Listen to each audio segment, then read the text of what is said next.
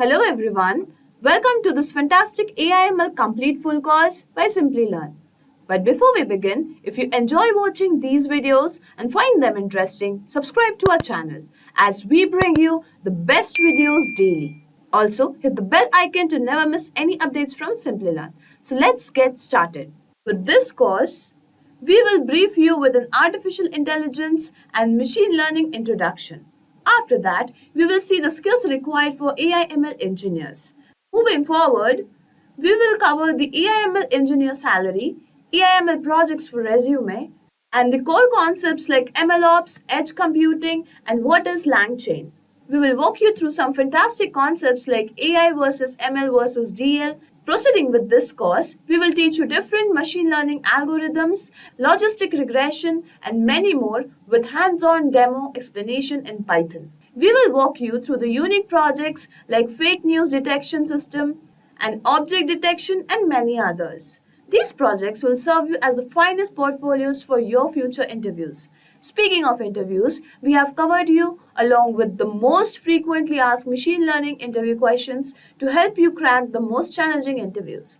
But before we begin to understand what machine learning is, if you want to become an AI expert and gain handsome salary packages, look at the wide range of AI/ML courses by Simplilearn in collaboration with top universities across the globe. By enrolling in these certification programs, you will gain expertise in skills like generative AI, prompt engineering, ChatGPT, explainable AI, machine learning algorithms, supervised and unsupervised learning, model training, and optimization, and there is much more on the list. With hands-on experience in the tools like ChatGPT, DALL-E, Python, OpenCV, and TensorFlow, you will catch the eyes of top recruiters in the industry. So what are you waiting for? Hurry up and enroll now. An year of experience is preferred to enroll in this course. Find the course link in the description box. With that in mind, over to our training experts. Picture this, a machine that could organize your cupboard just as you like it, or serve every member of the house a customized cup of coffee. Makes your day easier, doesn't it? These are the products of artificial intelligence. But why use the term artificial intelligence? Well, these machines are artificially incorporated with human-like intelligence to perform tasks as we do. This intelligence is built using complex algorithms and mathematical functions. But AI may not be as obvious as in the previous examples. In fact, AI is used in smartphones, cars, social media feeds, video games, banking, surveillance, and many other aspects of our daily life. The real question is, what does an AI do at its core? Here is a robot we built in our lab, which is now dropped onto a field. In spite of a variation in lighting, landscape, and dimensions of the field, the AI robot must perform as expected. This ability to react appropriately to a new situation is called generalized learning.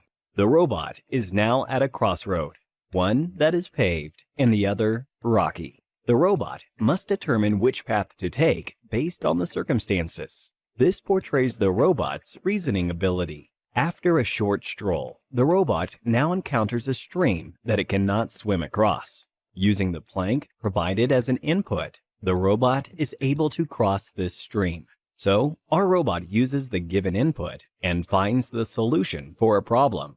This is problem solving. These three capabilities make the robot artificially intelligent. In short, AI provides machines with the capability to adapt, reason, and provide solutions. Well, now that we know what AI is, let's have a look at the two broad categories an AI is classified into. Weak AI, also called narrow AI, focuses solely on one task. For example, AlphaGo is a maestro of the game Go, but you can't expect it to be even remotely good at chess. This makes AlphaGo a weak AI. You might say Alexa is definitely not a weak AI, since it can perform multiple tasks. Well, that's not really true. When you ask Alexa to play Despacito, it picks up the keywords play and Despacito, and runs a program it is trained to. Alexa cannot respond to a question it isn't trained to answer. For instance, try asking Alexa the status of traffic from work to home. Alexa cannot provide you this information, as she is not trained to.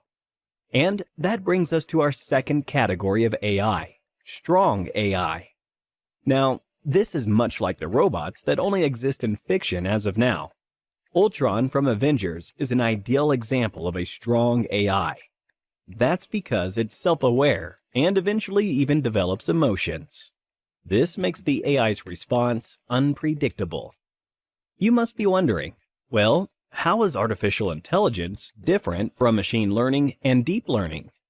We saw what AI is. Machine learning is a technique to achieve AI, and deep learning, in turn, is a subset of machine learning. Machine learning provides a machine with the capability to learn from data and experience through algorithms. Deep learning does this learning through ways inspired by the human brain. This means, through deep learning, data and patterns can be better perceived. Ray Kurzweil, a well-known futurist, predicts that by the year 2045, we would have robots as smart as humans. This is called the point of singularity. Well, that's not all.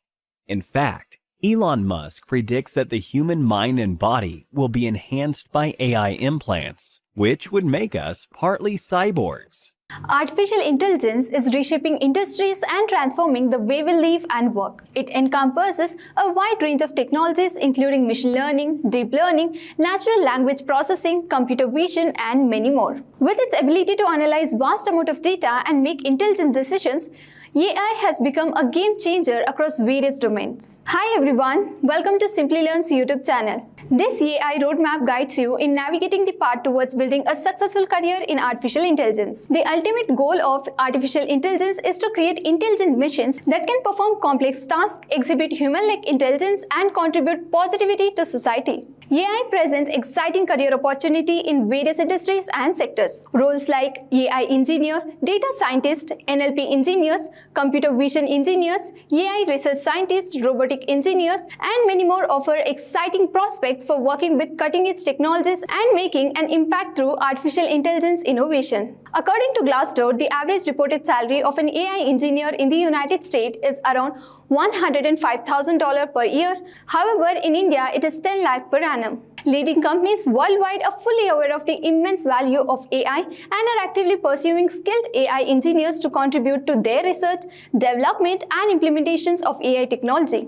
Among these top companies are Google, Microsoft, Amazon, Goldman Sachs, Apple, and JP Morgan Chase. Therefore, top companies hiring AI engineers provide excellent opportunity for aspiring professionals. On that note, elevate your career with our AI and ML course developed in partnership with Purdue University and IBM. Gain expertise in high-demand skills such as machine learning, deep learning, NLP, computer vision, reinforcement learning, ChatGPT, generative AI, explainable AI, and more. Unleash your potential and unlock exciting opportunity in the world of AI and ML. This course covers tools like Python, TensorFlow, Keras, ChatGPT, OpenAI Gem, Matplotlib, and many more. So hurry up and find the course link in the description box for more details. Our learners have experienced huge success in their careers. Listen to their experience. Find the Simplilearn course review link in the description box. Without any further delay, let's dive into the topic now. If you desire to become an AI engineer, here are the steps you can follow to achieve your goal. Firstly, obtain a strong foundation in mathematics and programming. Gain a strong foundation in creating mathematical concepts like linear algebra, calculus, and probability theory. In addition to that, it is crucial to acquire mastery of programming languages like Python, commonly used in AI, and become proficient in coding. Then, earn a degree in a relevant field. That means, earn a bachelor's or master's degree in computer science, data science, AI, or a related field to gain a comprehensive understanding of AI principles and techniques. Next,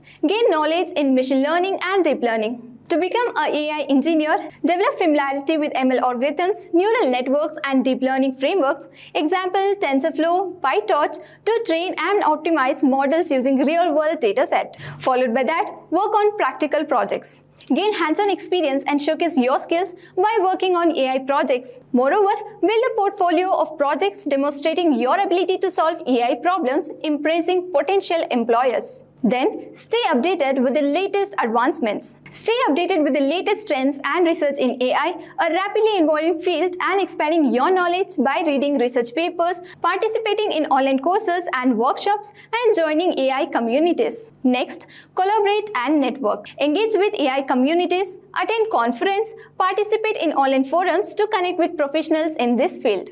Collaborating with others can enhance your learning experience and open new opportunities. Later, seek internships or entry-level positions.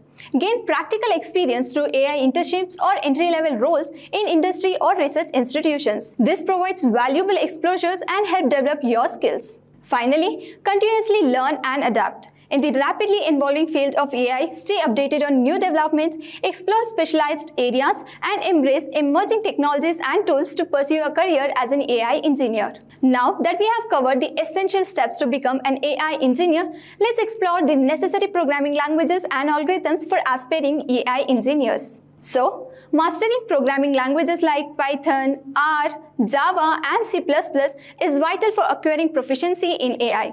These languages enables you to construct and deploy models effectively. Additionally, it would help if you gain a thorough understanding of machine learning algorithms such as linear regressions, k-nearest neighbors, naive-bayes, and support vector machines. These languages and algorithms are fundamental tools in the field of AI. They will enable you to develop and implement effective artificial intelligence models. Hello everyone and welcome to our video on skills required for an AI engineer. With the advent of artificial intelligence and its superior abilities to improve human life, the need and demand for expert AI professionals is at an all-time high. This expanding demand has led to a lot of people applying for AI jobs and upskilling themselves in the field of AI. But doing this is just like playing a game but not knowing its rules. For someone to become an AI professional and land a job like an AI engineer, they first have to understand the demand from this role and what skills are expected of an AI engineer. So if you are someone who wishes to become an AI engineer, or if you wish to upgrade your skills in AI and get promoted as an AI engineer, then make sure you watch this amazing video till the very end. In this video, we will be breaking down in complete detail each and every skill that you would need in order to crack an AI engineer job interview. But why should you consider a career in AI? AI is not just a passing trend. It's a seismic shift that is reshaping our world and creating new avenues for innovation and discovery. By embracing a career in AI, you become a part of a dynamic field that thrives on solving complex problems, pushing boundaries, and making a profound impact on society. The demand for AI professionals is skyrocketing across industries, from healthcare and finance to entertainment and transportation. Organizations are actively seeking talented individuals who can harness the power of AI to drive their business forward. But what skills does it take to become an AI engineer? How can you embark on the thrilling journey? We have answered to all of your questions. Also, accelerate your career in AI and ML with our comprehensive postgraduate program in AI and machine learning. Gain expertise in machine learning, deep learning, NLP, computer vision, and reinforcement learning. You will receive a prestigious certificate, exclusive alumni membership, and Ask Me Anything session by IBM, with 3 capstone projects and 25 plus industry projects using real datasets from Twitter, Uber, and many more. You will gain practical experience. Masterclasses by Caltech faculty and IBM expert ensure top-notch education. Simplilearn Job Assist help you to get noticed by leading companies. This program covers statistics, Python, supervised and unsupervised learning, NLP, neural network, computer vision, GANs, Keras, TensorFlow, and many more skills. So enroll now and unlock exciting AI and ML opportunities. The link is in the description box below. So without any further delay, let's get started. Some steps are crucial to master in the field of AI and becoming an AI engineer. Let's go through them real quick. First, establish a strong foundation in mathematics and programming. Start by gaining a solid understanding of critical concepts like linear algebra, calculus, and probability theory. Additionally, it is crucial to become proficient in programming language like Python, which is commonly used in AI, and develop coding skills. And the next one is pursue a degree in relevant field. Earn a bachelor or master degree in computer science, data science, or AI, or related discipline to acquire comprehensive understanding of AI principles and techniques. Then, acquire knowledge in machine learning and deep learning. Familiarize yourself with ML algorithms, neural networks, and deep learning frameworks, that is TensorFlow and PyTorch, to train and optimize models using real-world datasets. Afterward, engage in practical projects. Gain hands-on experience and demonstrate your skills by working on AI projects. Building a portfolio of projects that showcase your ability to solve AI problems can make a strong impression on potential employers. And the fifth one is collaborate and network. Engage with communities, attend conferences, and participate in the online forums to connect with the professionals in the field. Collaborating with others can enhance your learning experience and open up new opportunities. And the sixth one is seek internship or entry level positions. Gain practical experience through AI internship or entry level roles in industries or research institutions. This will provide valuable exposure and help you further develop your skill. And at the last, continuously learning and adapt. In the fast paced world of AI, it is crucial to stay updated on new developments, explore specialized areas, and embrace emerging technologies and tools. Continuous learning and adaptability are essential for pursuing a successful career as an AI engineer. So, now that you are familiar with the steps involved in the journey of AI engineer, let's have a look at the salary of an AI engineer. So, according to Glassdoor, the average reported salary of an AI engineer in the United States is $105,000 per year. However, in India, it is 10 lakh per annum. So, these figures are way better than the average salary figures of any job role. So, let's discuss the skills you need to become an AI engineer. You should have a strong background in data science and machine learning. Here is a breakdown of your skills. Number one, strong programming abilities. They typically refers to expertise in one or more programming languages commonly used in data science and machine learning, such as Python and R. Proficiency in programming allows you to write efficient and scalable code for data analysis, modeling, and algorithm implementation. And the second one is knowledge of machine learning algorithms. This involves understanding and familiarity with a wide range of machine learning algorithms, including both supervised and unsupervised learning.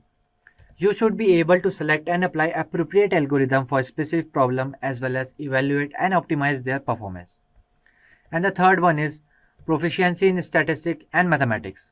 Sound knowledge of statistics and mathematics is fundamental for data analysis and machine learning. You should be comfortable with statistical concepts, hypothesis testing, regression analysis, probability theory, linear algebra, and calculus. And the fourth one is familiarity with deep learning frameworks. Deep learning has gained significant popularity in recent years, and familiarity with deep learning frameworks like TensorFlow, PyTorch, or Keras is valuable. These frameworks provide tools and libraries for building, training, and deploying deep neural networks for tasks such as image recognition, natural language processing, and time series analysis. And the fifth one is experience with big data technologies. Dealing with large-scale dataset requires knowledge of big data technologies such as Apache Hadoop or Apache Spark or distributed computing frameworks. Understanding how to process, store, and analyze data efficiently in distributed environments. And the sixth one is excellent problem solving and analytical skills. These skills enable you to break down complex problems, identify key factors, and develop effective solutions. You should be adept at critical thinking, troubleshooting, and debugging to handle real-world challenges in the data science and machine learning. Remember to stay updated with the latest advancement in the field and continue learning to stay at the forefront of data science and machine learning. Hello everyone and welcome to our video on skills required for an AI engineer. With the advent of artificial intelligence and its superior abilities to improve human life, the need and demand for expert AI professional is at an all-time high. This expanding demand has led to a lot of people applying for AI jobs and upskilling themselves in the field of AI. But doing this is just like playing a game but not knowing its rules. For someone to become an AI professional and land a job like an AI engineer, they first have to understand the demand from this role and what skills are expected of an AI engineer. So if you are someone who wishes to become an AI engineer, or if you wish to upgrade your skills in AI and get promoted as an AI engineer, then make sure you watch this amazing video till the very end. In this video, we will be breaking down in complete detail each and every skill that you would need in order to crack an AI engineer job interview. But why should you consider a career in AI? AI is not just a passing trend. It's a seismic shift that is reshaping our world and creating new avenues for innovation and discovery. By embracing a career in AI, you become a part of a dynamic field that thrives on solving complex problems, pushing boundaries, and making a profound impact on society. The demand for AI professionals is skyrocketing across industries, from healthcare and finance to entertainment and transportation. Organizations are actively seeking talented individuals who can harness the power of AI to drive their business forward. But what skills does it take to become an AI engineer? How can you embark on the thrilling journey? We have answered to all of your questions. Also, accelerate your career in AI and ML with our comprehensive postgraduate program in AI and machine learning. Gain expertise in machine learning, deep learning, NLP, computer vision, and reinforcement learning. You will receive a prestigious certificate, exclusive alumni membership, and Ask Me Anything session by IBM, with 3 capstone projects and 25 plus industry projects using real datasets from Twitter, Uber, and many more. You will gain practical experience. Masterclasses by Caltech faculty and IBM expert ensure top-notch education. Simplilearn Job Assist help you to get noticed by leading companies. This program covers statistics, Python, supervised and unsupervised learning, NLP, neural network, computer vision, GANs, Keras, TensorFlow, and many more skills. So enroll now and unlock exciting AI and ML opportunities. The link is in the description box below. So without any further delay, let's get started. Some steps are crucial to master in the field of AI and becoming an AI engineer. Let's go through them real quick. First, establish a strong foundation in mathematics and programming. Start by gaining a solid understanding of critical concepts like linear algebra, calculus, and probability theory. Additionally, it is crucial to become proficient in programming language like Python, which is commonly used in AI, and develop coding skills. And the next one is pursue a degree in relevant field. Earn a bachelor or master degree in computer science, data science, or AI or related discipline to acquire comprehensive understanding of AI principles and techniques. Then acquire knowledge in machine learning and deep learning. Familiarize yourself with ML algorithms, neural networks, and deep learning frameworks, that is TensorFlow and PyTorch, to train and optimize models using real-world datasets. Afterward, engage in practical projects, gain hands-on experience, and demonstrate your skills by working on AI projects.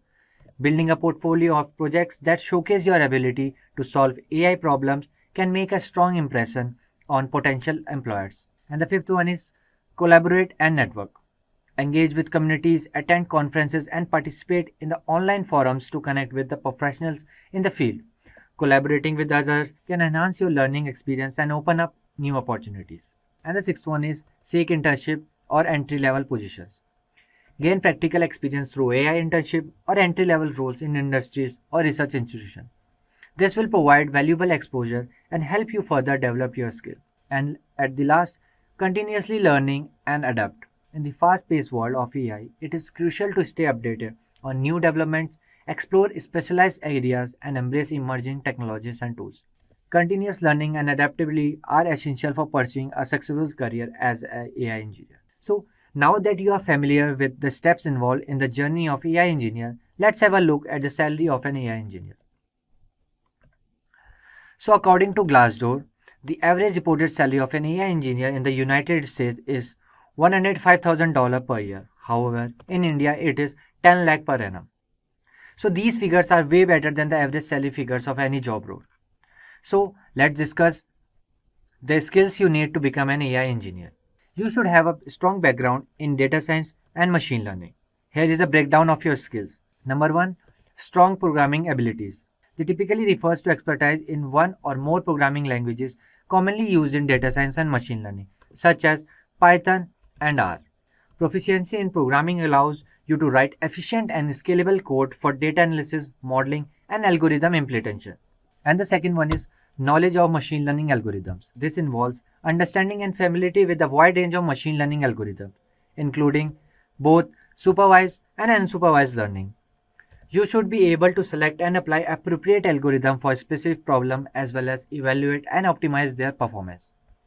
And the third one is proficiency in statistics and mathematics. Sound knowledge of statistics and mathematics is fundamental for data analysis and machine learning. You should be comfortable with statistical concepts, hypothesis testing, regression analysis, probability theory, linear algebra, and calculus. And the fourth one is familiarity with deep learning frameworks. Deep learning has gained significant popularity in recent years, and familiarity with deep learning frameworks like TensorFlow, PyTorch, or Keras is valuable. These frameworks provide tools and libraries for building, training, and deploying deep neural networks for tasks such as image recognition, natural language processing, and time series analysis. And the fifth one is experience with big data technologies. Dealing with large scale dataset requires knowledge of big data technologies such as Apache Hadoop or Apache Spark or distributed computing frameworks. Understanding how to process, store, and analyze data efficiently in distributed environments. And the sixth one is excellent problem solving and analytical skills. These skills enable you to break down complex problems, identify key factors, and develop effective solutions. You should be adept at critical thinking, troubleshooting, and debugging to handle real-world challenges in the data science and machine learning. Remember to stay updated with the latest advancement in the field and continue learning to stay at the forefront of data science and machine learning.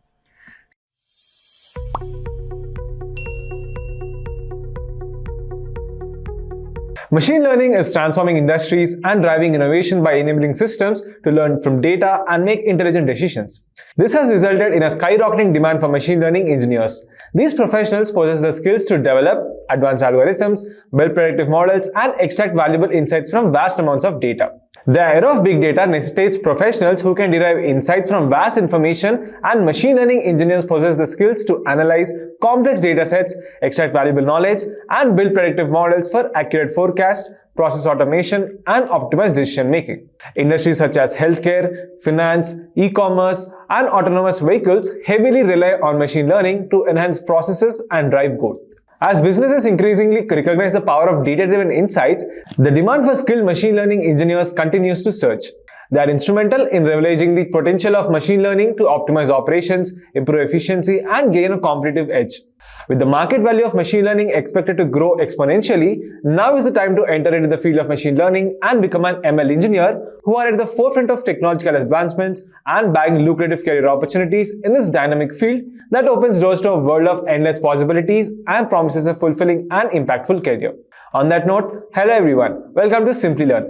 Today we will explore a profession that has witnessed a huge surge in demand in recent years, which is going to be the next big thing in the future. Can you guess which profession we are talking about? Well, you got it right. That's machine learning engineer. Having said that, if you want to embark your career as an ML engineer, then our postgraduate program in AI and ML can be the right option for you. This AI and ML postgraduate program by Simplilearn, in collaboration with Purdue University, covers a wide range of topics and provides hands-on experience in developing AI and machine learning solutions for professionals who want to upgrade their skills and pivot to a career in the field of AI and machine learning.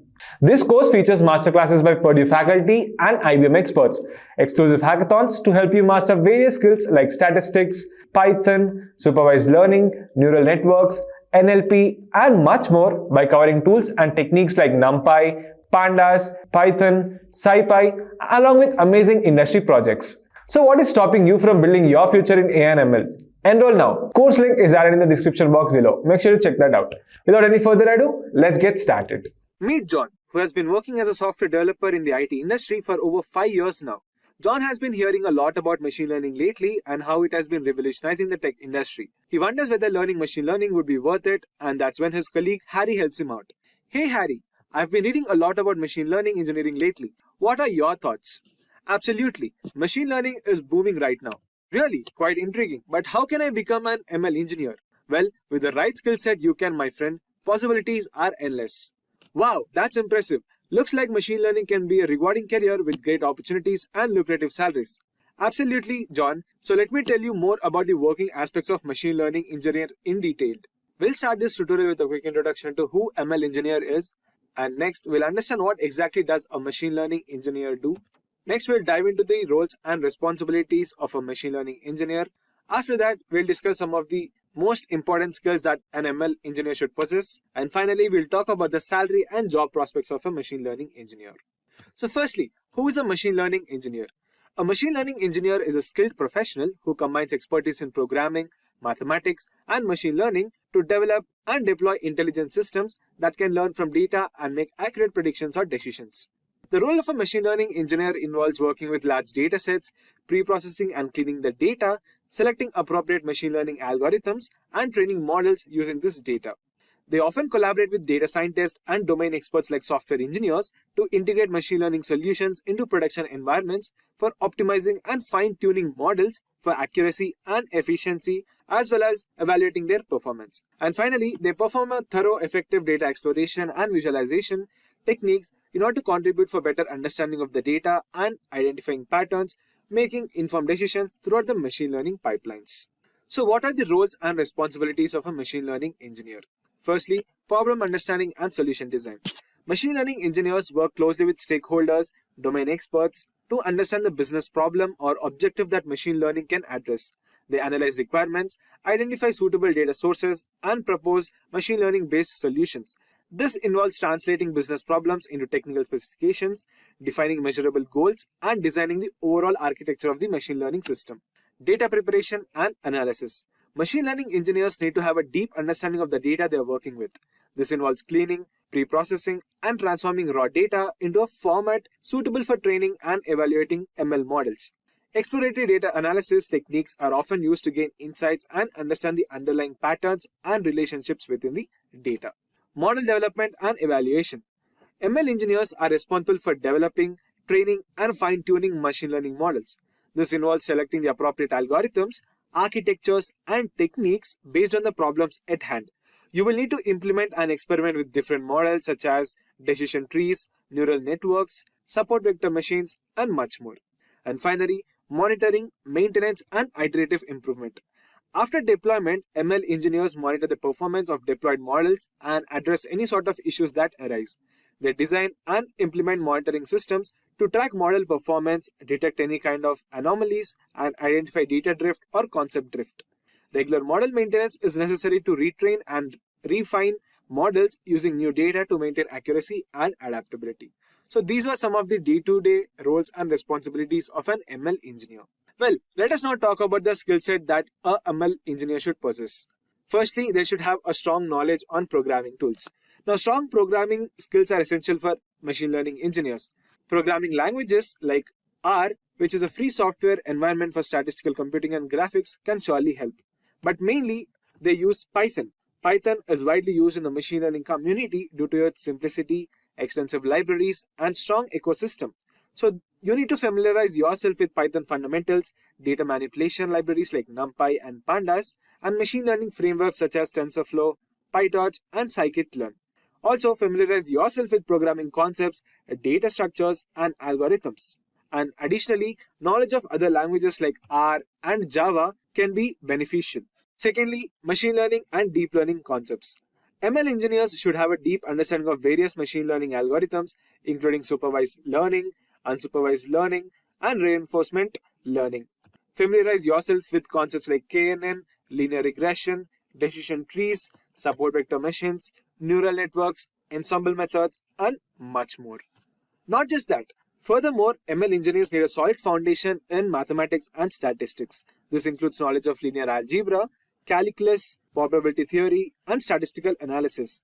Understanding these concepts is crucial for designing and implementing machine learning algorithms. Now, in addition to these technical skills, machine learning engineers should also possess strong analytical and soft skills to excel in their roles. They need to think critically and out of the box to understand problems, break them down into manageable components, and develop appropriate machine learning solutions. They should be able to analyze data, identify patterns, and make informed decisions based on the results. And finally, communication skills. Now, effective communication is crucial for machine learning engineers. They need to explain complex technical concepts to non-technical stakeholders as well, while collaborating with cross-functional teams and present their findings and recommendations. Strong written and verbal communication skills will surely help convey information clearly and concisely, which not only enhance their professional growth, but also contribute to their overall effectiveness as a machine learning engineer. With all that having said, let us now discuss some of the salary and job prospects of a machine learning engineer. Now, the salary of a machine learning engineer can vary significantly based on various factors. In the United States of America, machine learning engineers are in high demand, particularly in technology hubs like Silicon Valley in California and tech hubs like New York. According to a report by Glassdoor, the average salary of a professional ML engineer is around $109,000 per year. Now, salaries in the US tend to be higher due to the cost of living and fierce competition for talent. and entry-level machine learning engineers can expect salaries ranging from $80,000 to $120,000 per year, while mid-level professionals with a few years of experience can around $120,000 to $180,000 per year. And finally, a senior level or an experienced machine learning engineer can command salaries exceeding $200,000 per year as well, especially in top-tier companies or leadership positions. On the other hand, in India, the salary range for machine learning engineers is relatively lower compared to the US, but it's important to consider the lower cost of living as well. Now, the average salary of a machine learning engineer in India is around 8.5 lakhs, while entry-level machine learning engineers in India can expect salaries ranging from 4 lakhs to 8 lakhs per year, and mid-level professionals can earn around somewhere between 8 lakhs to 15 lakhs per year. And finally, senior level machine learning engineers with extensive experience and expertise can earn salaries ranging from 15 lakhs to 30 lakhs per year. Now, additionally, other benefits and compensation components such as bonuses, stock options, healthcare benefits, and retirement plans should also be considered. But let's talk about reality. It's crucial to note that these figures are approximate and can vary based on various such factors. So, here are some of the salary deciding factors of a machine learning engineer. Firstly, company and location. Now, the location of the employing company can impact a machine learning engineer's salary. Large technology companies or organizations with a strong focus on AI and ML tend to offer competitive compensation packages to attract top talent. Additionally, the cost of living in different geographic areas can affect salary ranges, with salaries often being higher in tech hubs or cities with a higher cost of living. Work experience. Experience plays a significant role in determining the salary of an ML engineer. Generally, engineers with more years of experience tend to command higher salaries.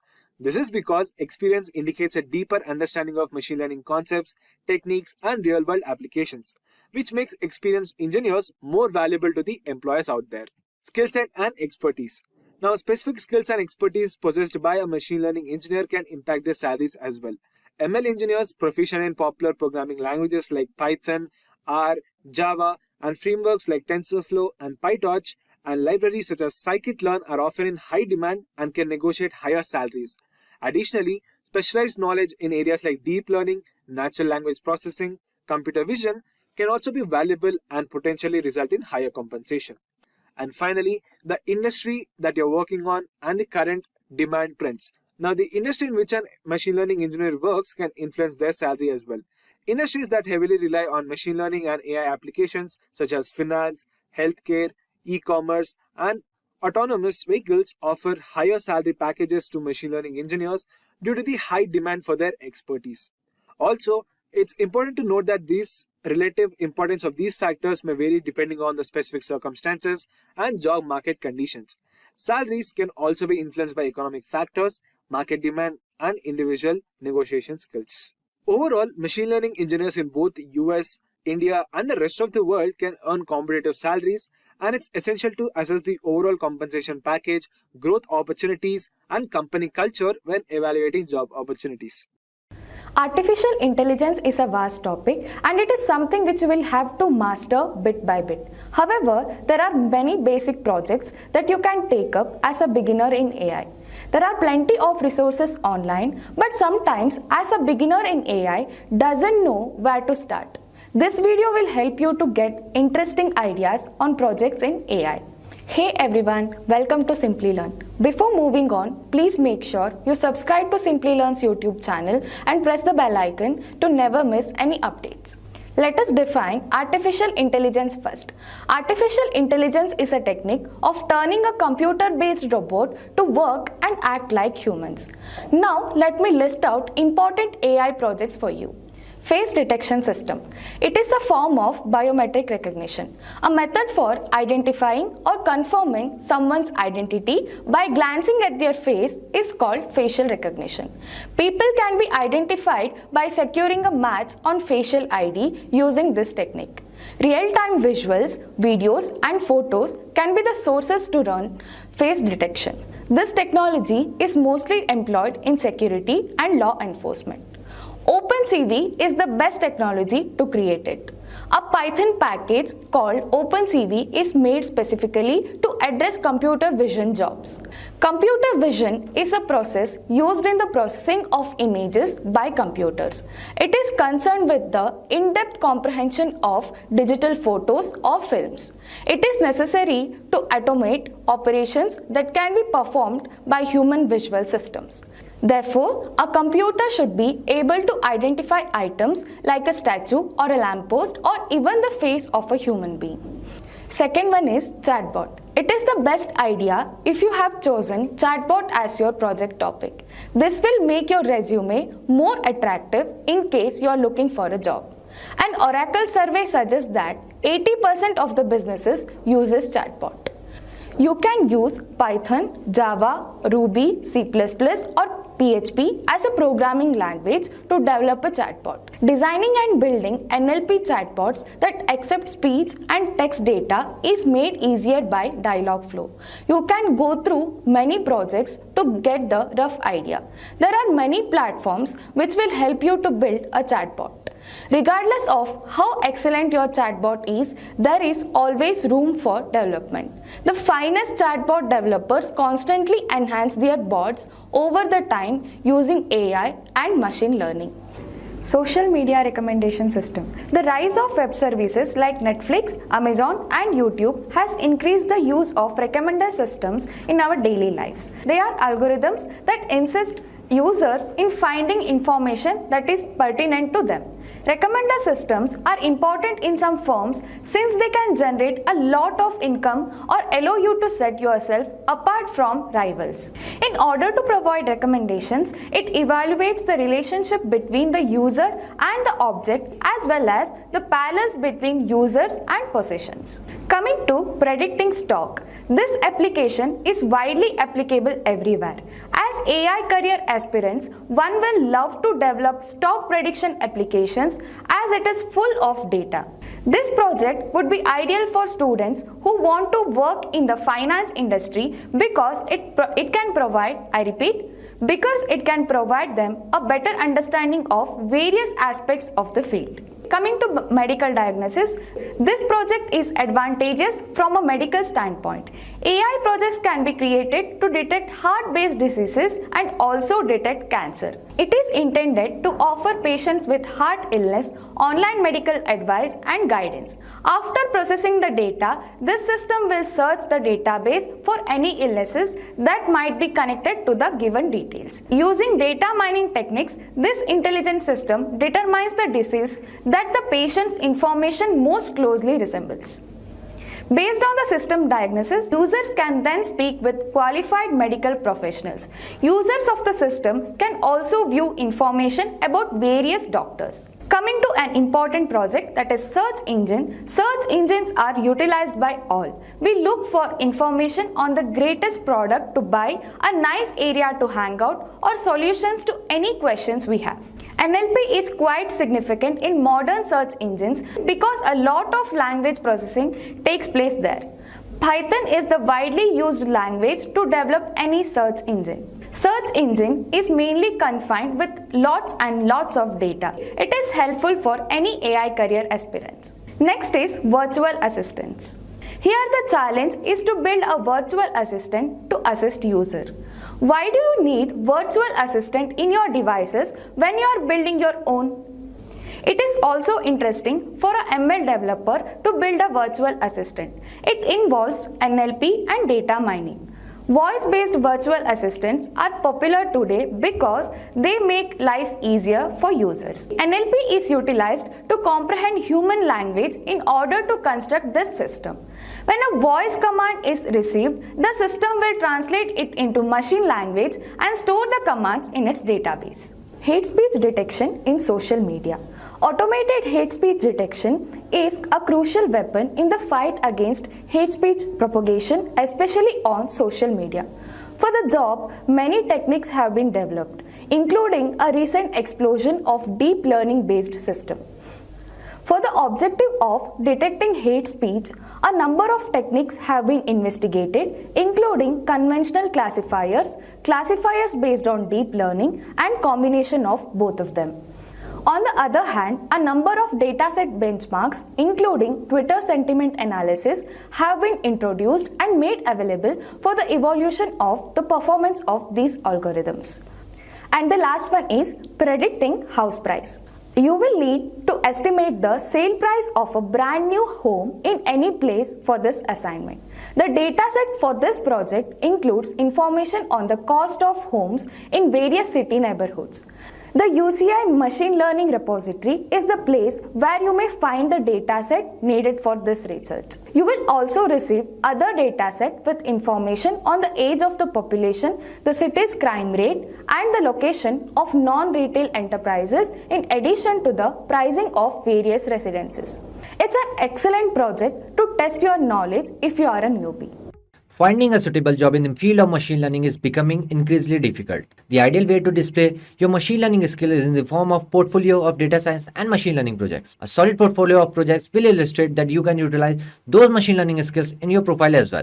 Projects like movie recommendation system, fake news detection, and many more are the best way to improve your early programming skills. You may have the knowledge, but putting it to the use what is keep you competitive. Here are 10 machine learning projects that can increase your portfolio and enable you to acquire a job as a machine learning engineer. At number 10, we have loan approval prediction system. In this machine learning project, we will analyze and make prediction about the loan approval process of any person. This is a classification problem in which we must determine whether or not the loan will be approved. A classification problem is a predictive modeling problem that predict a class label for a given example of input data. Some classification problems include spam email, cancer detection, sentiment analysis, and many more. You can check the project link from the description box below to understand classification problem and how to build a loan prediction system. At number 9, we have fake news detection system. Do you believe in everything you read in social media? Isn't it true that not all news is true? But how will you recognize fake news? ML is the answer. You will be able to tell the difference between real and fake news by practicing this project of detecting fake news. This ML project for detecting fake news is concerned with the fake news and the true news. On our dataset, we create a TF-ID vectorizer with sklearn. The model is then fitted using a passive-aggressive classifier that has been initialized. Finally, the accuracy score and the confusion matrix indicate how well our model performs. The link for the project is in the description box below. At number 8, we have personality prediction system. The idea is based on determining an individual personality using machine learning techniques. A person's personality influences both his personal and professional life. Nowadays, many companies are shortlisting applicants based on their personality, which increases job efficiency because the person is working on what he is good at rather than what he is compelled to do. In our study, we attempted to combine personality prediction system using machine learning techniques such as SVD, naive-Bayes, and logistic regression to predict a person's personality and talent prediction using phrase frequency method. This model or method allows users to recognize their personality and technical abilities easily. To learn about more this project, check the link in the description box below. At number 7, we have Parkinson disease system. Parkinson disease is a progressive central nervous system element that affects movement and causes tremors and stiffness. It comprises 5 stages and affects more than 1 million worldwide each other. In this machine learning project, we will develop an SVM model using Python modules, scikit-learn, NumPy, and pandas. An SVM, we will import the data, extract the features and label and scale the features, split the dataset, design an SVM model, and calculate the model accuracy. And at the end, we will check the Parkinson disease for the individual. To learn about more this project, check the link in the description box below. At number 6, we have text-to-speech converter application. The machine learning domain of audio is undoubtedly cutting edge right now. The majority of the applications available today are the commercial. The community is building several audio-specific open source framework and algorithm. Other text-to-speech APIs are available for this project. We will utilize pyttsx3. pyttsx3 is a Python text-to-speech conversion library. It operates offline unlike other libraries and is compatible with Python 2 and Python 3. Before API, various pre-trained models were accessible in Python, but changing the voice or volume was often difficult. It also needed additional computational power. To learn more about this project, check the link in the description box below. At number 5, we have speech recognition system. Speech recognition, often known as speech-to-text, is the capacity of a machine or program to recognize and transfer words spoken aloud into readable text. ML speech recognition uses algorithms that model speech in terms of both language and sound to extract the more important parts of the speech, such as words, sentences, and acoustic modeling is used to identify the phonemes and the phonetics on the speech. For this project, we will utilize pyttsx3. PyTT-SX3 is a Python text-to-speech conversion library. It operates offline, unlike other libraries, and is compatible with Python 2 and Python 3. To learn more about this project, check the link in the description box below. At number 4, we have sentiment analysis. Sentiment analysis, also known as opinion mining, is a straightforward process of determining the author's feeling about a text. What was the user intention when he or she wrote something? To determine what could be personal information, we employ a variety of natural language processing and text analysis technology. We must detect, extract, and quantify such information from the text to enable classification and data manipulation. In this project, we will use the Amazon customer review dataset for the sentiment analysis. Check the link in the description box below. At number 3, we have image classification using CNN. Deep learning is a booming field currently. Most projects and problem statements use deep learning is any sort of work. Many of you, like myself, would choose a conventional neural network as a deep learning technique for answering any computer vision problem statement. In this project, we will use CNN to develop an image processing project and learn about its capabilities and why it has become so popular. We will go over each stage of creating our CNN model and our first spectacular project. We will use the CFR10 dataset for image classification in this project. To learn more about this project, check the link in the description box below. At number 2, we have face recognition system. Currently, technology absolutely amazes people with incredible invention that makes life easier and more comfortable. Face recognition has shown to be the least intrusive and fastest form of the biometric verification over time. This project will use OpenCV and face recognition libraries to create a face detection system. OpenCV provides a real-time computer vision tool, library, and hardware. We can create amazing real-time projects using OpenCV. To learn how to create face recognition system for you, check the link in the description box below. And last but not the least, we have movie recommendation system. Almost everyone today uses technology to stream movies and television shows. While figuring out what to stream next can be disheartening. Recommendations are often made based on a viewer history and preferences. This is done through a machine learning and can be a fun and the easy project for the beginners. New programmers can practice by coding in either Python or R. And with the data from the Movie Lens dataset generated by the more than 6,000 users. To learn how to create movie recommendation system for yourself or for your loved ones, check the project in the description box below. Hello everyone, welcome to this video on what is MLOps by Simplilearn. And let me tell you guys that we have regular updates on multiple technologies. If you are a tech geek in a continuous hunt for the latest technological trends, then consider getting subscribed to our YouTube channel and press that bell icon to never miss any update from Simplilearn. In this video, first we will see what MLOps is. After that, we will cover the use of MLOps. After that, we will see some real-world application of MLOps. After that, we will see components of MLOps. At the end, we will see difference between MLOps and DevOps. By the end of this video, I can assure you that all your questions and doubts related to what is MLOps will have been cleared. On that note, if you are an aspiring AI/ML engineer, then there is no better time to train yourself in the exciting field of machine learning. If you are looking for a course that covers everything from the fundamental to advanced techniques like machine learning algorithm, development, and unsupervised learning, look no further than our Caltech program in partnership with IBM. This AI/ML program bootcamp is collaboration with Caltech will help you advance your career as an AI/ML specialist.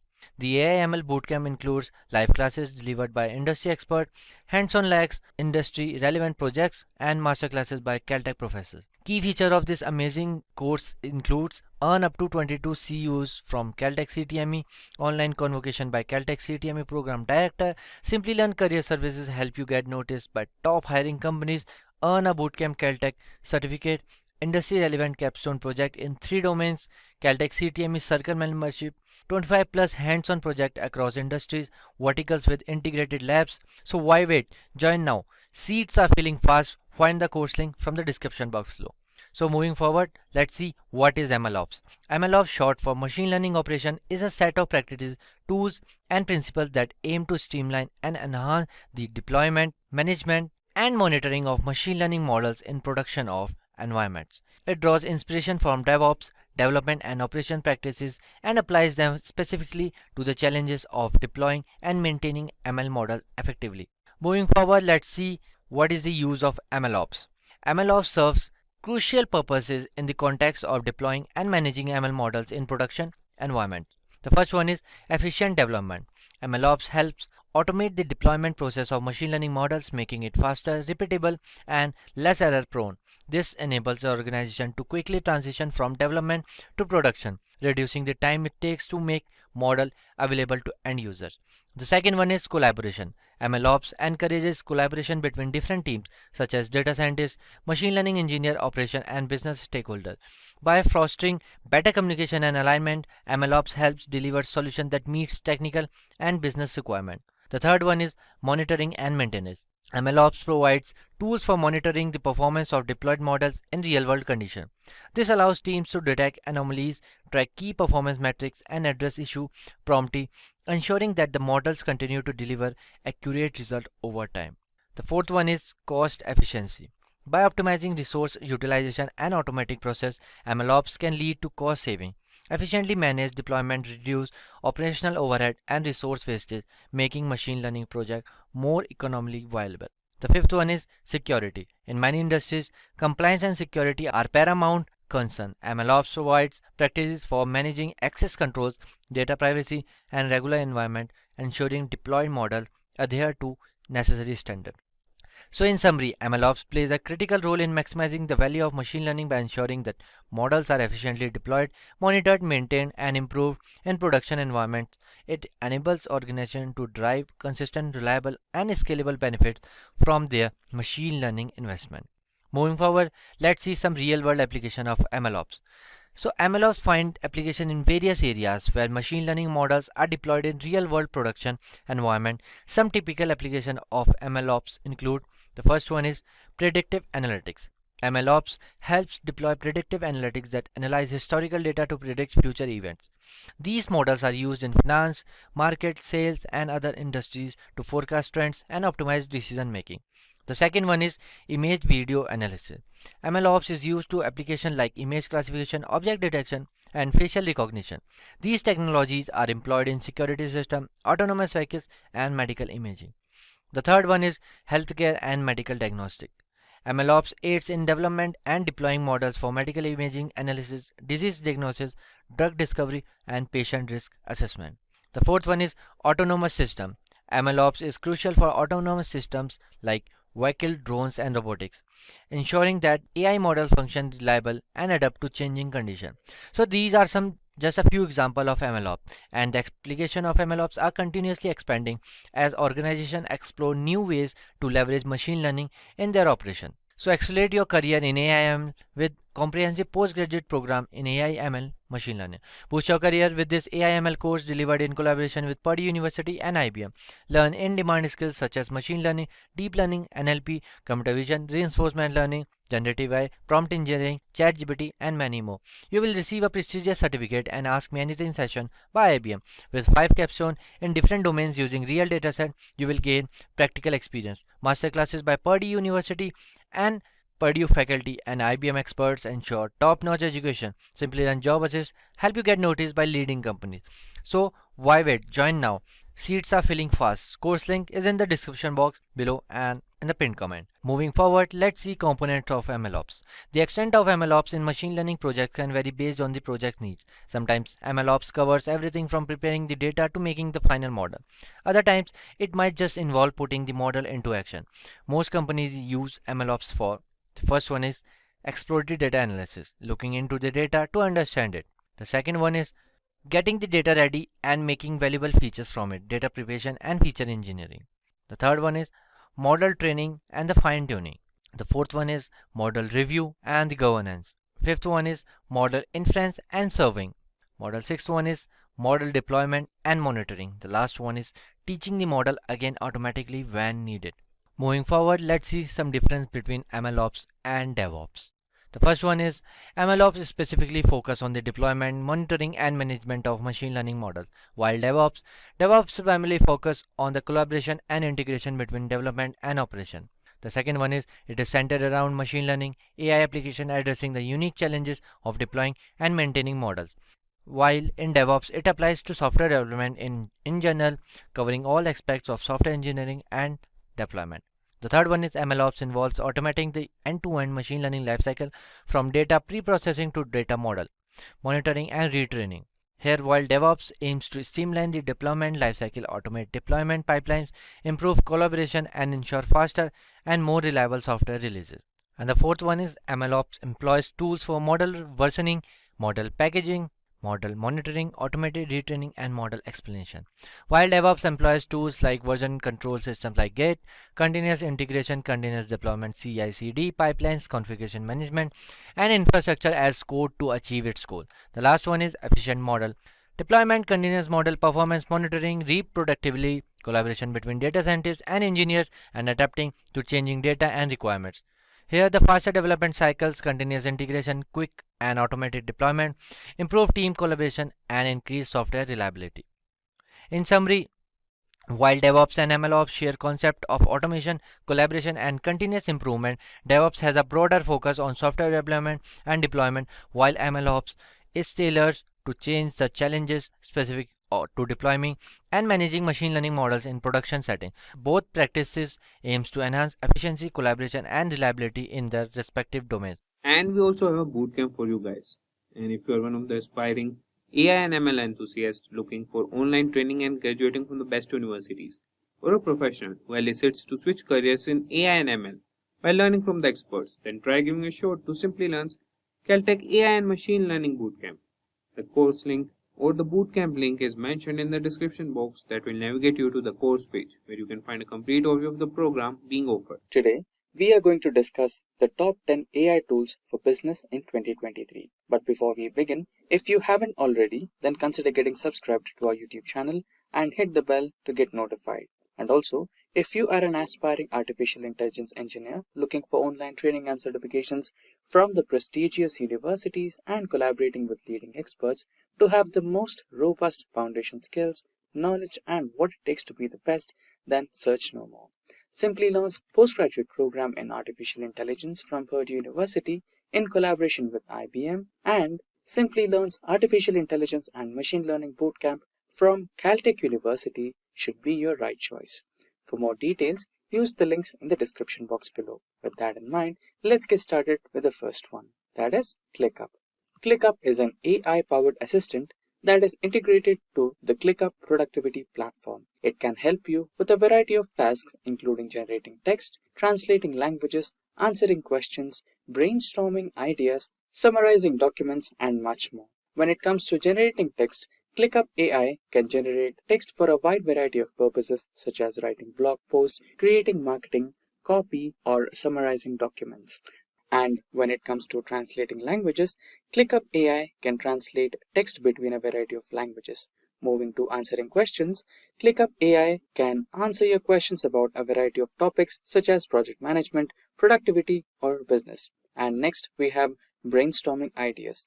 ClickUp AI can help you brainstorm ideas for projects, products, and marketing campaigns. And lastly, summarizing documentations. ClickUp AI can summarize documents into a concise and easy to understand format. ClickUp AI is still under development, but it is already a powerful tool that can help you save time and improve your productivity. Here are some key features of ClickUp. It is accessible via web, desktop, and mobile apps. 100 plus role-based AI tools with ready-to-made prompts, /write command quickly to brainstorm your ideas, access the AI command from the text toolbar to edit text, summarize long-form content with click of a button. It can integrate with ClickUp productivity platform and can help you with a wide variety of tasks such as generating text, translating languages, answering questions, brainstorming ideas, and summarizing documentations. Now, moving ahead into the second tool for today's discussion, which is about ChatGPT.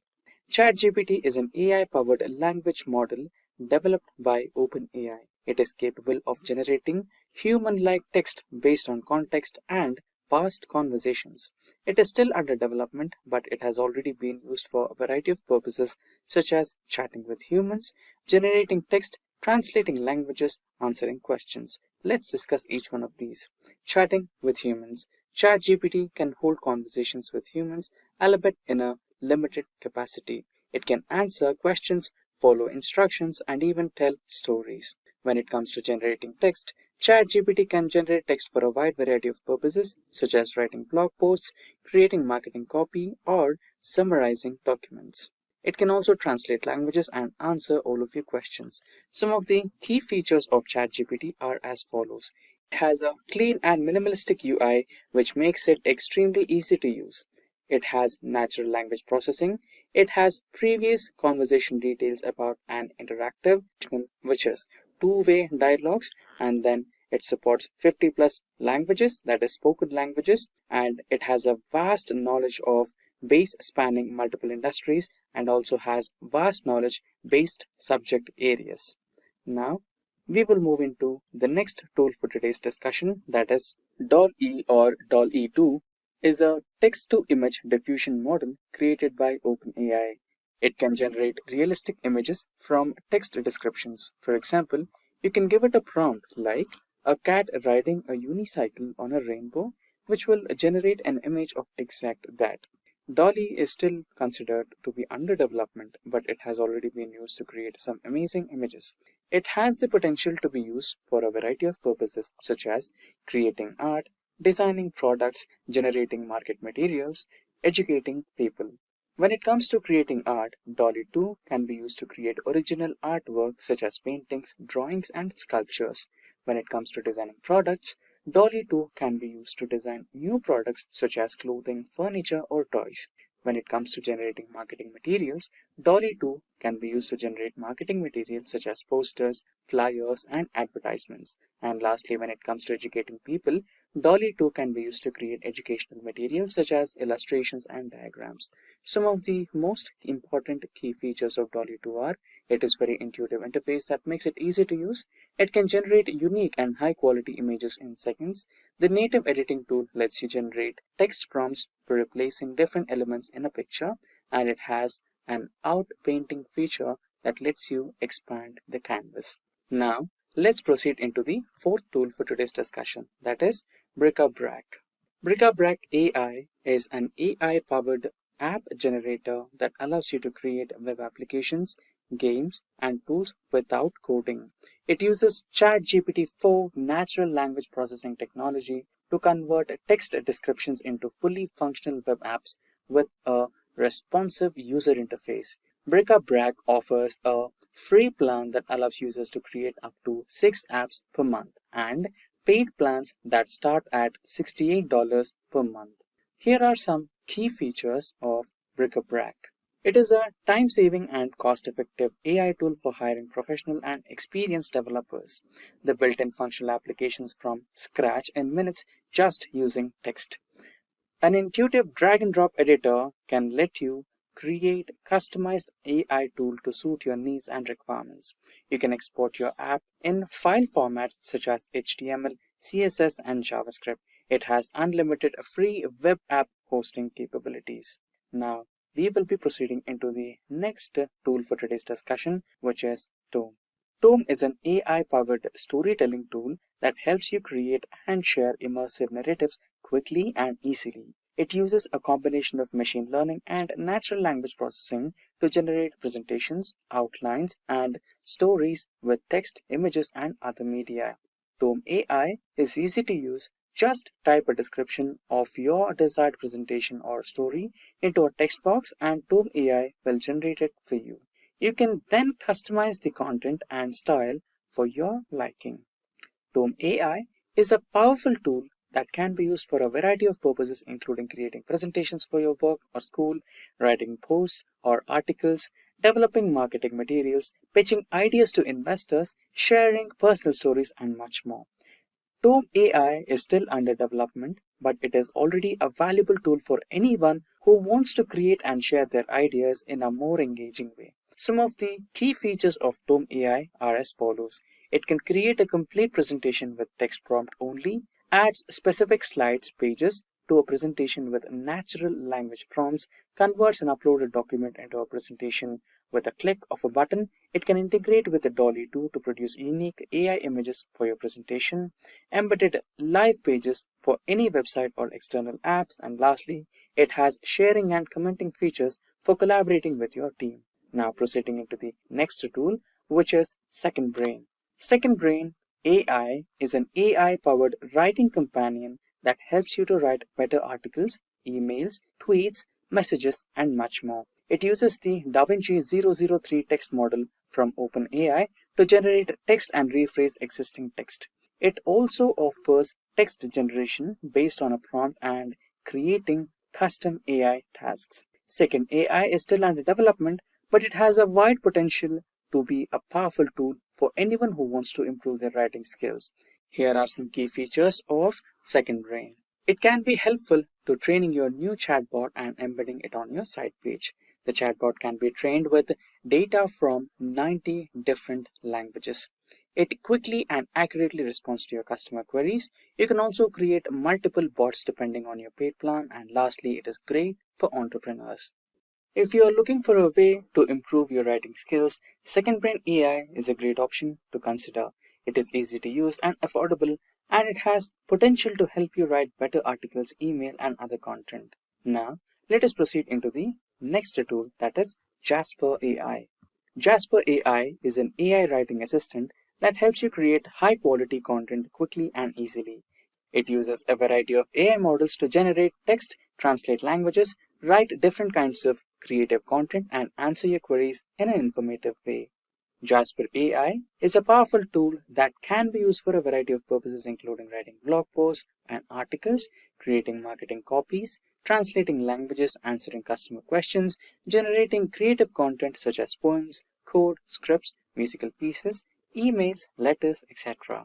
Some of the key features of Jasper AI are: it has 50 plus templates to speed up the content creation process. It can generate content in 30 plus languages. It lets you repurpose content for multiple platforms. It has built-in collaboration tools for working with your team. It can fine-tune content output to match your brand's tone and style. And lastly, it can integrate with Grammarly, Copyspace, and Surfer SEO. Jasper AI is still under development, but it has already been used for businesses of all sizes to improve their content marketing, customer service, and much more.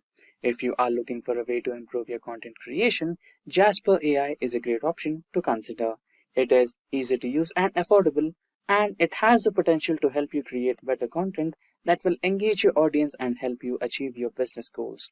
Next is Plus AI. Plus AI is an AI tool that helps businesses automate their reporting and analytics.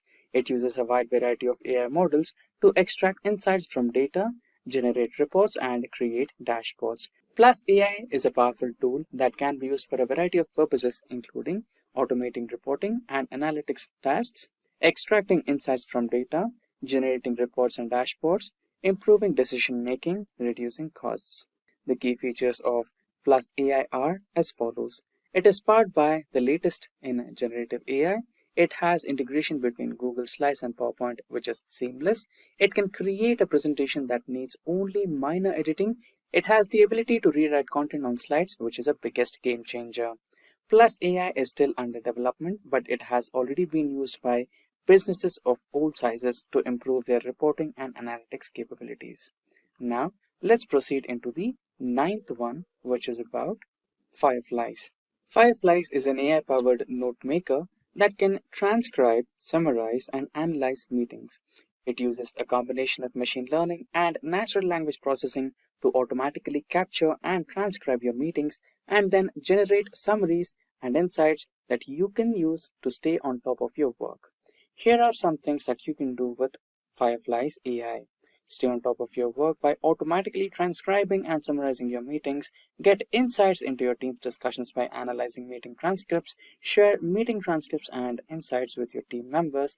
Use meeting transcripts to create presentations or reports. And some of the key features of Fireflies are as follows. It can record and transcribe calls instantly. It has Chrome extension to capture all your meetings.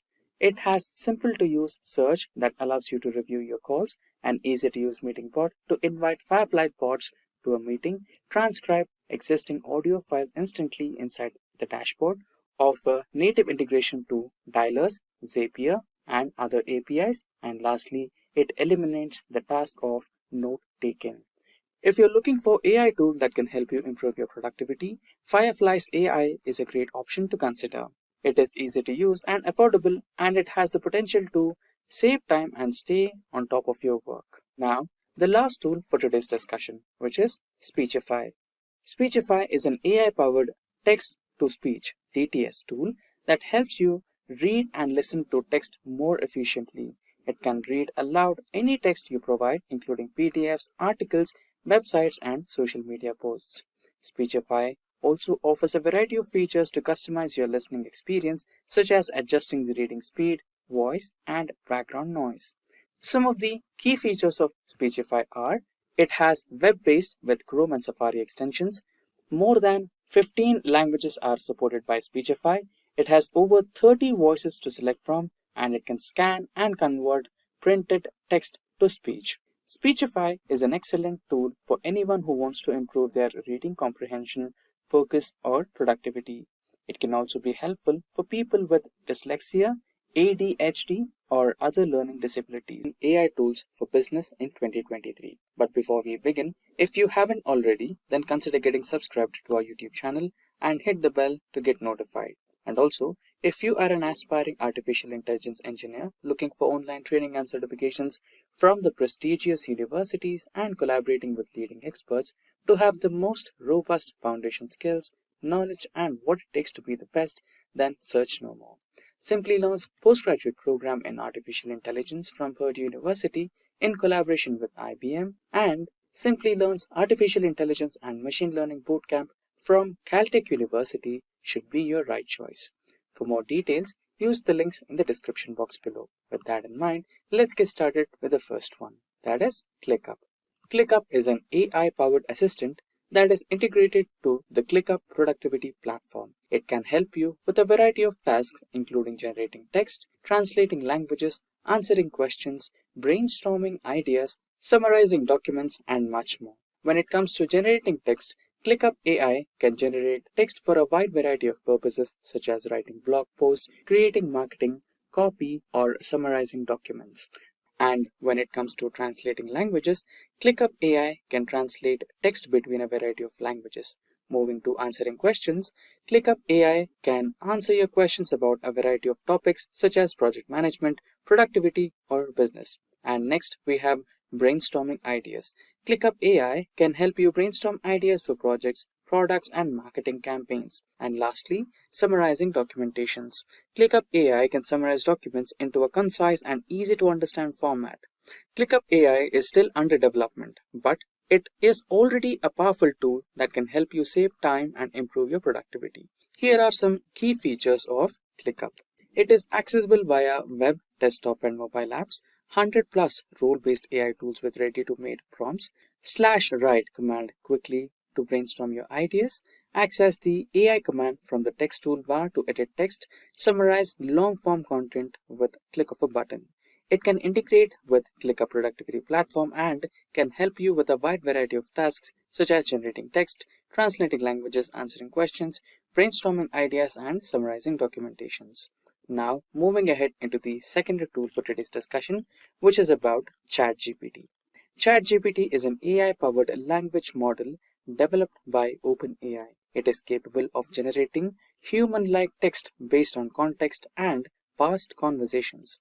It is still under development, but it has already been used for a variety of purposes such as chatting with humans, generating text, translating languages, answering questions. Let's discuss each one of these. Chatting with humans.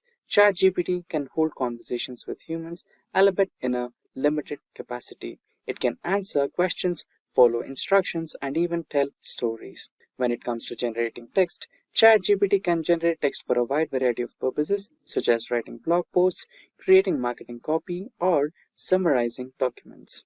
It can also translate languages and answer all of your questions. Some of the key features of ChatGPT are as follows. It has a clean and minimalistic UI, which makes it extremely easy to use. It has natural language processing. It has previous conversation details about an interactive, which is two-way dialogues, and then it supports 50 plus languages, that is spoken languages, and it has a vast knowledge of base spanning multiple industries and also has vast knowledge based subject areas. Now we will move into the next tool for today's discussion, that is DALL-E or DALL-E 2 is a text-to-image diffusion model created by OpenAI. It can generate realistic images from text descriptions. For example, you can give it a prompt like a cat riding a unicycle on a rainbow, which will generate an image of exact that. DALL-E is still considered to be under development, but it has already been used to create some amazing images. It has the potential to be used for a variety of purposes such as creating art, designing products, generating market materials, educating people. When it comes to creating art, Dolly 2 can be used to create original artwork such as paintings, drawings, and sculptures. When it comes to designing products, Dolly 2 can be used to design new products such as clothing, furniture, or toys. When it comes to generating marketing materials, Dolly 2 can be used to generate marketing materials such as posters, flyers, and advertisements. And lastly, when it comes to educating people, Dolly 2 can be used to create educational materials such as illustrations and diagrams. Some of the most important key features of Dolly 2 are: it is very intuitive interface that makes it easy to use. It can generate unique and high quality images in seconds. The native editing tool lets you generate text prompts for replacing different elements in a picture, and it has an out painting feature that lets you expand the canvas. Now, let's proceed into the fourth tool for today's discussion, that is Bric-a-Brac. Bric-a-Brac AI is an AI-powered app generator that allows you to create web applications, games, and tools without coding. It uses ChatGPT 4 natural language processing technology to convert text descriptions into fully functional web apps with a responsive user interface. Bric-a-Brac offers a free plan that allows users to create up to 6 apps per month, and paid plans that start at $68 per month. Here are some key features of Bric-a-Brac. It is a time-saving and cost-effective AI tool for hiring professional and experienced developers. The built-in functional applications from scratch in minutes just using text. An intuitive drag-and-drop editor can let you create customized AI tool to suit your needs and requirements. You can export your app in file formats such as HTML, CSS, and JavaScript. It has unlimited free web app hosting capabilities. Now, we will be proceeding into the next tool for today's discussion, which is Tome. Tome is an AI-powered storytelling tool that helps you create and share immersive narratives quickly and easily. It uses a combination of machine learning and natural language processing to generate presentations, outlines, and stories with text, images, and other media.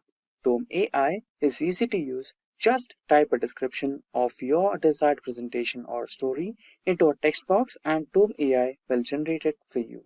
You can then customize the content and style for your liking. Tome AI is a powerful tool that can be used for a variety of purposes, including creating presentations for your work or school, writing posts or articles, developing marketing materials, pitching ideas to investors, sharing personal stories, and much more.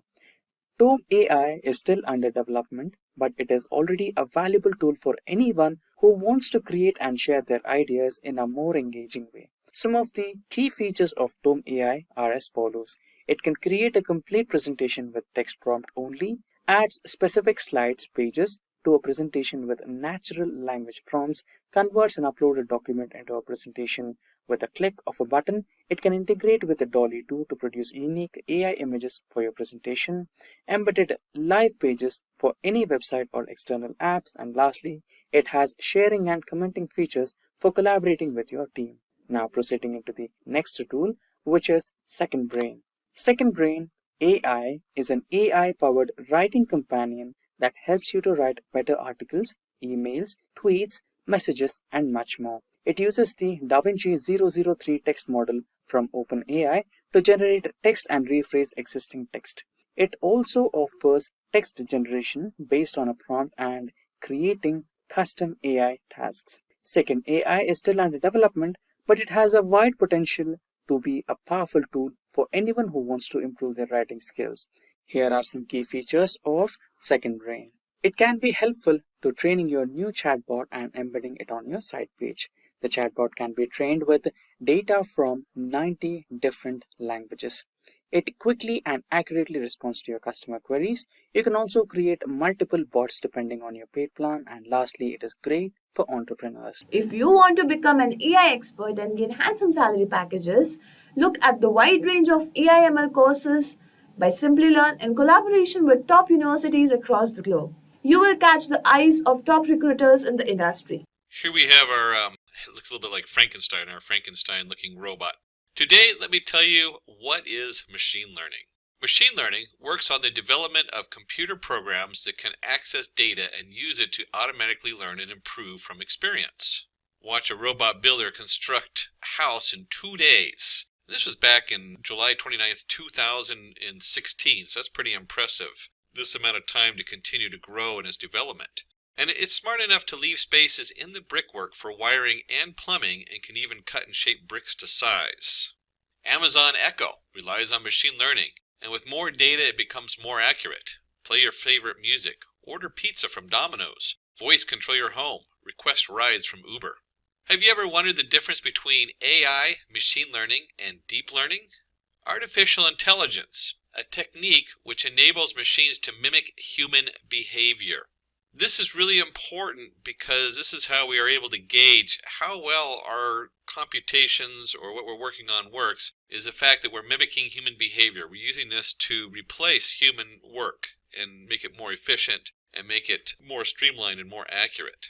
And so the center of artificial intelligence is the big picture of all this put together. IBM Deep Blue Chess, electronic game characters. Those are just a couple examples of artificial intelligence. Machine learning, a technique which uses statistical methods, enabling machines to learn from their past data. So this means if you have your input from last time and you have your answer, you use that to help prove the next guess it makes for the correct answer. IBM Watson, Google search algorithm, email spam filters, these are all part of machine learning. And then deep learning, which is a subset of machine learning, composing algorithms that allow a model to train itself and perform tasks. AlphaGo, natural speech recognition. These are a couple examples. Deep learning is associated with tools like neural networks where it's kind of a black box. As it learns, it changes all these things that are, as a human, we would have a very hard time tracking. And it's able to come up with an answer from that. Now let's see how machine learning works. First, we start with training the data.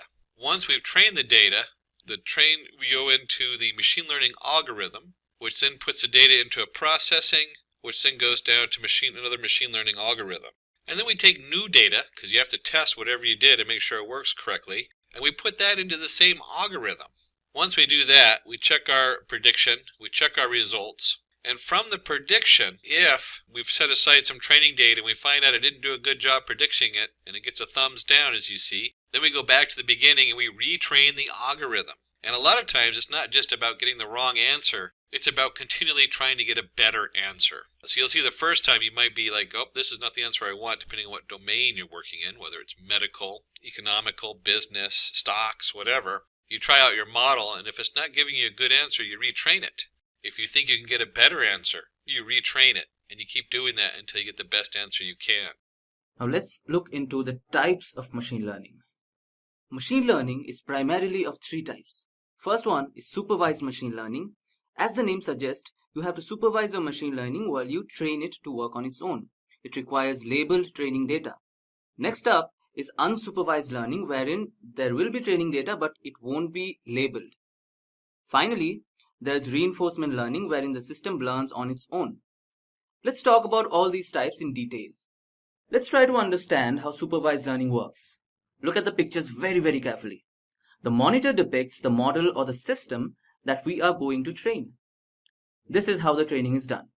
We provide a data set that contains pictures of a kind of a fruit, say an apple. Then we provide another data set which lets the model know that these pictures were that of a fruit called apple. This ends the training phase. Now, what we will do is we provide a new set of data which only contains pictures of apple. Now here comes the fun part. The system can actually tell you what fruit it is. And it will remember this and apply this knowledge in future as well. That's how supervised learning works. You are training the model to do a certain kind of an operation on its own. This kind of a model is generally used into filtering spam mails from your email accounts as well. Yes, surprised, aren't you? So let's move on to unsupervised learning now. Let's say we have a data set which is cluttered. In this case, we have a collection of pictures of different fruits. We feed this data to the model and the model analyzes the data to figure out patterns in it. In the end, it categorizes the photos into 3 types, as you can see in the image, based on their similarities. So, you provide the data to the system and let the system do the rest of the work. Simple, isn't it? This kind of a model is used by Flipkart to figure out the products that are well suited for you. Honestly speaking, this is my favorite type of machine learning out of all the three. And this type has been widely shown in most of the sci-fi movies lately. Let's find out how it works. Imagine a newborn baby. You put a burning candle in front of the baby. The baby does not know that if it touches the flame, its fingers might get burned. So it does that anyway and gets hurt. The next time you put that candle in front of the baby, it will remember what happened the last time and would not repeat what it did. That's exactly how reinforcement learning works. We provide the machine with a data set wherein we ask it to identify a particular kind of a fruit, in this case an apple. So what it does as a response, it tells us that it's a mango. But as we all know, it's a completely wrong answer. So as a feedback, we tell the system that it's wrong, it's not a mango, it's an apple. What it does, it learns from the feedback and keeps that in mind.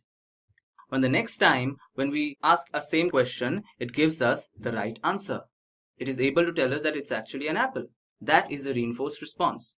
So that's how reinforcement learning works. It learns from its mistakes and experiences.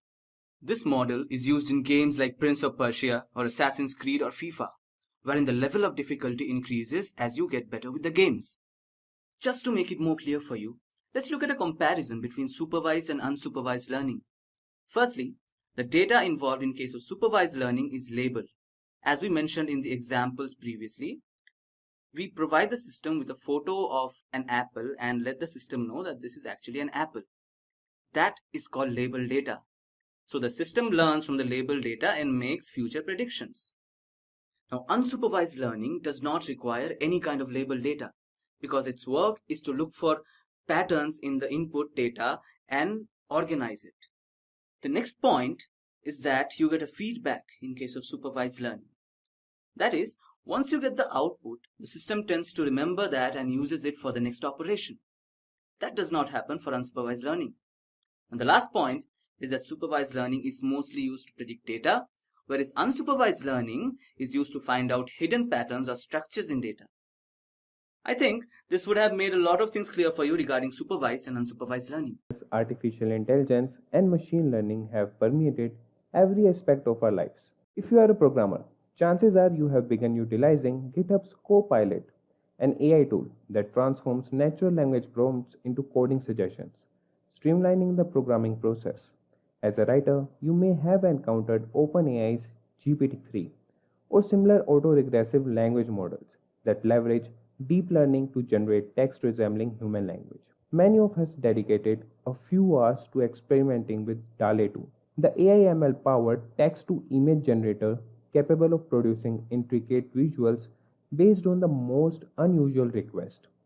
Not only is DALL-E 2 exponentially more powerful, but it also has the potential to revolutionize the field of digital art. Consider its impact on a digital artist, illustrator, or graphic designer career. Imagine creating a highly realistic image within seconds using an app. These technologies have significant real-world applications with far-reaching implications. Let me tell you some fascinating facts about machine learning. According to recent studies, machine learning related job postings have increased by a staggering 344% in the past 5 years. Companies across the globe are actively seeking professionals who can harness the power of data and build intelligent systems.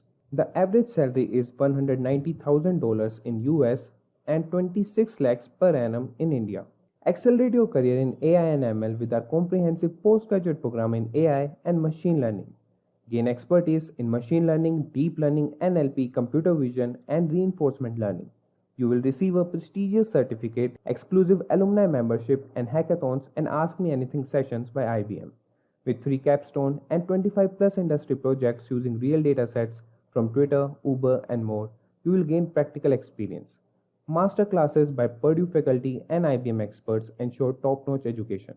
Simplilearn's Job Assist helps you get noticed by leading companies. Live sessions on AI trends like ChatGPT, generative AI, and explainable AI. This program covers statistics, Python, supervised and unsupervised learning, NLP, neural networks, computer vision, GANs, Keras, TensorFlow, and many more skills.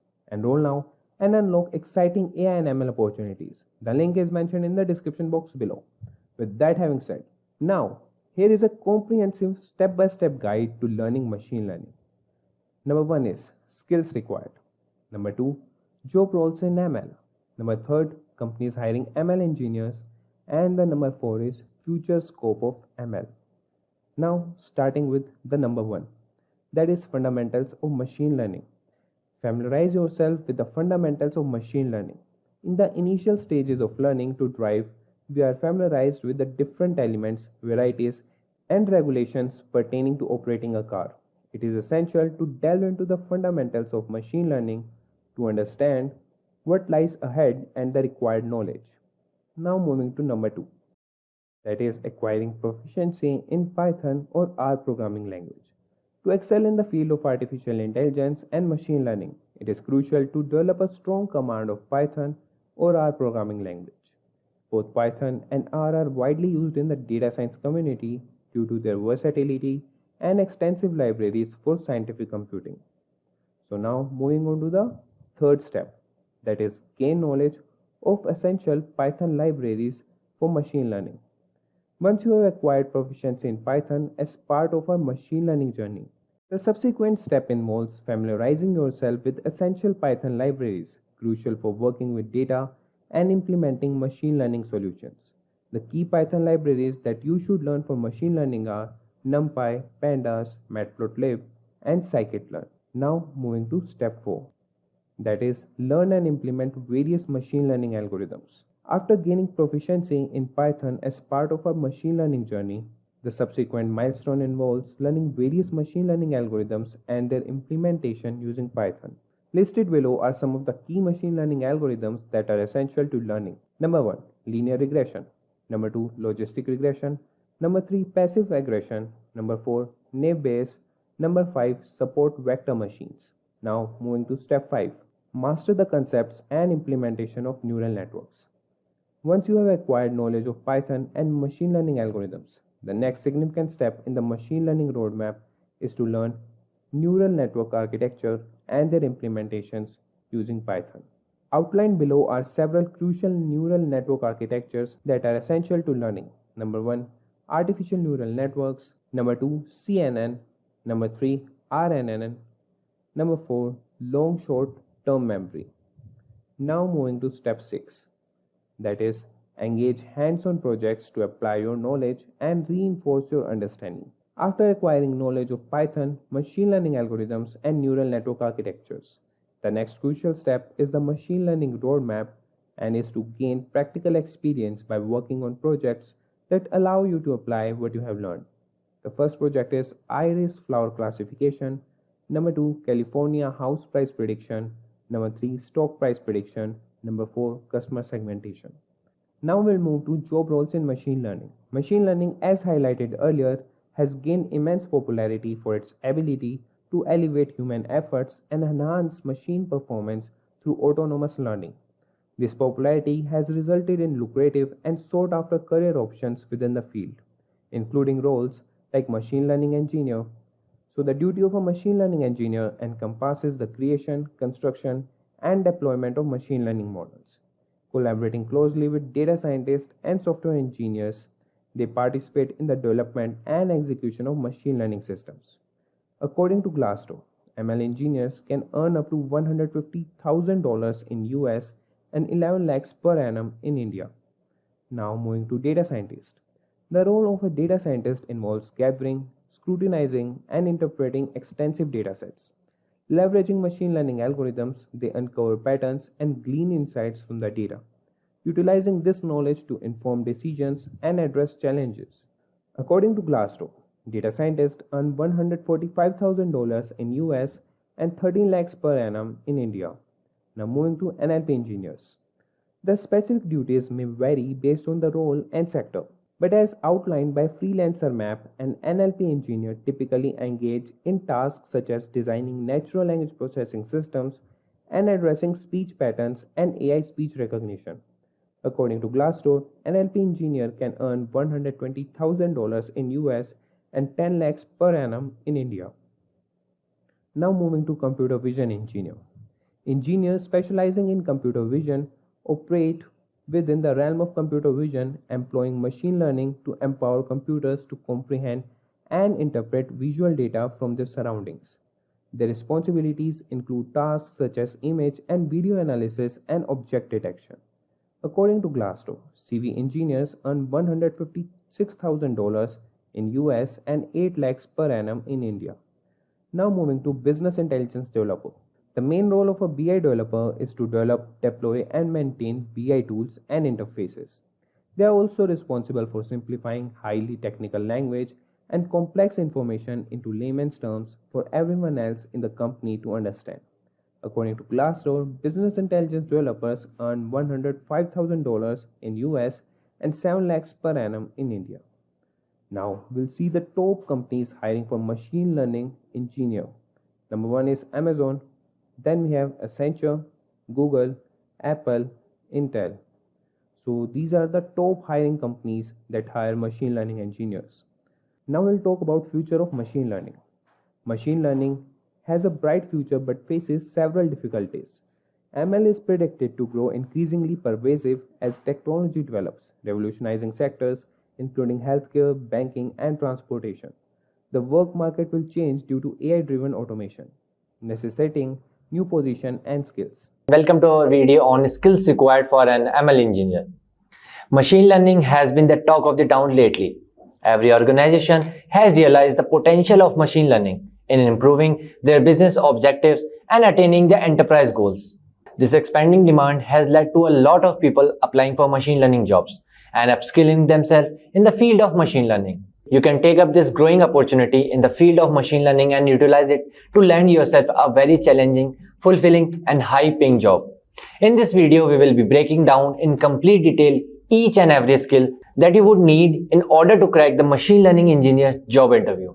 Well, ML is not just a passing trend.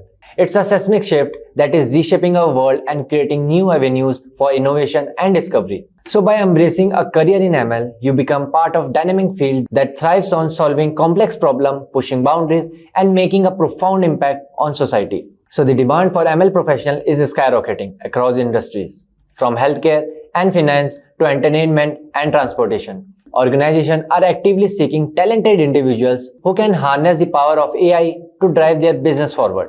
But what skill does it take to become an ML engineer? How can you embark on this thrilling journey?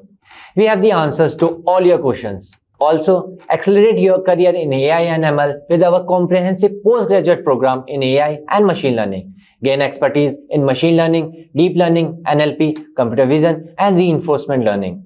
You will receive a prestigious certificate, exclusive alumni membership, and Ask Me Anything sessions by IBM.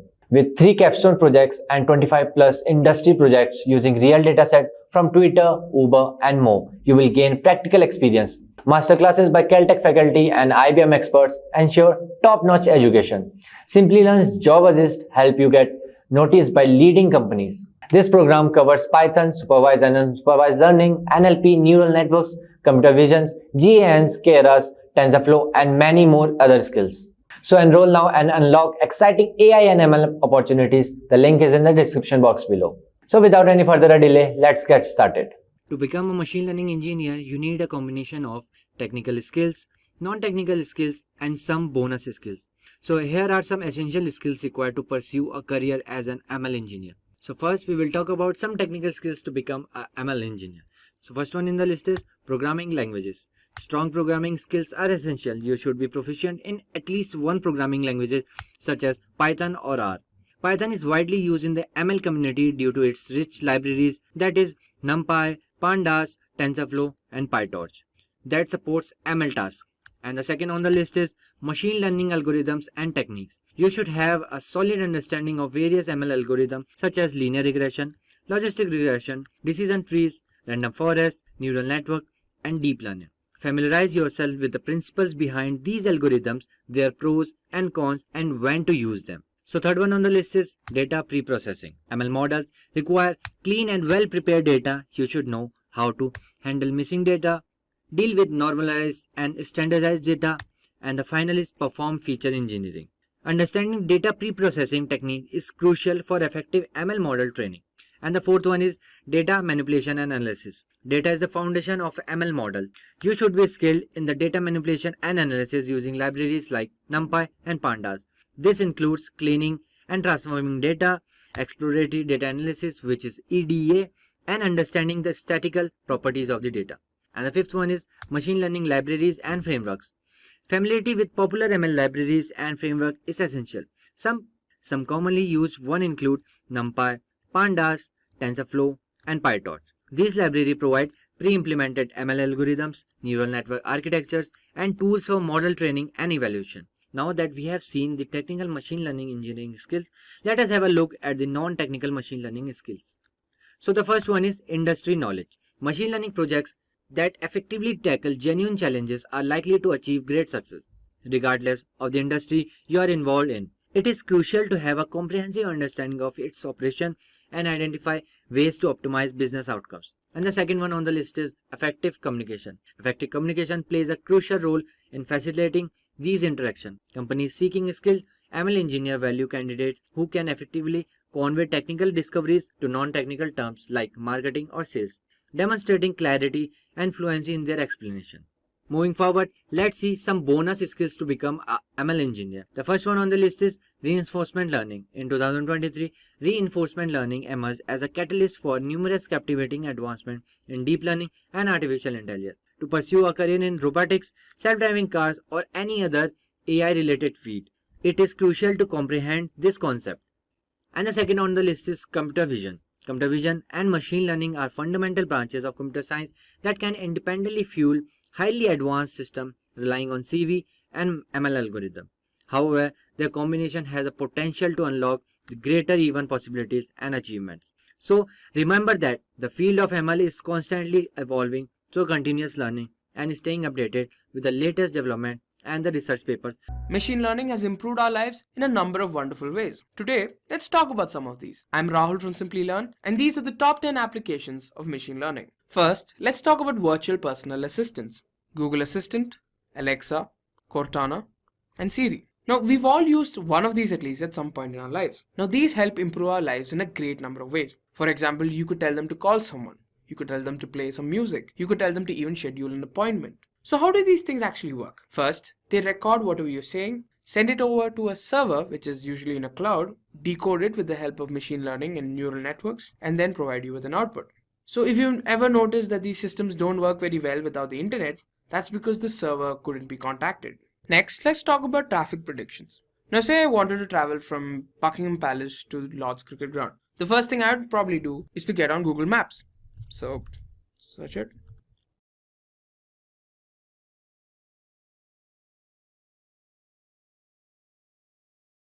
And let's put it here.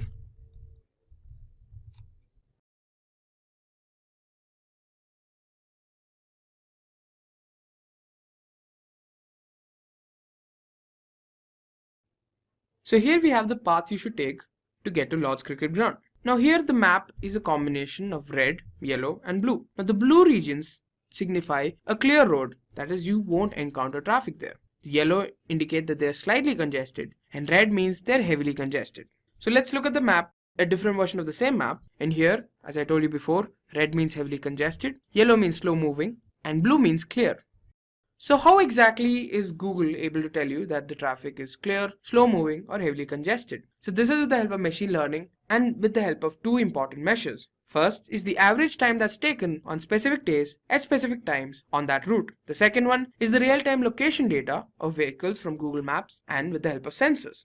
Some of the other popular map services are Bing Maps, Maps.me, and here we go. Next up, we have social media personalization. So say I want to buy a drone and I'm on Amazon and I want to buy a DJI Mavic Pro. The thing is it's close to 1 lakh, so I don't want to buy it right now. But the next time I'm on Facebook, I'll see an advertisement for the product. Next time I'm on YouTube, I'll see an advertisement. Even on Instagram, I'll see an advertisement. So here, with the help of machine learning, Google has understood that I'm interested in this particular product. Hence, it's targeting me with these advertisements. This is also with the help of machine learning. Let's talk about email spam filtering. Now, this is the spam that's in my inbox. Now, how does Gmail know what's spam and what's not spam? So Gmail has an entire collection of emails which have already been labeled as spam or not spam. So after analyzing this data, Gmail is able to find some characteristics like the word lottery or winner. From then on, any new email that comes to your inbox goes through a few spam filters to decide whether it's spam or not.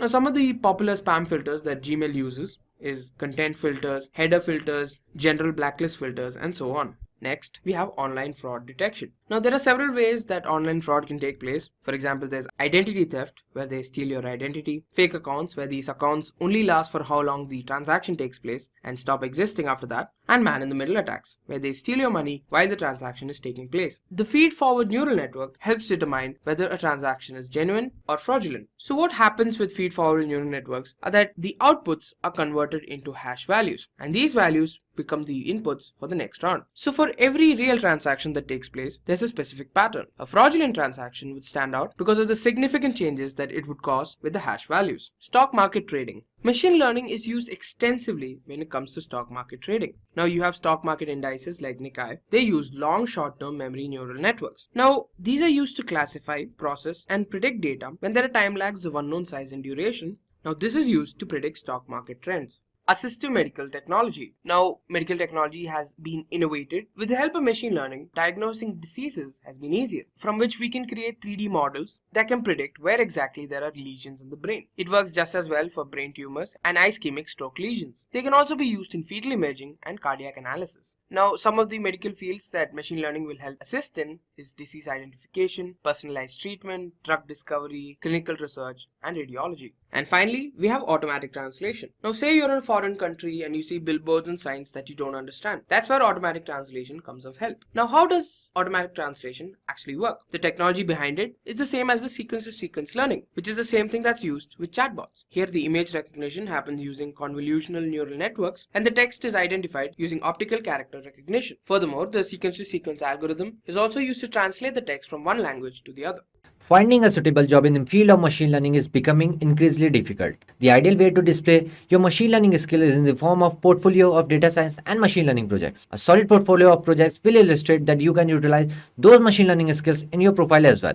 Projects like movie recommendation system, fake news detection, and many more are the best way to improve your early programming skills. You may have the knowledge, but putting it to the use what is keep you competitive. Here are 10 machine learning projects that can increase your portfolio and enable you to acquire a job as a machine learning engineer. At number 10, we have loan approval prediction system. In this machine learning project, we will analyze and make prediction about the loan approval process of any person. This is a classification problem in which we must determine whether or not the loan will be approved. A classification problem is a predictive modeling problem that predicts a class label for a given example of input data. Some classification problems include spam email, cancer detection, sentiment analysis, and many more. You can check the project link from the description box below to understand classification problem and how to build a loan prediction system. At number 9, we have fake news detection system. Do you believe in everything you read in social media? Isn't it true that not all news is true? But how will you recognize fake news? ML is the answer. You will be able to tell the difference between real and fake news by practicing this project of detecting fake news. This ML project for detecting fake news is concerned with the fake news and the true news. On our dataset, we create a TF-ID vectorizer with sklearn. The model is then fitted using a passive-aggressive classifier that has been initialized. Finally, the accuracy score and the confusion matrix indicate how well our model performs. The link for the project is in the description box below. At number 8, we have personality prediction system. The idea is based on determining an individual personality using machine learning techniques. A person's personality influences both his personal and professional life.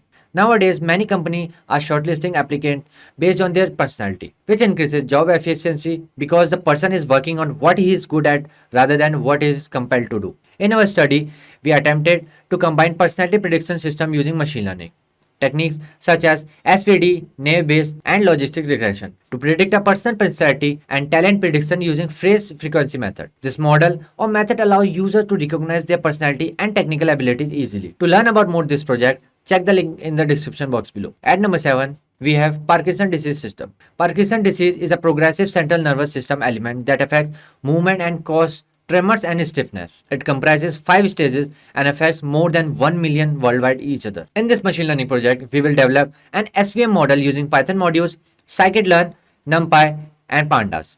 An SVM, we will import the data, extract the features and label and scale the features, split the dataset, design an SVM model, and calculate the model accuracy. And at the end, we will check the Parkinson disease for the individual. To learn about more this project, check the link in the description box below. At number 6, we have text-to-speech converter application. The machine learning domain of audio is undoubtedly cutting edge right now. The majority of the applications available today are the commercial. The community is building several audio-specific open source framework and algorithm. Other text-to-speech APIs are available for this project. We will utilize PyTTSX3. PyTTSX3 is a Python text-to-speech conversion library. It operates offline unlike other libraries and is compatible with Python 2 and Python 3. Before API, various pre-trained models were accessible in Python, but changing the voice or volume was often difficult. It also needed additional computational power. To learn more about this project, check the link in the description box below. At number 5, we have speech recognition system. Speech recognition, often known as speech to text, is the capacity of a machine or program to recognize and transfer words spoken aloud into readable text. ML speech recognition uses algorithms that model speech in terms of both language and sound to extract the more important parts of the speech, such as words, sentences, and acoustic modeling is used to identify the phonemes and the phonetics on the speech. For this project, we will utilize PyTTSX3. PyTTSX3 is a Python text-to-speech conversion library. It operates offline unlike other libraries and is compatible with Python 2 and Python 3. To learn more about this project, check the link in the description box below. At number 4, we have sentiment analysis.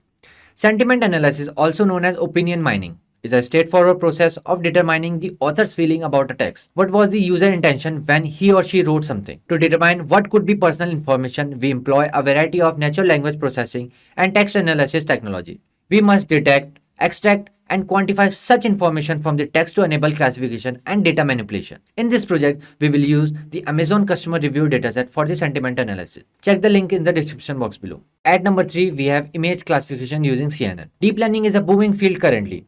Most projects and problem statements use deep learning is an any sort of work.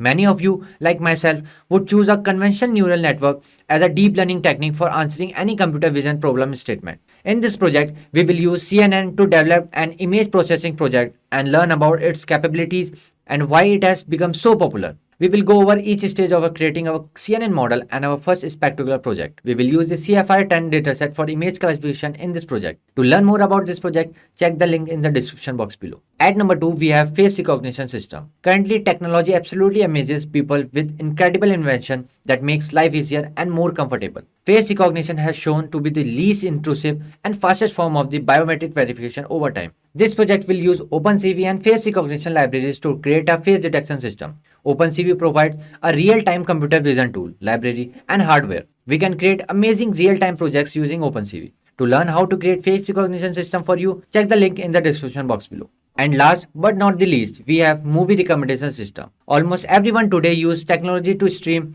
movies and television shows. While figuring out what to stream next can be disheartening. Recommendations are often made based on a viewer history and preferences. This is done through a machine learning and can be a fun and the easy project for the beginners. New programmers can practice by coding in either Python or R. And with the data from the Movie Lens dataset generated by the more than 6,000 users. To learn how to create movie recommendation system for yourself or for your loved ones, check the project in the description box below. What are the different types of machine learning algorithms? Machine learning algorithms are broadly classified into 3 types: the supervised learning, the unsupervised learning, and reinforcement learning. Supervised learning in turn consists of techniques like regression and classification, and unsupervised learning we use techniques like association and clustering. And reinforcement learning is a recently developed technique and it is very popular in gaming. Some of you must have heard about AlphaGo. So this was developed using reinforcement learning. Primary difference between supervised learning and unsupervised learning. Supervised learning is used when we have historical data and we have labeled data, which means that we know how the data is classified. So we know the classes if we are doing classification,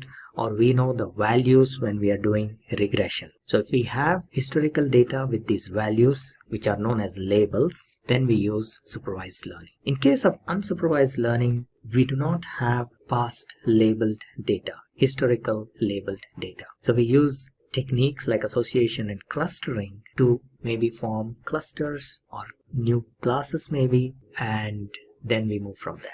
In case of reinforcement learning, the system learns pretty much from scratch. There is an agent and there is an environment. The agent is given a certain target and it is rewarded when it is moving towards that target, and it is penalized if it is moving in a direction which is not achieving that target. So it's more like a carrot and stick model. So what is the difference between these three types of algorithms? Supervised algorithms or supervised learning algorithms are used when you have a specific target value that you would like to predict. The target could be categorical, having two or more possible outcomes or classes, if you will. That is what is classification. Or the target could be a value which can be measured. And that's where we use regression. Like for example, weather forecasting, you want to find the temperature. Whereas in classification, you want to find out whether this is a fraud or not a fraud. Or if it is email spam, whether it is spam or not spam. So that is a classification example. So if you know, or this is known as labeled information, if you have the labeled information, then you use supervised learning. In case of unsupervised learning, we have input data, but we don't have the labels or what the output is supposed to be. So that is when we use unsupervised learning techniques like clustering and association, and we try to analyze the data. In case of reinforcement learning, it allows the agent to automatically determine the ideal behavior within a specific context. And it has to do this to maximize the performance. Like for example, playing a game. So the agent is told that you need to score the maximum score possible without losing lives. So that is a target that is given to the agent. And it is allowed to learn from scratch, play the game itself multiple times, and slowly it will learn the behavior which will increase the score and keep the lives to the maximum. That's an example of reinforcement learning. When we look at our different machine learning algorithms, we can divide them into three areas: supervised, unsupervised, reinforcement. We're only going to look at supervised today. Unsupervised means we don't have the answers and we're just grouping things. Reinforcement is where we give positive and negative feedback to our algorithm to program it, and it doesn't have the information until after the fact. But today we're just looking at supervised because that's where linear regression fits in. In supervised data, we have our data already there and our answers for a group, and then we use that to program our model and come up with an answer. The two most common uses for that is through the regression and classification. Now we're doing linear regression, so we're just going to focus on the regression side. And in the regression, we have simple linear regression, we have multiple linear regression, and we have polynomial linear regression. Now on these three, simple linear regression is the examples we've looked at so far where we have a lot of data and we draw a straight line through it. Multiple linear regression means we have multiple variables. Remember where we had the rainfall and the crops? We might add additional variables in there like how much food do we give our crops? When do we harvest them? Those would be additional information add into our model. And that's why it'd be multiple linear regression. And finally we have polynomial linear regression. That is, instead of drawing a line, we can draw a curved line through it. Now that you see where a regression model fits into the machine learning algorithms, and we're specifically looking at linear regression, let's go ahead and take a look at applications for linear regression. Let's look at a few applications of linear regression. Economic growth, used to determine the economic growth of a country or a state in the coming quarter, can also be used to predict the GDP of a country. Product price can be used to predict what would be the price of a product in the future. We can guess whether it's going to go up or down, or should I buy today. Housing sales, to estimate the number of houses a builder would sell and what price in the coming months. Score predictions, cricket fever, to predict the number of runs a player would score in the coming matches based on the previous performance. I'm sure you can figure out other applications you could use linear regression for. So let's jump in and let's understand linear regression and dig into the theory. Understanding linear regression. Linear regression is a statistical model used to predict the relationship between independent and dependent variables by examining two factors. The first important one is which variables in particular are significant predictors of the outcome variable. And the second one that we need to look at closely is how significant is the regression line to make predictions with the highest possible accuracy. If it's inaccurate, we can't use it. So it's very important we find out the most accurate line we can get. Since linear regression is based on drawing a line through data, we're going to jump back and take a look at some Euclidean geometry. The simplest form of a simple linear regression equation with one dependent and one independent variable is represented by y equals m times x plus c. And if you look at our model here, we plotted 2 points on here, x1 and y1, x2 and y2. Y being the dependent variable, remember that from before, and x being the independent variable. So y depends on whatever x is. M, in this case, is the slope of the line, where m equals the difference in the y2 minus y1 and x2 minus x1. And finally we have c, which is the coefficient of the line, or where it happens to cross the zero axes. Let's go back and look at an example we used earlier of linear regression. We're going to go back to plotting the amount of crop yield based on the amount of rainfall. And here we have our rainfall. Remember, we cannot change rainfall. And we have our crop yield, which is dependent on the rainfall. So we have our independent and our dependent variables. We're going to take this and draw a line through it as best we can through the middle of the data. And then we look at that, we put the red point on the y-axis is the amount of crop yield you can expect for the amount of rainfall, represented by the green dot. So if we have an idea what the rainfall is for this year and what's going on, then we can guess how good our crops are going to be. And we've created a nice line right through the middle to give us a nice mathematical formula. Let's take a look and see what the math looks like behind this. Let's look at the intuition behind the regression line. Now, before we dive into the math and the formulas that go behind this and what's going on behind the scenes, I want you to note that when we get into the case study and we actually apply some Python script, that this math that you're going to see here is already done automatically for you. You don't have to have it memorized. It is, however, good to have an idea what's going on, so if people reference the different terms, you'll know what they're talking about. Let's consider a sample data set with 5 rows and find out how to draw the regression line. We're only going to do 5 rows because if we did like the rainfall with hundreds of points of data, that would be very hard to see what's going on with the mathematics. So we'll go ahead and create our own 2 sets of data, and we have our independent variable x and our dependent variable y. And when x was 1, we got y equals 2. When x was 2, y was 4, and so on and so on. If we go ahead and plot this data on a graph, we can see how it forms a nice line through the middle. You can see where it's kind of grouped going upwards to the right. The next thing we want to know is what the means is of each of the data coming in, the x and the y.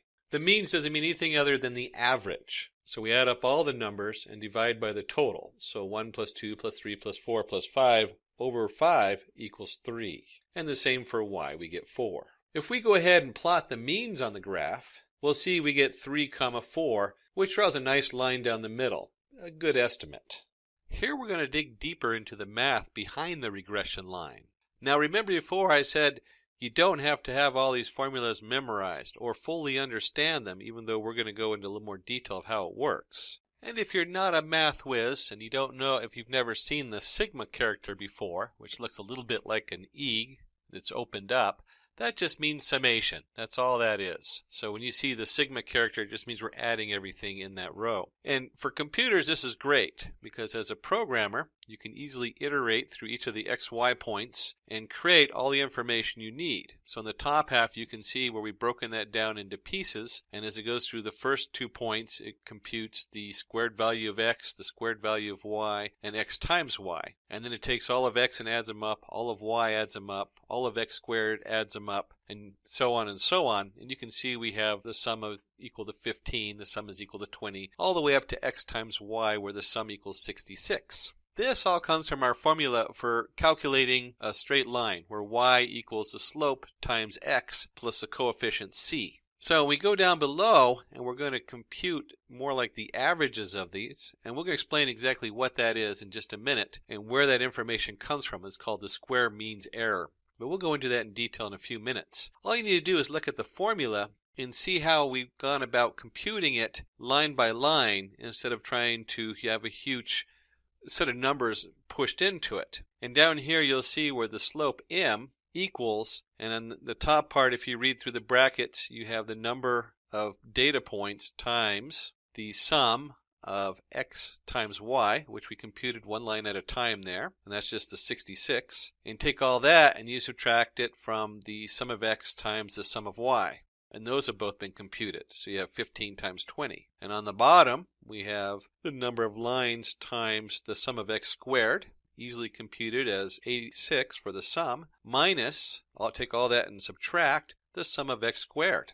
And we end up, as we come across with our formula, you can plug in all those numbers, which is very easy to do on the computer. You don't have to do the math on a piece of paper or a calculator. And you'll get a slope of 0.6. And you'll get your C coefficient. If you continue to follow through that formula, you'll see it comes out as equal to 2.2. Continuing deeper into what's going behind the scenes, let's find out the predicted values of y for corresponding values of x using the linear equation where m equals 0.6 and c equals 2.2. We're going to take these values and we're going to go ahead and plot them.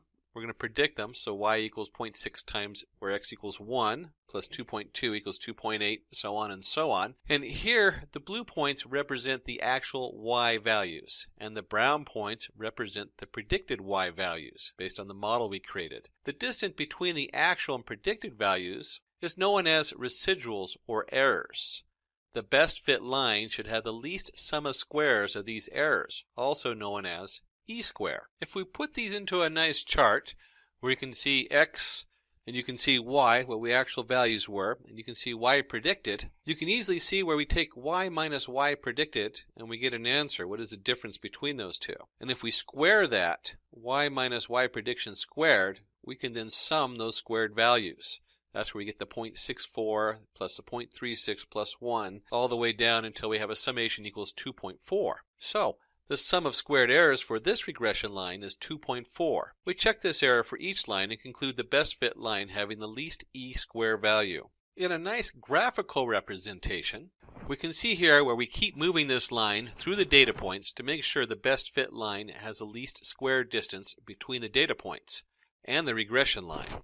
Now, we only looked at the most commonly used formula for minimizing the distance. There are lots of ways to minimize the distance between the line and the data points, like sum of squared errors, sum of absolute errors, root mean square error, etc. What you want to take away from this is whatever formula is being used, you can easily, using a computer programming and iterating through the data, calculate the different parts of it. That way, these complicated formulas you see with the different summations and absolute values are easily computed one piece at a time. Up until this point, we've only been looking at two values, x and y. Well, in the real world, it's very rare that you only have two values when you're figuring out a solution. So let's move on to the next topic, multiple linear regression. Let's take a brief look at what happens when you have multiple inputs. So in multiple linear regression, we have, we'll start with the simple linear regression, where we had y equals m plus x plus c, and we're trying to find the value of y.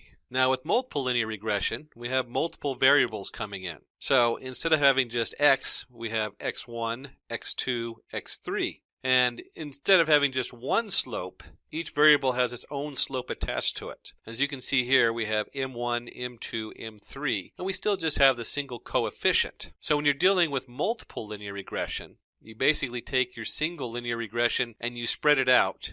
So you have y equals m1 times x1 plus m2 times x2, so on all the way to m to the nth, x to the nth, and then you add your coefficient on there. Implementation of linear regression. Now we get into my favorite part. Let's understand how multiple linear regression works by implementing it in Python. If you remember before, we were looking at a company and just based on its R&D, trying to figure out its profit. We're going to start looking at the expenditure of the company. We're going to go back to that and we're going to predict its profit. But instead of predicting it just on the R&D, we're going to look at other factors like administration costs, marketing costs, and so on. And from there, we're going to see if we can figure out what the profit of that company is going to be. To start our coding, we're going to begin by importing some basic libraries. And we're going to be looking through the data before we do any kind of linear regression. We're going to take a look at the data to see what we're playing with. Then we'll go ahead and format the data to the format we need to be able to run it in the linear regression model. And then from there, we'll go ahead and solve it and just see how valid our solution is. So let's start with importing the basic libraries. Now, I'm going to be doing this in Anaconda Jupyter Notebook, a very popular IDE. I enjoy it because it's such a visual to look at, and it's so easy to use. Just any IDE for Python will work just fine for this. So break out your favorite Python IDE. So here we are in our Jupyter notebook. Let me go ahead and paste our first piece of code in there, and let's walk through what libraries we're importing. First, we're going to import NumPy as NP, and then I want you to skip one line and look at import pandas as PD. These are very common tools that you need with most of your linear regression. The NumPy, which stands for NumPython, is usually denoted as NP, and you have to almost have that for your sklearn toolbox. So you always import that right off the beginning. Pandas, although you don't have to have it for your sklearn libraries, it does such a wonderful job of importing data, setting it up into a data frame so we can manipulate it rather easily, and it has a lot of tools also in addition to that. So we usually like to use the pandas when we can, and I'll show you what that looks like. The other 3 lines are for us to get a visual of this data and take a look at it. So we're going to import matplotlibary.pyplot as PLT, and then Seaborn as SNS. Seaborn works with the matplot library, so you have to always import matplot library, and then Seaborn sits on top of it. And we'll take a look at what that looks like. You could use any of your own plotting libraries you want. There's all kinds of ways to look at the data. These are just very common ones, and the Seaborn is so easy to use that it just looks beautiful. It's a nice representation that you can actually take and show somebody. And the final line is the ampersand matplot library inline. That is only because I'm doing an inline IDE. My interface in the Anaconda Jupyter notebook requires I put that in there, or you're not going to see the graph when it comes up. Let's go ahead and run this. It's not going to be that interesting because we're just setting up variables. In fact, it's not going to do anything that we can see, but it is importing these different libraries and setup. The next step is load the data set and extract independent and dependent variables. Now, here in the slide, you'll see companies equals pd.read CSV, and it has a long line there with the file at the end, 1000companies.csv. You're going to have to change this to fit whatever setup you have. And the file itself, you can request. Just go down to the commentary below this video and put a note in there, and Simplilearn will try to get in contact with you and supply you with that file so you can try this coding yourself. So we're going to add this code in here, and we're going to see that I have companies equals pd.reader_csv, and I've changed this path to match my computer, c:/Simplilearn/1000_companies.csv. And then below there, we're going to set the x equals to companies under the I location, and because this is companies is a PD data set, I can use this nice notation that says take every row, that's what the first colon is, comma, except for the last column. That's what the second part is, where we have a :-1, and we want the values set into there. So X is no longer a data set, a pandas data set, but we can easily extract the data from our pandas data set with this notation. And then Y, we're going to set equal to the last row. Well, the question is going to be, what are we actually looking at? So let's go ahead and take a look at that. And we're going to look at the companies.head, which lists the first 5 rows of data. And I'll open up the file in just a second so you can see where that's coming from. But let's look at the data in here as far as the way the pandas sees it. When I hit run, you'll see it breaks it out into a nice setup. This is what pandas, one of the things pandas is really good about, is it looks just like an Excel spreadsheet. You have your rows, and remember, when we're programming, we always start with 0. We don't start with 1. So it shows the first 5 rows. 0, 1, 2, 3, 4, and then it shows your different columns: R&D spend, administration, marketing spend, state, profit. It even notes that the top are column names. It was never told that, but Pandas is able to recognize a lot of things that they're not the same as the data rows. Why don't we go ahead and open this file up in a CSV so you can actually see the raw data. So here I've opened it up as a text editor, and you can see at the top we have R&D spend, comma, administration, comma, marketing spend, comma, state, comma, profit, carriage return. I don't know about you, but I'd go crazy trying to read files like this.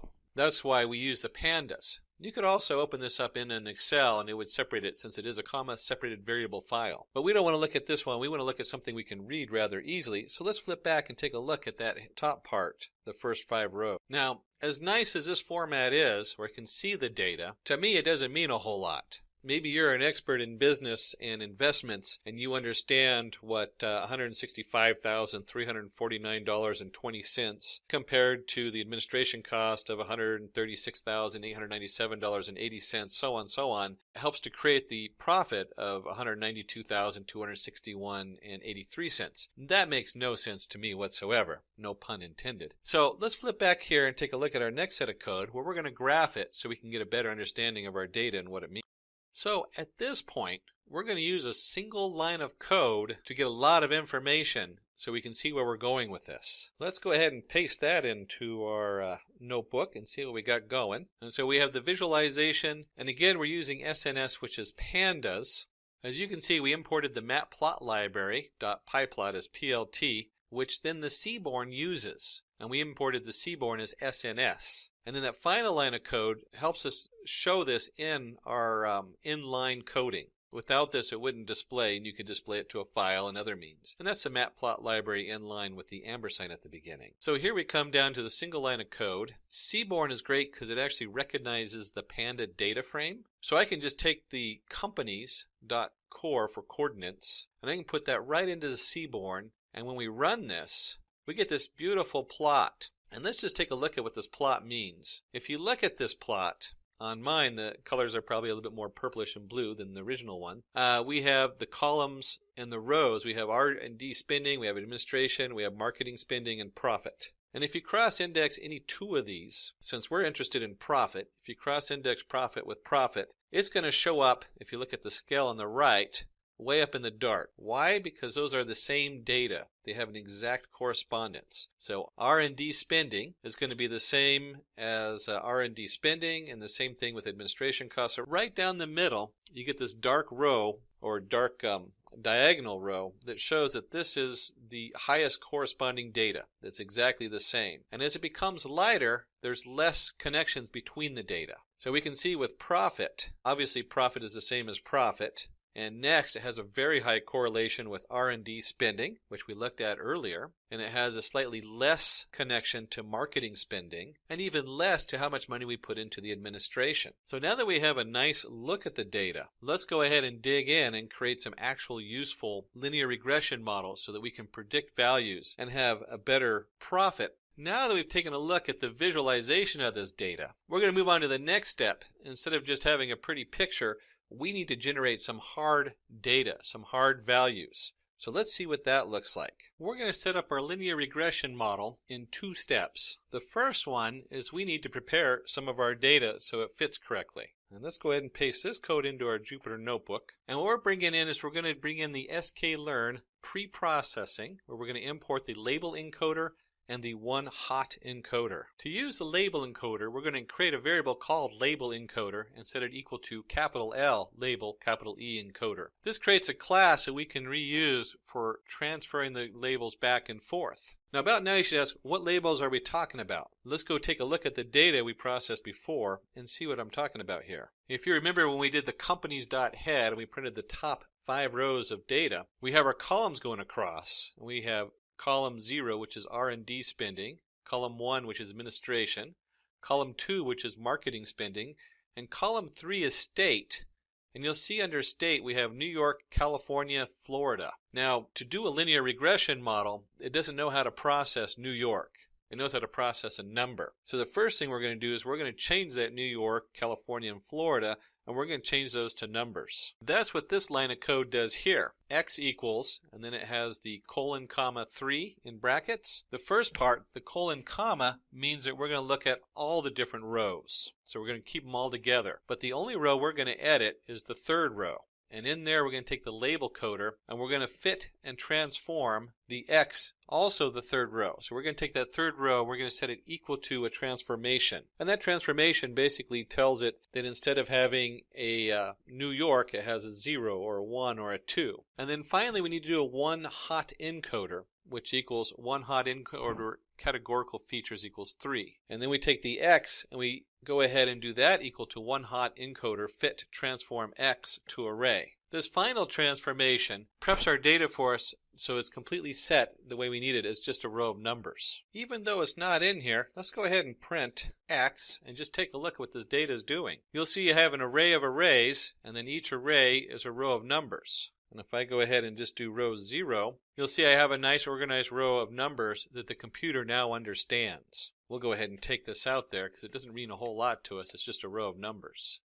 Next, on setting up our data, we have avoiding dummy variable trap. This is very important. Why? Because the computer has automatically transformed our header into the setup, and it's automatically transformed all these different variables. So when we did the encoder created 2 columns. And what we need to do is just have the 1, because it has both the variable and the name. That's what this piece of code does here. Let's go ahead and paste this in here, and we have x equals x colon comma 1 colon. All this is doing is removing that one extra column we put in there when we did our one hot encoder and our label encoding. Let's go ahead and run that.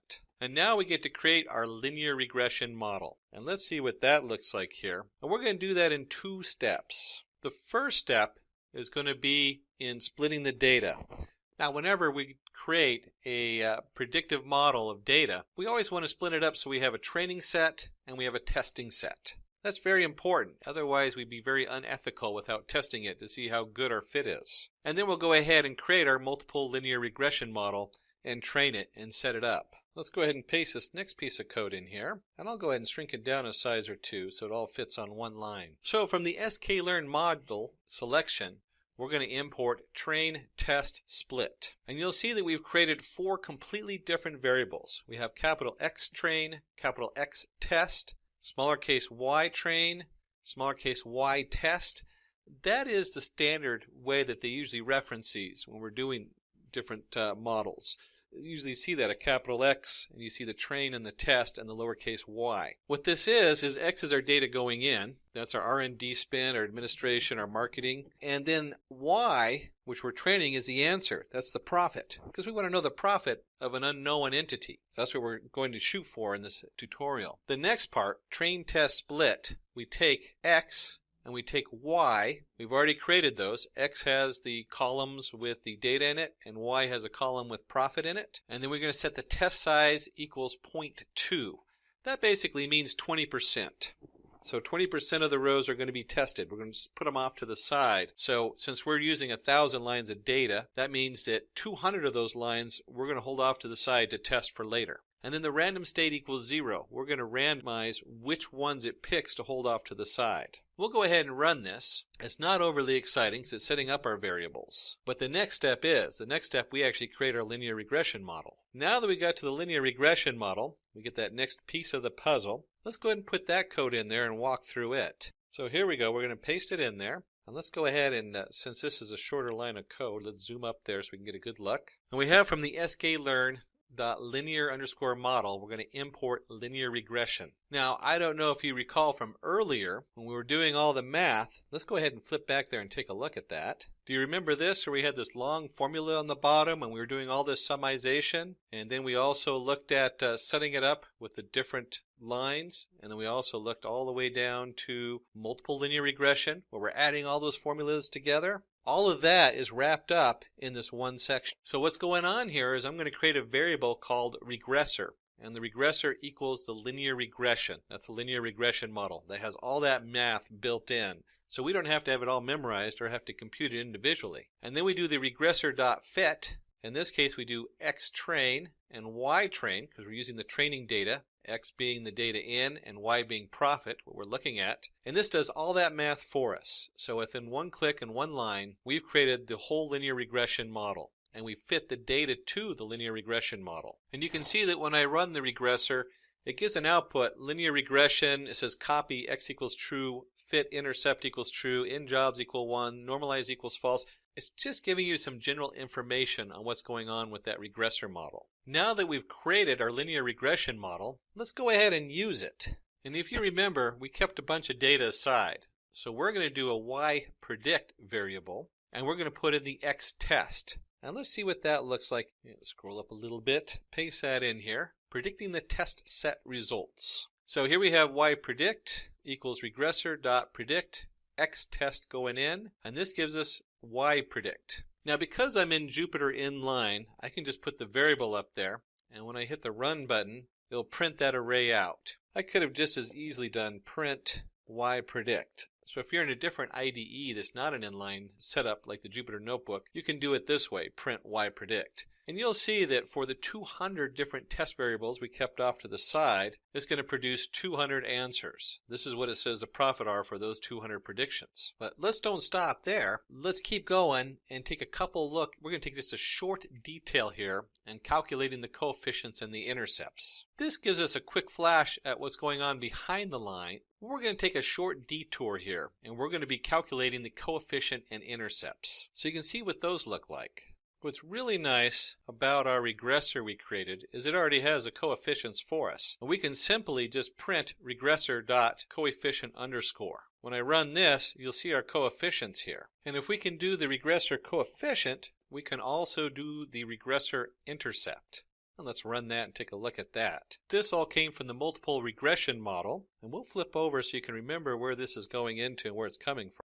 You can see the formula down here where y equals m1 times x1 plus m2 times x2 and so on plus c, the coefficient. So these variables fit right into this formula. Y equals slope 1 times column 1 variable plus slope 2 times column 2 variable all the way to the m into the n and x to the n plus c, the coefficient. Or in this case, you have minus 8.89 to the power of 2, etc., times the first column and the second column and the third column. And then our intercept is the minus 103009 point. Boy, it gets kind of complicated when you look at it. This is why we don't do this by hand anymore. This is why we have the computer to make these calculations easy to understand and calculate. Now, I told you that was a short detour, and we're coming towards the end of our script. As you remember from the beginning, I said if we're going to divide this information, we have to make sure it's a valid model, that this model works and understand how good it works. So, calculating the R-squared value. That's what we're going to use to predict how good our prediction is. And let's take a look at what that looks like in code. And so we're going to use this from sklearn.metrics. We're going to import R2 score. That's the R-squared value. And we're looking at the error. So, in the R2 score, we take our Y test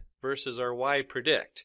Y test is the actual values we're testing. That was the one that was given to us that we know are true. The Y predict of those 200 values is what we think it was true. And when we go ahead and run this, we see we get a 0.9352. That's the R2 score. Now, it's not exactly a straight percentage, so it's not saying it's 93% correct. But you do want that in the upper 90s, and higher, shows that this is a very valid prediction based on the R2 score. And if R-squared value of 0.91, or 92 as we got on our model, because remember it does have a random generation involved, this proves the model is a good model, which means success! Yay! We successfully trained our model with certain predictors and estimated the profit of the companies using linear regression. So now that we have a successful linear regression model.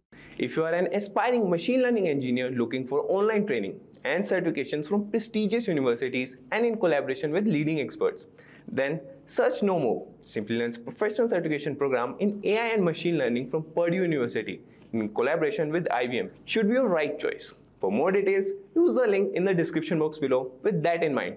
Alright, what is logistic regression? As I mentioned earlier, logistic regression is an algorithm for performing binary classification. So let's take an example and see how this works. Let's say your car has not been serviced for quite a few years, and now you want to find out if it is going to break down in the near future. So this is like a classification problem. Find out whether your car will break down or not. So how are we going to perform this classification? So here's how it looks. If we plot the information along the x and y axis, x is the number of years since the last service was performed, and y is the probability of your car breaking down. And let's say this data was collected from several car users. It's not just your car, but several car users. So that is our labeled data. So the data has been collected and for the number of years and when the car broke down and what was the probability, and that has been plotted along x and y axis. So this provides an idea, or from this graph we can find out whether your car will break down or not. We'll see how. So first of all, the probability can go from 0 to 1. As you all are aware, probability can be between 0 and 1. And as we can imagine, it is intuitive as well. As the number of years are on the lower side, maybe 1 year, 2 years, or 3 years still after the service, the chances of your car breaking down are very limited, right? So for example, chances of your car breaking down, or the probability of your car breaking down within 2 years of your last service are 0.1 probability. Similarly, 3 years is maybe 0.3 and so on. But as the number of years increases, let's say if it was 6 or 7 years, there is almost a certainty that your car is going to break down. That is what this graph shows. So this is an example of an application of the classification algorithm. And we will see in little details how exactly logistic regression is applied here. One more thing needs to be added here is that the dependent variables outcome is discrete. So if we are talking about whether the car is going to break down or not, so that is a discrete value, the y that we are talking about, the dependent variable that we are talking about. What we are looking at is whether the car is going to break down or not, yes or no. That is what we are talking about. So here the outcome is discrete and not a continuous value. So this is how the logistic regression curve looks. Let me explain a little bit what exactly and how exactly we are going to determine the class, the outcome rather. So for a logistic regression curve, a threshold has to be set saying that because this is a probability calculation, remember this is a probability calculation, and the probability itself will not be 0 or 1. But based on the probability, we need to decide what the outcome should be. So there has to be a threshold. Like for example, 0.5 can be the threshold, let's say in this case. So any value of the probability below 0.5 is considered to be 0, and any value above 0.5 is considered to be 1. So an output of, let's say, 0.8 will mean that the car will break down. So that is considered as an output of 1, and let's say an output of 0.29 is considered as 0, which means that the car will not break down. So that's the way logistic regression works. Now let's do a quick comparison between logistic regression and linear regression, because they both have the term regression in them, so that can cause confusion. So let's try to remove that confusion. So what is linear regression? Linear regression is a process, is once again an algorithm for supervised learning. However, here you're going to find a continuous value. You're going to determine a continuous value. It could be the price of a real estate property. It could be your hike, how much hike you're going to get, or it could be a stock price. These are all continuous values. These are not discrete compared to a yes or a no kind of a response that we are looking for in logistic regression. So this is one example of a linear regression. Let's say the HR team of a company tries to find out what should be the salary hike of an employee. So they collect all the details of their existing employees, their ratings and their salary hikes, what has been given, and that is the labeled information that is available, and the system learns from this. It is trained and it learns from this labeled information, so that when a new employee's information is fed based on the rating, it will determine what should be the hike. So this is a linear regression problem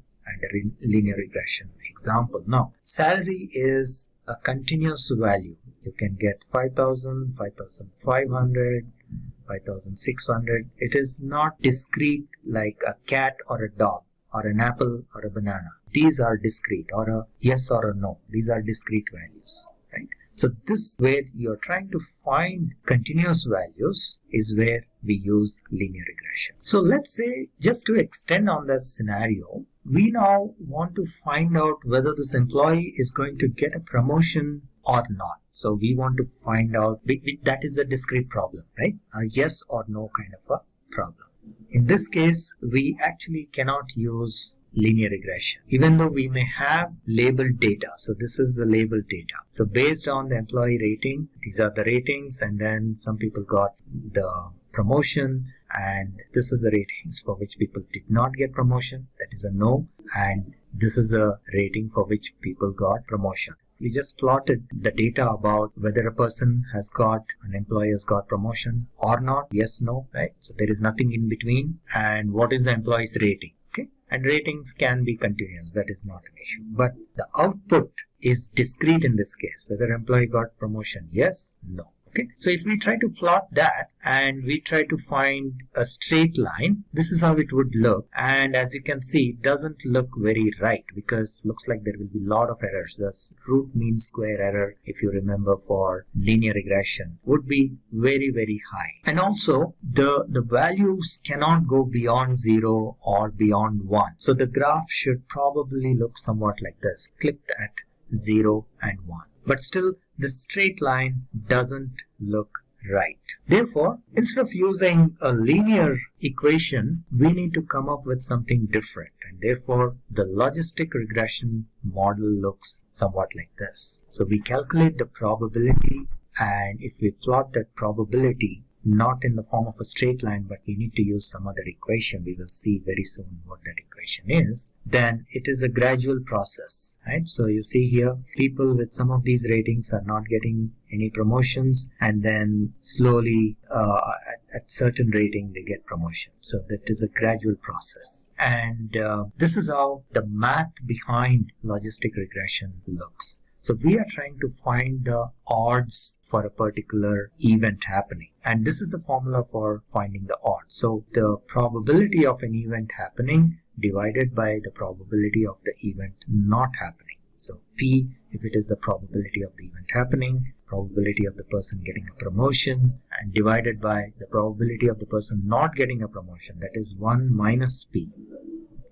So this is how you measure the odds. Now, the values of the odds range from 0 to infinity. So when this probability is 0, then the value of the odds is equal to 0. And when the probability becomes 1, then the value of the odds is 1 by 0, that will be infinity. But the probability itself remains between 0 and 1. Now, this is how an equation of a straight line looks. So y is equal to beta 0 plus beta 1x, where beta 0 is the y-intercept and beta 1 is the slope of the line. If we take the odds equation and take a log of both sides, then this would look somewhat like this. And the term logistic is actually derived from the fact that we are doing this. We take a log of px by 1 minus px. This is an extension of the calculation of odds that we have seen, right? And that is equal to beta 0 plus beta 1x, which is the equation of the straight line. And now from here, if you want to find out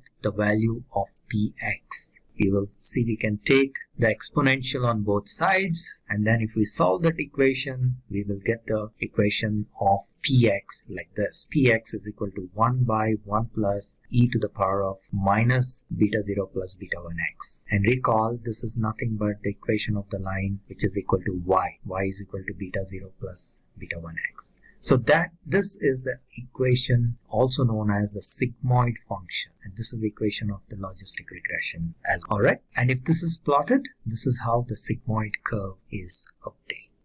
So let's compare linear and logistic regression, how they are different from each other. Let's go back. So linear regression is solved or used to solve regression problems, and logistic regression is used to solve classification problems. So both are called regression, but linear regression is used for solving regression problems where we predict continuous values, whereas logistic regression is used for solving classification problems where we have to predict discrete values. The response variables in case of linear regression are continuous in nature, whereas here they are categorical or discrete in nature. And linear regression helps to estimate the dependent variable when there is a change in the independent variable, whereas here in case of logistic regression, it helps to calculate the probability or the possibility of a particular event happening. And linear regression, as the name suggests, is a straight line. That's why it's called linear regression, whereas logistic regression is a sigmoid function, and the shape of the curve is S. It's an S-shaped curve. This is another example of application of logistic regression in weather prediction, whether it's going to rain or not rain. Now keep in mind, both are used in weather prediction. If we want to find the discrete values, like whether it's going to rain or not rain, that is a classification problem. We use logistic regression. But if we want to determine what is going to be the temperature tomorrow, then we use linear regression. So just keep in mind that in weather prediction we actually use both. But these are some examples of logistic regression. So we want to find out whether it's going to be rain or not, whether it's going to be sunny or not, whether it's going to snow or not. These are all logistic regression examples. A few more examples. Classification of objects. This is again another example of logistic regression. Now here, of course, one distinction is that these are multi-class classification. So logistic regression is not used in its original form, but it is used in a slightly different form. So we say whether it is a dog or not a dog. I hope you understand. So instead of saying is it a dog or a cat or an elephant, we convert this into saying, so because we need to keep it to binary classification. So we say, is it a dog or not a dog? Is it a cat or not a cat? So that's the way logistic regression can be used for classifying objects. Otherwise, there are other techniques which can be used for performing multi-class classification. In healthcare, logistic regression is used to find the survival rate of a patient. So they take multiple parameters like trauma score and age and so on and so forth, and they try to predict the rate of survival. Alright, now finally let's take an example and see how we can apply logistic regression to predict the number that is shown in the image. So this is actually a live demo. I will take you into Jupyter Notebook and show the code. But before that, let me take you through a couple of slides to explain what we are trying to do. So let's say you have an 8x8 image and the image has a number 1, 2, 3, 4, and you need to train your model to predict what this number is. So how do we do this? So the first thing is, obviously, in any machine learning process, you train your model. So in this case, we are using logistic regression. So, and then we provide a training set to train the model, and then we test how accurate our model is with the test data, which means that like any machine learning process, we split our initial data into two parts, training set and test set. With the training set, we train our model, and then with the test set, we test the model till we get good accuracy, and then we use it for inference, right? So that is typical methodology of training, testing, and then deploying of machine learning models. So let's take a look at the code and see what we are doing. So I'll not go line by line, but just take you through some of the blocks. So first thing we do is import all the libraries, and then we basically take a look at the images and see what is the total number of images. We can display using matplotlib some of the images or a sample of these images, and then we split the data into training and test, as I mentioned earlier, and we can do some exploratory analysis, and then we build our model. We train our model with the training set, and then we test it with our test set and find out how accurate our model is using the confusion matrix, the heat map, and use heat map for visualizing this. And I will show you in the code what exactly is the confusion matrix and how it can be used for finding the accuracy. In our example, we get an accuracy of about 0.94, which is pretty good, or 94%, which is pretty good. Alright, so what is a confusion matrix? This is an example of a confusion matrix, and this is used for identifying the accuracy of a classification model, or like a logistic regression model. So the most important part in a confusion matrix is that, first of all, this, as you can see, this is a matrix, and the size of the matrix depends on how many outputs we are expecting. So the most important part here is that the model will be most accurate when we have the maximum numbers in its diagonal. Like in this case, that's why it has almost 93-94%, because the diagonals should have the maximum numbers. and the others other than diagonals, the cells other than the diagonals should have very few numbers. So here that's what is happening. So there is a 2 here, there is a 1 here, but most of them are along the diagonal. What does this mean? This means that the number that has been fed is 0 and the number that has been detected is also 0. So the predicted value and the actual value are the same. So along the diagonals, that is true, which means that let's take this diagonal, right?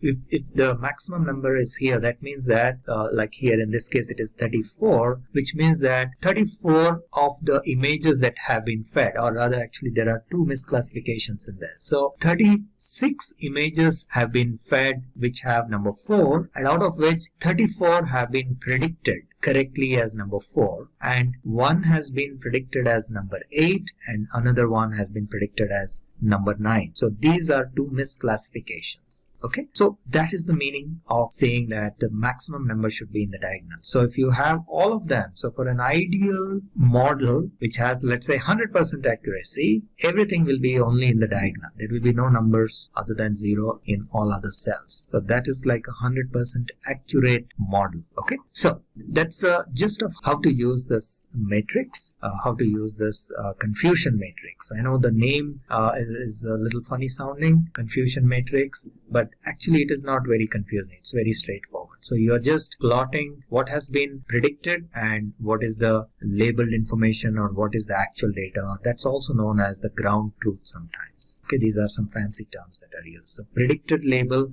and the actual label, that's all it is. Okay, yeah, so we are showing a little bit more information here. So 38 have been predicted, and here you will see that all of them have been predicted correctly. There have been 38 zeros, and the predicted value and the actual value is exactly the same. Whereas in this case, right, it has, there are, I think, 37 plus 5, yeah, 42 have been fed the images. 42 images are of digit 3, and the accuracy is only 37 of them have been accurately predicted. 3 of them have been predicted as number 7, and 2 of them have been predicted as number 8, and so on and so forth. Okay, all right, so with that, let's go into Jupyter Notebook and see how the code looks. So this is the code in Jupyter Notebook for logistic regression. In this particular demo, what we are going to do is train our model to recognize digits, which are the images which have digits from let's say 0 to 5 or 0 to 9, and then we will see how well it is trained and whether it is able to predict these numbers correctly or not. So let's get started. So the first part is, as usual, we are importing some libraries that are required, and then the last line in this block is to load the digits. So let's go ahead and run this code. Then here we will visualize the shape of these digits. So we can see here, if we take a look, this is how the shape is, 1797 by 64. These are like 8 by 8 images. So that's what is reflected in this shape. Now from here onwards, we are basically once again importing some of the libraries that are required, like NumPy and Matplot, and we will take a look at some of the sample images that we have loaded. So this one, for example, creates a figure, and then we go ahead and take a few sample images to see how they look. So let me run this code, and so that it becomes easy to understand. So these are about 5 images, sample images that we are looking at. 0, 1, 2, 3, 4. So this is how the images, this is how the data is. Okay, and based on this, we will actually train our logistic regression model, and then we will test it and see how well it is able to recognize. So the way it works is the pixel information. So as you can see here, this is an 8 by 8 pixel kind of a image, and each pixel, whether it is activated or not activated, that is the information available for each pixel. Now based on the pattern of this activation and non-activation of the various pixels, this will be identified as a 0, for example, right? Similarly, as you can see, so overall, each of these numbers actually has a different pattern of the pixel activation, and that's pretty much that our model needs to learn for which number, what is the pattern of the activation of the pixels, right? So that is what we are going to train our model. Okay, so the first thing we need to do is to split our data into training and test data set, right? So whenever we perform any training, we split the data into training and test so that the training data set is used to train the system. So we pass this probably multiple times and then we test it with the test data set, and the split is usually in the form of and there are various ways in which you can split this data. It is up to the individual preferences. In our case here, we are splitting in the form of 23 and 77. So when we say test size as 0.23, that means 23% of that entire data is used for testing, and the remaining 77% is used for training. So there is a readily available function which is called train test split. So we don't have to write any special code for the splitting. It will automatically split the data based on the proportion that we give here, which is test size. So we just give the test size, automatically training size will be determined, and we pass the data that we want to split, and the results will be stored in x_train and y_train for the training data set. And what is x_train? These are the features, right, which is like the independent variable, and y_train is the label, right? So in this case, what happens is we have the input value, which is, or the features value, which is in x_train, and since this is labeled data, for each of them, each of the observations, we already have the label information saying whether this digit is a 0 or a 1 or a 2, so that this is what will be used for comparison to find out whether the system is able to recognize it correctly or there is an error. For each observation, it will compare with this, right? So this is the label. So the same way, x_train, y_train is for the training data set, x_test, y_test is for the test data set. Okay, so let me go ahead and execute this code as well, and then we can go and check quickly what is how many entries are there and in each of this. So x_train, the shape is 1383 by 64, and y_train has 1383 because there is nothing like the second part is not required here. And then x_test shape we see is 414. So actually there are 414 observations in test and 1383 observations in train. So that's basically what these 4 lines of code are saying. Okay, then we import the logistic regression library, and which is a part of scikit-learn. So we don't have to implement the logistic regression process itself. We just call these the function, and let me go ahead and execute that. So that we have the logistic regression library imported. Now we create an instance of logistic regression, right? So logistic regr is an instance of logistic regression, and then we use that for training our model. So let me first execute this code. So these 2 lines. So the first line basically creates an instance of logistic regression model, and then the second line is where we are passing our data, the training data set.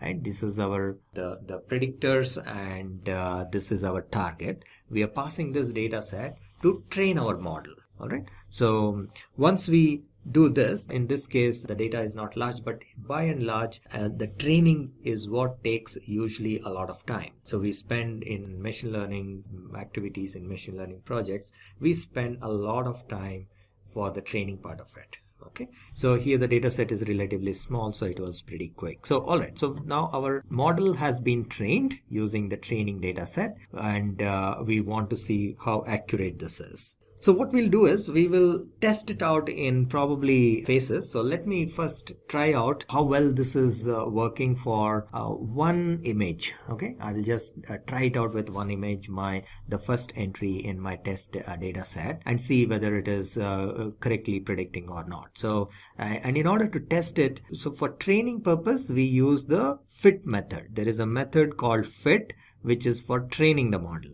And once the training is done, if you want to test for a particular value, new input, you use the predict method. Okay, so let's run the predict method and we pass this particular image, and we see that the shape is or the prediction is 4. So let's try a few more. Let me see for the next 10. Seems to be fine. So let me just go ahead and test the entire data set. Okay, that's basically what we will do. So now we want to find out how accurately this has performed. So we use the score method to find what is the percentage of accuracy, and we see here that it has performed up to 94% accurate. Okay, so that's on this part. Now what we can also do is we can also see this accuracy using what is known as a confusion matrix. So let us go ahead and try that as well, so that we can also visualize how well this model has done. So let me execute this piece of code, which will basically import some of the libraries that are required, and we basically create a confusion matrix, an instance of confusion matrix, by running confusion matrix and passing these values. So this confusion underscore matrix method takes 2 parameters. One is the y underscore test, and the other is the prediction. So what is the y underscore test? These are the labeled values which we already know for the test data set, and predictions are what the system has predicted for the test data set. Okay, so this is known to us, and this is what the system has, the model has generated. So we kind of create the confusion matrix and we will print it, and this is how the confusion matrix looks. As the name suggests, it is a matrix, and the key point out here is that the accuracy of the model is determined by how many numbers are there in the diagonal. The more the numbers in the diagonal, the better the accuracy is. Okay, and first of all, the total sum of all the numbers in this whole matrix is equal to the number of observations in the test data set. That is the first thing, right? So if you add up all these numbers, that will be equal to the number of observations in the test data set, and then out of that the maximum number of them should be in the diagonal. That means the accuracy is pretty good. If the numbers in the diagonal are less and in all other places there are a lot of numbers, which means the accuracy is very low. The diagonal indicates a correct prediction. This means that the actual value is same as the predicted value. Here again, actual value is same as the predicted value, and so on, right? So the moment you see a number here, that means the actual value is something and the predicted value is something else, right? Similarly here, the actual value is something and the predicted value is something else. So that is basically how we read the confusion matrix. Now, how do we find the accuracy? You can actually add up the total values in the diagonal. So it's like 38 plus 44 plus 43 and so on, and divide that by the total number of test observations. That will give you the percentage accuracy using a confusion matrix. Now let us visualize this confusion matrix in a slightly more sophisticated way using a heat map. So we will create a heat map with we'll add some colors as well. It's like a more visually more appealing. So that's the whole idea. So let me run this piece of code, and this is how the heat map looks. And as you can see here, the diagonals again are all the values are here, most of the values. So which means this seems to be reasonably accurate. And yeah, basically the accuracy score is 94%. This is calculated, as I mentioned, by adding all these numbers divided by the total test values, or the total number of observations in test data set. Okay, so this is the confusion matrix for logistic regression.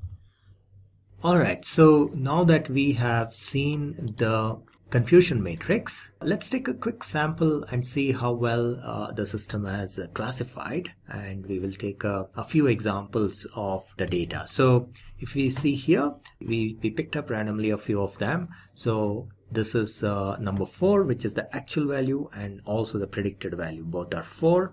This is an image of 0. So the predicted value is also 0. Actual value is of course 0. Then this is the image of 9. So this has also been predicted correctly, 9, and actual value is 9. And this is the image of 1. And again, this has been predicted correctly as like the actual value. Okay, so this was a quick demo of logistic regression, how to use logistic regression to identify images. If you are an aspiring machine learning engineer looking for online training and certifications from prestigious universities and in collaboration with leading experts, then search no more. Simplilearn's professional certification program in AI and machine learning from Purdue University in collaboration with IBM should be your right choice. For more details, use the link in the description box below with that in mind. There's all kinds of regression models that come out of this. So we put them side by side. We have our linear regression, which is a predictive number used to predict a dependent output variable based on independent input variable. Accuracy is measured using least squares estimation. So that's where you take, you could also use absolute value. The least squares is more popular. There's reasons for that mathematically and also for computer runtime. But it does give you an accuracy based on the least square estimation. The best fit line is a straight line, and clearly that's not always used in all the regression models. There's a lot of variations on that. The output is a predicted integer value. Again, this is what we're talking about when we talk about linear regression. And we're talking about regression, it means the numbers coming out. Linear usually means we're looking for that line versus a different model. And it's used in business domain, forecasting stocks. It's used as a basis of most predictions with numbers. So if you're looking at a lot of numbers, you're probably looking at a linear regression model. For instance, if you do just the high lows of the stock exchange, and you're going to take a lot more of that if you want to make money off the stock, you'll find that the linear regression model fits probably better than almost any of the other models, even high-end neural networks and all these other different machine learning and AI models, because they're numbers. They're just a straight set of numbers. You have a high value, a low value, volume, that kind of thing. So when you're looking at something that's straight numbers and are connected in that way, usually you're talking about a linear regression model, and that's where you want to start. A logistic regression model used to classify dependent output variable based on independent input variable. So just like the linear regression model and like all of our machine learning tools, you have your features coming in. And so in this case, you might have label, an image or something like that is probably the very popular thing right now, labeling broccoli and vegetables or whatever. Accuracy is measured using maximum likelihood estimation.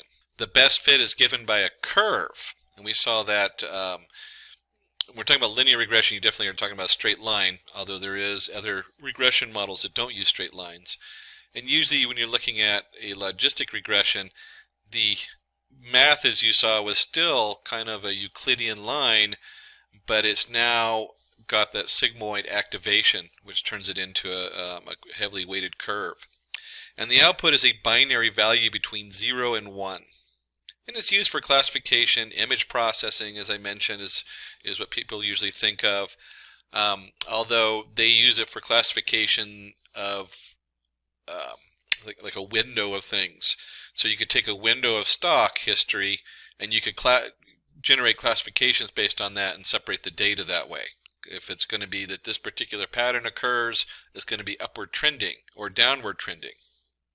In fact, a number of stock traders use that not to tell them how much to bid or what to bid, but they use it as to whether it's worth looking at the stock or not, whether the stock's going to go down or go up. And it's just a 0 or 1. Do I care? Do I even want to look at it? So let's do a demo so you can get a picture of what this looks like in Python code. Let's predict the price at which insurance should be sold to a particular customer based on their medical history. We will also classify on a mushroom dataset to find the poisonous and non-poisonous mushrooms. And when you look at these two datas, the first one, we're looking at the price. So the price is a number. So let's predict the price which the insurance should be sold to. And the second one is we're looking at either it's poisonous or it's not poisonous. So first off, before we begin the demo, I'm in the Anaconda Navigator. In this one, I've loaded the Python 3.6 and using the Jupyter Notebook. And you can use Jupyter Notebook by itself. You can use the Jupyter Lab, which allows multiple tabs. It's basically the notebook with tabs on it. But the Jupyter Notebook is just fine, and it'll go into Google Chrome, which is what I'm using for my Internet Explorer. And from here we open up new, and you'll see Python 3, and again this is loaded with Python 3.6. And we're doing the linear versus logic regression, or logit. You'll see L-O-G-I-T is one of the names that kind of pops up when you do a search on here. But it is a logic. We're looking at the logistic regression models. And we'll start with the linear regression because it's easy to understand. You draw a line through stuff. And so in programming, we got a lot of stuff to unfold here in our startup as we preload all of our different parts. And let's go ahead and break this up. We have at the beginning import pandas. So this is our data frame. It's just a way of storing the data. Think of when you talk about a data frame, think of a spreadsheet. You have rows and columns. It's a nice way of viewing the data.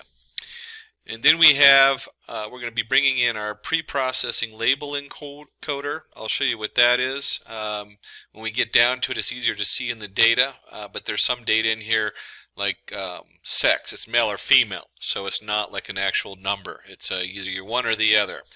That kind of stuff ends up being encoded. That's what this label encoder is right here. We have our test split model. If you're going to build a model, you do not want to use all of the data. You want to use some of the data and then test it to see how good it is. And if it can't have seen the data you're testing on until you're ready to test it on there and see how good it is. And then we have our logistic regression model, our categorical one, and then we have our linear regression model. These are the two, these right here. Let me just clear all that. There we go. These two right here are what this is all about. Logistic versus linear. Is it categorical? Are we looking for a true false, or are we looking for a specific number? And then finally, usually at the very end, we have to take and just ask how accurate is our model. Did it work? If you're trying to predict something, in this case we're going to be doing insurance costs. How close to the insurance cost does it measure that we expect it to be? You know, if you're an insurance company, you don't want to promise to pay everybody's medical bill and not be able to. And in the case of the mushrooms, you probably want to know just how much at risk you are for following this model as far as whether you're going to eat a poisonous mushroom and die or not. So we'll look at both of those, and we'll talk a little bit more about the shortcomings and the value of these different processes. So let's go ahead and run this. This is loaded the data set on here, and then because we're in Jupyter Notebook, I don't have to put the print on there. We just do data set, and it prints out all the different data on here, and you can see here for our insurance, because that's what we're starting with, we're loading that with our pandas, and it prints it in a nice format where you can see the age, sex, body mass index, number of children, smoker. So this might be something that the insurance company gets from the doctor. It says, hey, this is what we need to know to give you a quote for what we're going to charge you for your insurance. And you can see that it has 1,338 rows and 7 columns. You can count the columns, 1, 2, 3, 4, 5, 6, 7. So there's 7 columns on here. And the column we're really interested in is charges. I want to know what the charges are going to be. What can I expect? Not a very good arrow drawn. What to expect them to charge on there. So is this going to be, is this person going to cost me $16,884, or is this person only going to cost me $3,866? How do we guess that so that we can guess what the minimal charge is for their insurance? And then there's one other thing you really need to notice on this data. And I mentioned it before, but I'm going to mention it again because pre-processing data is so much of the work in data science. Sex. Well, how do you deal with female versus male? Are you a smoker? Yes or no? What does that mean? Region. How do you look at region? It's not a number. How do you draw a line between southwest and northwest? You know, they're objects. It's either your southwest or your northwest. It's not like I'm southwest. I guess you could do longitude and latitude, but the data doesn't come in like that. It comes in as true, false, or whatever. You know, it's either your southwest or your northwest. So we need to do a little bit of pre-processing of the data on here to make this work. Oops, there we go. Okay, so let's take a look and see what we're doing with pre-processing. And again, this is really where you spend a lot of time with data science, is trying to understand how and why you need to do that. And so we're going to do, you'll see right up here, label. And then we're going to do a label encoder, one of the modules we brought in. So this is sklearn's label encoder. I like the fact that it's all pretty much automated, but if you're doing a lot of work with the label encoder, you should start to understand how that fits. And then we have label.fit right here, where we're going to go ahead and do the dataset .sex.drop duplicates. And then for dataset sex, we're going to do the label transform the dataset sex. And so we're looking right here at male or female. And so it usually just converts it to a 0 or 1 because there's only 2 choices on here. Same thing with the smoker. It's 0 or 1, so we're going to transfer the change the smoker 0 or 1 on this. And then finally we did region down here. Region does it a little bit different. We'll take a look at that, and I think in this case it's probably going to do it because we did it on this label transform. With this particular setup, it gives each region a number, like 0, 1, 2, 3. So let's go ahead and take a look and see what that looks like. Go and run this. And you can see that our new data set has age, that's still a number. Sex is 0 or 1. So 0 is female, 1 is male. Number of children, we left that alone. Smoker, 1 or 0. It says no or yes on there. We actually just do 1 for no, 0 or no. Yeah, 1 for no. I'm not sure how it organized them, but it turns the smoker into 0 or 1, yes or no. And then region, it did this as 0, 1, 2, 3. So it's 3 regions. Now, a lot of times when you're working with data science and you're dealing with regions or even word analysis, instead of doing one column and labeling it 0, 1, 2, 3, a lot of times you increase your features. And so you would have region northwest would be 1 column, yes or no. Region southwest would be 1 column, yes or no. True, 0, 1. But for this particular setup, this will work just fine on here. Now that we spent all that time getting it set up, here's the fun part. Here's the part where we're actually using our setup on this, and you'll see right here we have our Y linear regression data set drop the charges, because that's what we want to predict. And so our X linear data set drop the charges, because that's what we're going to predict. We're predicting charges right here, so we don't want that as our input for our features. And our Y output is charges. That's what we want to guess. We want to guess what the charges are. And then what we talked about earlier is we don't want to do all the data at once. So we're going to take 0.3, means 30%. We're going to take 30% of our data, and it's going to be as the testing site. So here's our Y test and our X test down there. And so that part, our model will never see it until we're ready to test to see how good it is. And then of course right here you'll see our training set, and this is what we're going to train it. We're going to train it on 70% of the data. And then finally the big ones, this is where all the magic happens. This is where we're going to create our magic setup, and that is right here. Our linear model, we're going to set it equal to the linear regression model, and then we're going to fit the data on here. And then at this point, I always like to pull up, if you're working with a new model, it's good to see where it comes from. And this comes from the scikit-learn, and this is the sklearn linear model, linear regression that we imported earlier. And you can see they have different parameters. The basic parameter works great if you're dealing with just numbers. I mentioned that earlier with stock, high-lows. This model will do as good as any other model out there if you're doing just the very basic high-lows and looking for a linear fit, a regression model fit. And one of the things when I'm looking at this is I look for methods. And you'll see here's our fit that we're using right now, and here's our predict. And we'll actually do a little bit in the middle here as far as looking at some of the parameters hidden behind it, the math that we talked about earlier. And so when we go in this, we go ahead and run this, you'll see it loads the linear regression model and just has a nice output that says, hey, I loaded the linear regression model. And then the second part is we did the fit. And so this model is now trained. Our linear model is now trained on the training data. And so one of the things we can look at is the, for IDX and column name and enumerate X linear trained columns. Kind of an interesting thing. This prints out the coefficients. So when you're looking at the back end of the data, you remember we had that formula, bxx1 plus bxx2 plus the intercept, and so forth.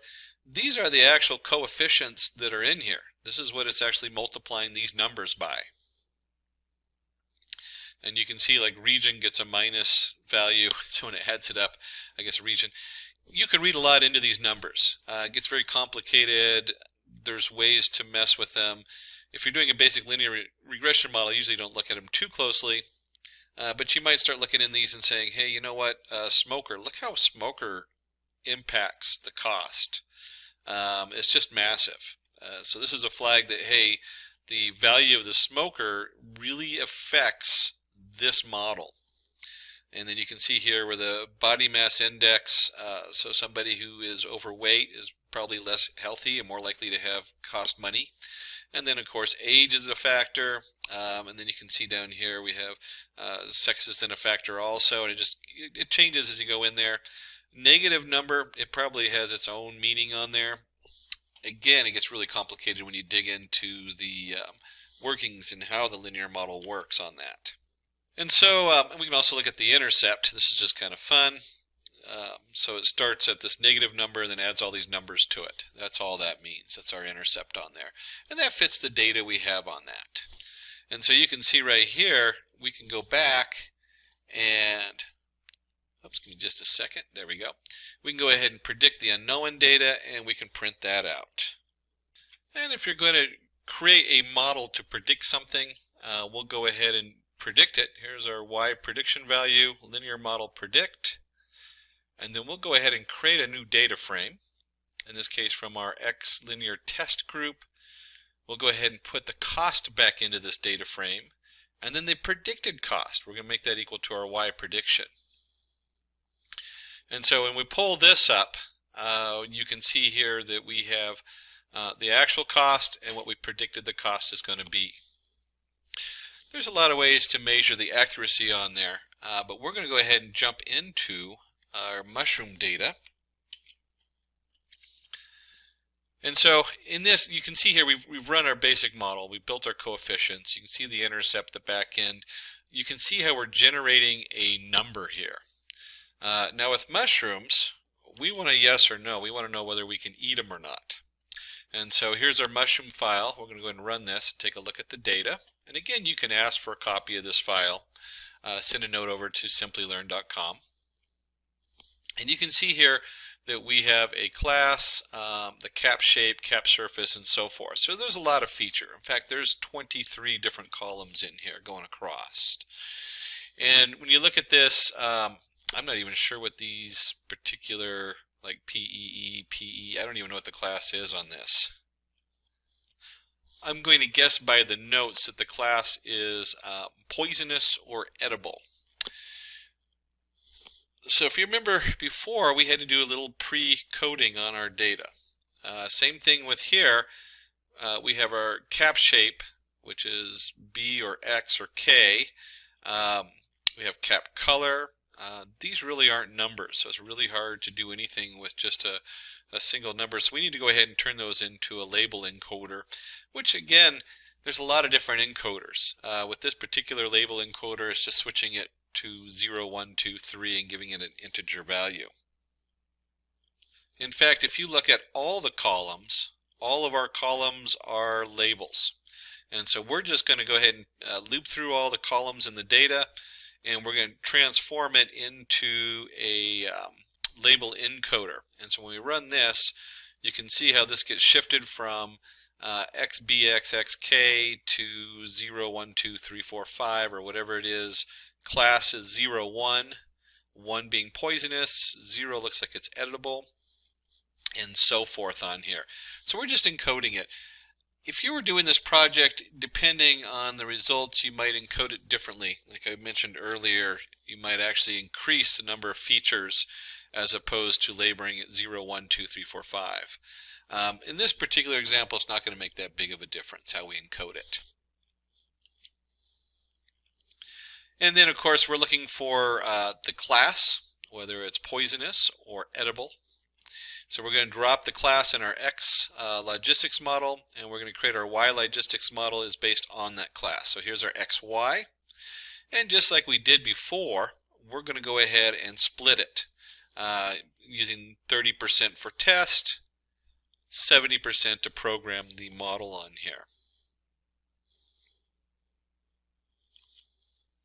And that's right here. Whoops, there we go. There's our train and test. And then you'll see here on this next setup, this is where we create our model. All the magic happens right here.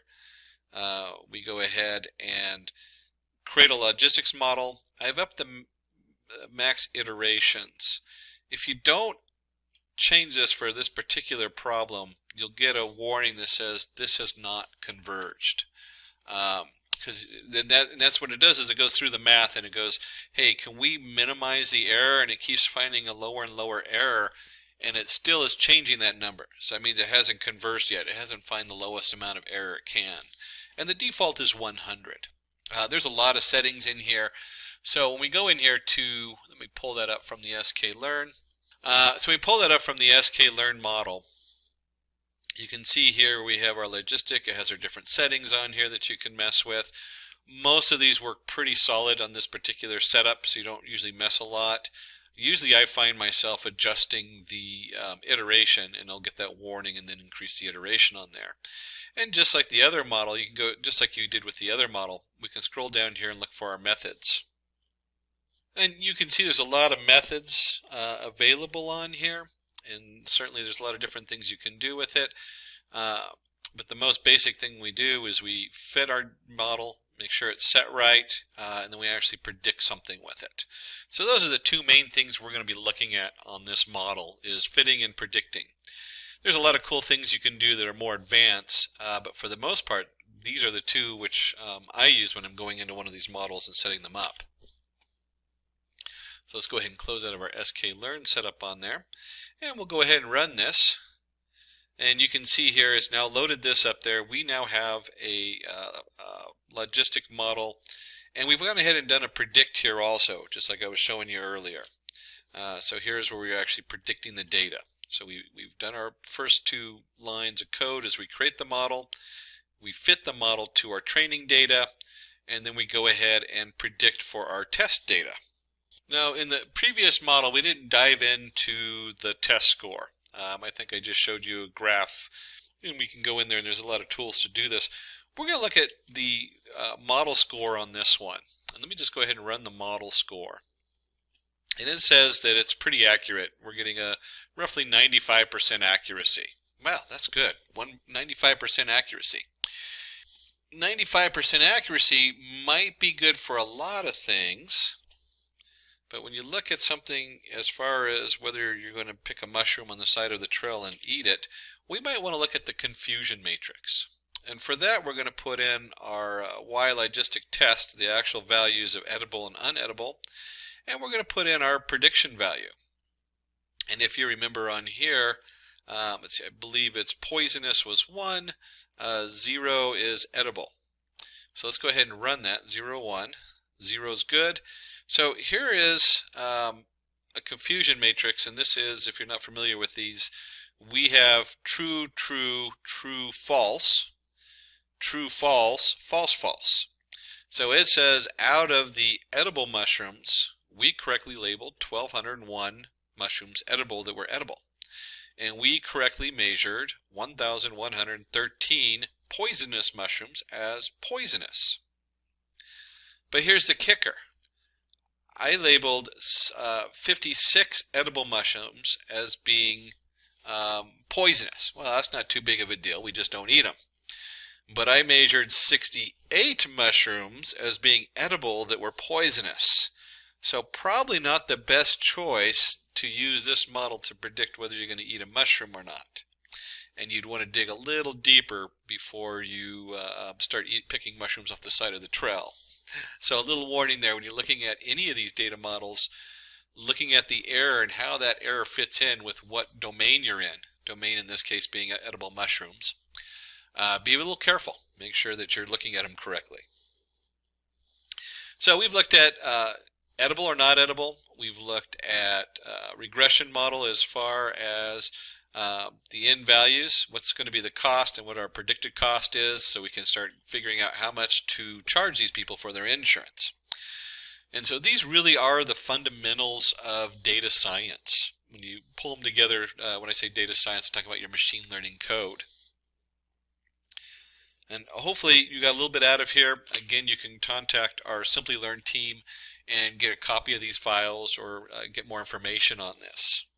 If you are an aspiring machine learning engineer looking for online training and certifications from prestigious universities and in collaboration with leading experts, then search no more. Simplilearn's professional certification program in AI and machine learning from Purdue University in collaboration with IBM should be your right choice. For more details, use the link in the description box below with that in mind.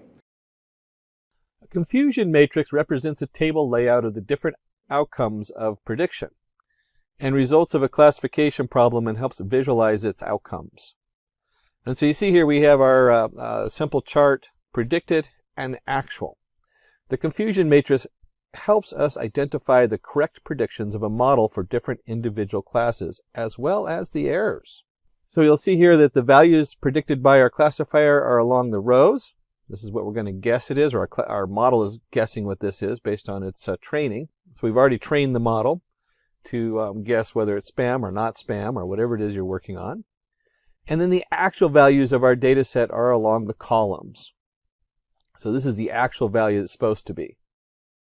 People who can speak English will be classified as positives. Because they have remember 0 or 1. Do you speak English? Yes, no. And you could extend this that they might have, do you speak French? Do you speak whatever languages? And so you might have a whole lot of classifiers that you would look at each one of these. People who cannot speak English will be classified as negatives. So there'll be a 0. So, 0 ones. The number of times our actual positive values are equal to predicted positive values gives us true positive, TP. The number of times our actual negative values are equal to predictive negative values gives us true negative, TN. The number of times our model wrongly predicts negative values as positives gives us a false positive, FP. And you'll see when you're working with these a lot, memorizing that it's false positive, you can easily figure out what that is, and pretty soon you're just looking at the FP or the TP, depending on what you're working on. And the number of times our model wrongly predicts positive values as negatives gives us a false negative, FP. Now, I'm going to do a quick step out here. Let's say you're working in the medical and we're talking about cancer. Do you really want a bunch of false negatives? You want 0 under false negative. So when we look at this confusion matrix, if you have 5% false positives and 5% false negatives, it'd be much better to even have 20% false positives because they go in and test it and 0 false negatives. The same might be true if you're working on, say, a car driving. Is this a safe place for the car to go? Well, you really don't want any false positives. Yes, this is safe right over the cliff. So again, when you're working on the project or whatever it is you're working on, this chart suddenly has huge value. We were talking about spam email. How many important emails, say from your banking overdraft charge coming in, that you want to be a true false negative? You don't want it to go in the spam folder. Likewise, you want to get as much of the spam out of there, but you don't want to miss anything really important. Confusion matrix metrics are performance measures which help us find the accuracy of our classifier. There are 4 main metrics: accuracy, precision, recall, and F1 score. The F1 score is the one I usually hear the most, and accuracy is usually what you put on your chart when you're sending in front of the shareholders. How accurate is it? People understand accuracy. F1 score is a little bit more on the math side, and so you got to be a little careful when you're quoting F1 scores in the when you're sitting there with all the shareholders, because a lot of them will just glaze over. So confusion matrix metrics are performance measures which help us find the accuracy of our classifier. There are 4 main metrics. Accuracy. The accuracy is used to find the portion of the correctly classified values. It tells us how often our classifier is right. It is the sum of all true values divided by the total values. And this makes sense. Again, it's one of those things. I don't want to, it depends on what you're looking for. Are you looking for not to miss any spam mails? Are you looking to drive down the road and not run anybody over? Precision is used to calculate the model's ability to classify positive values correctly. It answers the question, when the model predicts a positive value, how often is it right? It is the true positive divided by the total number of predicted positive values. Again, this one depends on what project you're working on, whether this is what you're going to be focusing on. So recall, it is used to calculate the model's ability to predict positive values. How often does the model actually predict the correct positive values? It is the true positives divided by the total number of actual positive values. And then your F1 score. It is the harmonic mean of recall and precision. It is useful when you need to take both precision and recall into account. Consider the following 2 confusion matrices, derived from 2 different classifiers. To figure out which one performs better, we can find the confusion matrix for both of them. And you can see we're back to, does it classify whether they can speak English or non-speaker? They don't know the English language. And so we put these 2 confusion matrices out here. We can go ahead and do the math behind that. We can look up the accuracy. That's the TPN plus TN over the TF plus TN plus FP plus FN. And so we get an accuracy of 0.8125. And we have a precision. If you do the precision, which is your TP, truth positive, over TP plus FP, we get 0.891. And if we do the recall, we'll end up with the 0.825. That's your TP over TP plus FN. And then, of course, your F1 score, which is 2 times precision times recall over precision plus recall. And we get the 0.857. And if we do that with another model, let's say we had 2 different models and we're trying to see which one we want to use for whatever reason, we might go ahead and compute the same things. We have our accuracy, our precision, and our recall, and our F1 score. And as we're looking at this, we might look at the accuracy, because that's really what we're interested in, is how many people are we able to classify as being able to speak English. I really don't want to know if I really don't want to know if they're non-speakers. I'd rather miss 10 people speaking English instead of 15. And so you can see from these charts, we probably go with the first model because it does a better job guessing who speaks English and has a higher accuracy, because in this case, that is what we're looking for. So with that, we'll go ahead and pull up a demo so you can see what this looks like in the Python setup in the actual coding. For this, we'll go into Anaconda Navigator. If you're not familiar with Anaconda, it's a really good tool to use as far as doing display and demos and for quick development. As a data scientist, I just love the package. Now, if you're going to do something heavier lifting, there's some limitations with Anaconda and with the setup, But in general, you can do just about anything in here with your Python.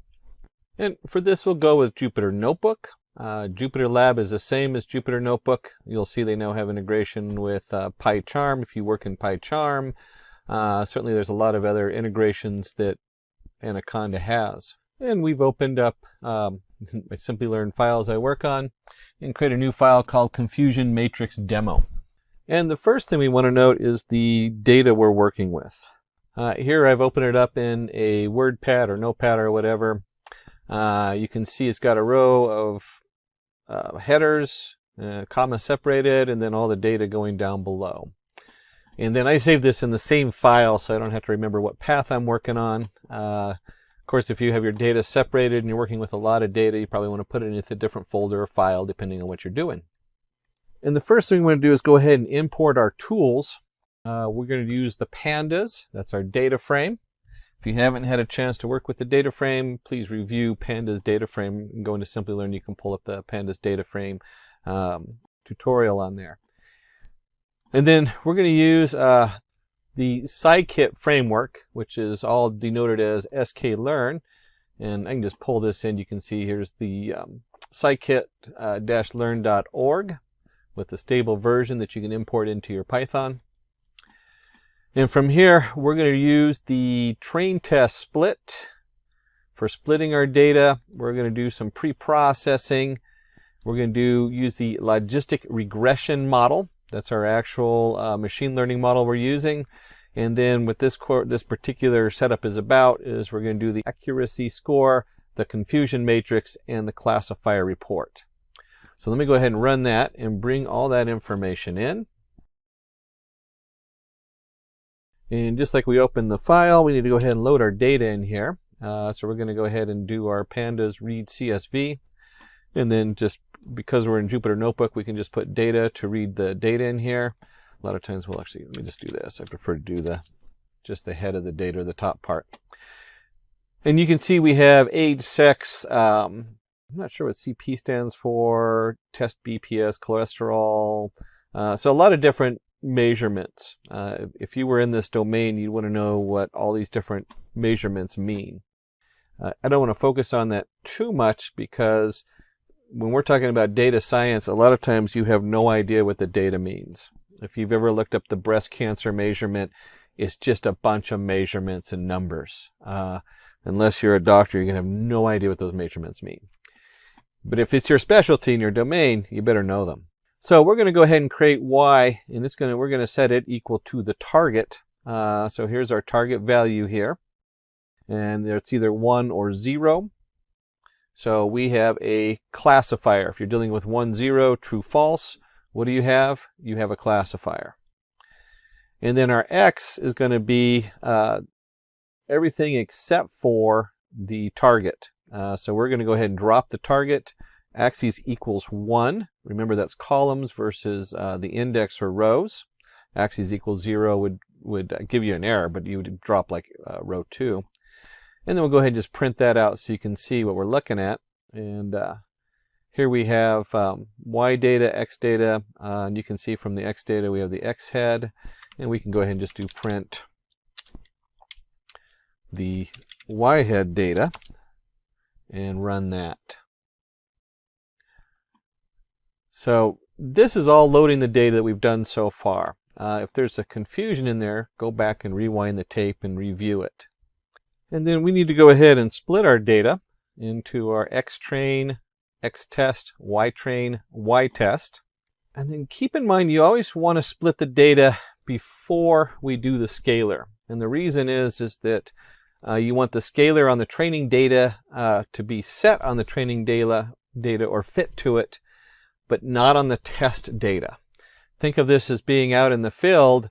It could actually alter your results.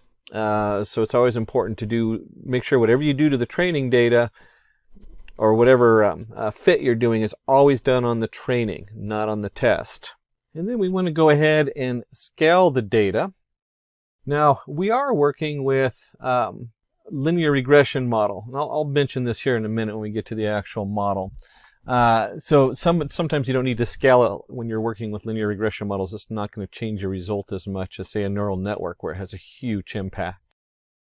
But we're going to go ahead and here's our X-train, X-test, Y-train, Y-test.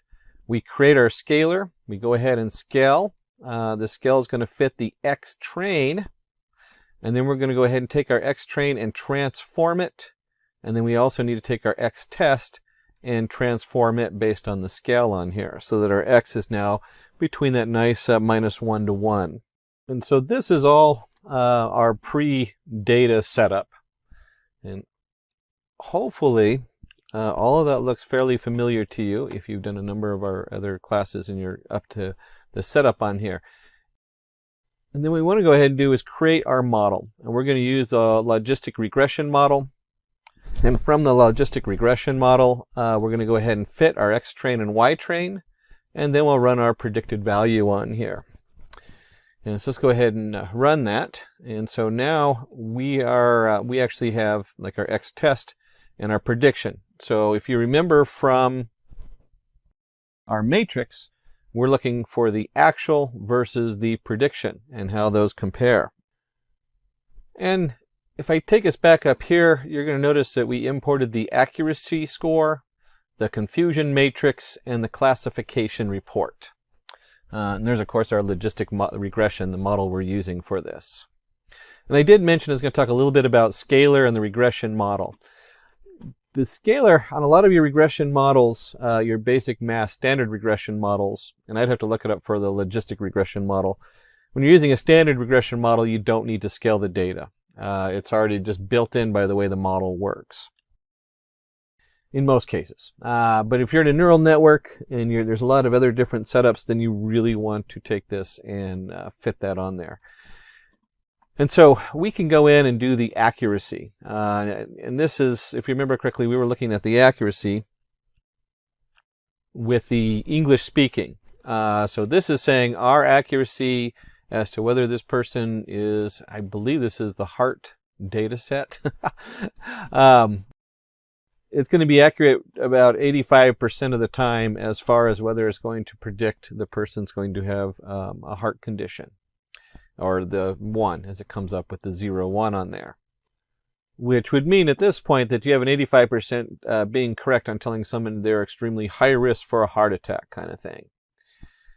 And so we want to go ahead and create our confusion matrix. And let me just do that. Of course, the software does everything for us. So we'll go ahead and run this. And you can see right here, here's our 25 correct predictions right here.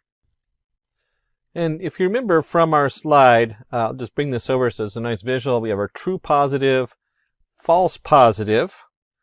So we had 25 which were true, that it said, hey, this person's going to be high risk at heart.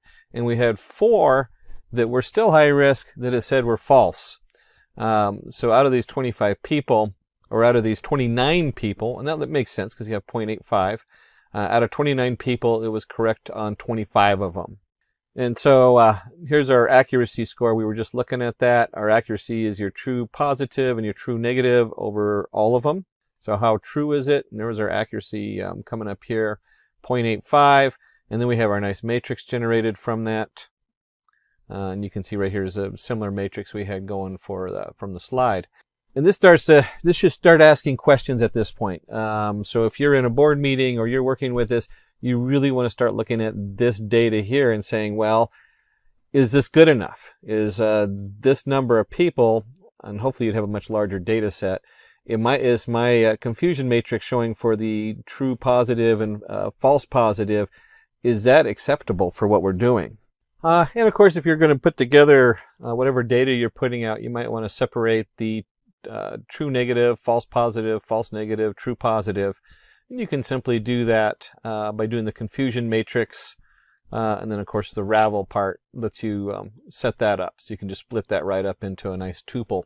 And the final thing we want to show you here in the coding on this part is the confusion matrix metrics. And so we can come in here and just use the matrix equals classification report. the y-test and the predict. And then we're going to take that classification report and go ahead and print that out. And you can see here it does a nice job giving you your accuracy, your micro average, your weighted average, you have your precision, your recall, your F1 score, and your support all in one window, so you can start looking at this data and saying, oh, okay, our precision's at 0.83, 0.87 for getting a positive, and 0.83 for the negative side for a 0. And we start talking about whether this is a valid information or not to use.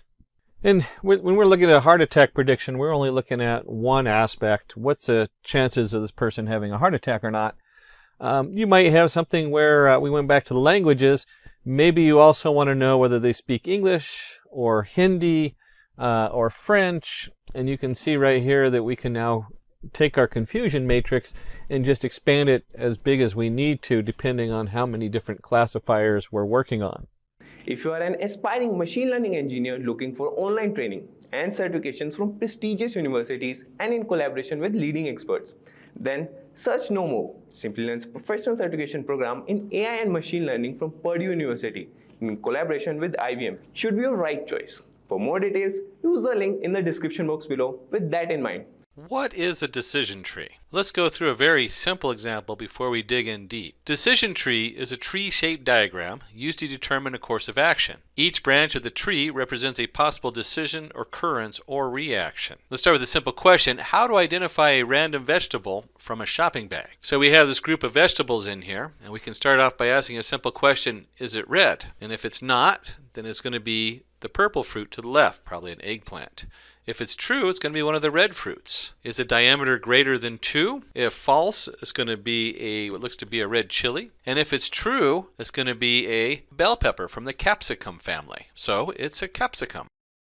Problems that decision tree can solve. So let's look at the two different categories the decision tree can be used on. It can be used on the classification, the true, false, yes, no, and it can be used on regression, where we figure out what the next value is in a series of numbers or a group of data. In classification, the classification tree will determine a set of logical if-then conditions to classify problems. For example, discriminating between 3 types of flowers based on certain features. In regression, a regression tree is used when the target variable is numerical or continuous in nature. We fit the regression model to the target variable using each of the independent variables. Each split is made based on the sum of squared error.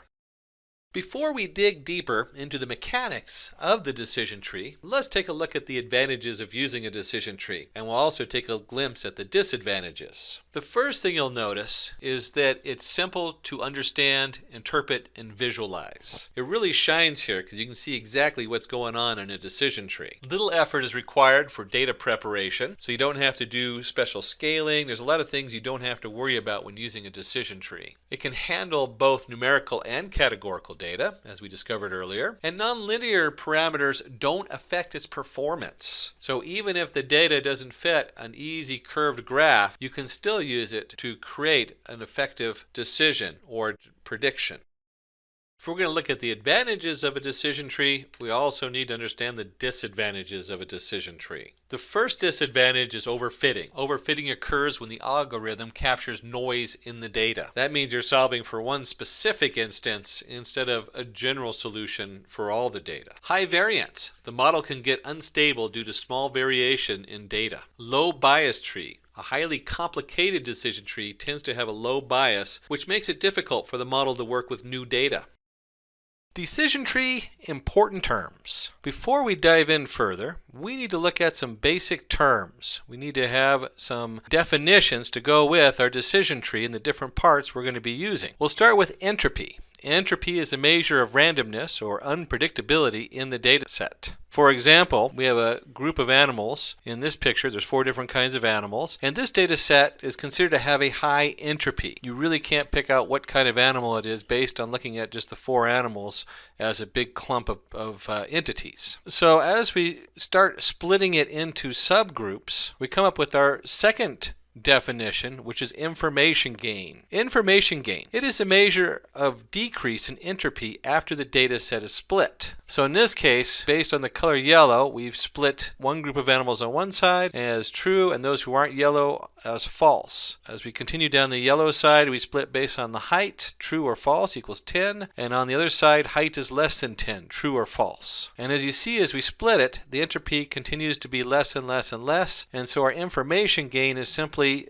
the entropy E1 from the top and how it's changed to E2 in the bottom. And we'll look at the deeper math, although you really don't need to know a huge amount of math when you actually do the programming in Python, because it'll do it for you. But we'll look on the actual math at how they compute entropy. Finally, we went over the different parts of our tree, and they call the leaf node. Leaf node carries the classification or the decision, so it's the final end at the bottom. The decision node has 2 or more branches. This is where we're breaking the group up into different parts. And finally, you have the root node. The topmost decision node is known as the root node. How does a decision tree work? Wonder what kind of animals I'll get in the jungle today? Maybe you're the hunter with a gun, or if you're more into photography, you're a photographer with a camera. So let's look at this group of animals and let's try to classify different types of animals based on their features using a decision tree. So the problem statement is to classify the different types of animals based on their features using a decision tree. The data set is looking quite messy and the entropy is high in this case. So let's look at a training set or a training data set. And we're looking at color, we're looking at height, and then we have our different animals. We have our elephants, our giraffes, our monkeys, and our tigers. And they're of different colors and shapes. Let's see what that looks like and how do we split the data. We have to frame the conditions that split the data in such a way that the information gain is the highest. Note, gain is the measure of decrease in entropy after splitting. So the formula for entropy is the sum, that's what this symbol looks like, that looks like kind of like a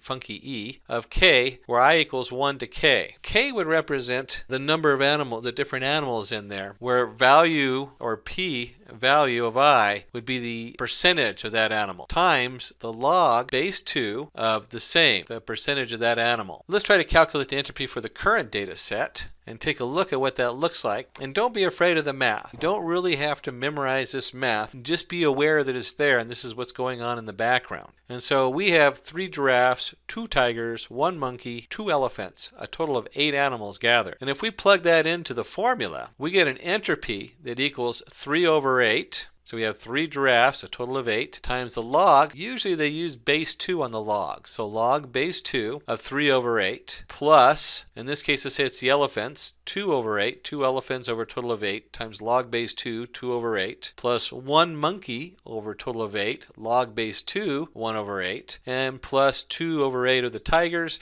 log base 2 over 8. And if we plug that into our computer or our calculator, I obviously can't do logs in my head, we get an entropy equal to 0.571. The program will actually calculate the entropy of the data set similarly after every split to calculate the gain. Now we're not going to go through each set one at a time to see what those numbers are. We just want you to be aware that this is a formula or the mathematics behind it. Gain can be calculated by finding the difference of the subsequent entropy values after a split. Now we will try to choose a condition that gives us the highest gain. We will do that by splitting the data using each condition and checking that the gain we get out of them. The condition that gives us the highest gain will be used to make the first split. Can you guess what that first split will be just by looking at this image? As a human, it's probably pretty easy to split it. Let's see if you're right. If you guessed the color yellow, you're correct. Let's say the condition that gives us the maximum gain is yellow. So we will split the data based on the color yellow. If it's true, that group of animals goes to the left. If it's false, it goes to the right. The entropy after the splitting has decreased considerably. However, we still need some splitting at both the branches to attain an entropy value equal to 0. So we decide to split both the nodes using height as a condition. Since every branch now contains single label type, we can say that entropy in this case has reached the least value. And here you see we have the giraffes, the tigers, the monkey, and the elephants all separated into their own groups. This tree can now predict all the classes of animals present in the dataset with 100% accuracy. That was easy. Use case. loan repayment prediction. Let's get into my favorite part and open up some Python and see what the programming code and the scripting looks like. In here, we're going to want to do a prediction. And we start with this individual here who's requesting to find out how good his customers are going to be, whether they're going to repay their loan or not for his bank. And from that, we want to generate a problem statement to predict if a customer will repay loan amount or not, and then we're going to be using the decision tree algorithm in Python. Let's see what that looks like, and let's dive into the code. In our first few steps of implementation, we're going to start by importing the necessary packages that we need from Python, and we're going to load up our data and take a look at what the data looks like. So the first thing I need something to edit my Python and run it in. So let's flip on over, and here I'm using the Anaconda Jupyter Notebook.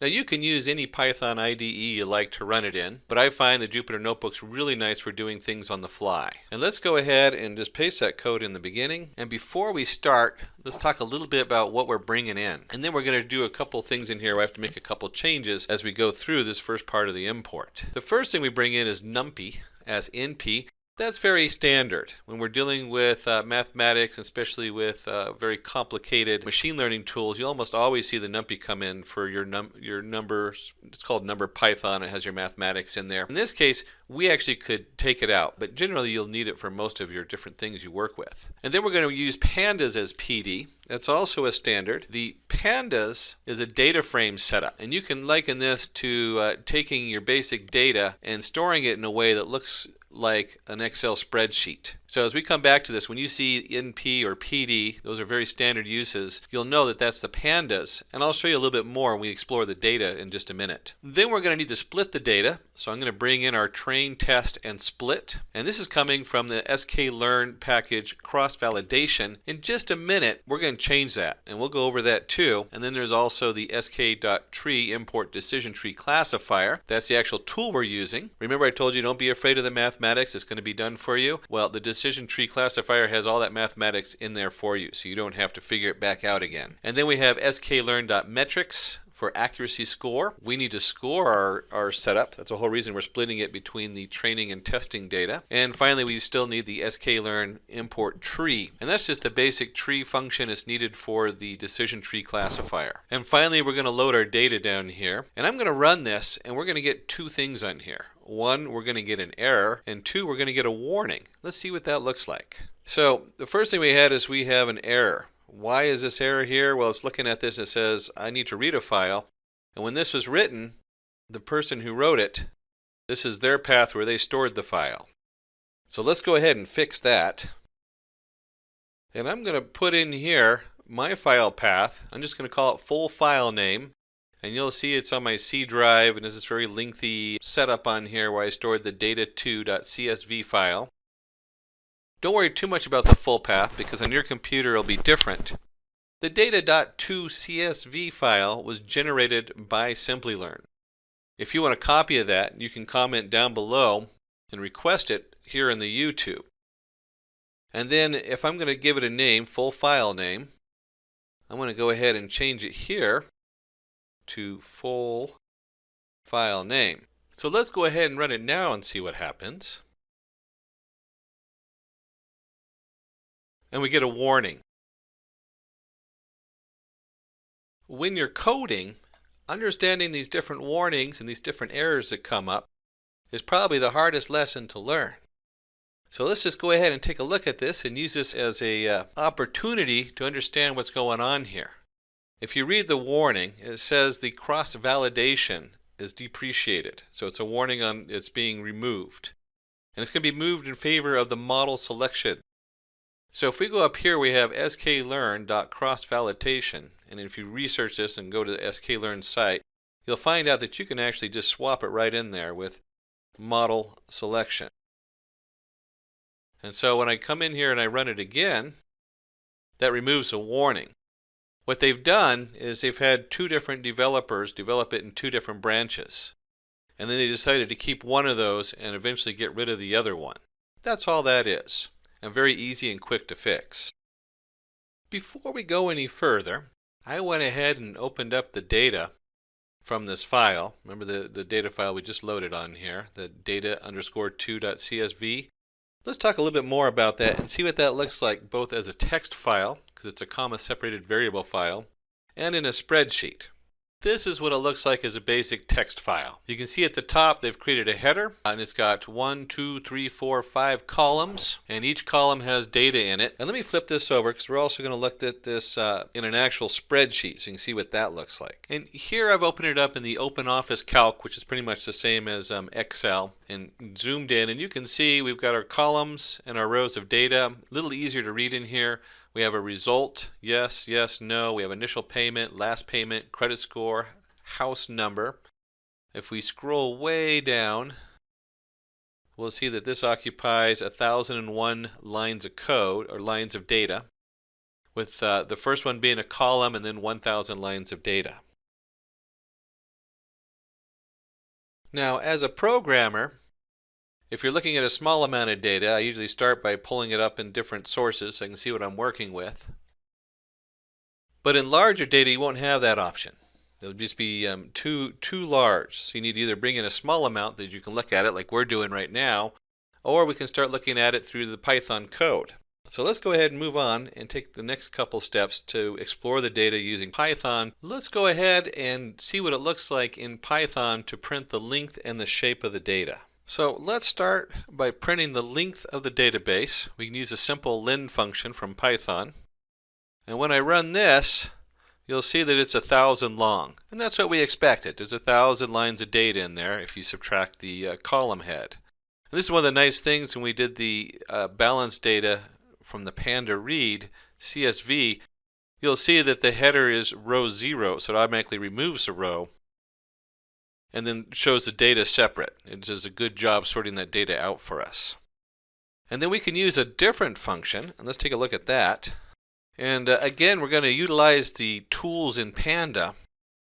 And since the balance underscore data was loaded as a Panda data frame, we can do a shape on it. And let's go ahead and run the shape and see what that looks like.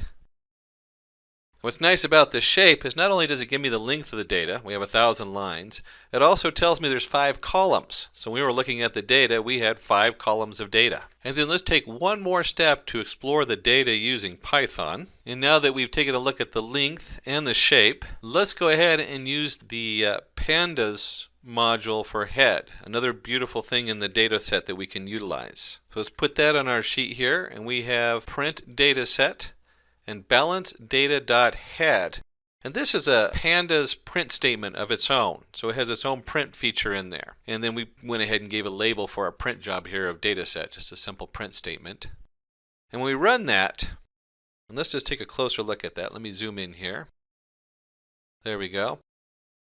Pandas does such a wonderful job of making this a very clean, readable data set. So you can look at the data, you can look at the column headers, you can have it, when you put it as the head, it prints the first 5 lines of the data. And we always start with 0. So we have 5 lines, we have 0, 1, 2, 3, 4 instead of 1, 2, 3, 4, 5. That's a standard scripting and programming set, as you want to start with the 0 position. And that is what the data head does. It pulls the first 5 rows of data, puts it in a nice format that you can look at and view. Very powerful tool to view the data. So instead of having to flip and open up an Excel spreadsheet or open Office Calc or trying to look at a Word doc where it's all scrunched together and hard to read, you can now get a nice open view of what you're working with. We're working with a shape of 1,000 long, 5 wide, so we have 5 columns, and we do the full data head. You can actually see what this data looks like. The initial payment, last payment, credit scores, house number. So let's take this, now that we've explored the data, and let's start digging into the decision tree. So in our next step, we're going to train and build our data tree. And to do that, we need to first separate the data out. We're going to separate it into 2 groups so that we have something to actually train the data with, and then we have some data on the side to test it, to see how good our model is. Remember, with any of the machine learning, you always want to have some kind of test set to weigh it against, so you know how good your model is when you distribute it. Let's go ahead and break this code down and look at it in pieces. So first we have our X and Y. Where do X and Y come from? Well, X is going to be our data, and Y is going to be the answer or the target. You can look at it as source and target. In this case, we're using X and Y to denote the data in and the data that we're actually trying to guess what the answer is going to be. And so to separate it, we can simply put in x equals the balance of the data dot values. The first brackets means that we're going to select all the lines in the database. So it's all the data. And the second one says we're only going to look at columns 1 through 5. Remember, I always start with 0. 0 is a yes or no, and that's whether the loan went default or not. So we want to start with 1. If we go back up here, that's the initial payment, and it goes all the way through the house number. Well, if we want to look at 1 through 5, we can do the same thing for y, which is the answers, and we're going to set that just equal to the 0 row. So it's just the 0 row, and then it's all rows going in there. So now we've divided this into 2 different data sets. One of them with the data going in, and one with the answers. Next, we need to split the data. And here you'll see that we have it split into 4 different parts. The first one is your X training, your X test, your Y train, your Y test. Simply put, we have X going in, where we're going to train it, and we have to know the answer to train it with. And then we have X test, where we're going to test that data. And we have to know in the end what the Y was supposed to be. And that's where this train test split comes in, that we loaded earlier in the modules. This does it all for us. And you can see they set the test size equal to 0.3, so that's roughly 30% will be used in the test. And then we use a random state, so it's completely random which rows it takes out of there. And then finally we get to actually build our decision tree. And they've called it here CLF_entropy. That's the actual decision tree, or decision tree classifier. And in here they've added a couple variables, which we'll explore in just a minute. And then finally, we need to fit the data to that. So we take our CLF entropy that we created, and we fit the X train, and since we know the answers for X train or the Y train, we go ahead and put those in.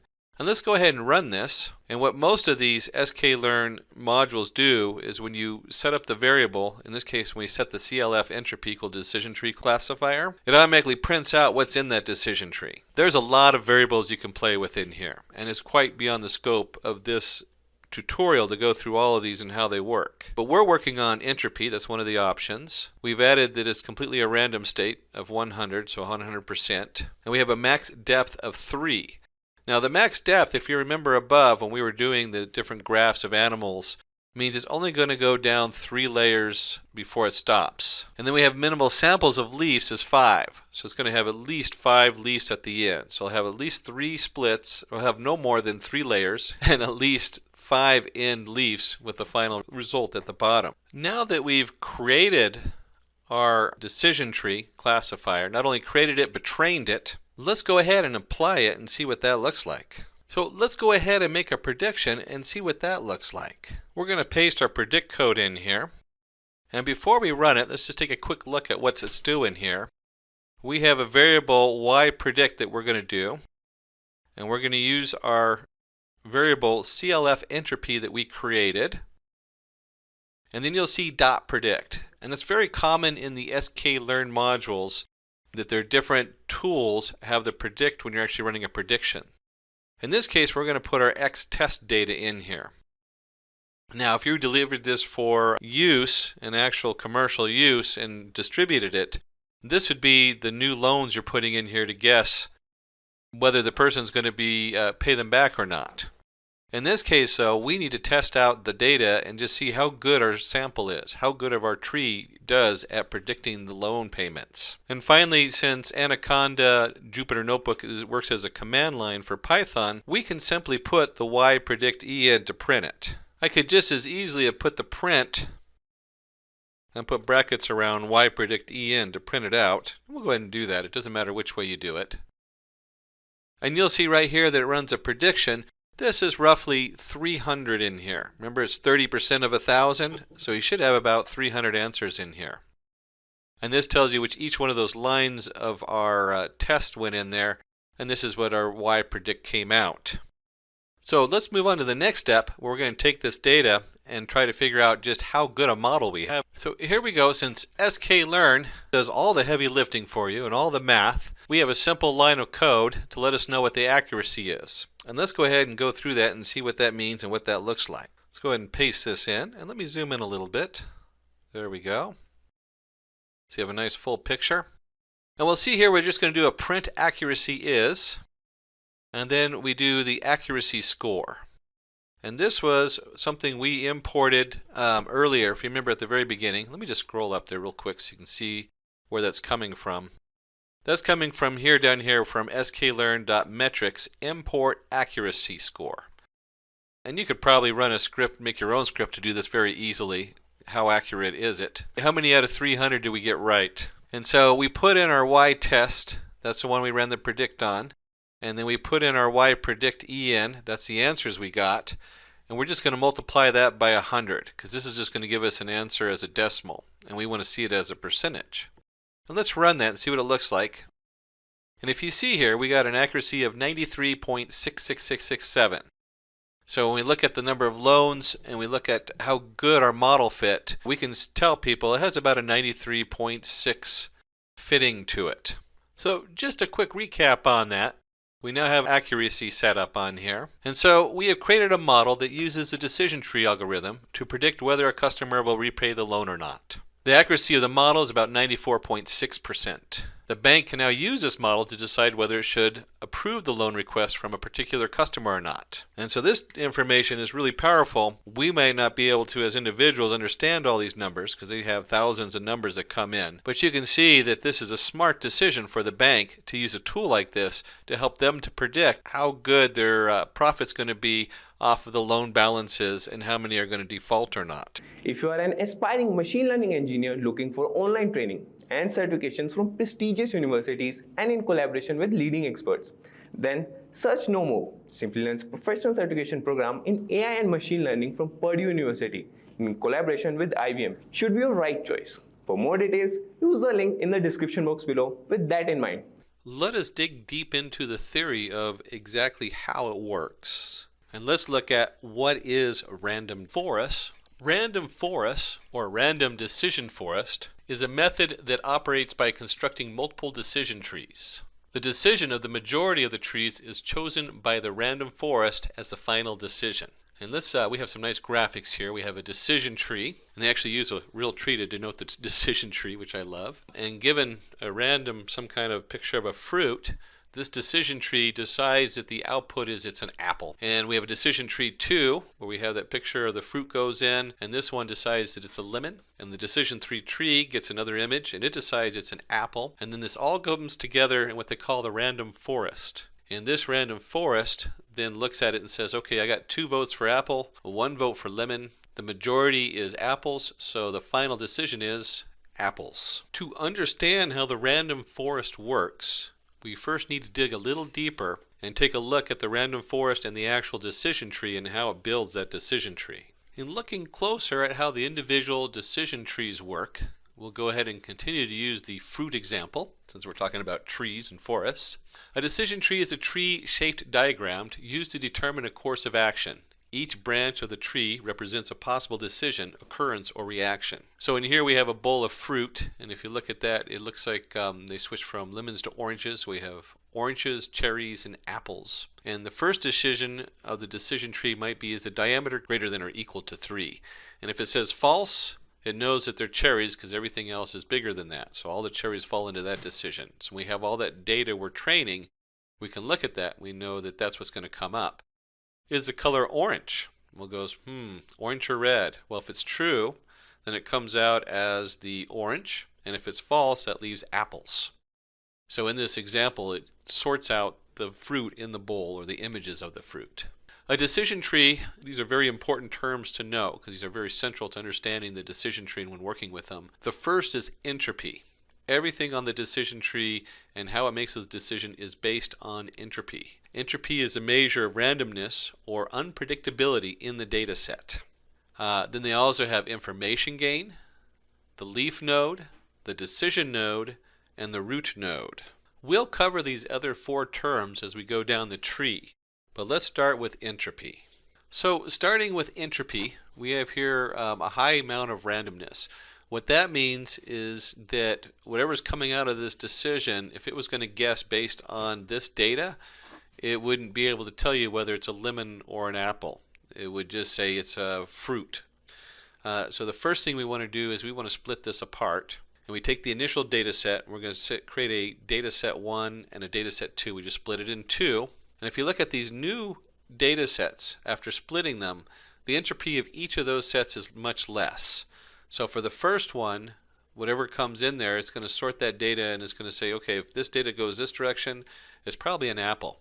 And if it goes into the other direction, it's probably a lemon. So that brings us up to information gain. It is the measure of decrease in the entropy after the data set is split. What that means in here is that we've gone from one set, which has a very high entropy, to two lower sets of entropy.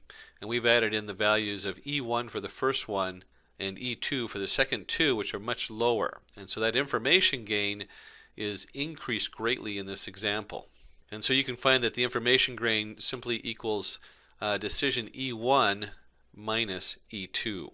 As we're going down our list of definitions, we'll look at the leaf node. And the leaf node carries the classification or the decision. So we look down here to the leaf node. We finally get to our set 1 or our set 2. When it comes down there and it says, okay, this object's gone into set 1, if it's gone into set 1, it's going to be split by some means, and we'll either end up with apples on the leaf node or a lemon on the leaf node, and on the right it'll either be an apple or lemons. Those leaf nodes, or those final decisions or classifications, that's the definition of leaf node in here. If we're going to have a final leaf where we make the decision, we should have a name for the nodes above it, and they call those decision nodes. A decision node has two or more branches. And you can see here where we have the 5 apples and 1 lemon, and in the other case the 5 lemons and 1 apple. They have to make a choice of which tree it goes down based on some kind of measurement or information given to the tree. And that brings us to our last definition. The root node, the topmost decision node, is known as the root node. And this is where you have all of your data and you have your first decision it has to make, or the first split in information. So far we've looked at a very general image with the fruit being split. Let's look and see exactly what that means to split the data and how do we make those decisions on there. Let's go in there and find out, how does a decision tree work? So let's try to understand this, and let's use a simple example, and we'll stay with the fruit. We have a bowl of fruit, and so let's create a problem statement, and the problem is we want to classify the different types of fruits in the bowl based on different features. The data set in the bowl is looking quite messy, and the entropy is high in this case. So if this bowl was our decision maker, it wouldn't know what choice to make. It has so many choices. Which one do you pick? Apple, grapes, or lemons? And so we look in here. We're going to start with a training set.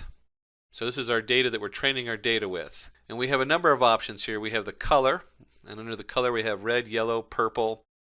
We have a diameter, 331, 331, and we have a label, apple, lemon, grapes, apple, lemon, grapes. And how do we split the data? We have to frame the conditions to split the data in such a way that the information gain is the highest. And it's very key to note that we're looking for the best gain. We don't want to just start sorting out the smallest piece in there.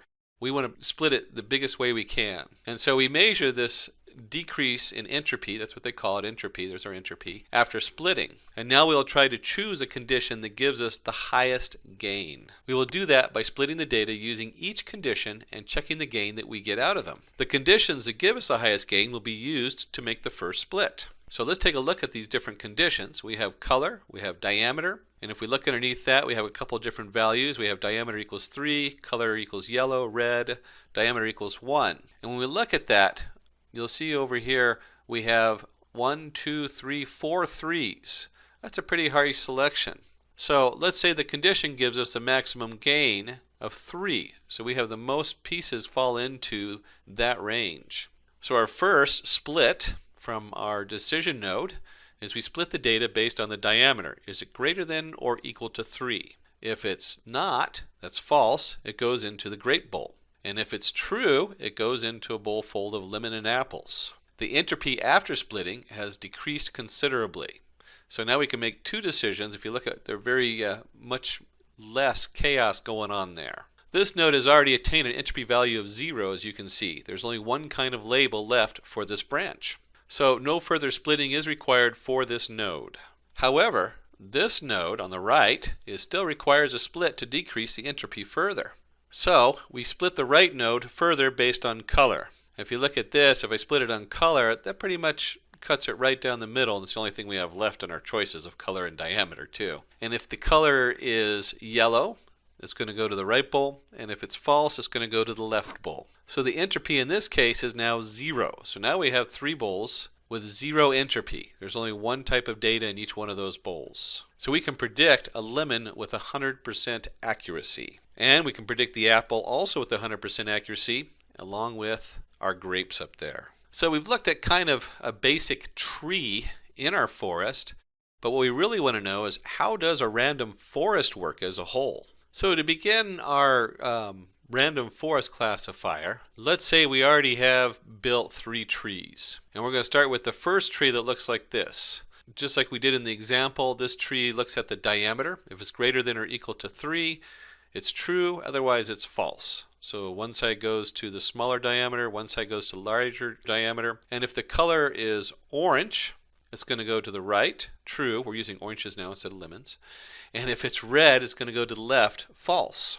And we build a second tree very similar, but it's split differently. Instead of the first one being split by a diameter, this one, when they created it, if you look at that first bowl, it has a lot of red objects. So it says, is the color red? Because that's going to bring our entropy down the fastest. And so, of course, if it's true, it goes to the left. If it's false, it goes to the right. And then it looks at the shape, false or true, and so on and so on. And tree 3 is the diameter equal to 1. And it came up with this because there's a lot of cherries in this bowl. So that would be the biggest split on there is the diameter equal to 1. That's going to drop the entropy the quickest.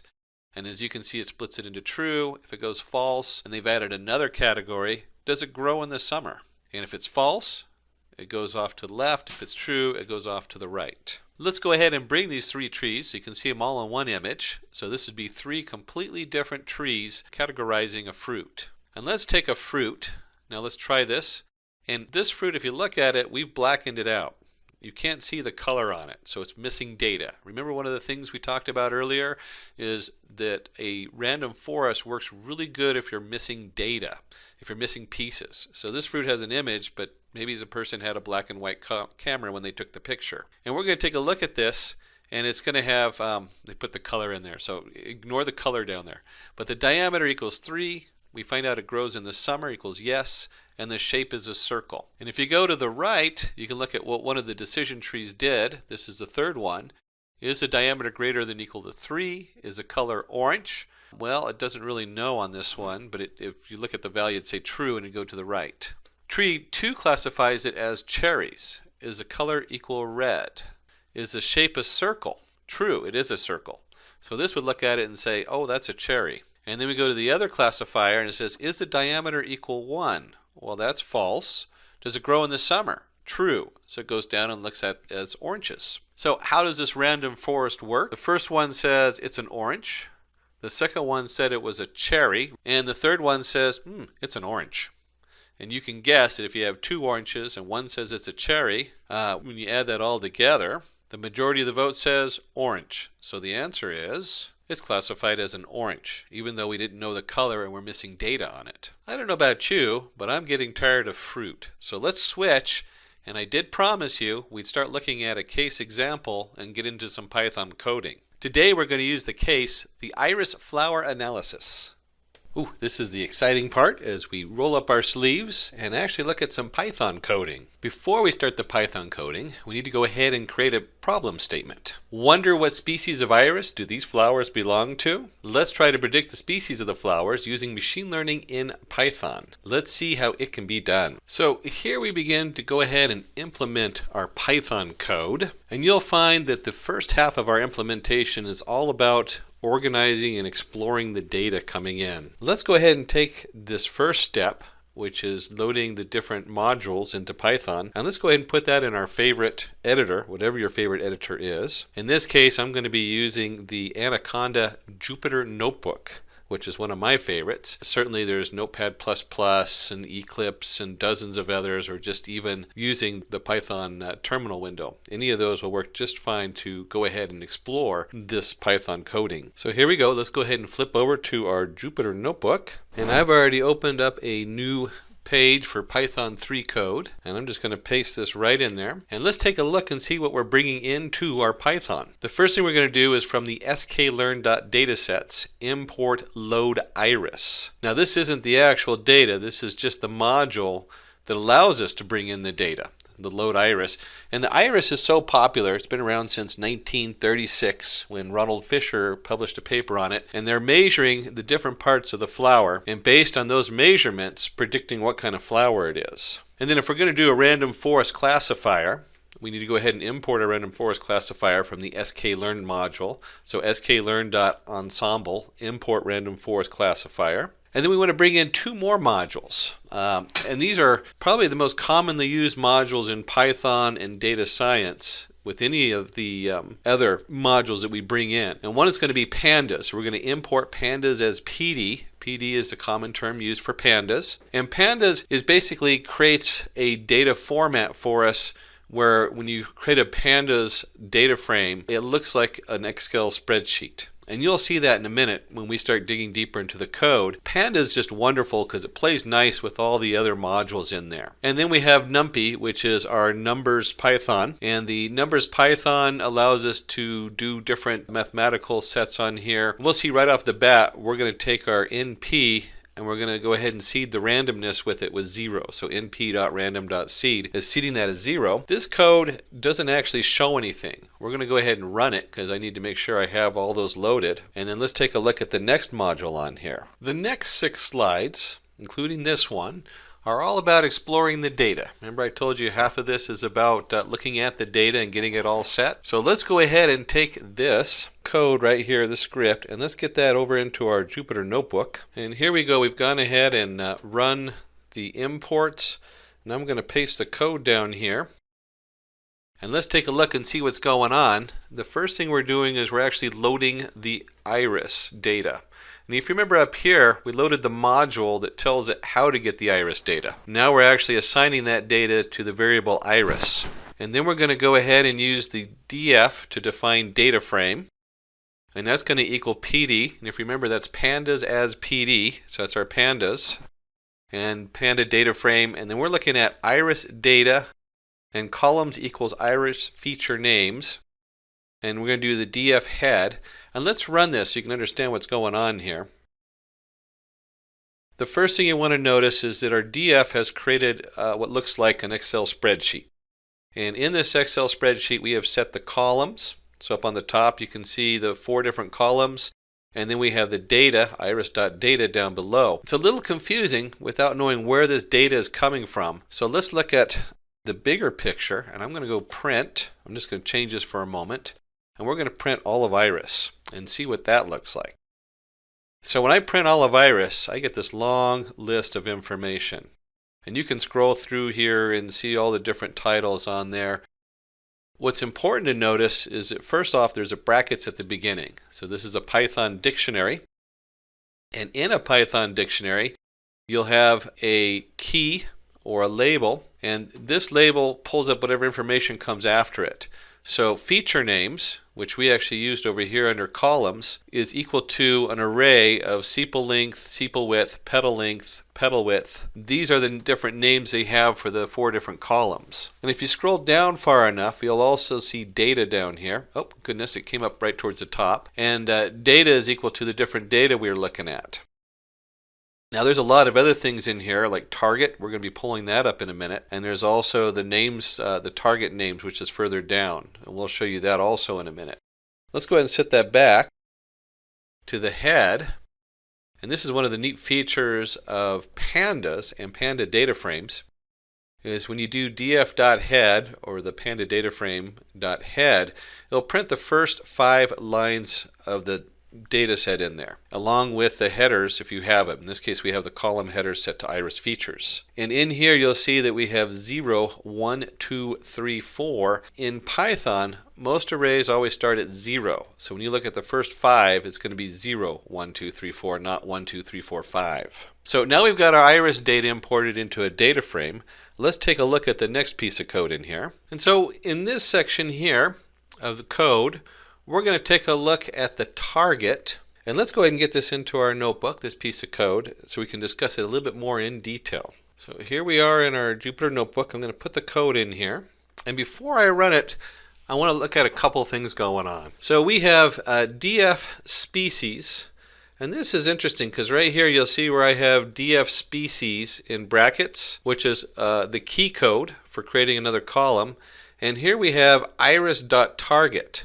Now these are both in the pandas setup on here. So in pandas we can do either one. I could have just as easily done iris and then in brackets target, depending on what I'm working on. Both are acceptable. Let's go ahead and run this code and see how this changes. And what we've done is we've added the target from the iris data set as another column on the end. Now what species is, this is what we're trying to predict. So we have our data, which tells us the answer for all these different pieces. And then we've added a column with the answer. That way when we do our final setup, we'll have the ability to program our neural network to look for this different data and know what a setosa is, or a varicolor, which we'll see in just a minute, or virginica. Those are the three that are in there. And now we're going to add one more column. I know, we're organizing all this data over and over again. It's kind of fun.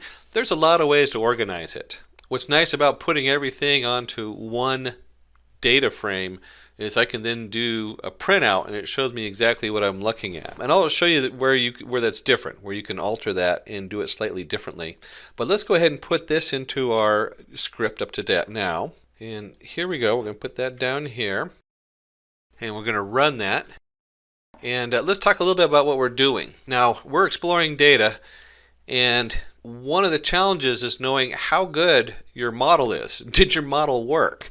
And to do this, we need to split the data up. And we split it into two different parts. They usually call it the training and the testing. And so in here, we're going to go ahead and put that in our database so you can see it clearly. And we've set it df. And remember, you can put brackets. This is creating another column. Is train, so we're going to use part of it for training. And this equals np, remember that stands for numpy, .random.uniform. So we're generating a random number between 0 and 1. And we're going to do it for each of the rows. That's where the length df comes from. So each row gets a generated number. And if it's less than 0.75, it's true. And if it's greater than 0.75, it's false. This means we're going to take 75% of the data, roughly, because there's a randomness involved, and we're going to use that to train it. And then the other 25% we're going to hold off to the side and use that to test it later on. So let's flip back on over and see what the next step is. So now that we've labeled our database for which is training and which is testing,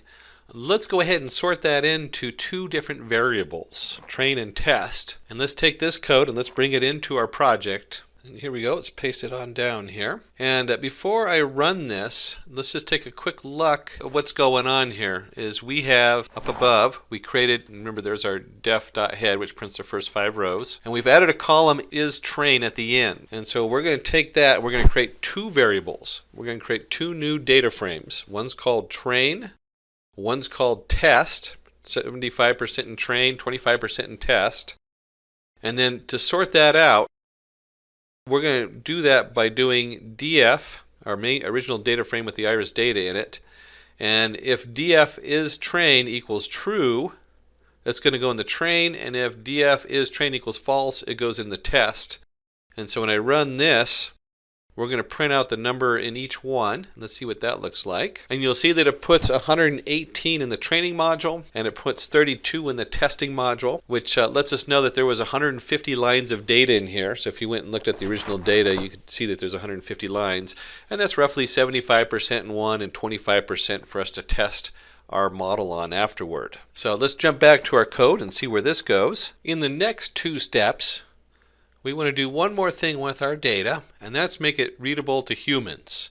I don't know about you, but I hate looking at zeros and ones. So let's start with the features, and let's go ahead and take those and make those readable to humans, and let's put that in our code. Let's see, here we go, paste it in. And you'll see here we've done a couple very basic things. We know that the columns in our data frame, again this is a Panda thing, the DF columns, and we know the first 4 of them, 0, 1, 2, 3, that'd be the first 4, are going to be the features or the titles of those columns. And so when I run this, you'll see down here that it creates an index, SEPA length, SEPA width, petal length, and petal width. And this should be familiar because if you look up here, here's our column titles going across, and here's the first 4. One thing I want you to notice here is that when you're in a command line, whether it's Jupyter Notebook or you're running command line in the terminal window, if you just put the name of it, it'll print it out. This is the same as doing print features. And the shorthand is you just put features in here. If you're actually writing a code and saving the script and running it by remote, you really need to put the print in there. But for this, when I run it, you'll see it gives me the same thing. But for this, we want to go ahead and we'll just leave it as features because it doesn't really matter. And this is one of the fun thing about Jupyter Notebooks is I'm just building the code as we go. And then we need to go ahead and create the labels for the other part. So let's take a look and see what that.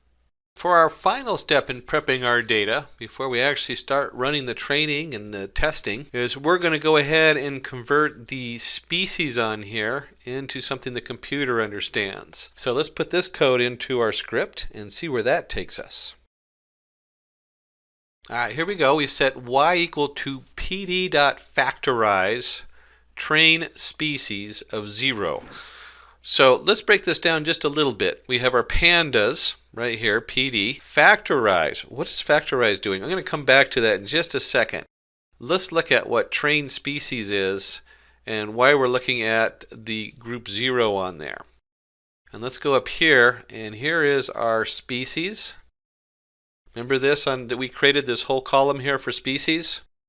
And then it has Setosa, Setosa, Setosa, Setosa, and if you scroll down enough, you'd also see Virginica and Varicolor. We need to convert that into something the computer understands, zeros and ones. So the trained species of 0, because this is in the format of an array of arrays, so you have to have the 0 on the end. And then species is just that column. Factorize goes in there and looks at the fact that there's only 3 of them. So when I run this, you'll see that y generates an array that's equal to, in this case it's the training set, and it's 0s, 1s, and 2s representing the 3 different kinds of flowers we have. So now we have something the computer understands, and we have a nice table that we can read and understand. And now, finally, we get to actually start doing the predicting. So here we go. We have 2 lines of code. Oh my goodness, that was a lot of work to get to 2 lines of code. But there is a lot in these 2 lines of code. So let's take a look and see what's going on here and put this into our full script that we're running. And let's paste this in here. And let's take a look and see what this is. We're creating a variable CLF, and we're going to set this equal to the random forest classifier. And we're passing 2 variables in here, and there's a lot of variables you can play with. As far as these 2 are concerned, they're very standard.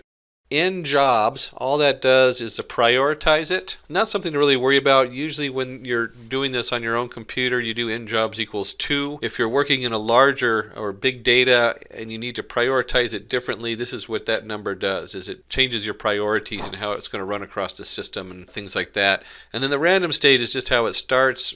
0 is fine for here. But let's go ahead and run this. We also have clf.fit train features, y. And before we run it, let's talk about this a little bit more. clf.fit. So we're training it. We are actually creating our random forest classifier right here. This is the code that does everything. And we're going to take our training set. Remember, we kept our test off to the side. And we're going to take our training set with the features, and then we're going to go ahead and put that in, and here's our target, the y. So the y is 0, 1, and 2 that we just created, and the features is the actual data going in that we put into the training set. And let's go ahead and run that. And this is kind of an interesting thing because it printed out the random forest classifier and everything around it. And so when you're running this in your terminal window or in a script like this automatically treats this just like when we were up here and I typed in Y and it printed out Y instead of print Y. This does the same thing. It treats this as a variable and prints it out. But if you were actually running your code, that wouldn't be the case. And what is printed out is it shows us all the different variables we can change. And if we go down here, you can actually see inJobs equals 2. You can see the random state equals 0. Those are the 2 that we sent in there. You would really have to dig deep to find out all these different meanings of all these different settings on here. Some of them are self-explanatory if you kind of think about it a little bit, like max features is auto. So all the features that we're putting in there is just going to automatically take all 4 of them. Whatever we send it, it'll take. Some of them might have so many features because you're processing words. There might be like 1.4 million features in there because you're doing legal documents, and that's how many different words are in there. At that point, you probably want to limit the maximum features that you're going to process. And leaf nodes, that's the end nodes. Remember we had the fruit and we're talking about the leaf nodes. Like I said, there's a lot in this. We're looking at a lot of stuff here. So you might have, in this case, there's probably only 3 leaf nodes, maybe 4. You might have thousands of leaf nodes, at which point you do need to put a cap on that and say, okay, you can only go so far and then we're going to use all of our resources on processing this. And that really is what most of these are about, is limiting the process and making sure we don't overwhelm a system. And there's some other settings in here. Again, we're not going to go over all of them. Warm start equals false. Warm start is if you're programming it one piece at a time externally. Since we're not going to have we're not going to continually to train this particular learning tree. And again, like I said, there's a lot of things in here that you'll want to look up more detail from the sklearn. And if you're digging in deep and running a major project on here. For today though, all we need to do is fit or train our features and our target Y. So now we have our training model. What's next? If we're going to create a model, we now need to test it. Remember, we set aside the test feature, test group, 25% of the data. So let's go ahead and take this code and let's put it into our script and see what that looks like. Okay, here we go. And we're going to run this, and it's going to come out with a bunch of 0s, 1s, and 2s, which represents the 3 types of flowers, the Setosa, the Virginica, and the Versicolor. And what we're putting into our predict is the test features, and I always kind of like to know what it is I am looking at. So real quick, we're going to do test features. And remember, features is an array of sepal length, sepal width, petal width. So when we put it in this way, it actually loads all these different columns that we loaded into features. So if we did just features, let me just do features in here so you can see what features looks like. This is just playing with Panda's data frames. You'll see that it's an index. So when you put an index in like this into test features, into test, it then takes those columns and creates a Panda data frames from those columns. And in this case, we're going to go ahead and put those into our predict. So we're going to put each one of these lines of data, the 5.0, 3.4, 1.5, 0.2, and we're going to put those in and we're going to predict what our new forest classifier is going to come up with. And this is what it predicts. It predicts 0, 0, 0, 1, 2, 1, 1, 2, 2, 2. And again, this is the flower type, Setosa, Virginica, and Versicolor. So now that we've taken our test features, let's explore that. Let's see exactly what that data means to us. So the first thing we can do with our predicts is we can actually generate a different prediction model. When I say different, we're going to view it differently. It's not that the data itself is different. So let's take this next piece of code and put it into our script. So we're pasting it in here, and you'll see that we're doing predict, and we've added underscore proba for probability. So there's our clf.predict probability. So we're running it just like we ran it up here, but this time with this we're going to get a slightly different result. And we're only going to look at the first 10. So you'll see down here, instead of looking at all of them, which was 27, you'll see right down here that this generates a much larger field on the probability. And let's take a look and see what that looks like and what that means.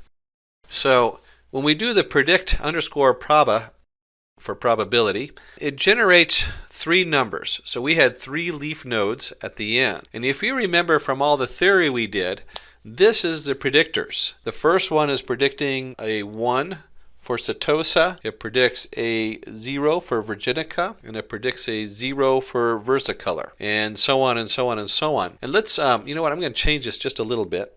Let's look at 10 to 20, just because we can. And we start to get in a little different of data, and you'll see right down here, it gets to this one, this line right here. And this line has 0, 0.5, 0.5.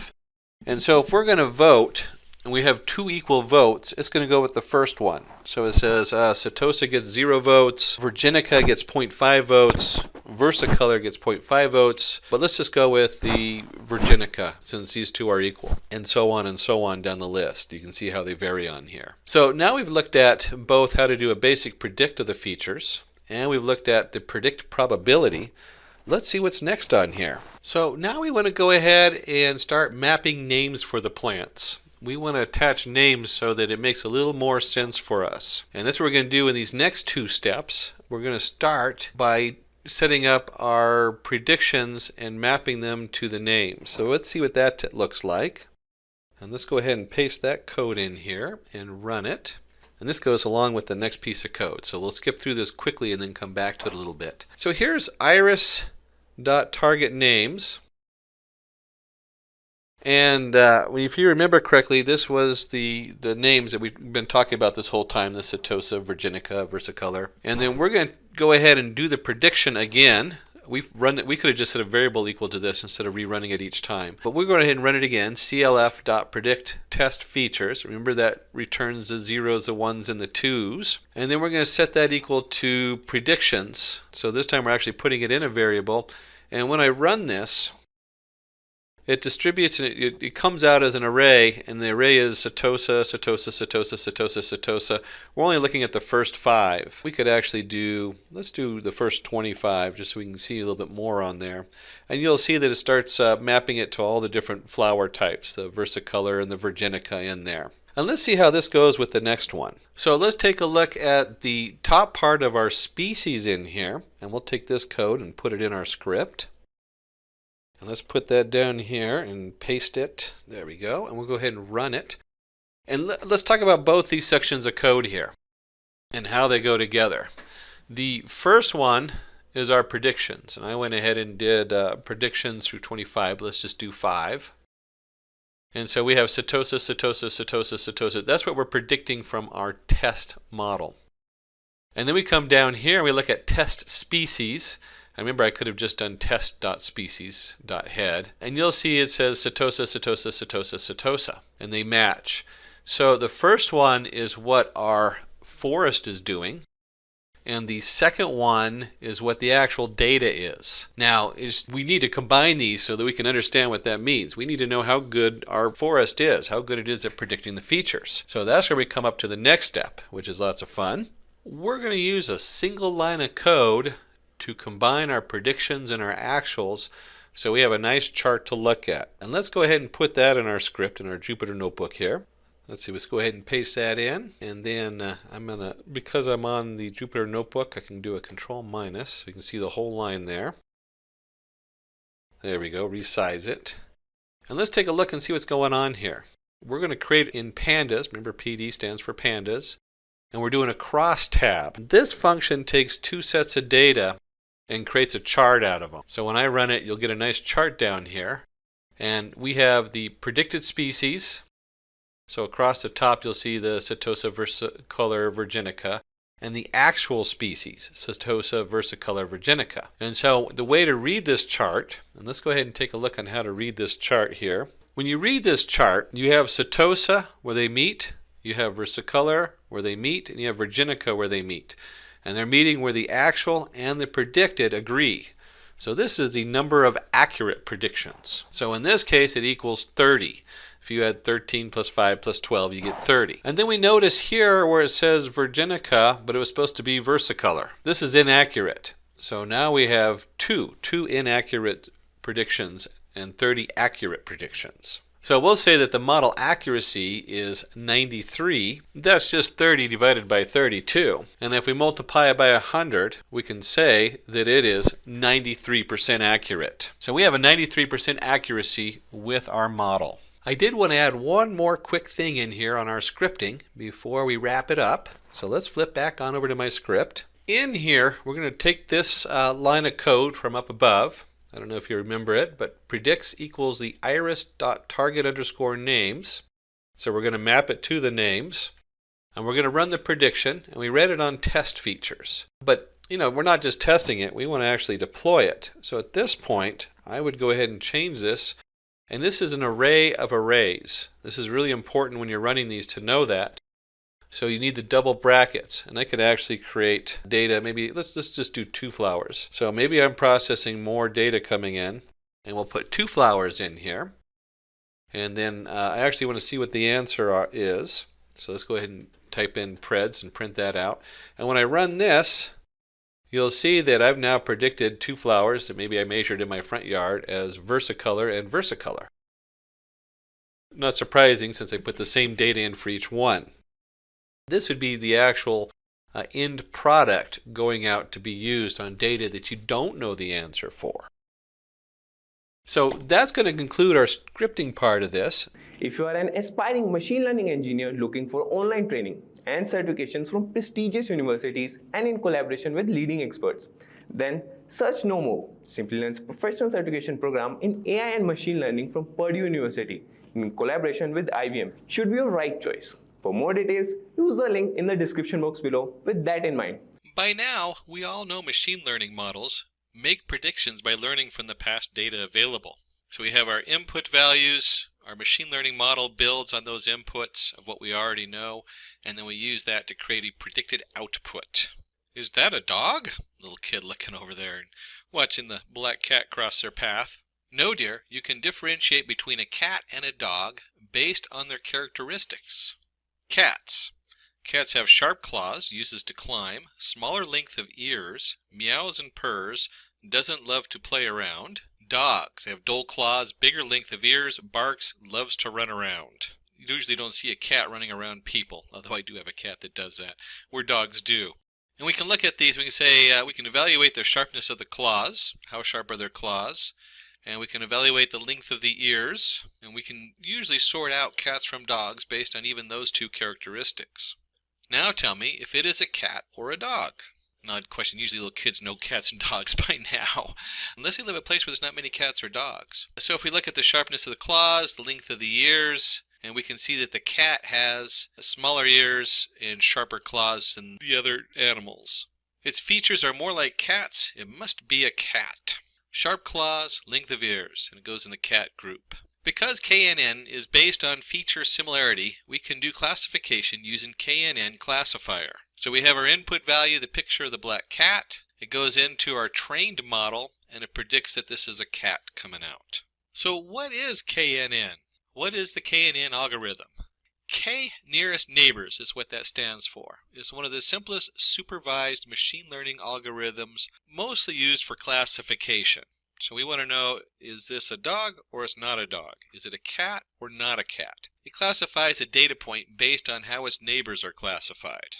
KNN stores all available cases and classifies new cases based on a similarity measure. And here we've gone from cats and dogs right into wine, another favorite of mine. KNN stores all available cases and classifies new cases based on a similarity measure. And here you see we have a measurement of sulfur dioxide versus the chloride level, and then the different wines they've tested and where they fall on that graph based on how much sulfur dioxide and how much chloride. K in KNN is a perimeter that refers to the number of nearest neighbors to include in the majority of the voting process. And so if we add a new glass of wine there, red or white, we want to know what the neighbors are. In this case, we're going to put K equals 5. We'll talk about K in just a minute. A data point is classified by the majority of votes from its 5 nearest neighbors. Here, the unknown point would be classified as red since 4 out of 5 neighbors are red.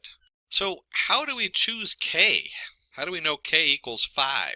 I mean, that was the value we put in there, so we're going to talk about it. How do we choose the factor K? KNN algorithm is based on feature similarity. Choosing the right value of K is a process called parameter tuning and is important for better accuracy. So at k equals 3, we can classify, we have a question mark in the middle, as either as a square or not. Is it a square, or is it, in this case, a triangle? And so if we set k equals to 3, we're going to look at the 3 nearest neighbors. We're going to say this is a square. And if we put k equals to 7, we classify as a triangle, depending on what the other data is around it. And you can see as the k changes, depending on where that point is, that drastically changes your answer. And we jump here where we go, how do we choose the factor of k? You'll find this in all machine learning. Choosing these factors, that's the face you get. It's like, oh my gosh, did I choose the right k? Did I set it right, my values in whatever machine learning tool you're looking at, so that you don't have a huge bias in one direction or the other. And in terms of KNN, the number of k, if you choose it too low, the bias is based on, it's just too noisy. It's right next to a couple things, and it's going to pick those things, and you might get a skewed answer. And if your k is too big,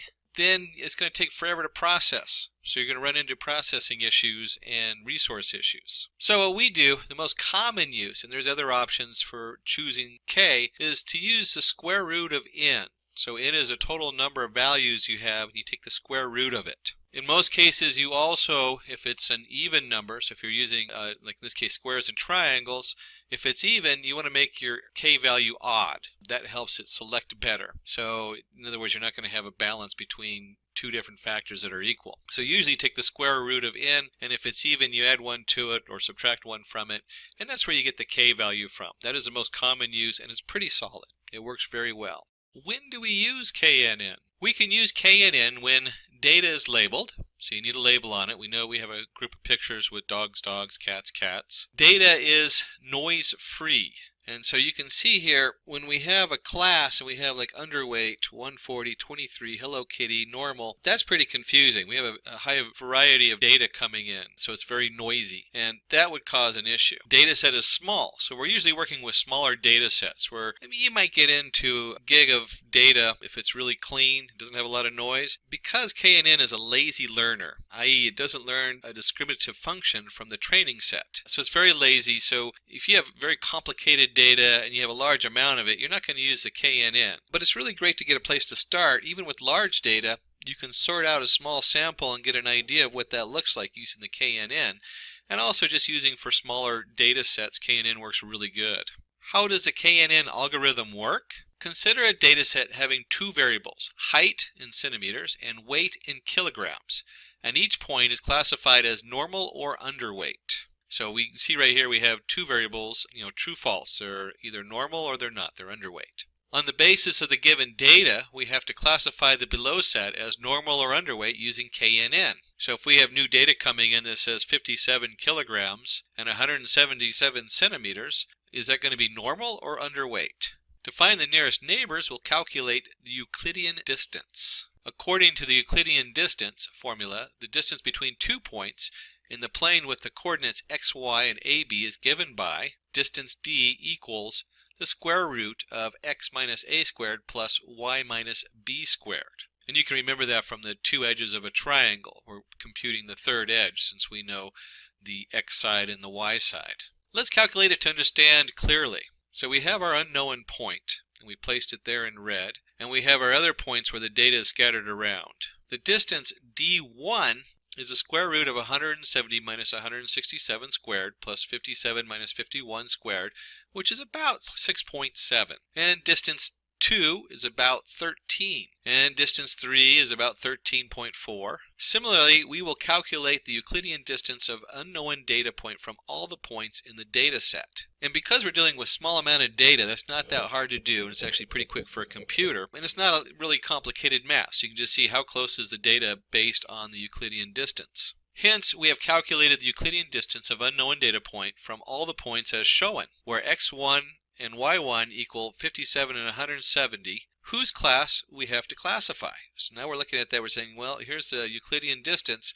Who's going to be their closest neighbors? Now let's calculate the nearest neighbor at k equals 3. And we can see the three closest neighbors puts them at normal. And that's pretty self-evident. When you look at this graph, it's pretty easy to say, okay, we're just voting. Normal, normal, normal, 3 votes for normal. This is going to be a normal weight. So majority of neighbors are pointing towards normal. Hence, as per KNN algorithm, the class of 57170 should be normal. So a recap of KNN. Positive integer k is specified along with a new sample. We select the k entries in our database which are closest to the new sample. We find the most common classification of these entries. This is the classification we give to the new sample. So as you can see, it's pretty straightforward. We're just looking for the closest things that match what we got. So let's take a look and see what that looks like in a use case in Python. So let's dive into the predict diabetes use case. So use case, predict diabetes. The objective, predict whether a person will be diagnosed with diabetes or not. We have a data set of 768 people who were or were not diagnosed with diabetes. And let's go ahead and open that file and just take a look at that data. And this is in a simple spreadsheet format. The data itself is comma separated, very common set of data, and it's also a very common way to get the data. And you can see here we have columns A through I. That's what 1, 2, 3, 4, 5, 6, 7, 8.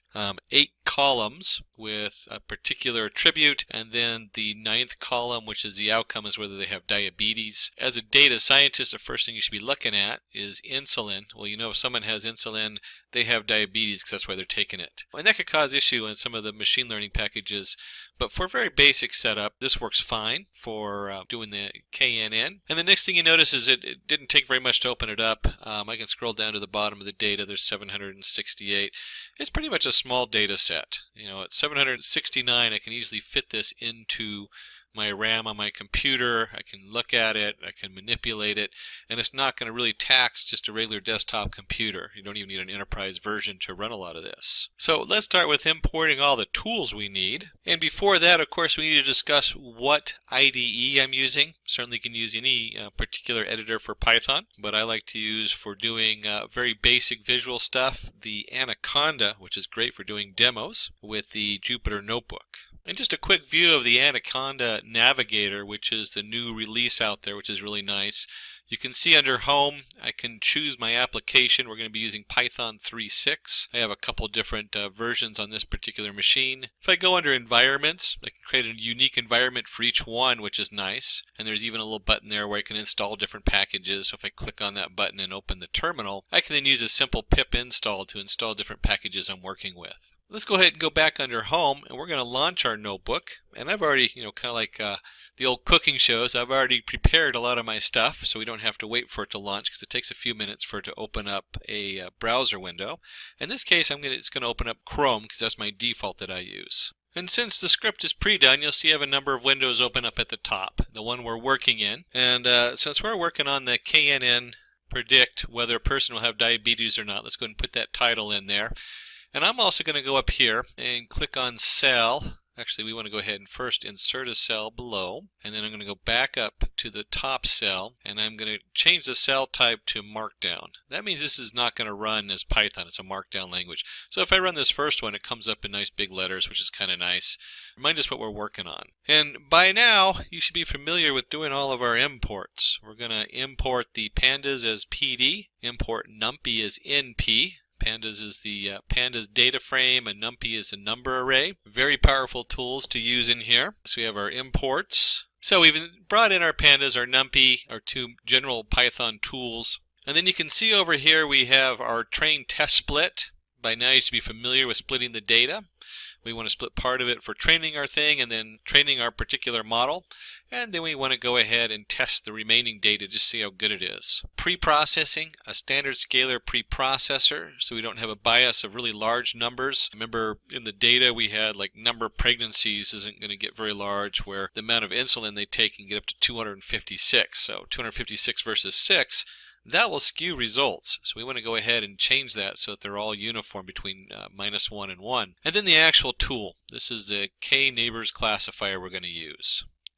And finally, the last three are 3 tools to test, all about testing our model. How good is it? We just put down test on there. And we have our confusion matrix, our F1 score, and our accuracy. So we have our 2 general Python modules we're importing, and then we have our 6 modules specific from the sklearn setup. And then we do need to go ahead and run this so that these are actually imported. There we go. And then move on to the next step. And so in this set, we're going to go ahead and load the database. We're going to use pandas. Remember, pandas is PD. And we'll take a look at the data in Python. We looked at it in a simple spreadsheet, but usually I like to also pull it up so that we can see what we're doing. So here's our data set equals pd.readcsv. That's a pandas command. And the diabetes folder I just put in the same folder where my IPython script is. If you put it in a different folder, you'd need the full length on there. We can also do a quick length of the data set. That is a simple Python command, len for length. We might even, let's go ahead and print that. We'll go print.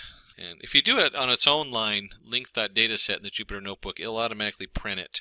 But when you're in most of your different setups, you want to do the print in front of there. And then we want to take a look at the actual data set. And since we're in pandas, we can simply do dataset head. And again, let's go ahead and add the print in there. If you put a bunch of these in a row, the dataset 1 head, dataset 2 head, it only prints out the last one. So I always like to keep the print statement in there. But because most projects only use one data frame, pandas data frame, doing it this way doesn't really matter. The other way works just fine. And you can see when we hit the run button, we have the 768 lines, which we knew, and we have our pregnancies. It's automatically given a label on the left. Remember, the head only shows the first 5 lines. So we have 0 through 4. And just a quick look at the data, you can see it matches what we looked at before. We have pregnancy, glucose, blood pressure, all the way to age, and then the outcome on the end. And we're going to do a couple things in this next step. We're going to create a list of columns where we can't have 0. There's no such thing as 0 skin thickness or 0 blood pressure, 0 glucose. Any of those, you'd be dead. So not a really good factor if they have a 0 in there because they didn't have the data. And we'll take a look at that because we're going to start replacing that information with a couple of different things. And let's see what that looks like. So first we create a nice list. As you can see, we have the values we talked about: glucose, blood pressure, skin thickness. And this is a nice way when you're working with columns, is to list the columns you need to do some kind of transformation on. Very common thing to do. And then for this particular setup, we certainly could use there's some Panda tools that will do a lot of this, where we can replace the NA. But we're going to go ahead and do it as a dataset column equals dataset column.replace. This is still pandas. You can do a direct. There's also one that you look for your NAN. A lot of different options in here. But the NAN, numpy NAN is what that stands for, is doesn't exist. So the first thing we're doing here is we're replacing the 0 with a numpy none. There's no data there. That's what that says. That's what this is saying right here. So put the 0 in, and we're going to replace zeros with no data. So if it's a 0, that means the person's, well, hopefully not dead. Hopefully they just didn't get the data. The next thing we want to do is we're going to create the mean, which is the integer from the data set from the column .mean, where we skip NAs. We can do that. That is a pandas command there, the skip NA. So we're going to figure out the mean of that data set. And then we're going to take that data set column and we're going to replace all the NP-NAN with the means. Why did we do that? And we could have actually just taken this step and gone right down here and just replaced 0 and skip anything except you could actually, there's a way to skip zeros and then just replace all the zeros. But in this case, we want to go ahead and do it this way. So you can see that we're switching this to a non-existent value. Then we're going to create the mean. Well, this is the average person. So if we don't know what it is, if they did not get the data and the data is missing, one of the tricks is you replace it with the average. What is the most common data for that? This way, you can still use the rest of those values to do your computation, and it kind of just brings that particular value, those missing values, out of the equation. Let's go ahead and take this, and we'll go ahead and run it. Doesn't actually do anything, so we're still preparing our data. If you want to see what that looks like, we don't have anything in the first few lines, so it's not going to show up. But we certainly could look at a row. Let's do that. Let's go into our data set. Let's print a data set. And let's pick, in this case, let's just do glucose. And if I run this, this is going to print all the different glucose levels going down. And we thankfully don't see anything in here that looks like missing data, at least on the ones it shows. You can see it skipped a bunch in the middle. Because that's what it does. If you have too many lines in Jupyter Notebook, it'll skip a few and go on to the next in a data set. Let me go and remove this, and we'll just zero out that. And of course, before we do any processing, before proceeding any further, we need to split the data set into our train and testing data. That way we have something to train it with and something to test it on. And you're going to notice we did a little something here with the pandas database code. There we go, my drawing tool. We've added in this right here off the data set. And what this says is that the first one in pandas, this is from the PD pandas, it's going to say within the data set, we want to look at the I location and it is all rows. That's what that says. So we're going to keep all the rows, but we're only looking at column 0 to 8. Remember column 9, here it is right up here, we printed it in here, is outcome. Well, that's not part of the training data, that's part of the answer. Yes, column 9, but it's listed as 8, number 8. So 0 to 8 is 9 columns. So 8 is the value. And when you see it in here, 0, this is actually 0 to 7. It doesn't include the last one. And then we go down here to Y, which is our answer, and we want just the last one, just column 8. And you can do it this way with this particular notation. And then if you remember, we imported the train test split. That's part of the sklearn right there. And we simply put in our X and our Y. We're going to do random state equals 0. You don't have to necessarily seed it. That's a seed number. I think the default is 1 when you seed it. I'd have to look that up. And then the test size. Test size is 0.2. That simply means we're going to take 20% of the data and put it aside so that we can test it later. That's all that is. And again, we're going to run it. Not very exciting. So far we haven't had any printout other than to look at the data. But that is, a lot of this is prepping this data. Once you prep it, the actual lines of code are quick and easy. And we're almost there with the actual running of our KNN. We need to go ahead and scale the data. If you remember correctly, we're fitting the data in a standard scaler, which means instead of the data being from 5 to 303 in one column, and the next column is 1 to 6, we're going to set that all so that all the data is between -1 and 1. That's what that standard scaler does. Keeps it standardized. And we only want to fit the scaler with the training set, but we want to make sure the testing set is, the X test going in is also transformed, so it's processing it the same. So here we go with our standard scaler. We're going to call it sc_x for the scaler, and we're going to import the standard scaler into this variable, and then our X train equals sc_x dot fit transform. So we're creating the scaler on the X train variable, and then our X test, we're also going to transform it. So we've trained and transformed the X train, and then the X test isn't part of that training. It isn't part of training the transformer. It just gets transformed. That's all it does. And again, we're going to go ahead and run this. And if you look at this, we've now gone through these steps, all 3 of them. We've taken care of replacing our zeros for key columns that shouldn't be 0, and we replace that with the means of those columns. That way that they fit right in with our data models. We've come down here and we split the data, so now we have our test data and our training data, and then we've taken and we've scaled the data. So all of our data going in. Now, no, we don't train the Y part, the Y train and Y test. That never has to be trained. It's only the data going in. That's what we want to train in there. Then define the model using k-neighbors classifier and fit the train data in the model. So we do all that data prep. And you can see down here we're only going to have a couple lines of code where we're actually building our model and training it. That's one of the cool things about Python and how far we've come. It's such an exciting time to be in machine learning because there's so many automated tools. Let's see, before we do this, let's do a quick length of, and let's do Y. Let's just do length of Y. And we get 768. And if we import math, we do math dot square root. Let's do Y train. There we go. It's actually supposed to be X train. Before we do this, let's go ahead and do import math and do math square root length of Y test. And when I run that, we get 12.409. I wanted to show you where this number comes from we're about to use. 12 is an even number, so if you're ever voting on things, remember the neighbors all vote, don't want to have an even number of neighbors voting, so we want to do something odd. And let's just take one away and we'll make it 11. Let me delete this out of here. That's one of the reasons I love Jupyter Notebook, because you can flip around and do all kinds of things on the fly. So we'll go ahead and put in our classifier. We're creating our classifier now, and it's going to be the k-neighbors classifier. N neighbors equal 11.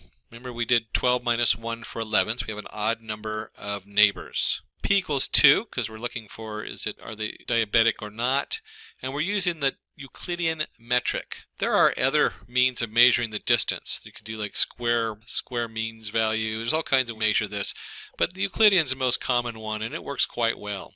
It's important to evaluate the model. Let's use the confusion matrix to do that. And we're going to use the confusion matrix, wonderful tool, and then we'll jump into the F1 score, and finally accuracy score, which is probably the most commonly used quoted number when you go into a meeting or something like that. So let's go ahead and paste that in there, and we'll set the CM equal to confusion matrix, Y test, Y predict. So those are the two values we're going to put in there. And let me go ahead and run that and print it out.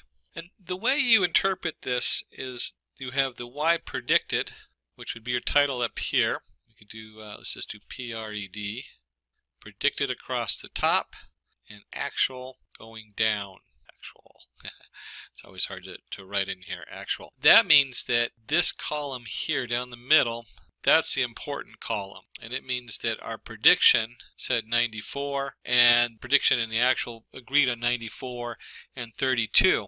This number here, the 13 and the 15, those are what was wrong. So you could have like three different, if you're looking at this across three different variables instead of just two, you'd end up with the third row down here and the column going down the middle. So in the first case we have the and I believe the 0 is the 94 people who don't have diabetes. The prediction said that 13 of those people did have diabetes and were at high risk. And the 32 that had diabetes, it had correct. But our prediction said another 15. Out of that 15, it classified as incorrect. So you can see where that classification comes in and how that works on the confusion matrix. And then we're going to go ahead and print the F1 score. Let me just run that. And you see we get a 0.69 in our F1 score. The F1 takes into account both sides of the balance of false positives. Where if we go ahead and just do the accuracy account, and that's what most people think of, is it looks at just how many we got right out of how many we got wrong. So a lot of people, when you're a data scientist and you're talking to other data scientists, they're going to ask you what the F1 score or the F score is. If you're talking to the general public or the decision makers in the business, they're going to ask what the accuracy is. And the accuracy is always better than the F1 score. But the F1 score is more telling. It lets us know that there's more false positives than we would like on here. But 82%, not too bad for a quick flash look at people's different statistics and running an sklearn and running the KNN, the K nearest neighbor on it. So we have created a model using KNN, which can predict whether a person will have diabetes or not, or at the very least whether they should go get a checkup and have their glucose checked regularly or not. The print accuracy score, we got the 0.818, was pretty close to what we got, and we can pretty much round that off and just say we have an accuracy of 80%. Tells us it is a pretty fair fit in the model. If you are an aspiring machine learning engineer looking for online training and certifications from prestigious universities and in collaboration with leading experts, then search no more. Simplilearn's professional certification program in AI and machine learning from Purdue University in collaboration with IBM should be your right choice. For more details, use the link in the description box below with that in mind. And find out why support vector machine. So in this example, last week, my son and I visited a fruit shop. Dad, is that an apple or a strawberry? So the question comes up, what fruit did I just pick up from the fruit stand? After a couple of seconds, you can figure out that it was a strawberry. So let's take this model a step further, and let's, why not build a model which can predict an unknown data? And in this, we're going to be looking at some sweet strawberries or crispy apples. We want it to be able to label those two and decide what the fruit is. And we do that by having data already put in. So we already have a bunch of strawberries, we know are strawberries, and they're already labeled as such.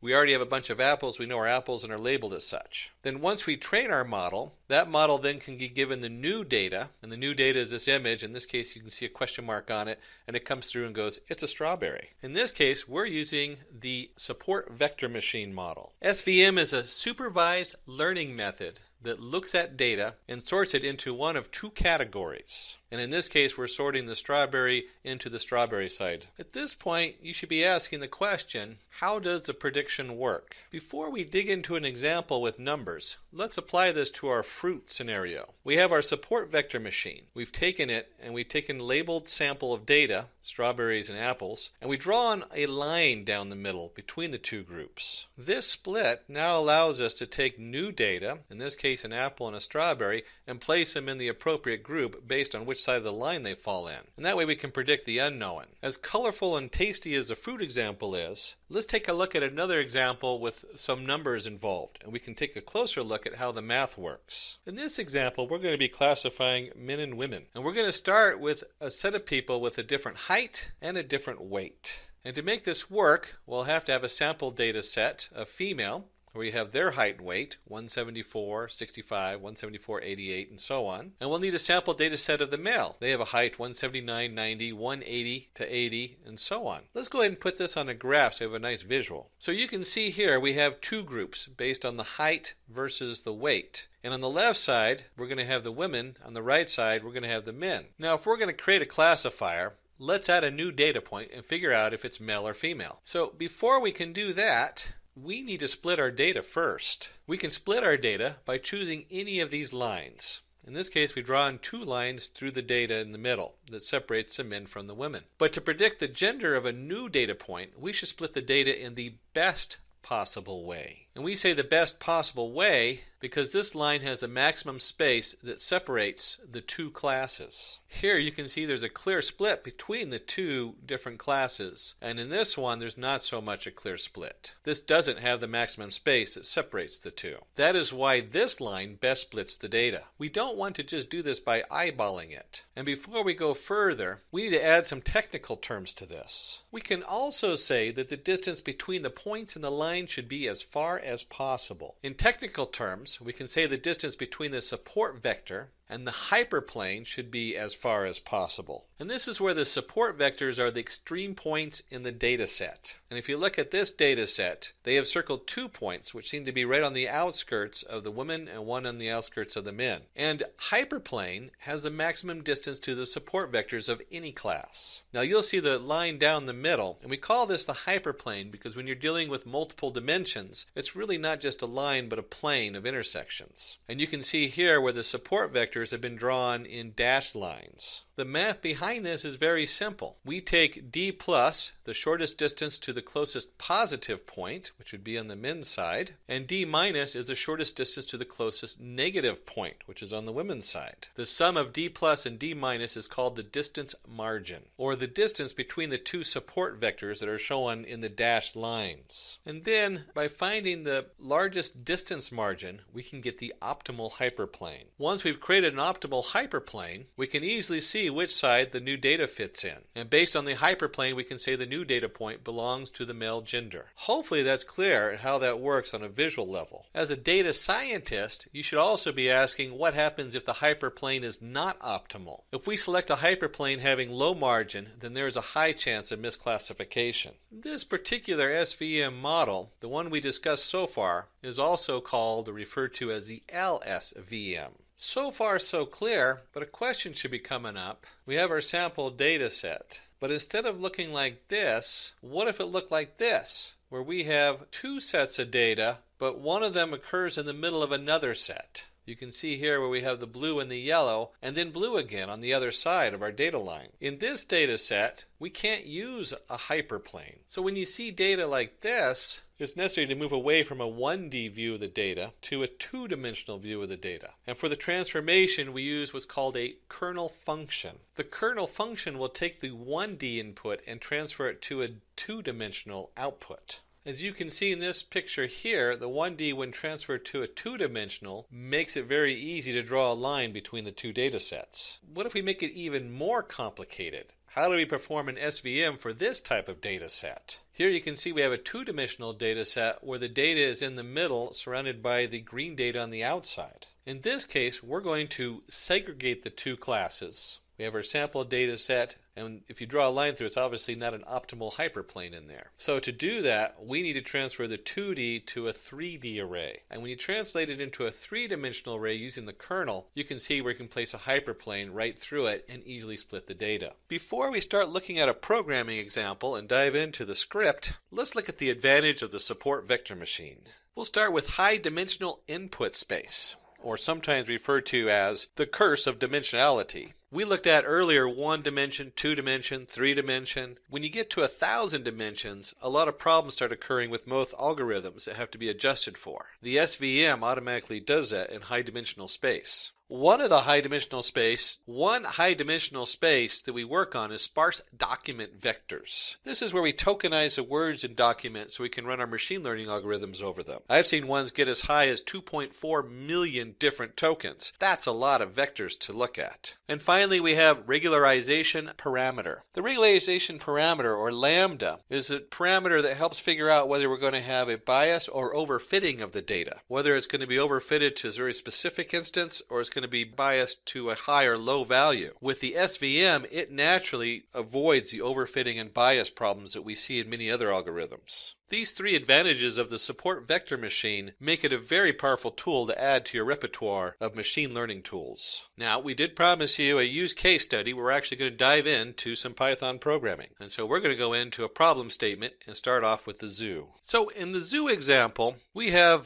family members going to the zoo, and we have the young child going, "Dad, is that a group of crocodiles or alligators?" Well, that's hard to differentiate. And zoos are a great place to start looking at science and understanding how things work, especially as a young child. And so we can see the parents sitting here thinking, well, what is the difference between a crocodile and an alligator? Well, one, crocodiles are larger in size, alligators are smaller in size. Snout width, the crocodiles have a narrow snout and alligators have a wider snout. And of course, in the modern day and age, the father's sitting here thinking, how can I turn this into a lesson for my son? And he goes, let a support vector machine segregate the 2 groups. I don't know if my dad ever told me that, but that would be funny. Now, in this example, we're not going to use actual measurements and data. We're just using that for imagery. And that's very common in a lot of machine learning algorithms and setting them up. But let's roll up our sleeves, and we'll talk about that more in just a moment as we break into our Python script. So here we arrive in our actual coding. And I'm going to move this into a Python editor in just a moment. But let's talk a little bit about what we're going to cover. First, we're going to cover in the code the setup, how to actually create our SVM. And you're going to find that there's only 2 lines of code that actually create it, and the rest of it is done so quick and fast that it's all here in the first page. And we'll show you what that looks like as far as our data, because we're going to create some data. I talked about creating data just a minute ago. And so we'll get into the creating data here, and you'll see this nice correction of our 2 blobs, and we'll go through that in just a second. And then the second part is we're going to take this and we're going to bump it up a notch. We're going to show you what it looks like behind the scenes. But let's start with actually creating our setup. I like to use the Anaconda Jupyter Notebook because it's very easy to use, but you can use any of your favorite Python editors or setups and go in there. But let's go ahead and switch over there and see what that looks like. So here we are in the Anaconda Python Notebook, or Anaconda Jupyter Notebook with Python. We're using Python 3. I believe this is 3.5, but it should be work in any of your 3x versions. And you'd have to look at the sklearn and make sure if you're using a 2x version or an earlier version. Now let's go ahead and put our code in there. And one of the things I like about the Jupyter Notebook is I can go up to View, and I'm going to go ahead and toggle the line numbers on to make it a little bit easier to talk about. And we can even increase the size because this is edited in this case I'm using Google Chrome Explorer, and that's how it opens up for the editor. Although like I said, any editor will work. Now the first step is going to be our imports. And we're going to import 4 different parts. The first 2 I want you to look at are line 1 and line 2 are numpy as np and matplotlibary.pyplot as plt. Now, these are very standardized imports when you're doing work. The first one is the numbers Python. We need that because part of the platform we're using uses that for the numpy array. And I'll talk about that in a minute so you can understand why we want to use a numpy array versus the standard Python array. And normally it's pretty standard setup to use np for numpy. The matplot library is how we're going to view our data. So this has, you do need the np for the sklearn module, but the matplot library is purely for our use for visualization. And so you really don't need that for the SVM, but we're going to put it there so you have a nice visual aid and we can show you what it looks like. That's really important at the end when you finish everything, so you have a nice display for everybody to look at. And then finally, I'm going to jump one ahead to line number 4. That's the sklearn.datasets.samples generator import and make blobs. And I told you that we were going to make up data. And this is a tool that's in the sklearn to make up data. I personally don't want to go to the zoo, get in trouble for jumping over the fence, and probably get eaten by the crocodiles or alligators as I work on measuring their snouts and width and length.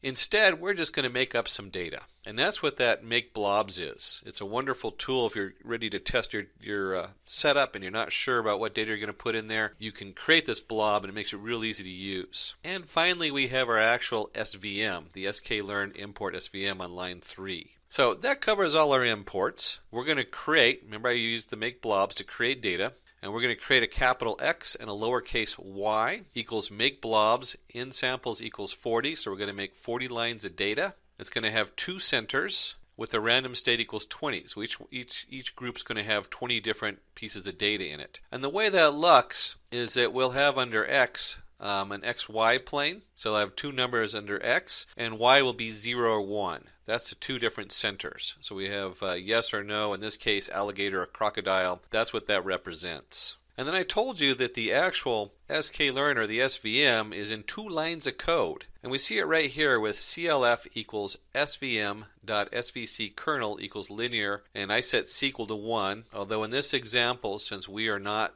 regularizing the data, because we want it to be very clear and easy to see, I went ahead, you can set it to 1,000 a lot of times when you're not doing that. But for this thing, linear, because it's a very simple linear example, we only have the 2 dimensions, and it'll be a nice linear hyperplane. It'll be a nice linear line instead of a full plane. So we're not dealing with a huge amount of data. And then all we have to do is do CLF.fit x, y. And that's it. CLF has been created, and then we're going to go ahead and display it. And I'm going to talk about this display here in just a second, but let me go ahead and run this code. And this is what we've done, is we've created 2 blobs. You'll see the blue on the side and then kind of an orangish on the other side. That's our 2 sets of data. One represents crocodiles and one represents alligators. And then we have our measurements. In this case, we have like the width and length of the snout. And I did say I was going to come up here and talk just a little bit about our plot. And you'll see PLT, that's what we imported. We're going to do a scatter plot. That means we're just putting dots on there. And then look at this notation. I have the capital X, and then in brackets I have a colon, comma, 0. That's from NumPy. If you did that in a regular array, you'll get an error in a Python array. You have to have that in a NumPy array. It turns out that our make blobs returns a NumPy array. And this notation is great because what it means is the first part is the colon. It means we're going to do all the rows. That's all the data in our blob we created under capital X. And then the second part has a comma 0. We're only going to take the first value. And then if you notice, we do the same thing, but we're going to take the second value. Remember, we always start with 0 and then 1. So we have column 0 and column 1. And you can look at this as our XY plots. The first one is the X plot, and the second one is the Y plot. So the first one is on the bottom, 0, 2, 4, 6, 8, and 10. And then the second one, X of the 1, is the 4, 5, 6, 7, 8, 9, 10 going up the left-hand side. S equals 30 is just the size of the dot, so we can see them instead of real tiny dots. And then CMap equals plt.cm.paired. And you'll also see the C equals Y. That's the color. We're using 2 colors, 0, 1, and that's why we get the nice blue and the 2 different colors for the alligator and the crocodile. Now you can see here that we did this, the actual fit was done in 2 lines of code.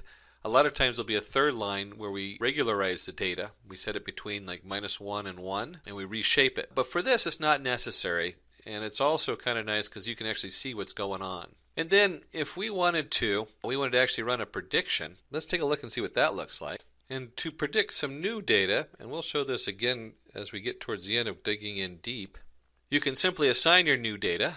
In this case, I am giving it a width and length 3, 4 and a width and length 5, 6. And note that I put the data as a set of brackets, and then I have the brackets inside. And the reason I do that is because when we're looking at data, it's designed to process a large amount of data coming in. We don't want to just process 1 line at a time. And so in this case, I'm processing 2 lines and then I'm just going to print, and you'll see CLF.predict new data. So the CLF and the .predict part is going to give us an answer, and let's see what that looks like. And you'll see 0, 1. So predicted the first one, the 3, 4 is going to be on the one side, and the 5, 6 is going to be on the other side. So one came out as an alligator, and one came out as a crocodile. Now that's a pretty short explanation for the setup, but really we want to dig in and see what's going on behind the scenes. And let's see what that looks like. So the next step is to dig in deep and find out what's going on behind the scenes. And also put that in a nice pretty graph. We're going to spend more work on this than we did actually generating the original model. And you'll see here that we go through a few steps, and I'll move this over to our editor in just a second. We come in, we create our original data. It's exactly identical to the first part, and I'll explain why we redid that and show you how not to redo that. And then we're going to go in there and add in those lines. We're going to see what those lines look like and how to set those up. And finally, we're going to plot all that on here and show it, and you'll get a nice graph with what we saw earlier when we were going through the theory behind this, where it shows the support vectors and the hyperplane. And those are done where you can see the support vectors as the dashed lines and the solid line, which is the hyperplane. Let's get that into our Jupyter notebook. Before I scroll down to a new line, I want you to notice line 13. It has plot show. And we're going to talk about that here in just a second, but let's scroll down to a new line down here, and I'm going to paste that code in. And you'll see that the plot show has moved down below. Let's scroll up a little bit. And if you look at the top here of our new section, 1, 2, 3, and 4 is the same code we had before. And let's go back up here and take a look at that. We're going to fit the values on our SVM, and then we're going to plot scatter it, and then we're going to do a plot show. If you are an aspiring machine learning engineer looking for online training and certifications from prestigious universities and in collaboration with leading experts, then search no more. Simplilearn's professional certification program in AI and machine learning from Purdue University in collaboration with IBM should be your right choice. For more details, use the link in the description box below with that in mind. What is naive Bayes? Let's start with a basic introduction to the Bayes theorem, named after Thomas Bayes from the 1700s, who first coined this in the Western literature. Naive Bayes classifier works on the principle of conditional probability as given by the Bayes theorem. Before we move ahead, let us go through some of the simple concepts in the probability that we will be using. Let us consider the following example of tossing 2 coins. Here we have 2 quarters, and if we look at all the different possibilities of what they can come up as, we get that they can come up as head-heads, they can come up as head-tail, tail-head, and tail-tail. When doing the math on probability, we usually denote probability as a P, a capital P. So the probability of getting 2 heads equals 1/4. You can see on our data set we have 2 heads, and it occurs once out of the 4 possibilities. And then the probability of at least 1 tail occurs 3/4 of the time. You'll see on 3 of the coin tosses we have tails in them, and out of 4 that's 3/4. And then the probability of the second coin being head given the first coin is tail is 1/2, and the probability of getting 2 heads given the first coin is a head is 1/2. We'll demonstrate that in just a minute and show you how that math works. Now when we're doing it with 2 coins it's easy to see, but when you have something more complex you can see where these formulas really come in and work. So the Bayes theorem gives us the conditional probability of an event A given another event B has occurred. In this case, the first coin toss will be B and the second coin toss A. This can be confusing because we've actually reversed the order of them and go from B to A instead of A to B. You'll see this a lot when you work in probabilities. The reason is we're looking for event A. We want to know what that is. So we're going to label that A since that's our focus. And then given another event B has occurred. In the Bayes theorem, as you can see on the left, the probability of A occurring given B has occurred equals the probability of B occurring given A has occurred times the probability of A over the probability of B. This simple formula can be moved around just like any algebra formula. And we could do the probability of A after a given B times probability of B equals the probability of B given A times probability of A. You can easily move that around and multiply it and divide it out.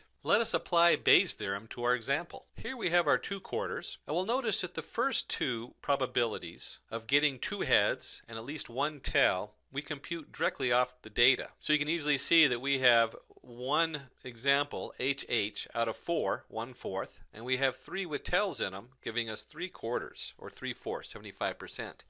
The second condition The second set, 3 and 4, we're going to explore a little bit more in detail. Now, we stick to a simple example with 2 coins because you can easily understand the math. The probability of throwing a tail doesn't matter what comes before it, and the same with the heads. So it's still going to be 50% or 1/2. But when that probability gets more complicated, let's say you have a d6 dice or some other instance, then this formula really comes in handy. But let's stick to the simple example for now. In this sample space, let A be the event that the second coin is head, and B be the event that the first coin is tails. Again, we reversed it because we want to know what the second event's going to be, so we're going to be focusing on A. And we write that out as the probability of A given B. And we know this from our formula that equals the probability of B given A times the probability of A over the probability of B. And when we plug that in, we plug in the probability of the first coin being tails given the second coin is heads, and the probability of the second coin being heads given the first coin being over the probability of the first coin being tails. When we plug that data in, and we have the probability of the first coin being tails given the second coin is heads times the probability of the second coin being heads over the probability of the first coin being tails. You can see it's a simple formula to calculate. We have 1/2 times 1/2 over 1/2, or 1/2 equals 0.5, or 1/4. So the Bayes theorem basically calculates the conditional probability of the occurrence of an event based on prior knowledge of conditions that might be related to the event. We will explore this in detail when we take up an example of online shopping further in this tutorial. Understanding naive Bayes and machine learning. Like with any of our other machine learning tools, it's important to understand where the naive Bayes fits in the hierarchy. So under the machine learning, we have supervised learning, and there is other things like unsupervised learning. There's also a reward system. This falls under the supervised learning. And then under the supervised learning, there's classification. There's also regression, but we're going to be in the classification side. And then under classification is your naive Bayes. Let's go ahead and glance into where is naive Bayes used. Let's look at some of the use scenarios for it. As a classifier, we use it in face recognition. Is this Cindy or is it not Cindy or whoever? Or it might be used to identify parts of the face that they then feed into another part of the face recognition program. This is the eye, this is the nose, this is the mouth. Weather prediction, is it going to be rainy or sunny? Medical recognition, news prediction. It's also used in medical diagnosis. We might diagnose somebody as either as high risk or not as high risk for cancer or heart disease or other ailments. And news classification. When you look at the Google News and it says, well, is this political or is this world news? Or a lot of that's all done with the naive Bayes. Understanding naive Bayes classifier. Now, we already went through a basic understanding with the coins and the 2 heads and 2 tails and head, tail heads, etc. We're going to do just a quick review on that and remind you that the naive Bayes classifier is based on the Bayes theorem, which gives a conditional probability of event A given event B. And that's where the probability of A given B equals the probability of B given A times probability of A over probability of B. Remember, this is an algebraic function, so we can move these different entities around. We can multiply by the probability of B, so it goes to the left-hand side, and then we could divide by the probability of A given B, and just as easily come up with a new formula for the probability of B. To me, staring at these algebraic functions kind of gives me a slight headache.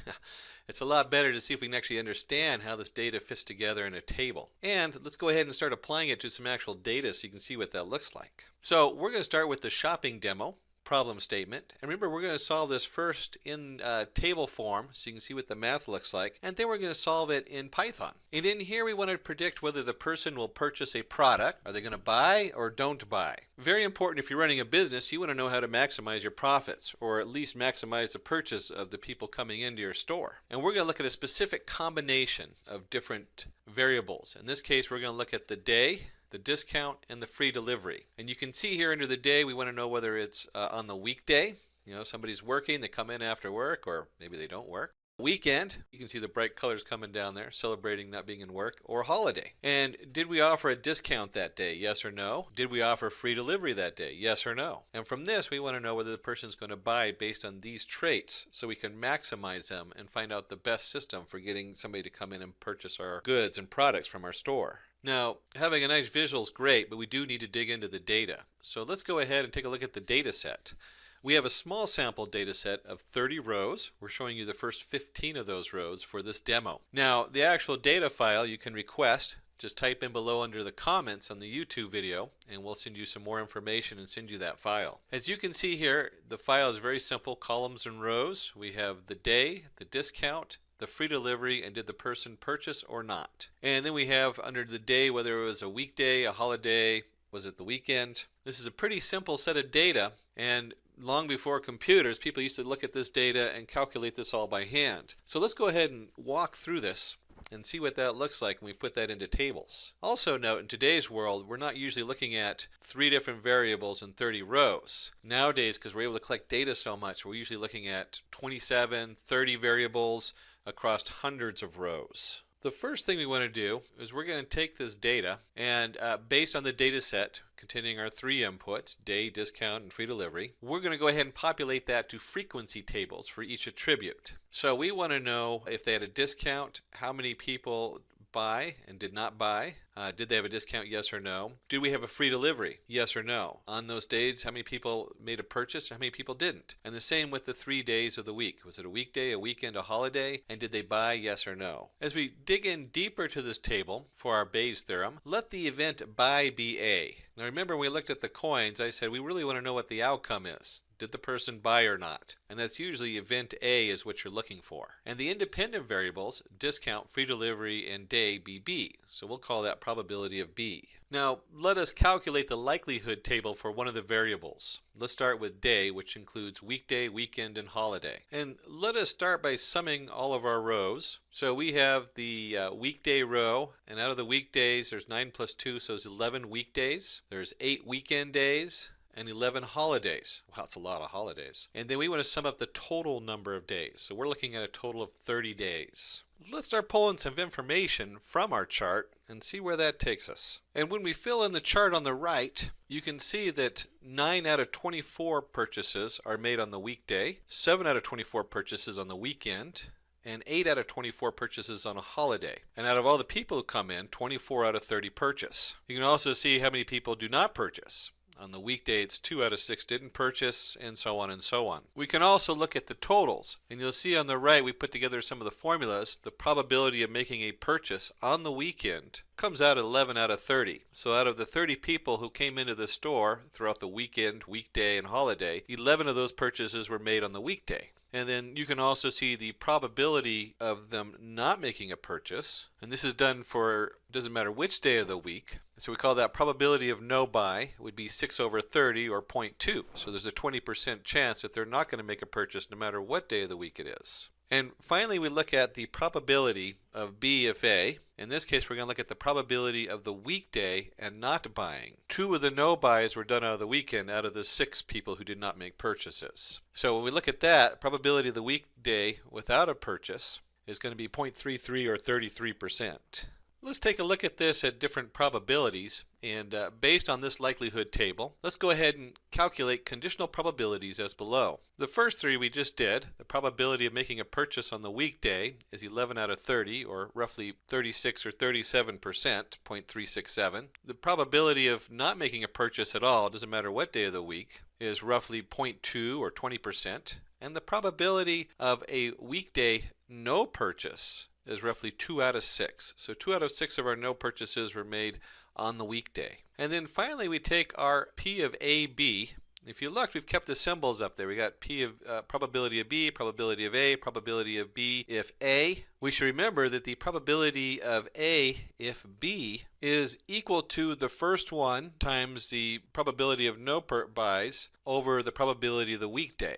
So we could calculate it both off the table we created. We can also calculate this by the formula, and we get the 0.367, which equals, or 0.33 times 0.2 over 0.367, which equals 0.179, or roughly 17 to 18%.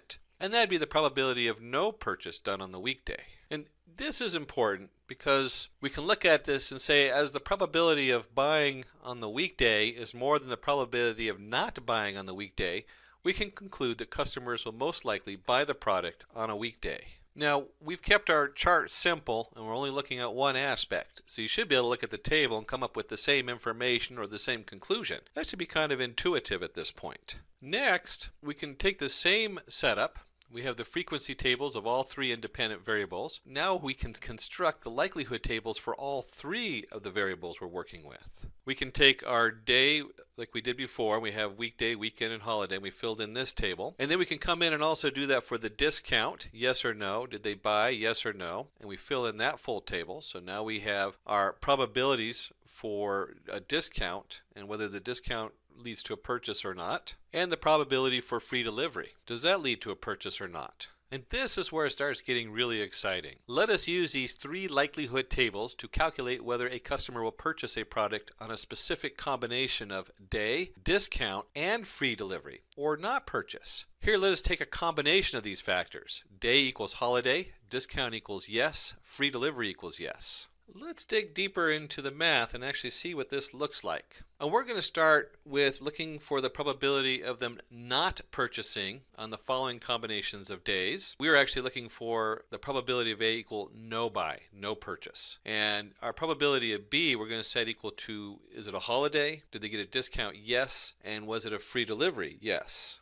Before we go further, let's look at the original equation. The probability of A if B equals the probability of B given the condition A and the probability times the probability of A over the probability of B occurring. Now this is basic algebra, so we can multiply this information together. So when you see the probability of A given B, in this case the condition is B, C, and D, or the three different variables we're looking at. And when you see the probability of B, that would be the conditions. We're actually going to multiply those three separate conditions out. Probability of, you'll see that in just a second in the formula, times the full probability of A over the full probability of B. So here we are back to this, and we're going to have let A equal no purchase, and we're looking for the probability of B on the condition A, where A sets for three different things. Remember that equals the probability of A given the condition B. And in this case, we just multiply those three different variables together. So we have the probability of the discount times the probability of free delivery times the probability is the day equal a holiday. Those are our three variables of the probability of A if B. And then that is going to be multiplied by the probability of them not making a purchase. And then we want to divide that by the total probabilities, and they're multiplied together. So we have the probability of a discount, the probability of a free delivery, and the probability of it being on a holiday. When we plug those numbers in, we see that 1 out of 6 were no purchase on a discounted day, 2 out of 6 were a no purchase on a free delivery day, and 3 out of 6 were a no purchase on a holiday. Those are our three probabilities of A if B multiplied out. And then that has to be multiplied by the probability of a no purchase. And remember, the probability of a no buy is across all the data. So that's where we get the 6 out of 30. We divide that out by the probability of each category over the total number. So we get the 20 out of 30 had a discount, 23 out of 30 had a yes for free delivery, and 11 out of 30 were on a holiday. We plug all those numbers in, we get 0.178.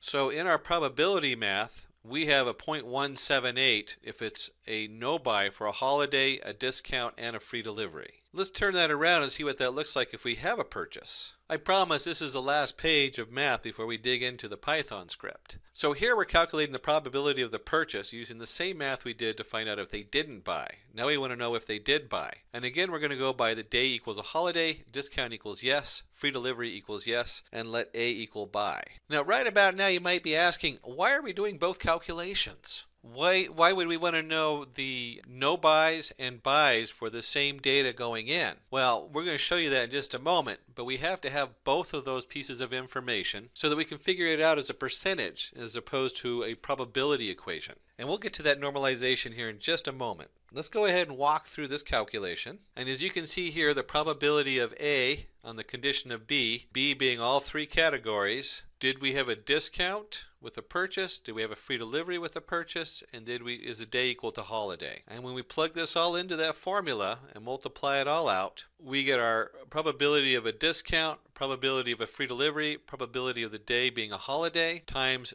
the overall probability of it being a purchase, divided by, again multiplying the three variables out, the full probability of there being a discount, the full probability of being a free delivery, and the full probability of there being a day equal holiday. And that's where we get this 19 over 24 times 21 over 24 times 8 over 24 times the P of A, 24 over 30, divided by the probability of the discount, the free delivery times the day, or 20 over 30, 23 over 30 times 11 over 30, and that gives us our 0.986. So, what are we going to do with these two pieces of data we just generated? Well, let's go ahead and go over them. We have a probability of purchase equals 0.986. We have a probability of no purchase equals 0.178. So, finally, we have a conditional probabilities of purchase on this day. Let us take that, we're going to normalize it, and we're going to take these probabilities and turn them into percentages. This is simply done by taking the sum of probabilities, which equals 0.986 plus 0.178, and that equals the 1.164. If we divide each probability by the sum, we get the percentage. And so the likelihood of a purchase is 84.71%,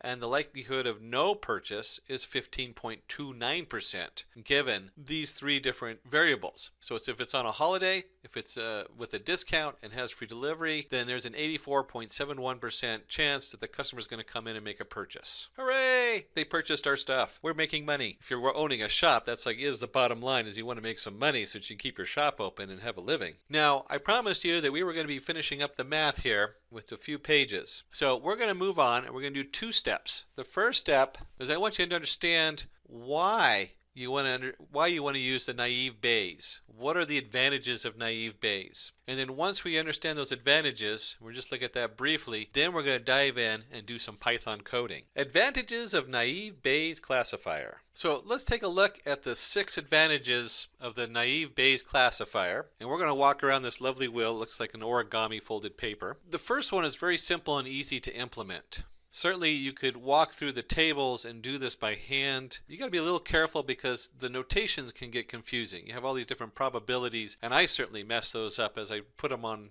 is it on the top or the bottom? You got to really pay close attention to that.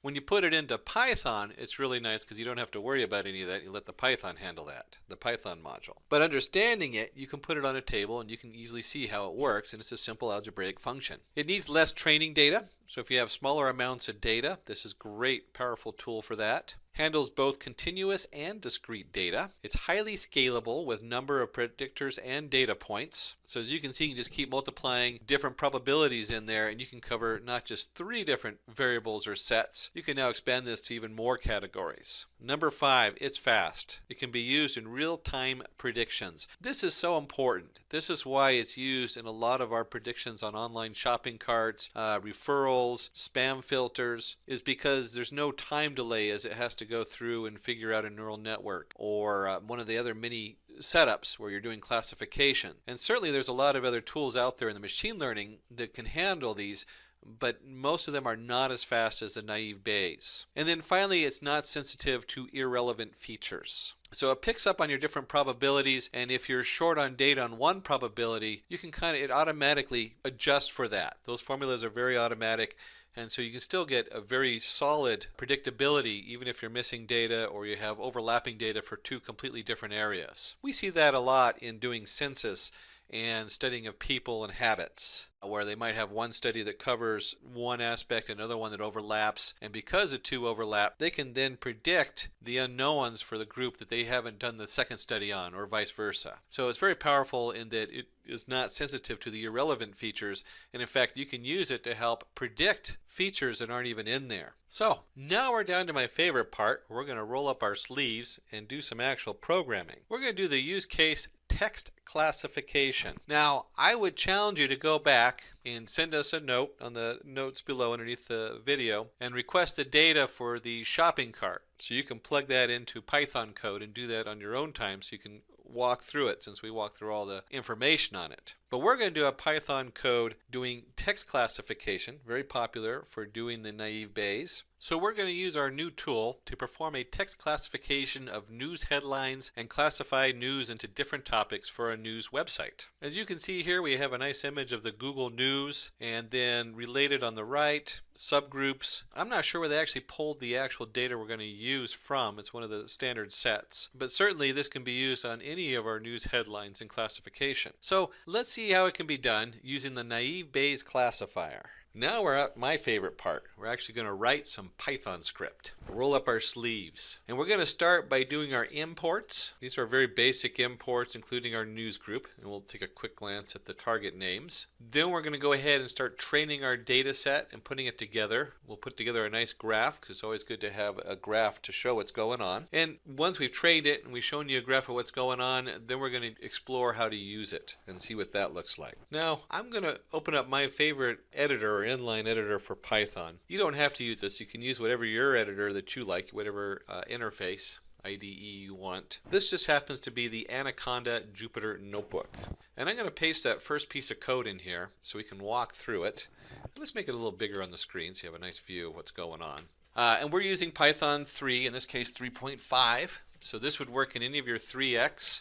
If you have it set up correctly, it should also work in a lot of the 2x. You just have to make sure all of the versions of the modules match your Python version. And in here, you'll notice the first line is your percentage matplot library in line. Now, 3 of these lines of code are all about plotting the graph. This one lets the notebook know, since it's an inline setup, that we want the graphs to show up on this page. Without it in a notebook like this, which is an Explorer interface, it won't show up.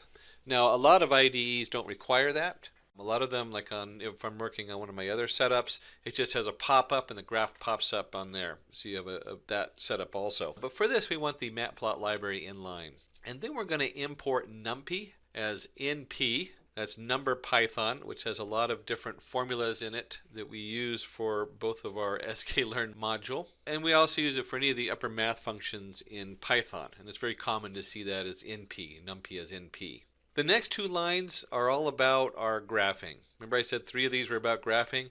Well, we need our matplotlibary.pyplot as PLT, and you'll see that PLT is a very common setup, as is the SNS, and just like the NP. And we're going to import Seaborn as SNS, and we're going to do the SNS.set. Now, Seaborn sits on top of pyplot, and it just makes a really nice heat map. It's really good for heat maps. And if you're not familiar with heat maps, that just means we give it a color scale. The term comes from the brighter red it is, the hotter it is in some form of data, and you can set it to whatever you want. And we'll see that later on. So you'll see that those 3 lines of code here are just importing the graph function so we can graph it. And as a data scientist, you always want to graph your data and have some kind of visual. It's really hard just to shove numbers in front of people and they look at it and it doesn't mean anything. And then from the sklearn.datasets, we're going to import the fetch20 news groups. Very common one for analyzing, tokenizing words and setting them up and exploring how the words work and how do you categorize different things when you're dealing with documents. And then we set our data equal to fetch 20 news groups. So our data variable will have the data in it. And we're going to go ahead and just print the target names, data.target names. And let's see what that looks like. And you'll see here we have alt atheism, comp graphics, comp OS, MS, Windows.miscellaneous. And it goes all the way down to talkpolitics.miscellaneous, talkreligion.miscellaneous. These are the categories they've already assigned to this news group. And it's called Fetch20 because you'll see I believe there's 20 different topics in here, or 20 different categories as we scroll down. Now, we've gone through the 20 different categories, and we're going to go ahead and start defining all the categories and set up our data. So we're actually going to go ahead and get the data all set up and take a look at our data. And let's move this over to our Jupyter Notebook, and let's see what this code does. First, we're going to set our categories. Now, if you noticed up here, I could have just as easily set this equal to data.target_names, because it's the same thing. But we want to kind of spell it out for you so you can see the different categories. It kind of makes it more visual so you can see what your data is looking like in the background. Once we've created the categories, we're going to open up a train set. So this training set of data is going to go into fetch20 news groups, and it's a subset in there called train, and categories equals categories. So we're pulling out those categories that match. And then if you have a train set, you should also have the testing set. We have test equals fetch20 news groups, subset equals test, and categories equals categories. Let's go down one size so it all fits on my screen. There we go. And just so we can really see what's going on, let's see what happens when we print out one part of that data. So it creates train, and under train it creates train.data, and we're just going to look at data piece number 5. And let's go ahead and run that and see what that looks like. And you can see when I print train.data number 5 under train, it prints out one of the articles. This is article number 5. You can go through and read it on there. And we can also go in here and change this to test, which should look identical because it's splitting the data up into different groups, train and test. And we'll see test number 5 is a different article, but it's another article in here. And maybe you're curious and you want to see just how many articles are in here. We could do length of train.data, and if we run that, you'll see that the training data has 11,314 articles.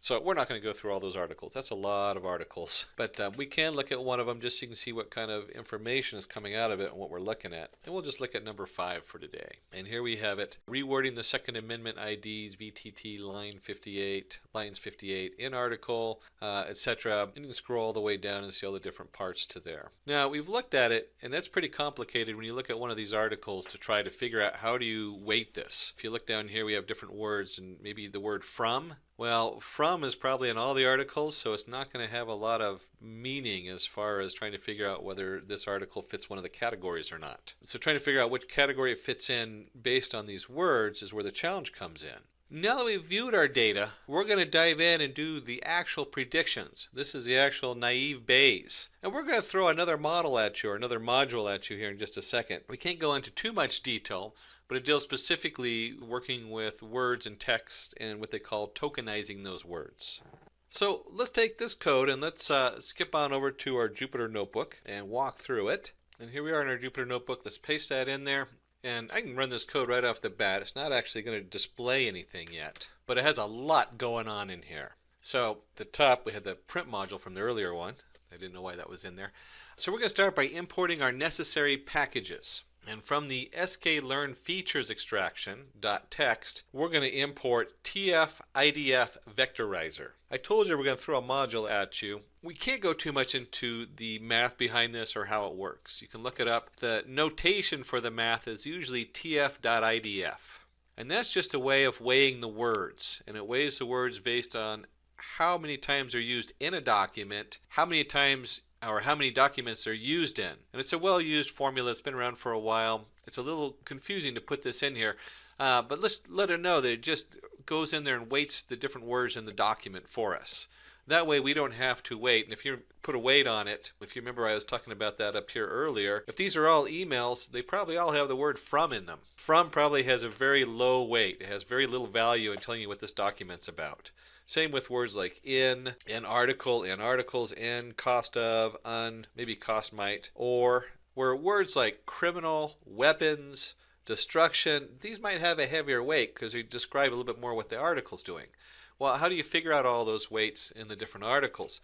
That's what this module does. That's what the tf-idf vectorizer is going to do for us. And then we're going to import our sklearn.naive Bayes, and that's our multinomial NB.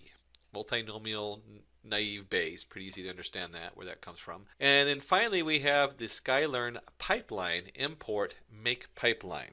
Now the make pipeline is just a cool piece of code because we're going to take the information we get from the tf-idf vectorizer and we're going to pump that into the multinomial NB. So a pipeline is just a way of organizing how things flow. It's used commonly. You probably already guessed what it is if you've done any businesses. They talk about the sales pipeline. If you're on a work crew or a project manager, you have your pipeline of information that's going through or your projects and what has to be done in what order. That's all this pipeline is. We're going to take the TF-ID vectorizer and then we're going to push that into the multinomial NB. Now, we've designated that as the variable model. We have our pipeline model. And we're going to take that model, and this is just so elegant. This is done in just a couple lines of code. Model.fit. And we're going to fit the data, and first the train data, and then the train target. Now, the train data has the different articles in it. You can see the one we were just looking at. And the train.target is what category they already categorized that particular article as. And what's happening here is the trained data is going into the TF-ID vectorizer. So when you have one of these articles, it goes in there, it weights all the words in there. So there's thousands of words with different weights on them. I remember once running a model on this, and I literally had 2.4 million tokens go into this. So when you're dealing like large document bases, you can have a huge number of different words. It then takes those words, gives them a weight, and then based on that weight, based on the words and the weights, it then puts that into the multinomial NB. And once we go into our naive Bayes, we want to put the trained target in there. So the trained data that's been mapped to the TF-ID vectorizer is now going through the multinomial NB, and then we're telling it, well, these are the answers.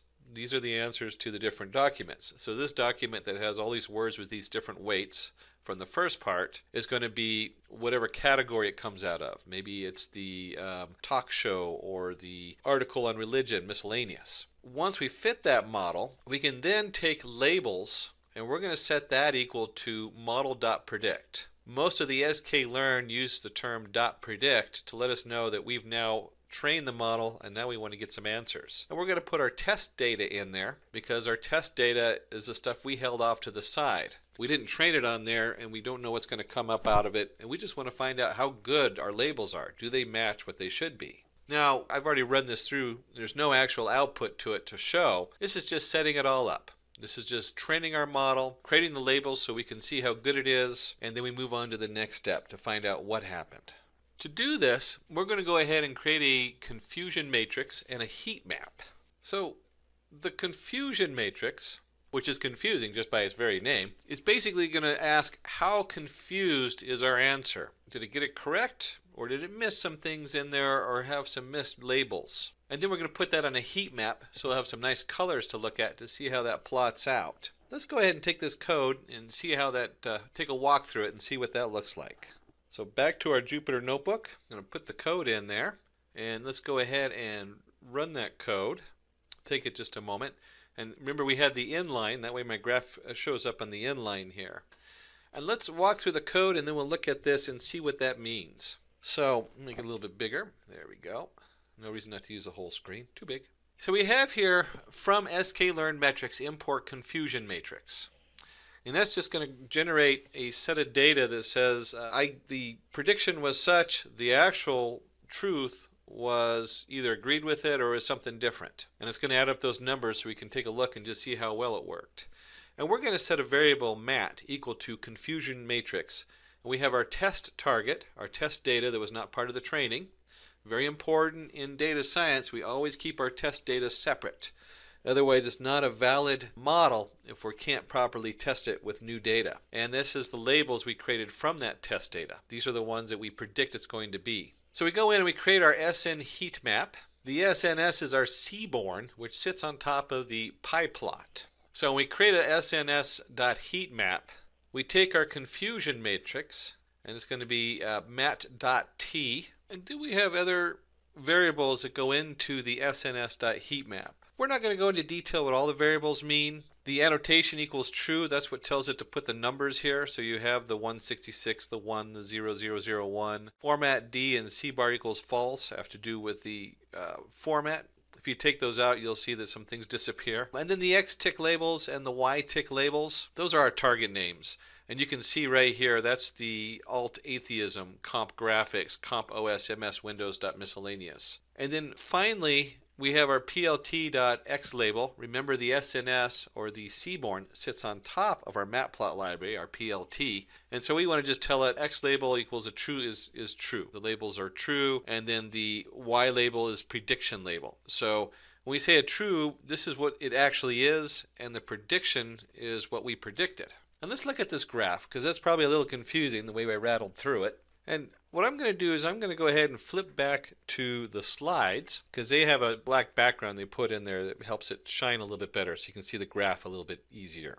So in reading this graph, what we want to look at is how the color scheme has come out. And you'll see a line right down the middle, diagonally, from upper left to bottom right. What that is if you look at the labels, we have our predicted label on the left and our true label on the right. Those are the numbers where the prediction and the true come together. And this is what we want to see, is we want to see those lit up. That's what that heat map does, is you can see that it did a good job of finding those data. And you'll notice that there's a couple of red spots on there where it missed. You know, it's a little confused when we talk about talk religion miscellaneous versus talk politics miscellaneous, social religion Christian versus alt atheism. It mislabeled some of those. And those are very similar topics, so you could understand why it might mislabel them. But overall, it did a pretty good job. If we're going to create these models, we want to go ahead and be able to use them. So let's see what that looks like. To do this, let's go ahead and create a definition, a function to run. And we're going to call this function, let me just expand that just a notch here. There we go. I like mine in big letters. Predict categories. We want to predict the category. We're going to send it S, a string. And then we're sending it train equals train. We have our training model. And then we had our pipeline, model equals model. This way we don't have to resend these variables each time. The definition knows that because I said train equals train, and I put the equal for model. And then we're going to set the prediction equal to the model.predict S. So it's going to send whatever string we send to it. It's going to push that string through the pipeline, the model pipeline. It's going to go through and tokenize it and put it through the TF, IDF, convert that into numbers and weights for all the different documents and words, and then it'll put that through our naive Bayes. And from it, we'll go ahead and get our prediction. We're going to predict what value it is. And so we're going to return train.targetNames predict of 0. And remember that the train.targetNames, that's just categories. I could have just as easily put categories in there .predict of 0. So we're taking the prediction, which is a number, and we're converting it to an actual category. We're converting it from, I don't know what the actual numbers are, but let's say 0 equals alt atheism. So we're going to convert that 0 to the word, or 1, maybe it equals comp graphics. So we're going to convert number 1 into comp graphics. That's all that is. And then we got to go ahead and then we need to go ahead and run this. So I load that up. And then once I run that, we can start doing some predictions. I'm going to go ahead and type in predict category. And let's just do predict category Jesus Christ. And it comes back and says it's social, religion, Christian. That's pretty good. Now, note I didn't put print on this. One of the nice things about the Jupyter Notebook Editor and a lot of inline editors is if you just put the name of the variable out as returning the variable train.target_names, it'll automatically print that for you. In your own IDE, you might have to put in print. Let's see where else we can take this. And maybe you're a space science buff. So how about sending load to International Space Station? And if we run that, we get science space. Or maybe you're a automobile buff. And let's do, they were going to tell me Audi is better than BMW, but I'm going to do BMW is better than an Audi. So maybe you're a car buff. And we run that, and you'll see it says recreational. I'm assuming that's what REC stands for. Autos. So I did a pretty good job labeling that one. How about if we have something like a caption running through there? President of India. And if we run that, it comes up and says talk, politics, miscellaneous. So when we take our definition or our function and we run all these things through, kudos, we made it. We were able to correctly classify texts into different groups based on which category they belong to using the naive Bayes classifier. Now, we did throw in the pipeline, the TF, IDF vectorizer. We threw in the graphs. Those are all things that you don't necessarily have to know to understand the naive Bayes setup or classifier. But they're important to know. One of the main uses for the naive Bayes is with the TF, IDF tokenizer or vectorizer, where it tokenizes the word and adds labels. And we use the pipeline because you need to push all that data through, and it makes it really easy and fast. You don't have to know those to understand naive Bayes, but they certainly help for understanding the industry and data science. And we can see our categorizer, our naive Bayes classifier. We were able to predict the category religion, space, motorcycles, autos, politics, and properly classify all these different things we pushed into our prediction and our trained model. If you want to become an AI expert and gain handsome salary packages, look at the wide range of AI/ML courses by Simplilearn in collaboration with top universities across the globe. You will catch the eyes of top recruiters in the industry. Go a little deeper into hierarchical clustering. Let's consider we have a set of cars and we have a group similar. We want to group similar ones together. So below we have, you'll see 4 different cars down there. And we get 2 clusters of car types, sedan and SUV. So if you're just looking at it, you can probably think, oh yeah, we'll put the sedans together and the SUVs together. And then at last we can group everything into one cluster. So we just have just cars. So you can see as we have this, we make a nice little tree. This is very common when you see anybody talks about hierarchical clustering. This is usually what you see and what comes out of it. We terminate when we are left with only one cluster. So we have, as you can see, we bring them all together. We have one cluster. We can't bring it together anymore because they're all together. Hierarchical clustering is separating data into different groups based on some measure of similarity. So we have to find a way to measure what makes them alike and what makes them different. Agglomerative clustering is known as a bottom-up approach. Remember I said think of that as bringing things together. You see, think the Latin term agglo is together because you have your agglomerate rocks where all the different pieces of rocks are in there. So we want to bring everything together. That's a bottom-up. And then divisive is we're going to go from the top down. So we take one huge cluster and we start dividing it up into 2 clusters, into 3, 4, 5, and so on. Digging even deeper into how hierarchical clustering works, let's consider we have a few points on a plane. So this plane is 2D, so we have an XY coordinates, kind of makes it easy. We're going to start with measure the distance. So we want to figure a way to compute the distance between each point. Each data point is a cluster of its own. Remember, if we're going from the bottom up, agglomerative, then we have each point being its own cluster. We try to find the least distance between 2 data points to form a cluster. And then once we find those with the least distance between them, we start grouping them together. So we start forming clusters of multiple points. This is represented in a tree-like structure called dendrogram. So this is another key word, dendrogram. And you can see it's just a branch we've looked at before. And we do the second group the same, so it gets its own dendrogram, and the third gets its own dendrogram. And then we might group 2 groups together. So now those 2 groups are all under one dendrogram because they're closer together than the P1 and P2. And then we terminate when we are left with one cluster. So we finally bring it all together. You can see on the right how we've come up all the way up to the top. Whoops. And we have the gray hierarchical box coming in there and connecting them. So we have just one cluster, and that's a good place to terminate because there is no way we can bring them together any further. So how do we measure the distance between the data points? I mean, this is really where it starts getting interesting. Up until now, you can kind of eyeball it and say, hey, these look together. But when you have thousands of data points, how are we going to measure those distances? And there is a lot of ways to get the distance measure. So let's go ahead and take a look at that. Distance measures will determine the similarity between 2 elements, and it will influence the shape of the clusters. And we have Euclidean distance measure, we have squared Euclidean distance measure, which is almost the same thing but with less computations. And we have the Manhattan distance measure, which will give you slightly different results. And we have the cosine distance measure, which again is very similar to the Euclidean, playing with triangles. And sometimes it can compute faster depending on what kind of data you're looking at. So let's start with the Euclidean distance measure. The most common is we want to know the distance between the 2 points. So if we have point P and point Q, the Euclidean distance is the ordinary straight line. It is the distance between the 2 points in Euclidean space. And you should recognize D equals, in this case we're going to sum all the points. So if there was more than one point, we could figure out the distance to the not more than 1 points. This is the sum of more than 2 dimensions. So we can have the distance between each of the different dimensions squared, and that will give us, and then take the square root of that, and that gives us the actual distance between them. And this should look familiar from Euclidean geometry. Maybe you haven't played too much with multiple dimensions, so the summation symbol might not look familiar to you. But it's pretty straightforward as you add the distance between each of the 2 different points squared. So if your y difference was 2 minus 1 squared would be 2, and then you take the difference between the x, again squared, and if there was a z coordinates, it would be z1 minus z2 squared, and then take the square root of that and sum it all together and then take the square root of it. So to make it compute faster, since the difference in distances, whether one is farther apart or closer together than the other, we can do what's called the squared Euclidean distance measurement.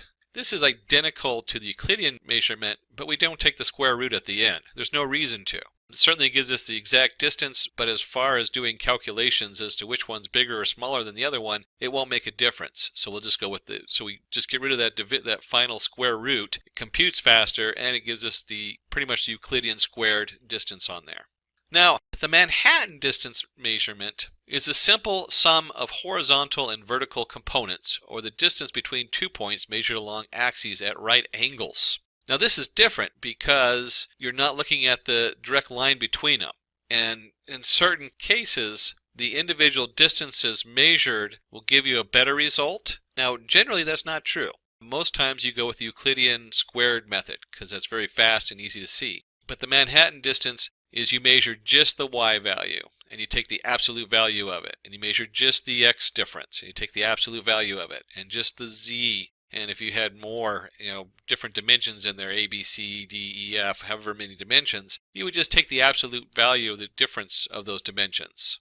And then we have the cosine distance. Similarity measures the angle between the two vectors. And as you can see, as the two vectors get further and further apart, the cosine distance gets larger. So it's another way to measure the distance. Very similar to the Euclidean, so you're still looking at the same kind of measurement, so it should have a similar result as the first two. But keep in mind the Manhattan will have a very different result, and you can end up with a bias with the Manhattan if your data is very skewed, if one set of values is very large and another set of values is very small. But that's a little bit beyond the scope of this. It's just important to know that about the Manhattan distance. So let's dig into the agglomerative clustering. And agglomerative clustering begins with each element as a separate cluster, and then we merge them into a larger cluster. How do we represent a cluster of more than 1 point? So we're going to kind of mix the distance together with the actual agglomerative and see what that looks like. And we're actually going to have 3 key questions that are going to be answered here. So how do we represent a cluster of more than 1 point? So we want to look at the math, what it looks like mathematically and geometrically. How do we determine the nearness of clusters? When to stop combining clusters? Always important to have your computer script or your whatever you're working on have a termination point so it's not going on eternally. We've all done that if you do any kind of computer programming or writing a script. Let's assume that we have 6 data points in a Euclidean space. So again, we're dealing with x, y, and z. In this case, just x and y. So how do we represent a cluster of more than 1 point? Let's take a look at that. And first we're going to make use of centroids. Very common terminology in a lot of machine learning languages when we're grouping things together. So we're going to make use of centroids, which is the average of its points. And you can see here we're going to take the 1, 2 and the 2, 1 and we're going to group them together because they're close. And if we were looking at all the points, we'd look for those that are closest and start with those. And we're going to take those two and we're going to compute a point in the middle. And we'll give that point 1.5, 1.5. And that's going to be the centroid of those 2 points. And next we start measuring like another group of points. We got 4, 1, 5, 0. When they're pretty close together. So we'll go ahead and set up a centroid of those 2 points. In this case it would be the 4.5 and 0.5 would be the measurements on those 2 points. And once we have the centroid of the 2 groups, we find out that the next closest point to a centroid is over on the left. And so we're going to take this and say, oh, 0, 0 is closest to the 1.5, 1.5 centroid. So let's go ahead and group that together. And we compute a new centroid based on those 3 points. So now we have a centroid of 1.1 or 1, 1. And then we also do this again with the last point, the 5, 3, and it computes into the first group. And you can see our dendrogram on the right is growing. So we have each of these points become connected and we start grouping them together. And finally we get a centroid of that group too. And then finally the last thing we want to do is combine the 2 groups by their centroids. And you can see here we end up with one large group and it'll have its own centroid, although usually they don't compute the last centroid, we just put them all together. So when do we stop combining clusters? Well, hopefully it's pretty obvious to you. In this case when they all got to be 1, but there are actually many approaches to it. So first, pick a number of clusters k up front. And this is done in the fact that we don't want to look at 200 in clusters. We only want to look at the top 5 clusters or something like that. So we decide the number of clusters required in the beginning and we terminate when we reach the value k.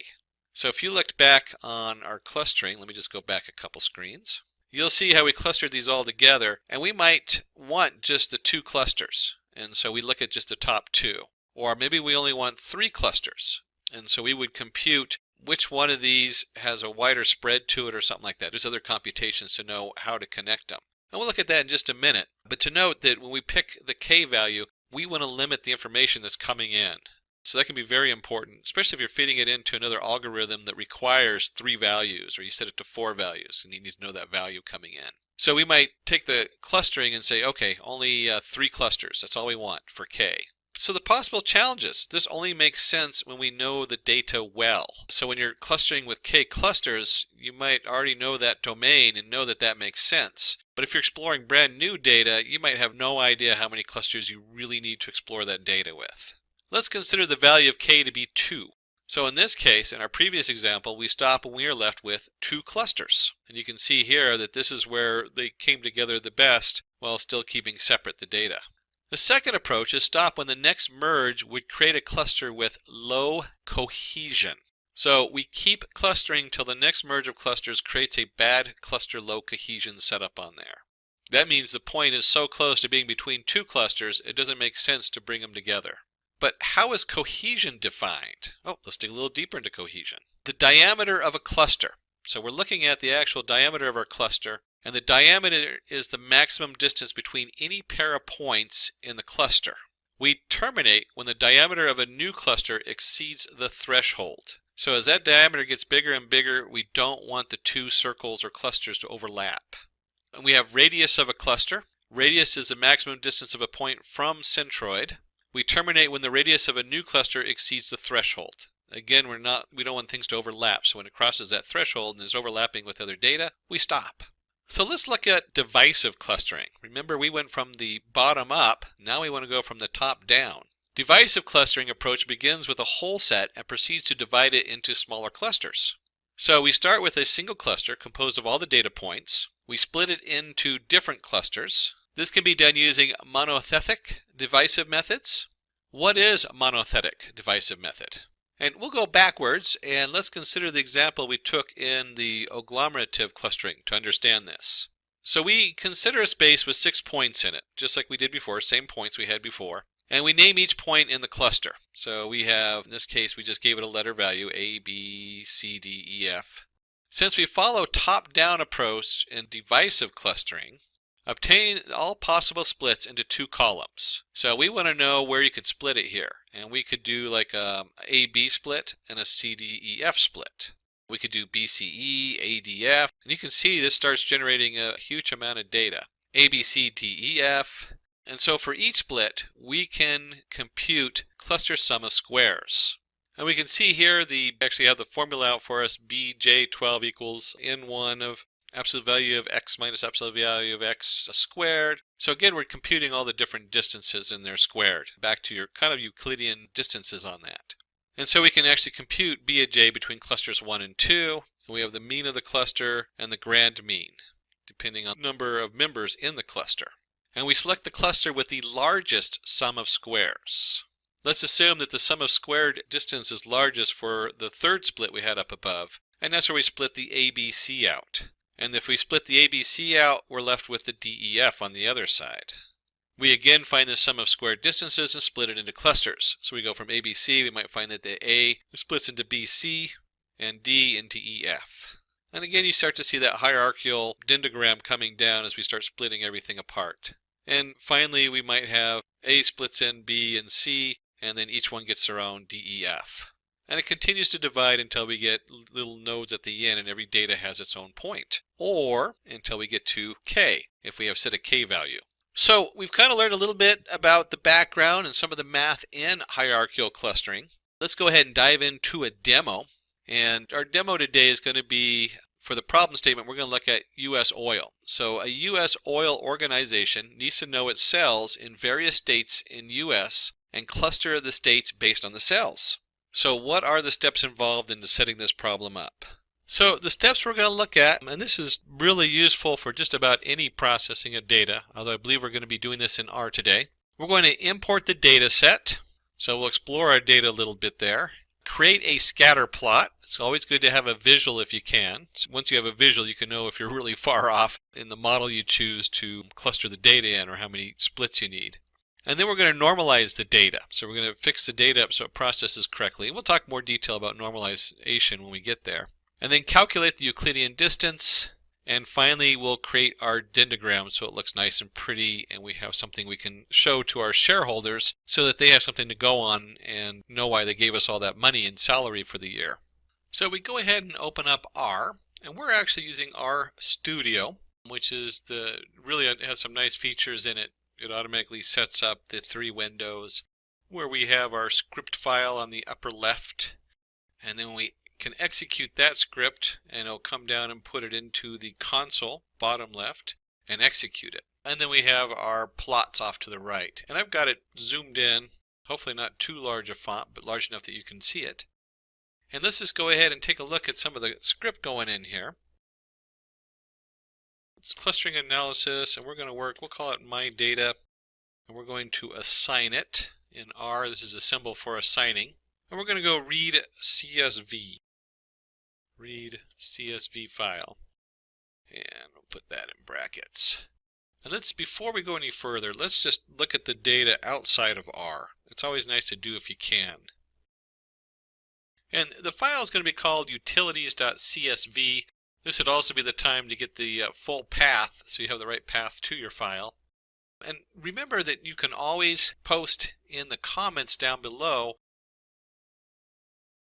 And when you post down there, just let us know you want to connect up with Simplilearn so that they can get you this file. So you can get the same file we're working on and you can repeat it and see how this works. This is utilities.csv. It's a comma-separated variable file, so it's pretty straightforward. And you can see here they have the city, fixed charge, and a number of different features to the data.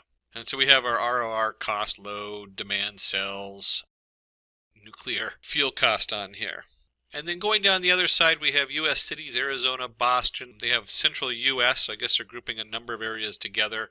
The Commonwealth area, you can see down here, Nevada, New England, northern U.S., Oklahoma, the Pacific region, and so on. So we have a nice little chart of different data they brought in. And so I'm going to take that complete path that ends in the utilities.csv, and we're going to import that file. Let me just enlarge this all the way. Oops, I had an extra set of brackets here somehow. Or maybe I missed a set of brackets. This can happen if you're not careful. You can get brackets on one side and not the other, or in this case, I got double brackets on each side. There we go.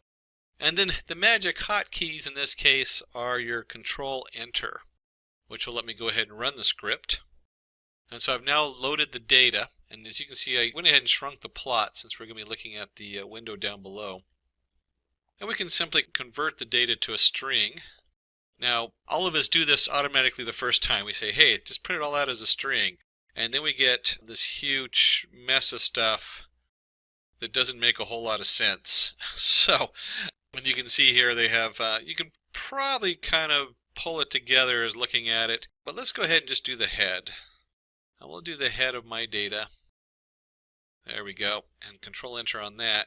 And the head shows the first 5 rows. You'll see this in a lot of different scripts. In R, you type in head, and then in brackets you put your data. And it comes through and lists the first 5 rows, as you can see below. And it shows Arizona, Boston, Central, and it has the same columns we just looked at. So we have the fixed charge, the ROR, the cost, the load, the D demand. I'm not an expert in oil, so I'm not even sure what D demand is. Cells, I'm guessing nuclear, how much of it's supplied by nuclear, and the actual fuel cost. And then the different states that it's in or different areas. And one of the wonders of R is all these cool, easy to use tools that are so quick. So we'll do pairs, and pairs creates a nice graph. So let me go ahead and run this. Whoops. The reason it gave me an error is because I forgot to resize it. So let me bring my plot way out so we can see it, and let's run that again. And you'll see here that we have a nice graph of the different data and how it plots together, how the different points kind of come together. This is neat because if you look at this, I would look at this and say, hey, this is a great candidate for some kind of clustering. And the reason is when I look at any 2 pairs, let's go down to, say, cells and fuel cost towards the bottom right. And when you look at them where they cross over, you sort of see things how they group together, but it's a little confusing. You can't really pinpoint how they group together. You could probably look at these two and say, yeah, there's pretty good commonalities there. And if you look at any of the other pairs, you'll start seeing some patterns there also. And so we really want to know what are the patterns on all of them put together, not just any two of them, but the whole setup. Let me go ahead and shrink my this down for just a second, just a notch here. And let's create a scatter plot. Oops. And this is simply just use the term plot in brackets, and then which values do we want to plot. And if we remember when we looked at the data earlier, let me just go back this way. In this case, let's go ahead and compare just two values to see how they look. And we'll do fuel cost in cells, and it's in my data. So we got to let it know which two columns we're looking at next to each other. And it will open up our plot thing and then go ahead and execute that. And we can see on those close up of what we were just looking at in the pairs.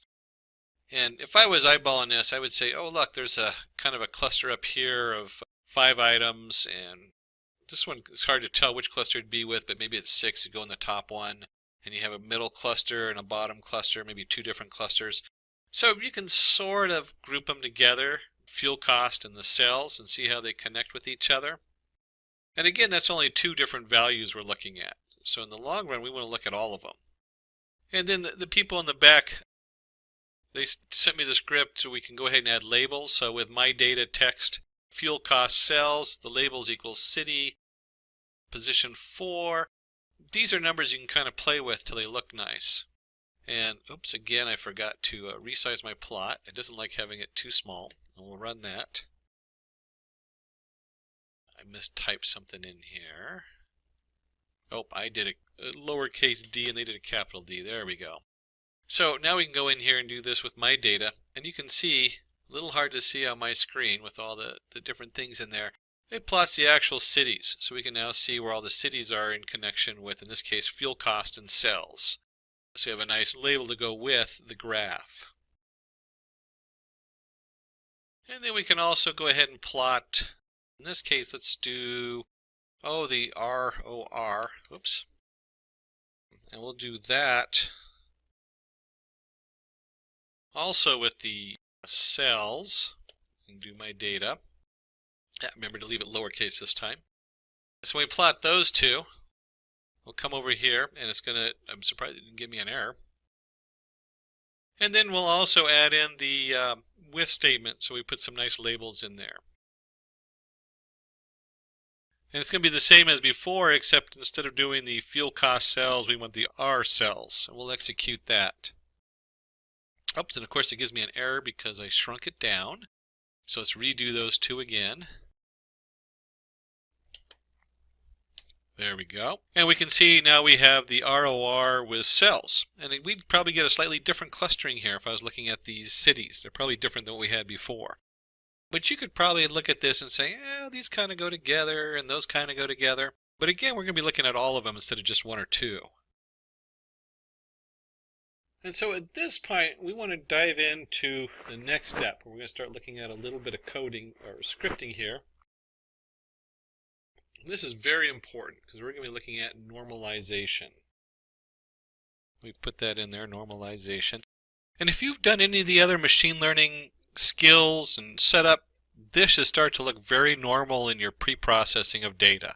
Whether you're in R or Python or any of these scripts, we really want to make sure you normalize your data so it's not biased. Remember, we're dealing with distances, and if I have, let's say the ROR is, even look at this graph here on the right, you can see where my ROR varies between 8 and 14.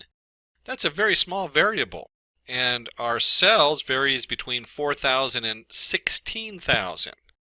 So you can imagine the distance between 4,000 and 8,000, which is the distance of 4,000, versus 8 to 10 versus 2, the cells is going to dominate. So if we do any kind of special work on this, it's going to look at cells and it's going to cluster them just by the cells alone. And then ROR might have a little tiny effect of 2 versus 4,000. We want to level the playing field. Turns out there's actually a number of ways in script to normalize.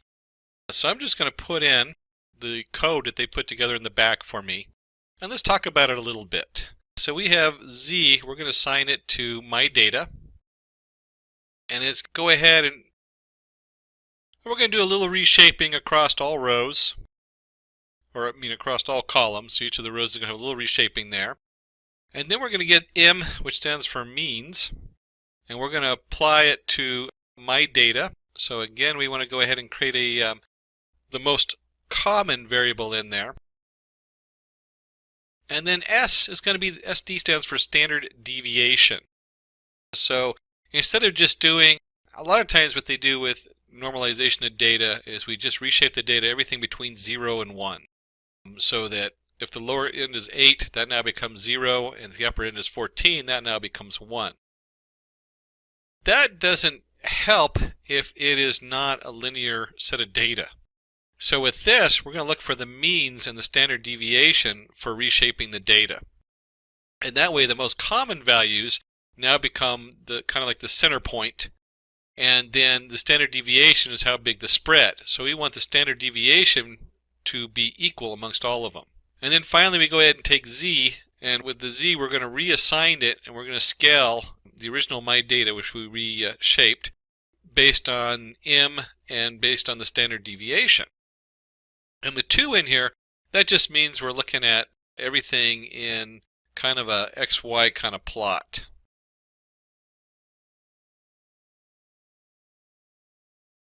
And we can quickly run these. Control Enter, Control Enter, Control Enter, Control Enter. So now we have Z, which is a scaled version of my data. And now we can go ahead and calculate the Euclidean distance.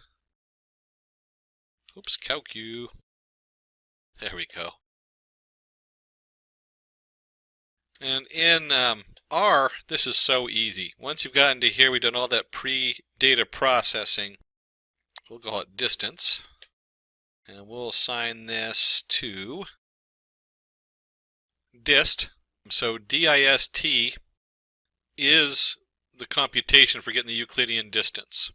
And we can just put Z in there because we've already reformatted and scaled Z to fit what we want. Let me go ahead and just hit enter on that. And I'm going to widen my left-hand side again. I'm always curious, what does this data look like? So let's just type in distance, which will print the variable down below. Oops. You have to hit Control Enter. And this prints out a huge amount of information. As you can see, it just kind of streams down there. And let's go ahead and enlarge this. And I don't know about you, but when I look at something like this, it doesn't mean a whole lot to me, other than I see 2, 3, 4, 5, 6. And then you kind of have the top part, 6, 17, 18. So imagine this is like a huge chart, is what we're looking at. And we can go ahead and use print, distance, digits, equal 3. And let's run that. Oops, I keep forgetting that it has to go through the graph on the right. And we see a slightly different output in here. Let me just open this up so we can see what we're looking at. And by cutting down the distance, you can start to see the patterns here if it's looking at the different distances. So if I go to the top, we have the distance between 1 and 2, 1 and 3, 1 and 4, 1 and 5, 1 and 6, and then 2 and 3, and so on. Obviously, the distance between itself is 0, and it doesn't repeat the data, so we don't care to see 2 versus 1 again, because we already know the distance between 1 and 2. And so we have a nice view of all the distances in the chart, and that's what we're looking at right here. And it's a little easier to read. That's why we did the print statement up here to do digits equals 3. Make it a little bit smaller. We could even just do digits. Oh, let's just do 2. See what that looks like. We might lose some data on this one if something's way off. But we have a nice setup and we can see the different distances, and that's what we were computed here between each of the points. And then the whole reason we're doing this is to get ourselves a nice dendrogram going, a nice clustering dendrogram. We'll do a couple of these looking at different things. We'll take a variable hc.l and we're going to assign it h cluster and then distance. That easy. We've already computed the distances. So the H clustering does all the work for us. And let me hit enter on there. So now we have our HCL, which is assigned the H clustering computation based on distances and apart. And then I'm going to expand my graph because we would like to go ahead and see what this looks like. And we can simply plot that and hit the control enter so it runs. And look at that, we have a really nice clustering dendrogram. Except when I look at it, the first thing I notice is it really shows like numbers down below. Now, if you were a shareholder and some data scientist came up to you and said, look at this is what it means, you'd be looking at that going, what the heck does 3, 9, 14, 19, 1, 18 mean? So let's give it some words there. So let's do the same plot with our HCL. There we go. And let's add in labels. And this is just one of the commands in plots. So we have labels equals my data. And then under my data, we want to know the city. And we'll have it hang -1. That's just the instructions to make it pretty. So we'll run that. Oops, I accidentally ran just hang my 1. Let me try that again. There we go. Okay, so now you can see what it's done. And the hang my 1 turns it sideways. That way we can see Central, which is Central US, and Kentucky. And we start to actually get some information off our clustering setup.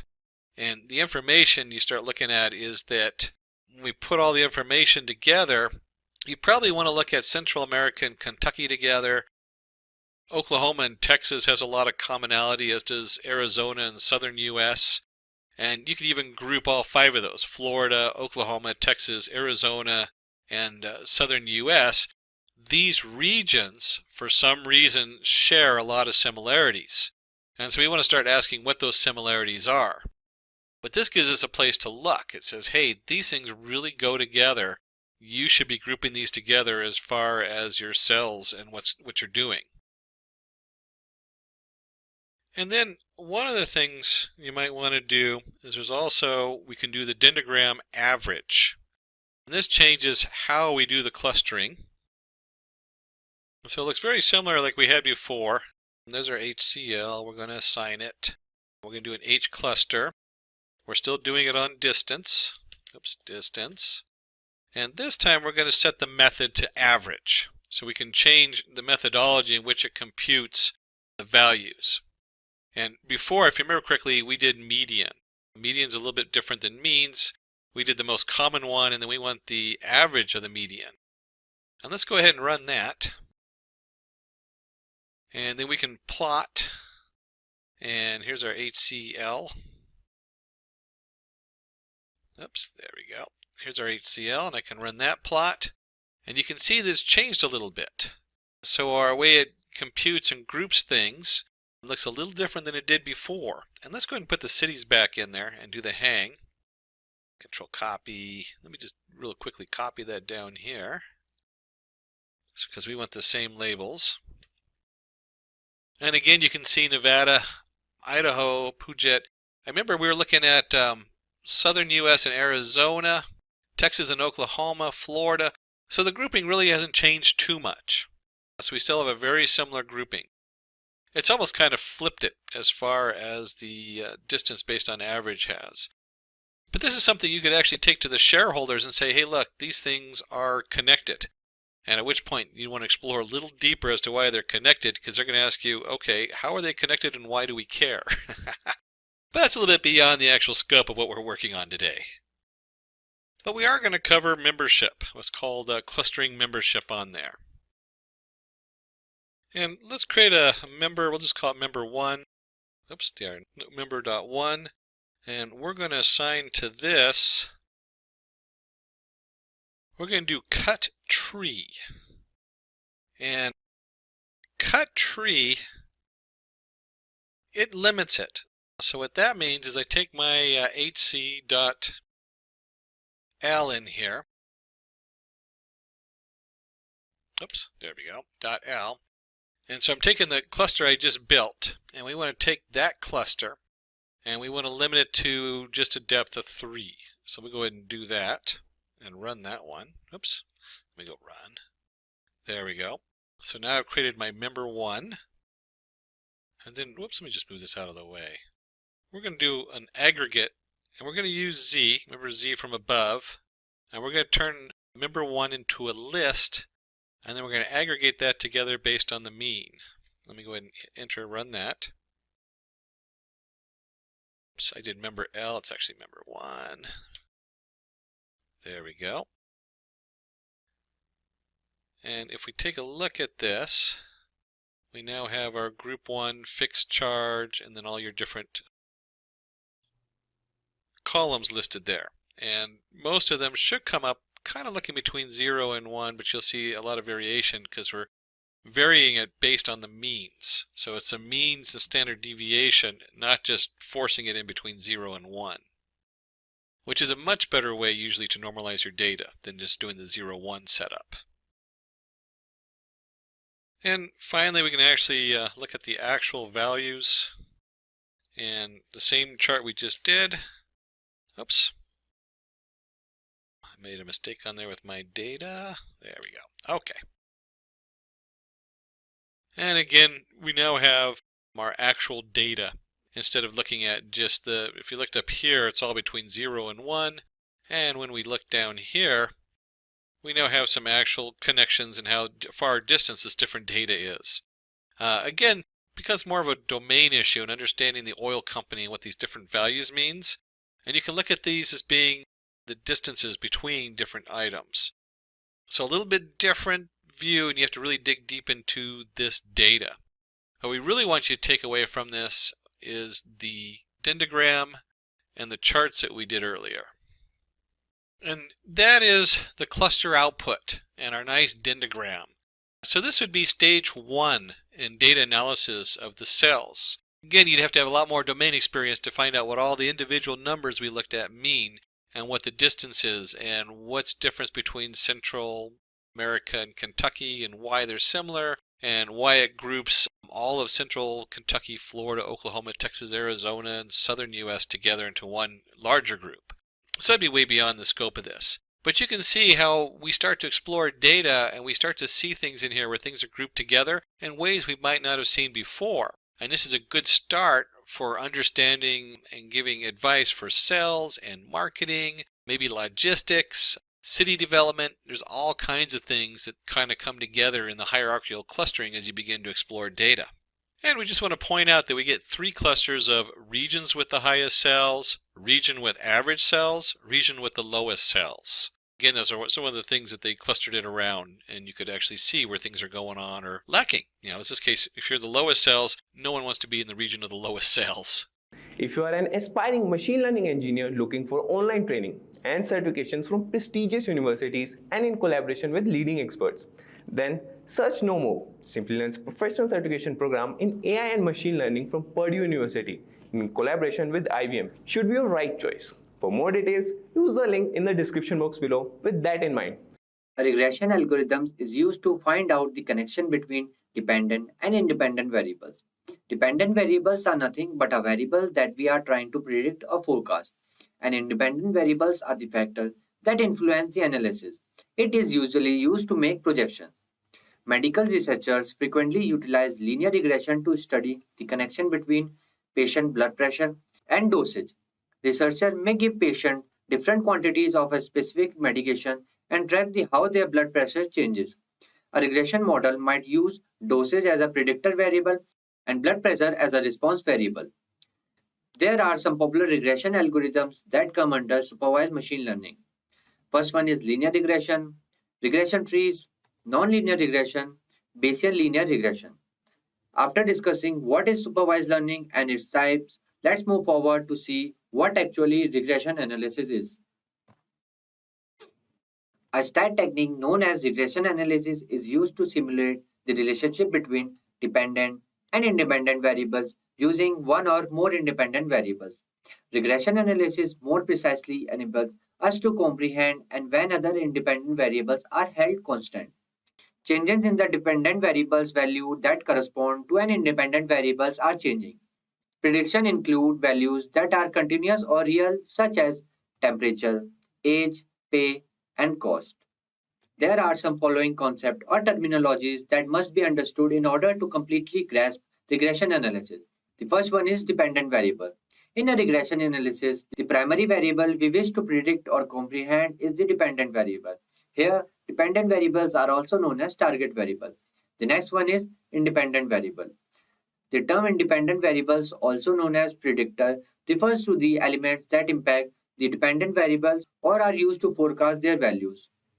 And the third one is outliers. An observation that is extremely high or extremely low in relation to the other observed values is referred as an outlier. An outlier should be avoided as it might affect the outcomes. The fourth one is multicollinearity. The situation is said to as occurring when independent variables have a higher correlation with one another than other variables. It shouldn't be included in the dataset because it causes issues when determining which variable has the greatest impact. And the fifth one is overfitting and underfitting. Overfitting is the problem that occurs when our system performs well with the training dataset but poorly with the test dataset. Underfitting is the term used when an algorithm does not perform well even with the training dataset. After understanding what regression analysis is and its terminologies, let's move forward and see why we use regression analysis, including those involving the weather, sales, marketing trends, and other factors. In this situation, we need regression analysis that can make forecasts more precisely. So let's understand the concept of regression analysis using an example. Business frequently use linear regression to understand the relationship between advertising spending and income. For instance, they might run a simple linear model with advertising as a response variable and revenue as a predictor variable. The regression model would look like this. Revenue equals to beta 0 plus b1 ad spending. Where there are no advertising, the coefficient 0 would indicate the whole expected revenue. When advertising expenditures are increased by 1 unit, coefficient will represent the typical change in the total revenue, that is $1. If beta 1 is negative, then higher advertising expenditure will result in lower revenue. If beta 1 is nearly 0, advertising expenditures have little impact on revenue. And if beta 1 is positive, it would imply that more advertising expenditures are linked to higher income. The amount of beta 1 will determine whether a corporation decides to or decrease its advertising budget. Regression means creating a graph that connects variable the best fit the given data point. The regression analysis model can then make prediction about data using the plot. Regression analysis is defined as showing a line or a curve that goes through all the data points on the target predictive graph in such a way that vertical distance between the data points and the regression is smallest. Whether a model has captured a strong link between determined by the distance between data points and the line. There are some more use cases of regression analysis, like we can use temperature, another variable, to predict or forecast rain. Regression analysis can be used for identification of market trends. For predicting traffic accidents caused by reckless driving, we can use regression analysis for the same and many more. So by understanding why we need regression analysis, moving forward, let's see some popular regression algorithms in detail. The first one is linear regression. Linear regression is one of the most famous and straightforward machine learning algorithms utilized for predictive analysis. Linear regression shows the linear connection between dependent and independent factors. The line of the equation is y equals to mx plus b. Here, y stands for the response variable or a dependent variable, whether x is for the predictor variable or an independent variable. Here, m is the estimated slope and b is for the estimated intercept. And the next one is regression trees. A regression tree is worked through a cycle known as binary recursive, which is iterative interaction that divides the information into segments or branches, and afterward keep splitting the data into smaller groups. As the technique climbs each branch, this tree is used for the dependent variable with continuous values. For example, a regression tree is named food, which is divided into segments, veg and non-veg. Further, it keeps splitting into smaller groups. And the third one is nonlinear regression. Nonlinear regression is a type of regression examination wherein information is to fit a model and afterward communicated with a numerical function.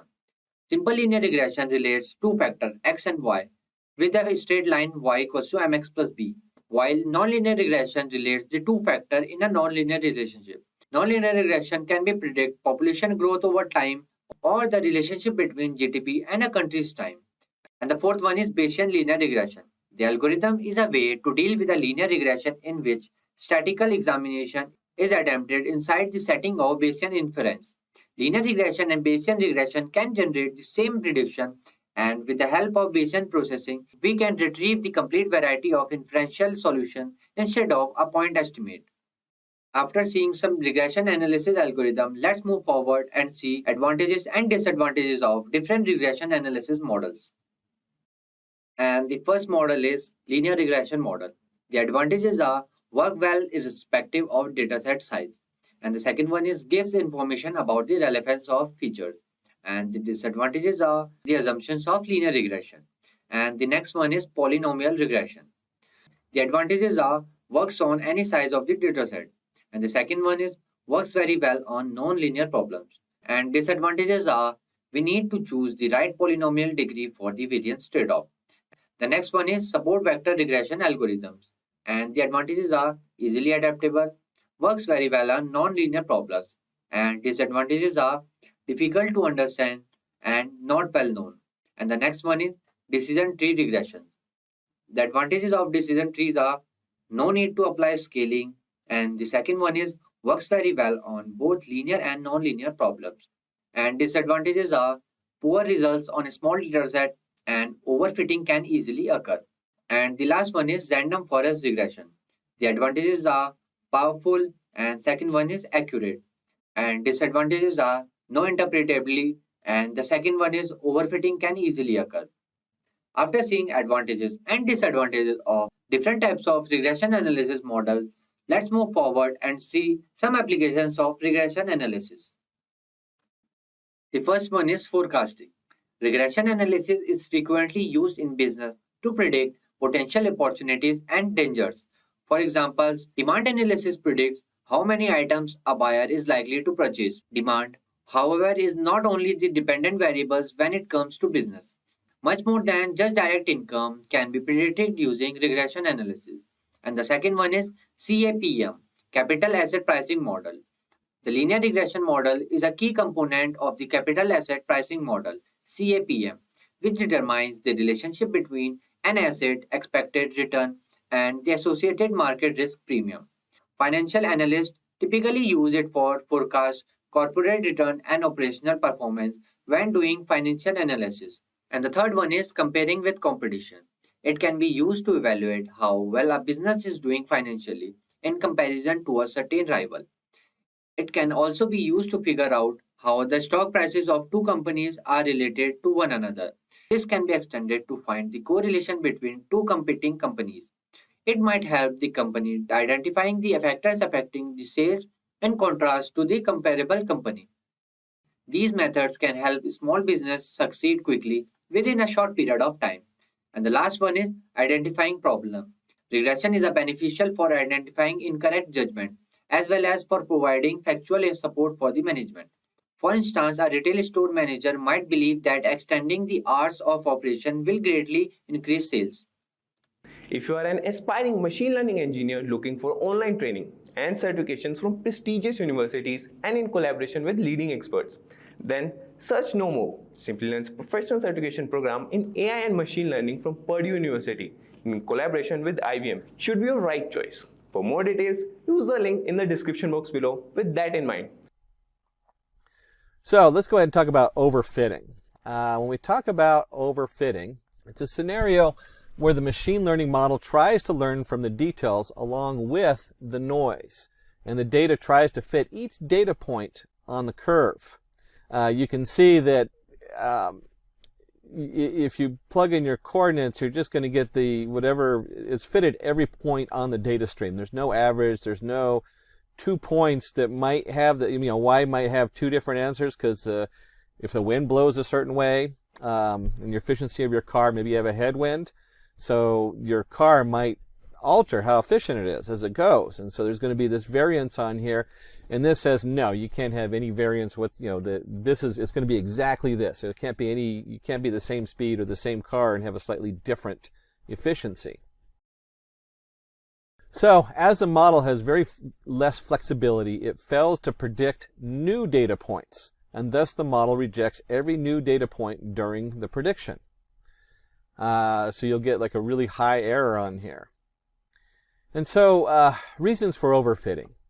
Data used for training is not cleaned and contains noise, garbage values in it. You can spend so much time cleaning your data, and it's so important. It's so important that if you have something wrong with the data coming in, it needs to be addressed. Whether it's the source of the data, maybe they use in medical different measuring tools, so you now have to adjust for data that came in from hospital A versus hospital B, or even off of machine A and machine B that's testing something, and those numbers are coming in wrong. The model has a high variance. Again, wind is a good example. I was talking about that with the car. You may have 100 tests, but because the wind's blowing, it's all over the place. Size of training data used is not enough, so a small amount of data is going to also cause this problem. You only have a few points and you try to plot everything. The model is too complex. This comes up a lot. We put too many pieces together, and how they interact can't even be tracked. And so you have to go back, break it up, and find out actually what correlates and what doesn't. So, what is underfitting? A scenario where machine learning models can neither learn the relationship between the data points nor predict or classify a new data point. And you can see here we have our efficiency of our car and our line drawn, and it's just going to be way off for both the training and the predicting data. As the model doesn't fully learn the patterns, it accepts every new data point during the prediction. So instead of looking for a general pattern, we just kind of accept everything. Data used for training is not cleaned and contains noise, garbage, and values. Again, underfitting and overfitting, same issue. You got to clean your data. The model has a high bias. We've seen this in all kinds of things, from the most common is the driving cars to facial identification or whatever it is. The model itself, when they build it, might have a bias towards one thing. And this would be an underfitted model, would have that bias because it's averaged it out.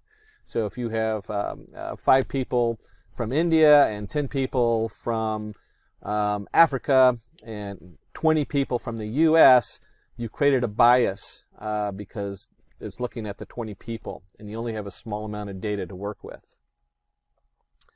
Size of training data used is not enough. That goes with the size I was just talking about.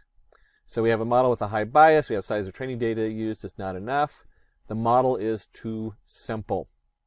Again, this is one straight line through all the data when it has a slight shift to it for other reasons.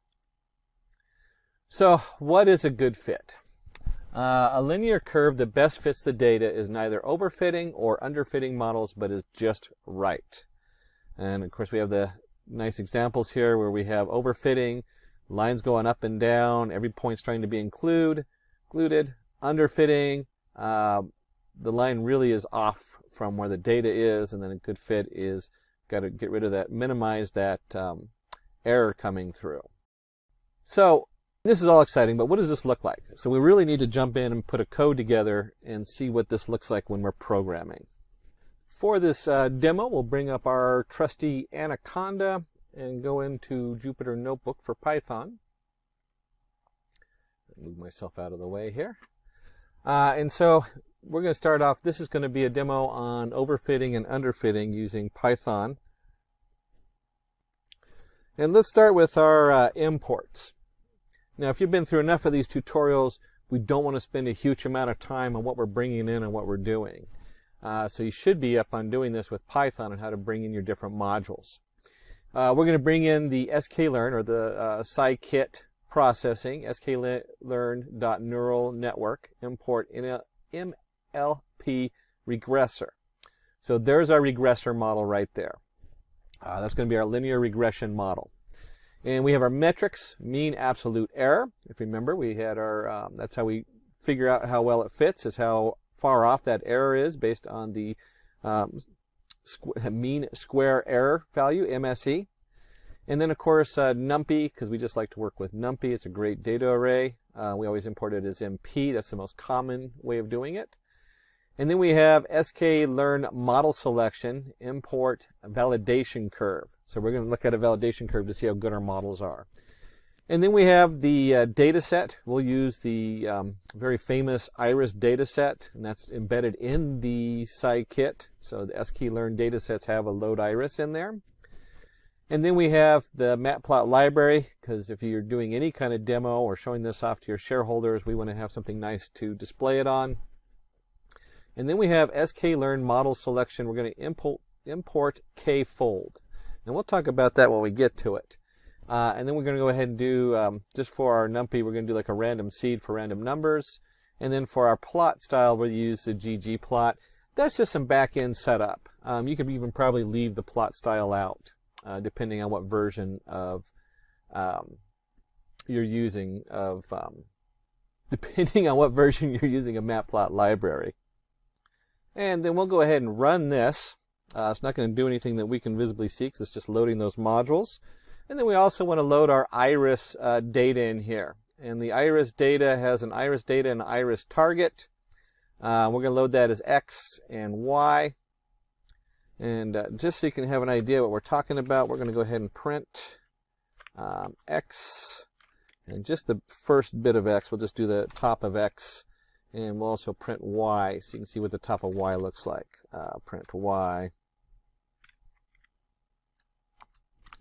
And since we're in NumPy, we're going to go ahead and do our own thing. If this was, of course, pandas, we could just do the head of it and see what it looks like.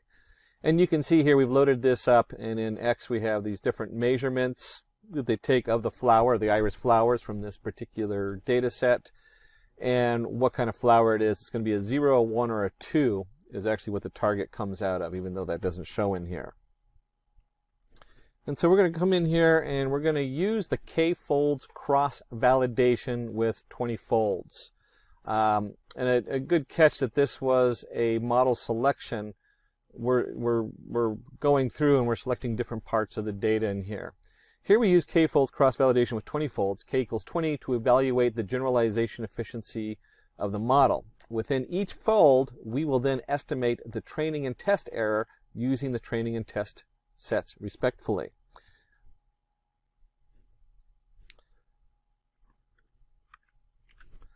So here we have our kf equals kfold. Here's our splits on the top. And then we need to go ahead and have our list training error. We're going to create an array for that. We're going to list our testing error. And for train index and test index in kf.splitx, xtrain, xtrain and xtest, we're going to go ahead and split up our data, our x values, and the same thing with the y values. So now we have an xtrain and an xtest, a ytrain and a ytest. And then here's our model, our MLP regressor. And that's your linear regressor model in there. And we have used a multi-layer perceptron, MLP. So this is a neural network, multi-layer perceptron. That's what the MLP is for. Regressor means that it is dealing with numbers. We're not categorizing things. And then let's go ahead, kind of went off the screen here. We'll just go ahead and bring that down. It's a class of feed-forward artificial neural networks. And they kind of loosely call it ANN. Don't get caught up in the ANN, NNN, MNN. There's NN is neural network, and then everybody puts their own flavor on it depending on what they're doing. So if you see the NN, you know you're dealing with a neural network. So we go ahead and fit our data. Here's our model.fit. We have xtrain and ytrain. And the ytrain data we're going to predict equals model.predict xtrain. So here's our prediction of what it's going to be. So we've trained it and we predicted it. We've trained the train data, and then we have our ytrain. And then we have our ytest. And the ytest equals a model predict xtest. Now notice what we did here is we're going to use our model to predict what we think y should be, but this is the training set. So we've trained it with this data, and now we want to see how good our model fits our training data. And then we want to see how well it fits our testing data. So we take our fold training error, mean absolute error, ytrain y train data predict, and we're going to do our fold testing error, the mean absolute error of y test and y test data predict. And we do this, and here's our mean absolute error. There's our a little bit different connotation, but that's taking the square value and finding the, in this case, it's using the absolute value. So instead of the square value, we get rid of the minus and pluses by using an absolute value. And we find the average of that. And that works the same way as doing the squared value. And then we take our list training error, and we're going to go ahead and just append it for each one of these runs we go through. So every time we fold the data, think of it like this. We want to go ahead and take a piece of data. That's going to be one piece of the data, and we're going to look at each section. And we want to go through each section to see how well it does and splits it up. This way we have a nice picture when we're looking at it from a distance. I do this a lot when I do when I split my X train and my Y train. I'll take 2/3 of the data and then 1/3 of the data, and then I'll switch it, and I'll do 3 different models so I can really see how well it tests out and how that averages out. This is the same thing, but with the K-fold we're doing, and we're doing it across 20 sections. We'll go ahead and run this. And when we run this, it's not too exciting because we're just loading up the data and appending it into our list. And so what we want to take with this is we're going to go ahead and plot it. And this is where we can really see what's going on. This is where it gets exciting. So we take it and we're going to create a couple subplots. That way we have a nice setup down here. We're splitting it up into a couple different graphs. And let's go ahead and run this, and then we'll walk through it a little bit. So our subplot comes in. There's our subplot, and then our PLT plot we're going to do in there. Range 1, we're going to go ahead and do the splits +1, NP array, list training error, ravel it. This is, of course, just a code to how we properly set it up on there so that it sees it correctly. And then we have our X label, which is our number fold. Plot the Y label, training error. Plot the title, training error across folds. Plot the tight layout. Plot the subplot. So we're going to move on to, this is 1, 2, 1, 1, 2, 2. There's our just 1 and 2. It has to do with how it layers it on there for doing multiple plots, because you can do all kinds of cool things with our PyPlot library. And again, we're going to go ahead and do the same thing for the error. And we end up with our training error across folds and our testing error across folds. And so you can see these different folds, how they kind of spike and how they look. And so when we're talking about overfitting or underfitting, we're comparing these two graphs. And if one of them is more off than the other one, if you're looking at these two graphs, you got to say, hey, is this one overfit or underfit? And this is always a good question to ask. I mean, what do we got going here? Is that overfit or is that underfit? And I would say, based on these two graphs and the training data is more sporadic than the testing data. So I would look at this and say, hey, this might need to be fit a little bit better. Maybe we don't have enough data. With the iris, we probably don't. Something else is going on here. So it's a little underfit. Maybe a different model would fit better. I would not use a neural network model for this. I would actually use just a basic linear model on this. A lot of different choices. But this gives you an idea. What we're looking at is how chaotic are these two. Is it getting better or is it getting worse?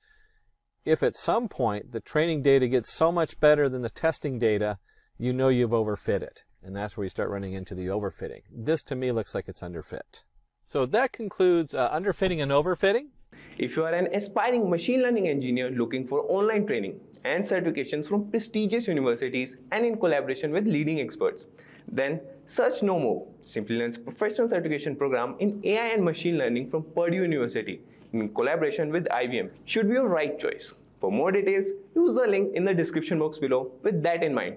Machine learning has improved our lives in a number of wonderful ways. Today, let's talk about some of these. I'm Rahul from Simplilearn, and these are the top 10 applications of machine learning. First, let's talk about virtual personal assistants.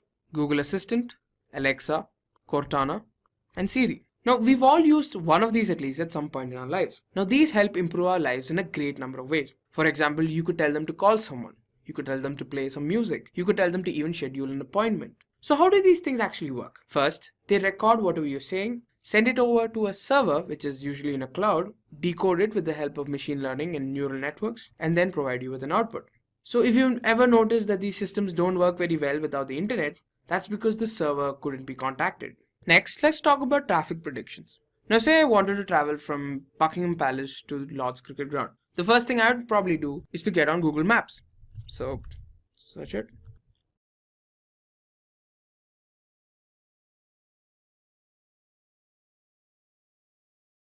And let's put it here.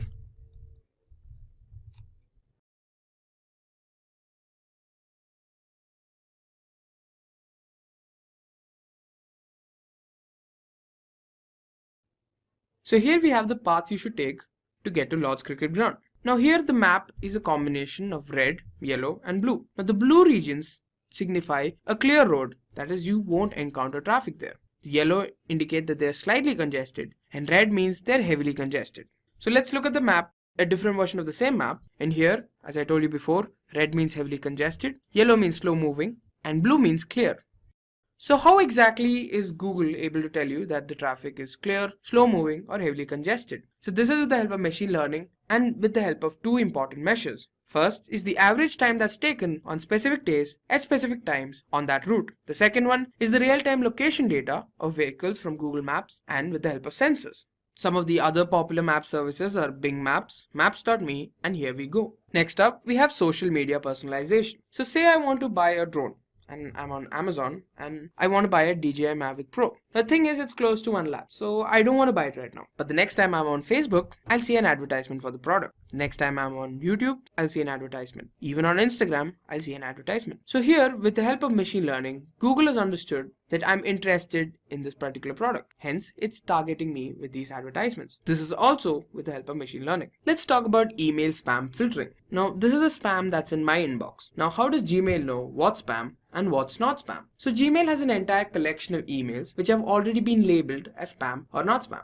So after analyzing this data, Gmail is able to find some characteristics like the word lottery or winner. From then on, any new email that comes to your inbox goes through a few spam filters to decide whether it's spam or not. Now, some of the popular spam filters that Gmail uses is content filters, header filters, general blacklist filters, and so on. Next, we have online fraud detection. Now, there are several ways that online fraud can take place. For example, there's identity theft, where they steal your identity, fake accounts, where these accounts only last for how long the transaction takes place and stop existing after that, and man-in-the-middle attacks, where they steal your money while the transaction is taking place. The feed-forward neural network helps determine whether a transaction is genuine or fraudulent. So what happens with feed-forward neural networks are that the outputs are converted into hash values, and these values become the inputs for the next round. So for every real transaction that takes place, there's a specific pattern. A fraudulent transaction would stand out because of the significant changes that it would cause with the hash values. Stock market trading. Machine learning is used extensively when it comes to stock market trading.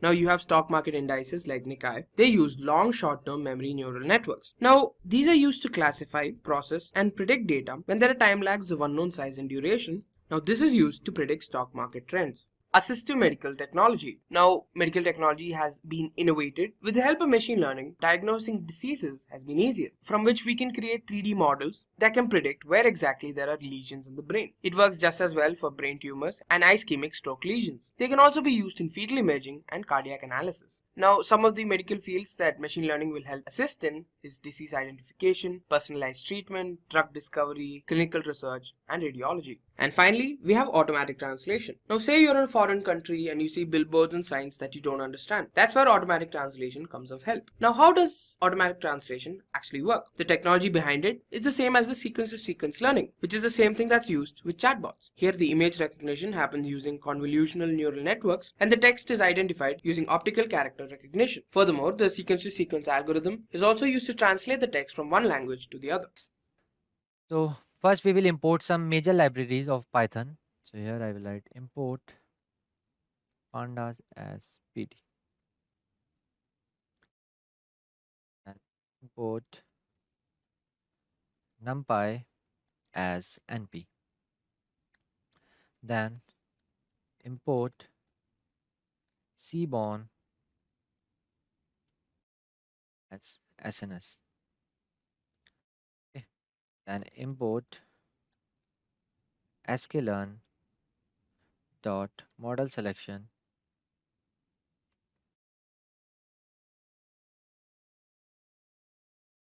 port train underscore test underscore split. Before that, I will import matplotlib dot pyplot as plt. Okay, then I will write here from sklearn dot matrix import accuracy score, then from sklearn dot matrix import classification to report,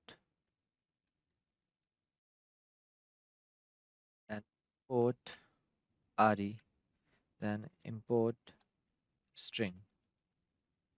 Okay, then press enter. So it is saying, okay, here I have to write from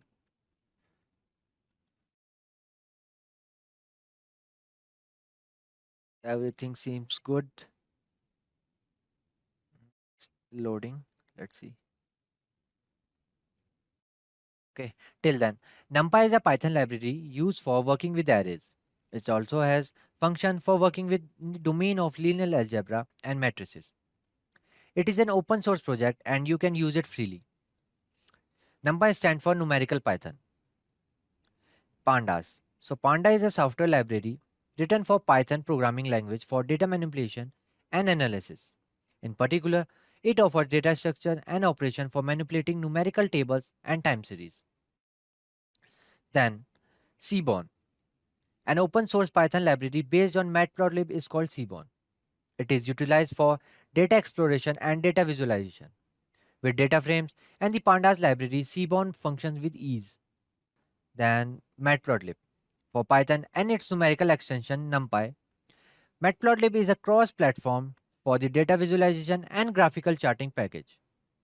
As a result, it presents a strong open source suitable for MATLAB. The APIs for Matplotlib allow programmers to incorporate graphs into GUI applications.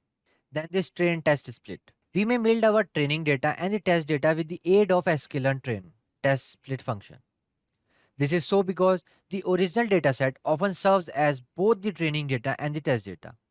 Starting with a single dataset, we divide it into two datasets to obtain the information needed to create a model, like hone and test. Accuracy score. The accuracy score is used to gauge the model's effectiveness by calculating the ratio of total true positive to total true negative across all the model prediction. This RE, regular expression. The functions in the model allow you to determine whether a given text fits a given regular expression or not, which is known as RE. Okay, then string. A collection of letters, words, or other characters is called a string.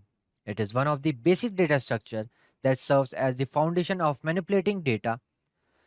The str class is a built-in string class in Python. Because Python strings are immutable, they cannot be modified after they have been formed. Okay, so now let's import the dataset. We will be going to import two datasets, one for the fake news and one for the true news, or you can say not fake news. Okay, so I will write here pf underscore fake equals to pd dot read underscore csv, or what can I say, df fake. Okay,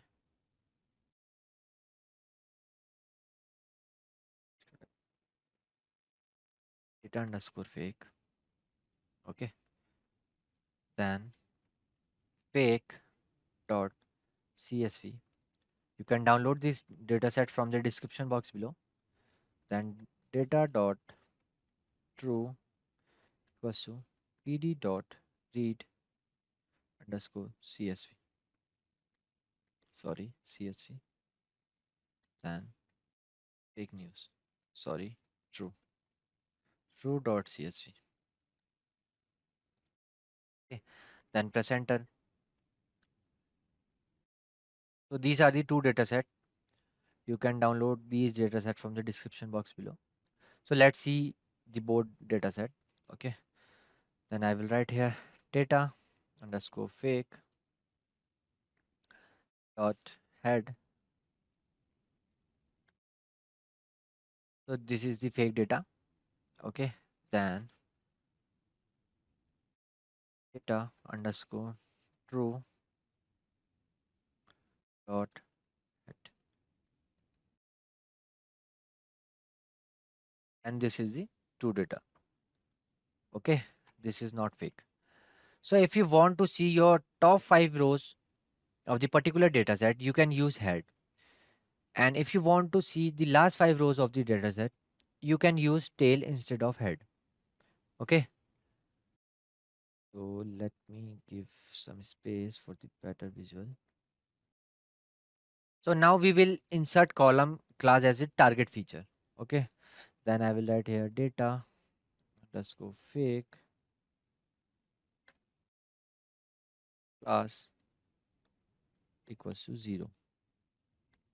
Then data underscore true and class equals to 1. Okay. Then I will write here data underscore fake dot shape and data underscore true dot shape. Okay, then press enter. So the shape method returns the shape of an array. The shape is a tuple of integers. These numbers represent the length of the corresponding array dimension. In other words, a tuple containing the quantities of entries on each axis is an array shape dimension. So what's the meaning of shape? In the fake world, in this dataset, we have 2, 3, 4, 8, 1 rows and 5 columns. And in this dataset, true, we have 2, 1, 4, 1, 7 rows and 5 columns. Okay, so these are the rows, column for the particular dataset.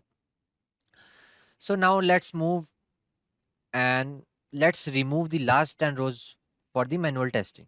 Okay, then I will write here data underscore fake underscore manual testing equals to data underscore fake dot tail. For the last 10 rows, I have to write here 10. Okay, so for I in range 2, 3, 4, 8, 1, sorry, 0, comma, 2, 3, 4, 7, 0, comma, minus 1. Okay.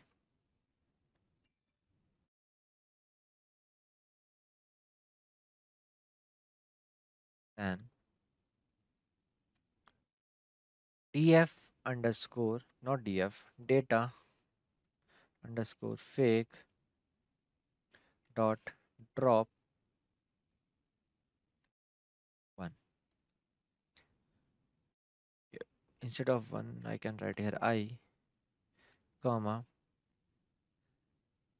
axis equals to 0, in place equals to true.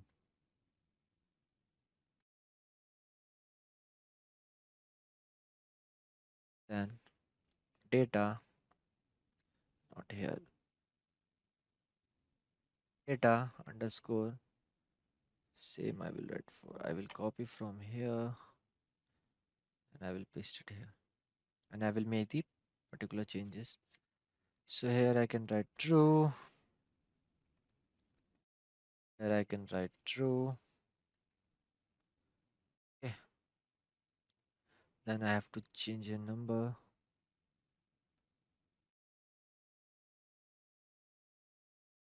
21416.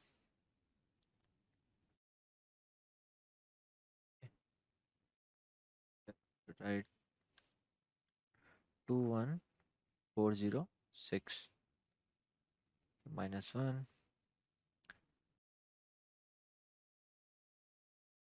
Same. So press enter.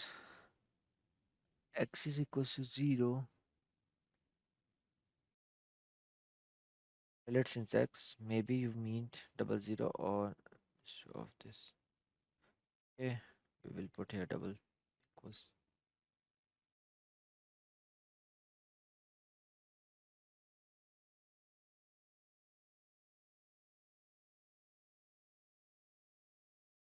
And I'm putting this.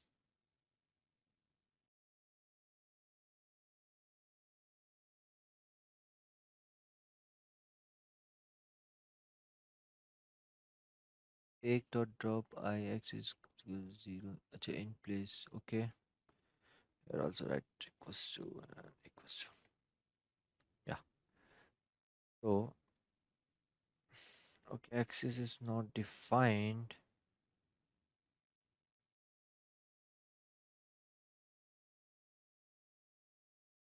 Now it's working. So let me see now. Data underscore fake dot shape. Okay, and data dot true and data underscore true dot shape. As you can see, 10 rows are deleted from each dataset. Yeah. So I will write here data underscore fake underscore manual testing class equals to 0 and data underscore true underscore manual underscore testing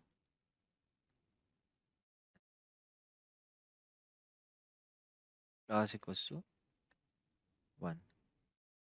Okay. Just ignore this warning.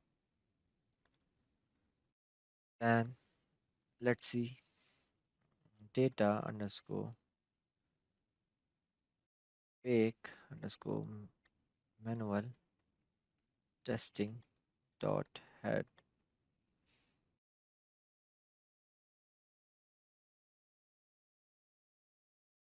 As you can see, we have this, and then data dot underscore true underscore manual testing dot head. Done. Okay.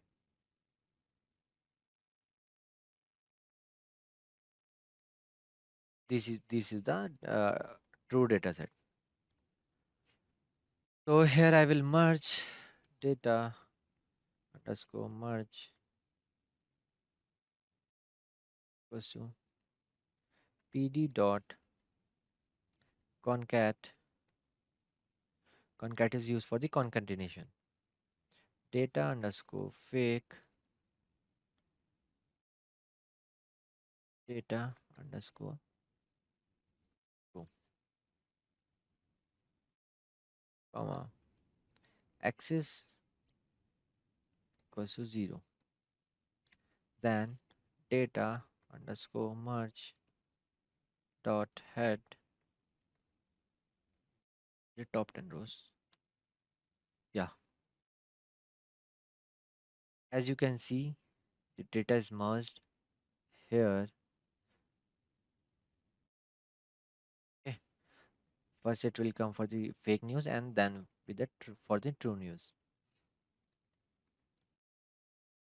And let's merge true and fake data frames. Okay, we did this, and Let's merge the column, then data dot merge dot columns, or let's see the columns.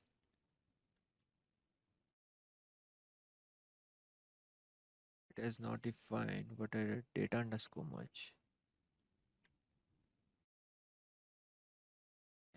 These are the columns name: title, text, subject, date, class.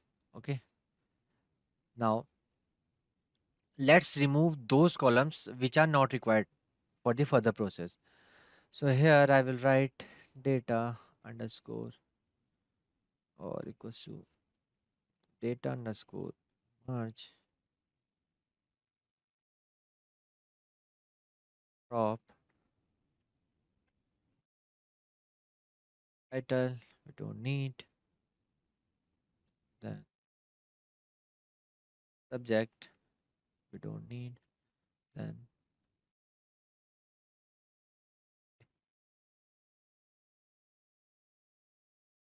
so one. So let's check some null values. It's giving error where because of this.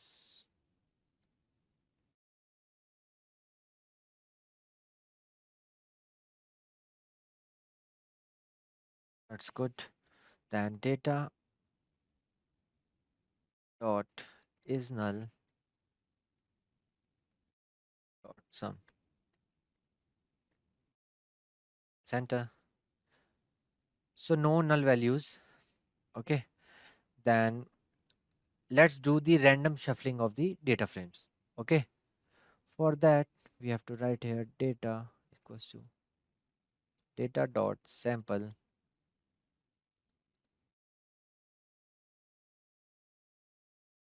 one, then data, okay, data dot head. Okay. Now you can see here the random shuffling is done, and 1 for the true data set and 0 for the fake news one. Okay. Then let me write here data dot reset underscore index place equals to true. Data dot drop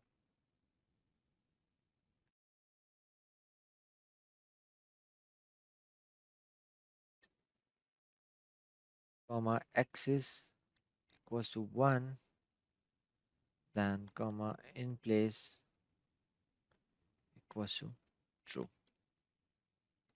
Okay. Then let me see columns now. Data dot columns. So here we have 2 columns only, rest we have deleted. Okay. So let me see data dot add.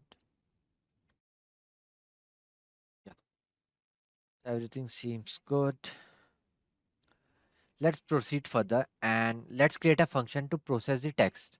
Okay.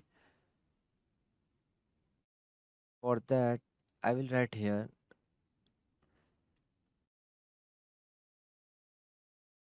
what. Okay, you can use any name text, and text equals to text dot lower. Okay, and text equals to re dot for the substring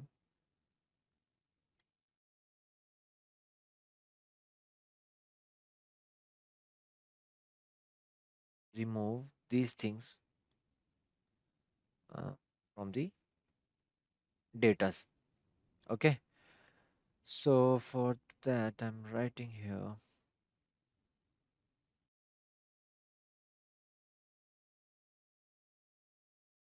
comma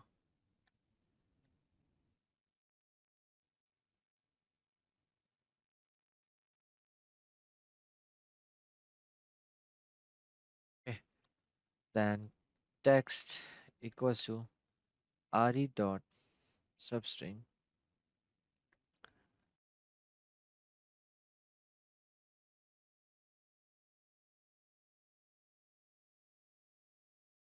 comma text. Okay, then I have to write text equals to re dot substring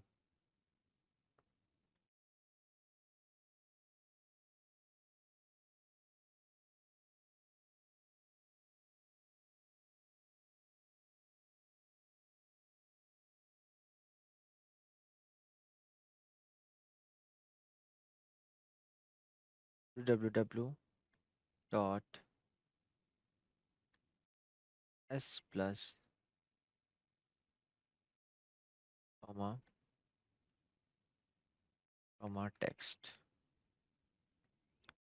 Okay, then text equals to re dot substring, then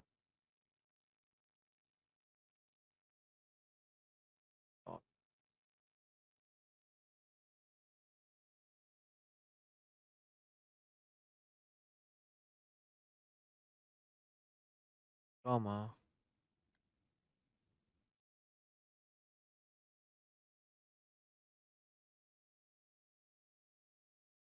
okay, then text equals to re dot substring, then percentage as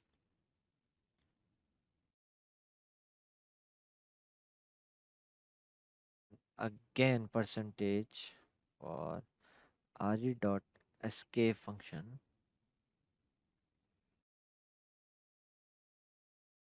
right here string dot punctuation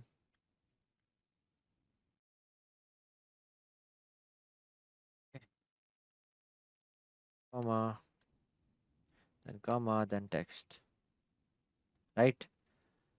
Then text equals to re dot substring and n comma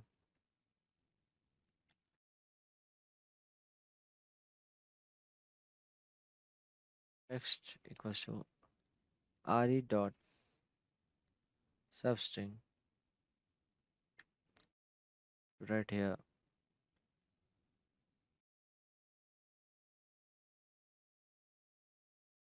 and again d, then again okay, then comma, then again text here.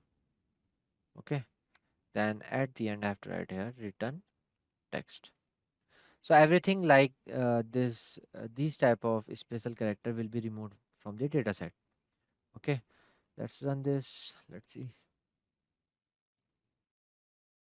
Yeah, so here I will write df, sorry not df, data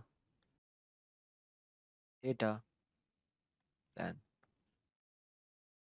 text equals to data, okay, dot apply to the function name word opt. Okay, press enter. Yeah, so now let's define the dependent and independent variables. Okay, x equals to data text and y equals to data class. Okay, then splitting training and testing data. Okay, sorry. So here I will write x underscore train comma x underscore test, then y underscore train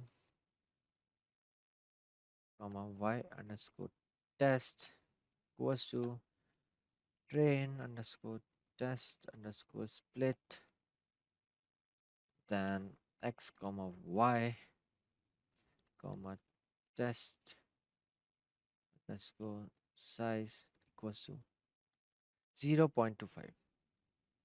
Okay, press enter. So now let's convert text to vectors. For that, I have to write here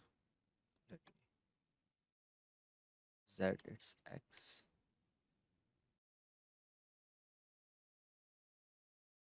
So here I will write from sklearn dot feature extraction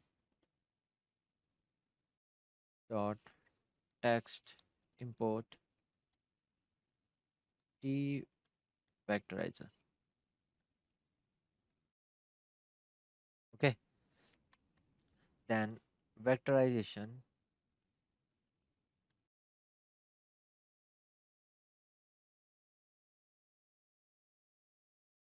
equals to tfid vectorizer. Okay, then xv underscore train equals to vectorization or tion vectorization dot fit, then transform x underscore train. Okay, then xv underscore test equals to vectorization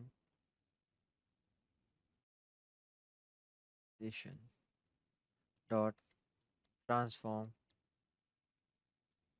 x underscore test. Okay, then press enter. So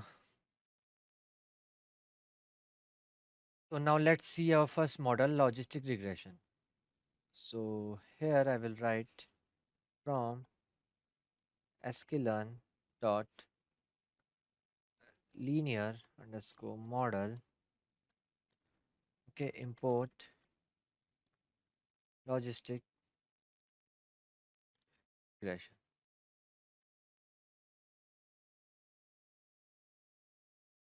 Okay. Then lr equals to logistic regression, and I have to write here lr dot fit, then xv dot not dot xv dot train comma xv underscore test. Okay, press enter. Lr dot xv dot train. Okay, here I have to write y train. Okay, then press enter. Will work. So here I will write prediction underscore linear regression equals to lr dot predict xv underscore test. Okay, let's see the accuracy score. For that I have to write lr dot score, then xv underscore test comma y underscore test. Okay, let's see the accuracy. So here as you can see, accuracy is quite good, 98%. Okay, now let's print the classification code y underscore test comma prediction of linear regression. Okay, so this is, you can see, precision score, then f1 score, then support value, accuracy. Okay, so now we will do this same for the decision tree, gradient boosting classifier, random forest classifier. Okay, then we will do model testing, then we will predict the score. Okay, So now for the decision tree classification. So for that I have to import from sklearn dot tree import decision tree classifier. Okay, then at the short form I will write here, I will copy it from here, then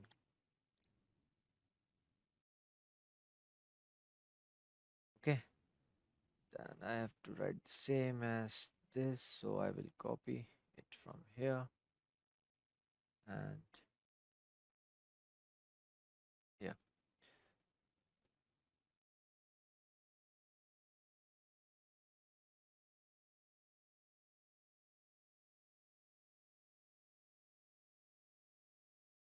Just change linear regression to decision tree classifier. Okay, then I will write here same, so dt equals to dt dot predict xv underscore test. It's e still loading, it will take time.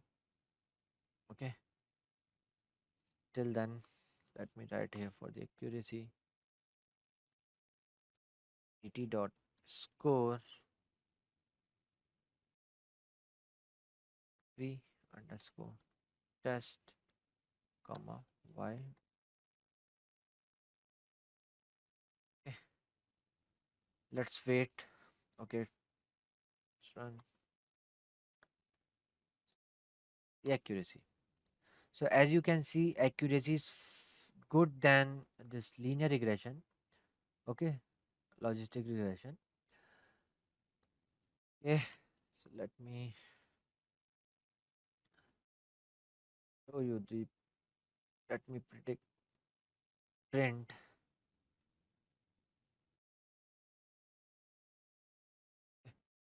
Done. So this is the accuracy score. This is the all the report.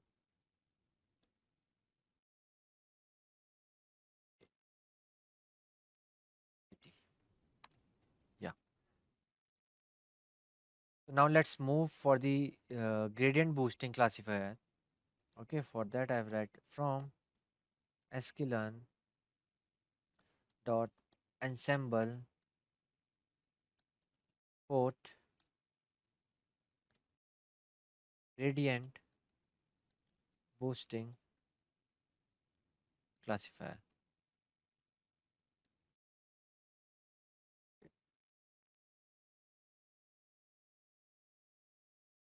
Classifier. I will write here GB equals to, let me copy it from here.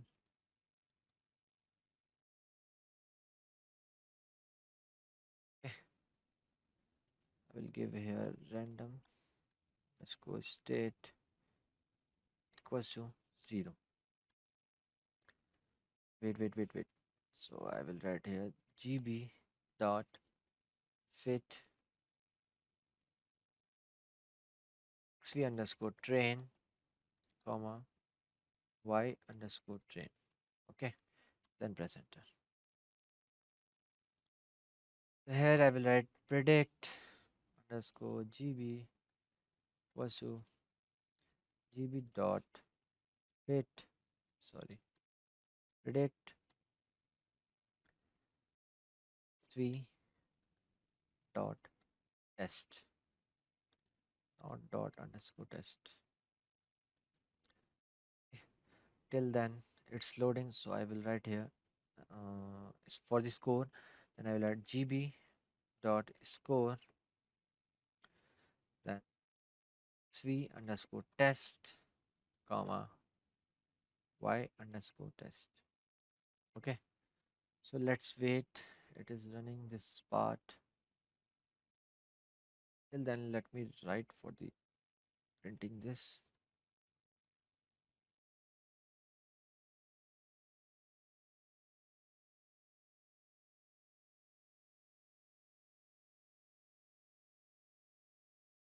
Okay, it's taking time.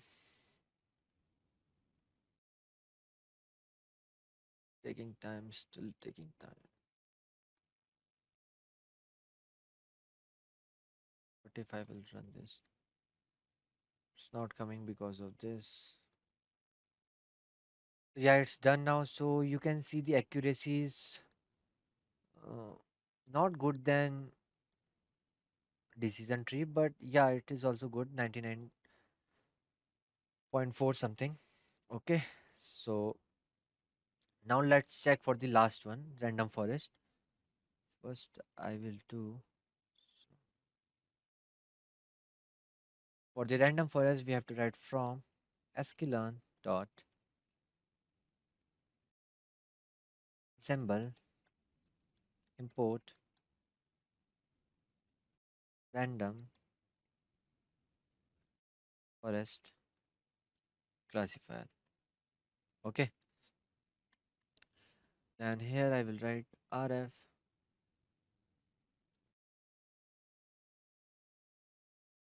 equals to, right, I will copy it from here.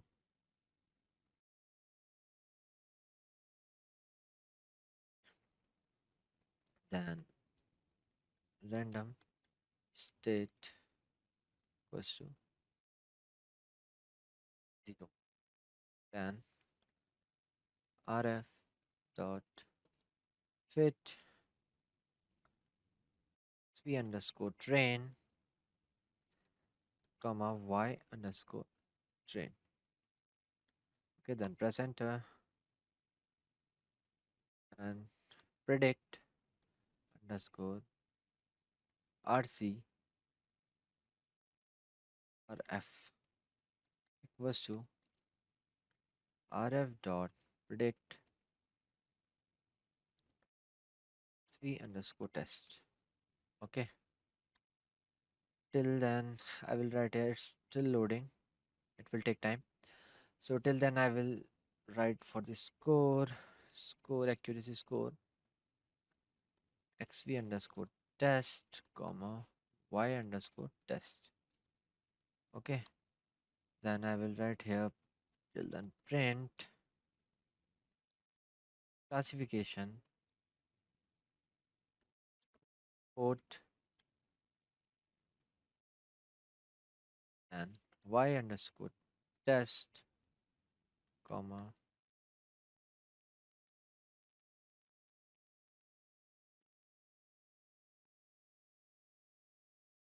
it will take time little bit. So it run, the accuracy score is 99, it is also good. So now I will write the code for the model testing. So I will get back to you but after writing the code. So I have made two functions, one for the output label and one for the manual testing. Okay, so it will predict the all models from the repeat. So it will predict the news is fake or not from all the models. Okay, so for that let me write here news was to string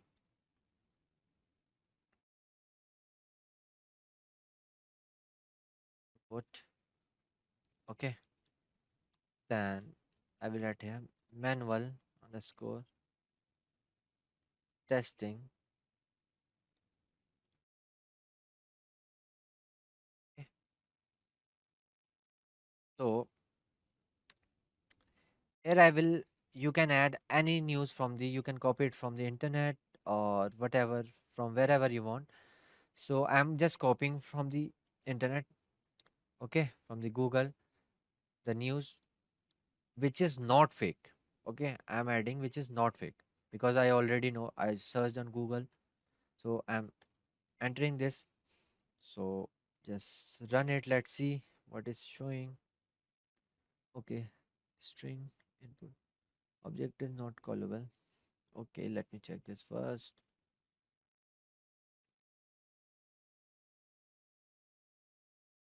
Okay, I have to give here str only.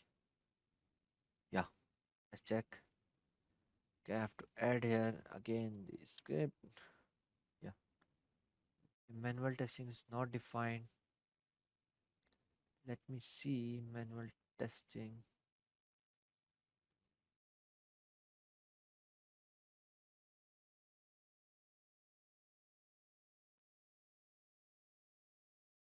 Okay, I have to edit something.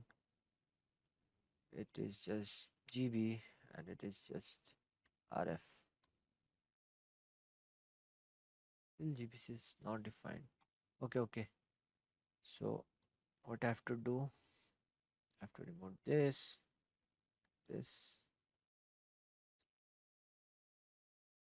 Okay. Everything seems sorted now.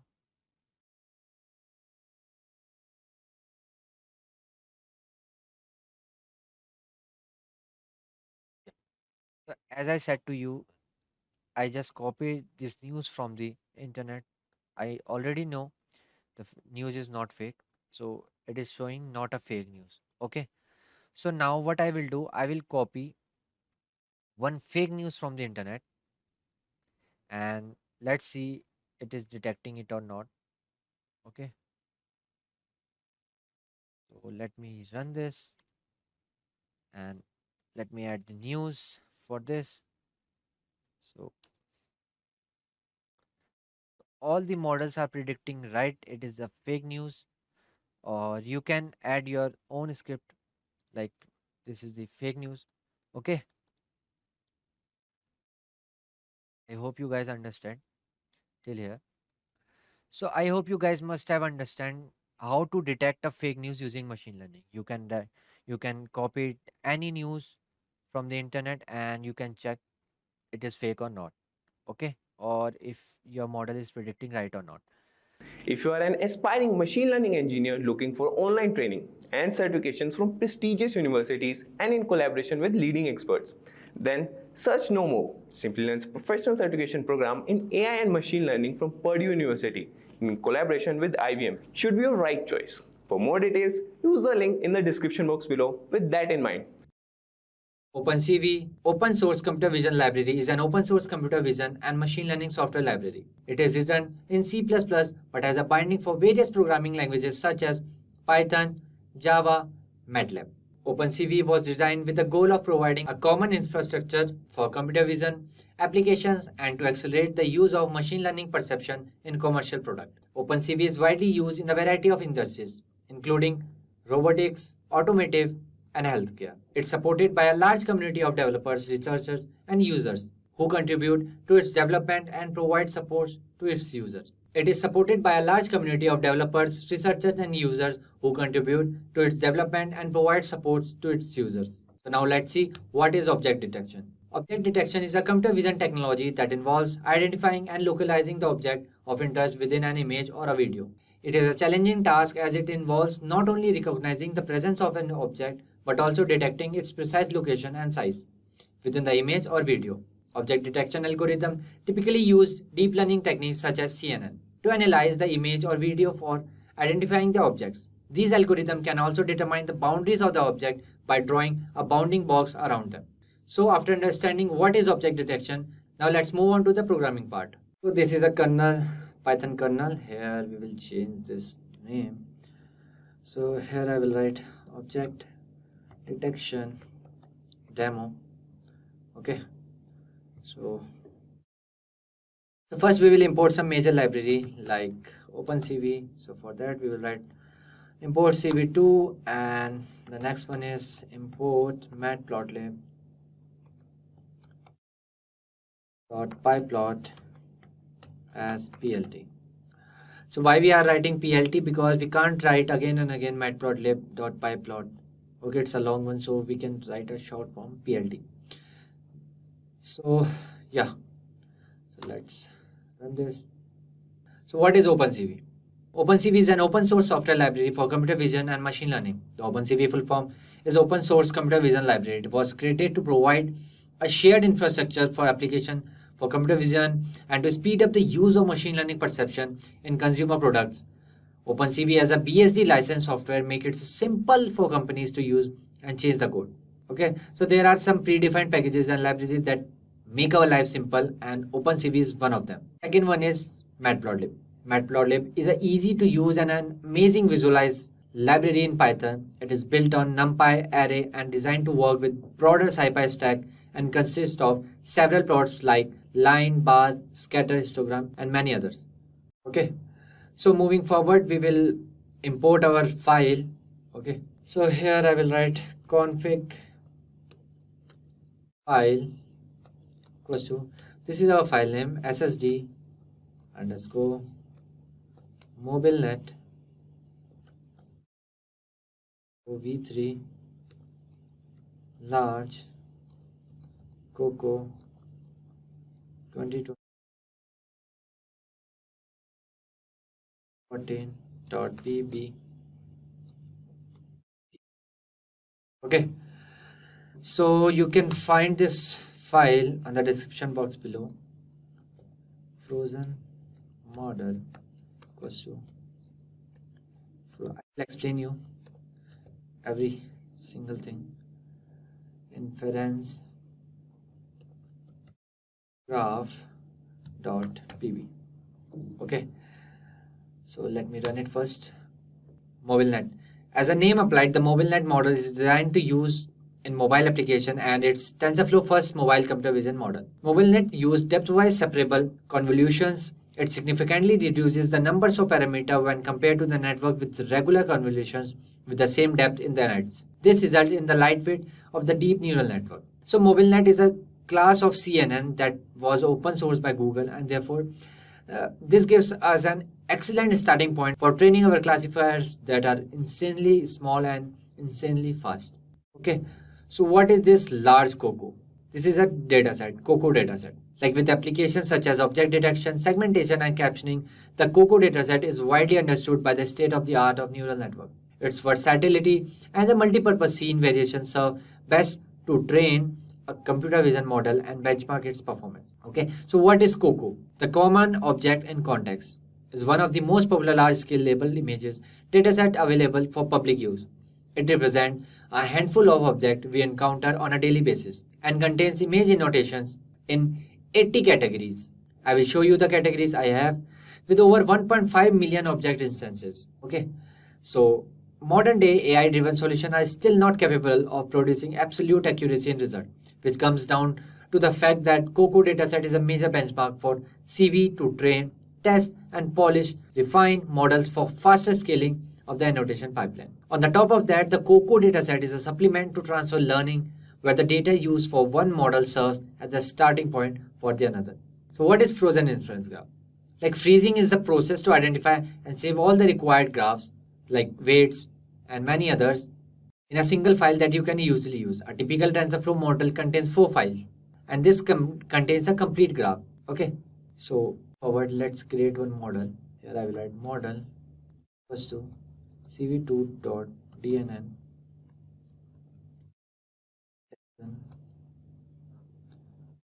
model frozen model and then config file. So here I am giving the parameters, 2 parameters like frozen model and config file. Let's go here. Yeah, we run it first. Okay, there is error. Return error. Okay, so error is cv2.dnn detection model returned as result with an exception set. The question comes, what is the meaning of detection model or DNN detection model? So this class represents a high-level API for object detection networks. Detection models allows to set parameters for pre-processing input image. Detection model creates net from file and with trained weights and config, sets its processing input, runs forward pass and return the result detection. Okay, moving forward, let's set the class labels. Okay, class labels.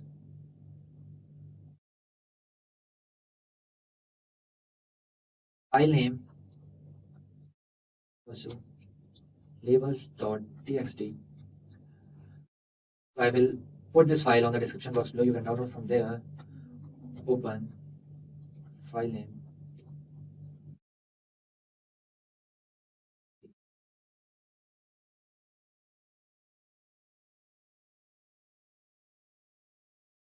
class labels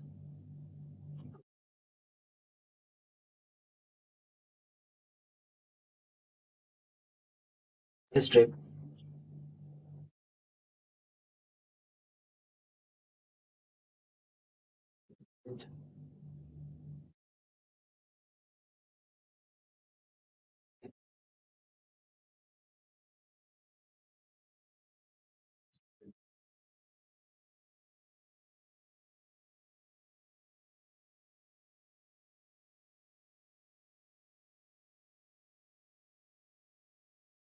So here I created one array of name class labels.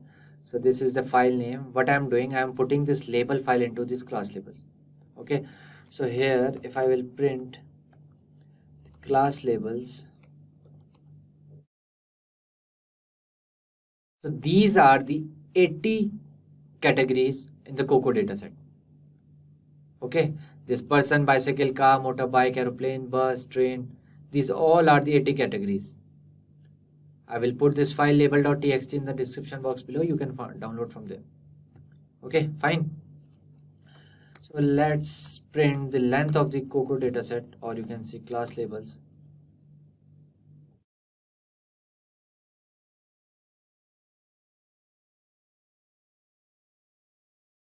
This is 80. As you can see, I have already told you the length will be 80. So here let's set this some model input size, scaling, mean, and all. So I will write here model dot set input size 320 comma 320 model dot set input scale 1.0 slash 127.5. Okay, I will explain you, don't worry. Model dot set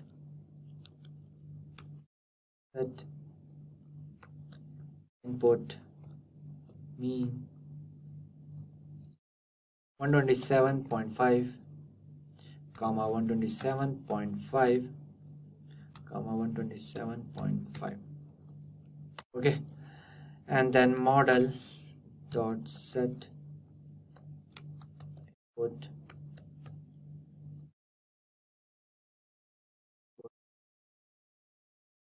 web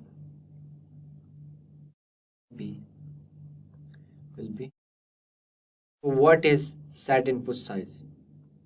Okay, so set input size is a size of new frame. It has shape of the new blob less than 0. Okay, so this is the size of the new frame. The second one is set input scale. So set input scale is a scale factor of the value for the frame, or you can say the parameter will be the multiplier of the frame values, or you can say multiplier for the frame values. Okay, so set input mean. So it set the mean value for the frame in which the photo will come, the video will come, or my webcam will come. So it set the mean value for the frame, or the for parameters mean is scalar with the mean values which are subtracted from the channels, you can say.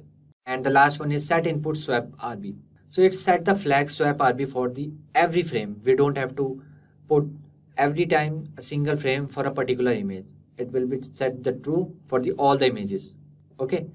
So parameters will be swap RB flag, which indicates the swap first and the last channels. So moving forward, we will import one image.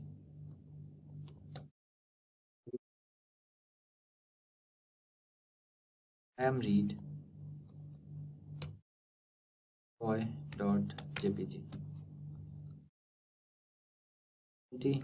dot I am show. So this is the size of 320 by 320. Okay, so first thing is you can download the random picture from the Google. I took from Google itself. So now what we will do, we will set the class index, the confidence value,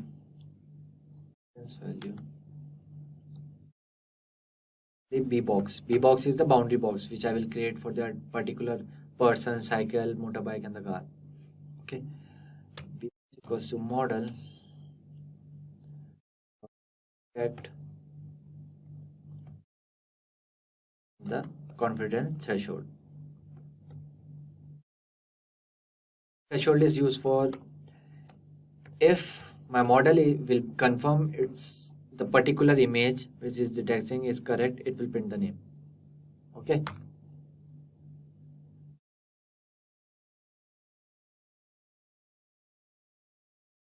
So let me print class index is coming 1 2 3 4. Okay, so 1 means person, 2 means bicycle, 3 means car, and 4 means motorbike. This is the class index for particular label.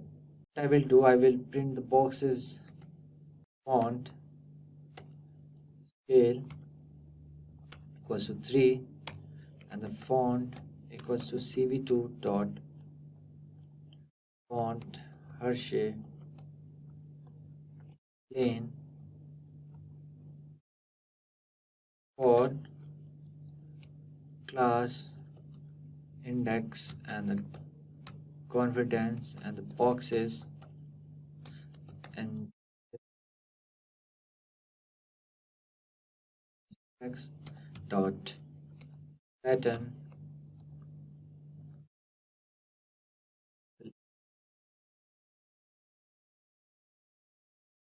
confidence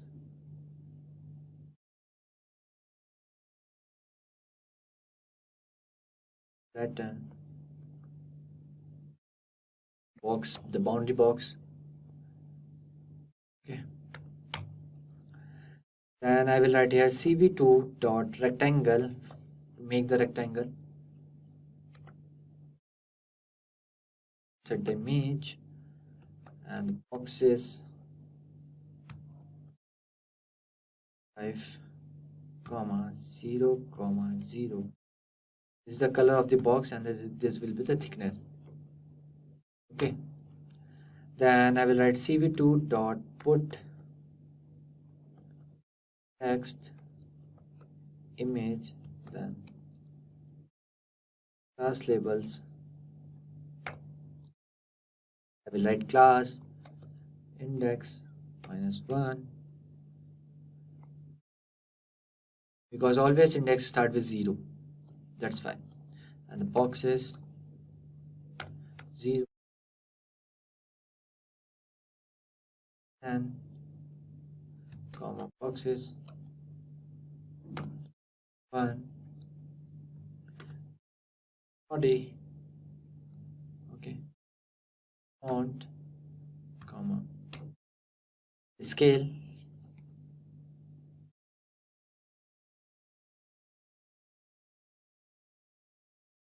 so font scale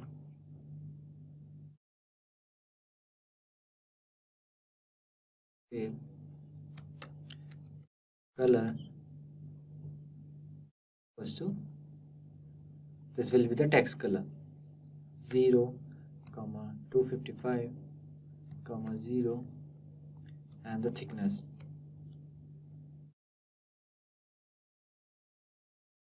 3. Let me run it. No error. Okay, now plt dot I am show, then cv2 dot cvt color, then comma cvt2 dot color, then bgr to brg. That is why we wrote swap rb equals to true, because every time we will convert bgr to brg, sorry, gb rgb, so we don't have to write again and again. It will convert all the files into rgb. Okay, run it.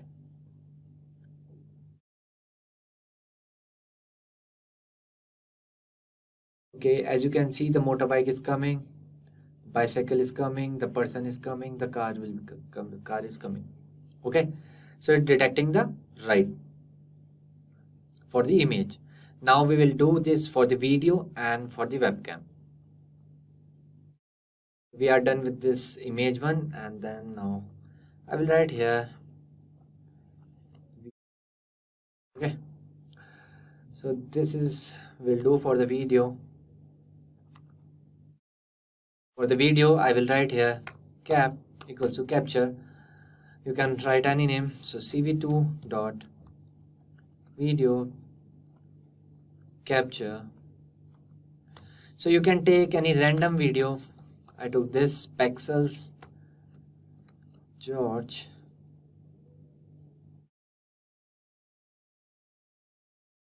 You can comment down.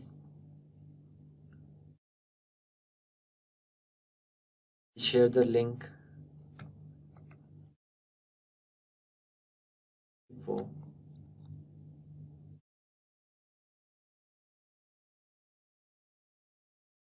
app dot is open.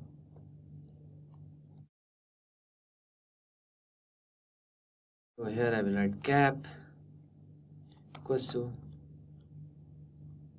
cv2 dot video capture 0,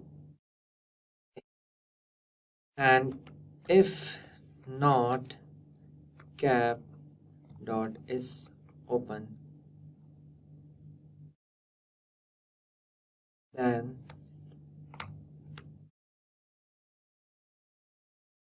raise output error can't open the video.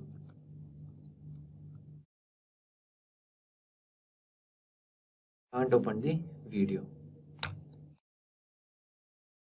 Here everything will be the same. Font scale equals to 3. Okay, font equals to cv2 dot font Hershey 10.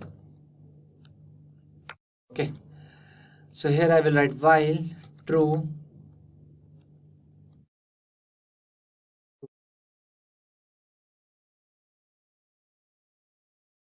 comma frame equals to cap dot read. This is for the reading of the file. The same I will write class index comma confidence comma boundary box equals to model dot detect flame, and the confidence threshold equals to 0.55. Okay, everything is the same we did before. So here I will print class index. Okay, so here I will write if and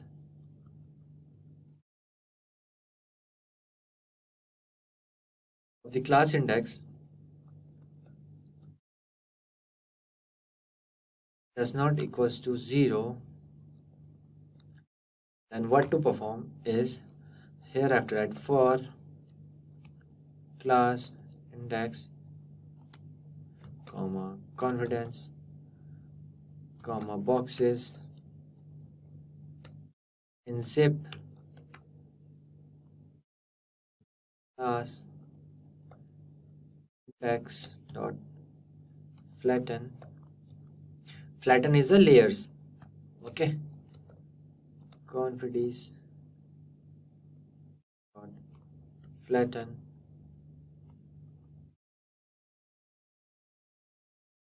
box, and if class index is greater than equals to 80,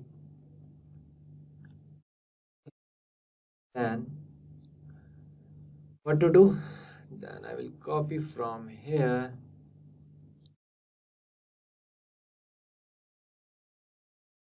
Okay, the same thing I have to write here.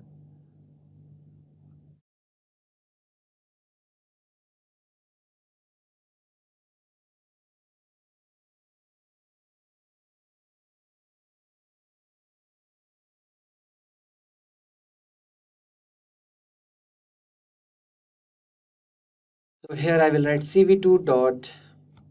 I am sure this will be written in the frame object detection by Simplilearn and frame. So if CV2 dot wait key to and 0 ffx equals to ordq. Okay, then here I will write break. Will you break when it gets into 2? The wait key will be 2. Okay, I will tell you what is the wait key. So here I will write cap dot release and cv2 dot destroy all windows. Okay, so now let me run. Let's see error. There will be error. Okay,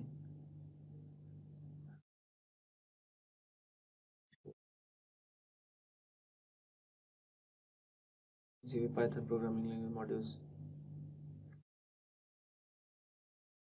Let me run it again. Are the wait keys. Okay, so video is here. The video is here. As you can see bicycle, the person, the bus, car, traffic light, the person. So our object detection for the video is coming right. Okay, person, okay, person, traffic light, bus. So this is how you can do for the video. Okay. So now we will do for the webcam live. So this is for the video. So if we want to do for the webcam, okay, so we need to just change one thing only. We have to change. Instead of giving the file, we have to write one here. Okay, the rest will be the same. Got it? So I have to just shut down my webcam. So let me shut down the webcam and get back to you.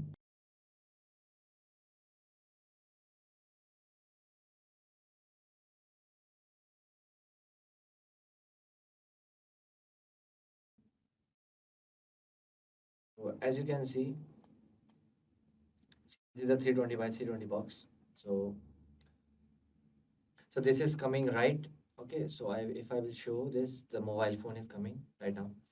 Okay, so this is how you can do the correct object detection. If you are an aspiring machine learning engineer looking for online training and certifications from prestigious universities and in collaboration with leading experts, then search no more. Simplilearn's professional certification program in AI and machine learning from Purdue University in collaboration with IBM should be your right choice. For more details, use the link in the description box below with that in mind. So first we will open command prompt to write a command to open Jupyter Notebook. So here we will write Jupyter Notebook. Then press enter. So it will take some time. Yeah. So this is the landing page of Jupyter Notebook, and here we have to new, then Python 3. So this is how the Jupyter Notebook UI look like. So at first we will import some major libraries of Python, which help in creating a mass detection system. So here I will write import cv2, os, and press enter. Then I will give the path, then data path equals to c, then slash users then slash slp 09375 then slash desktop then slash then face mask detection then slash dataset. Okay, so here it will be slash, my bad, sorry, and slash. Okay, it's look fine. So here I will write categories equals to os dot list directory list dir. Then I will assign data underscore path. Then I will create some labels equals to here I will write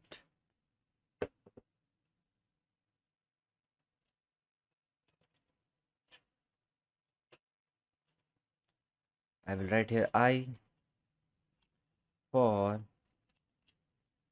I in range. Then here I will give length of categories. Yeah.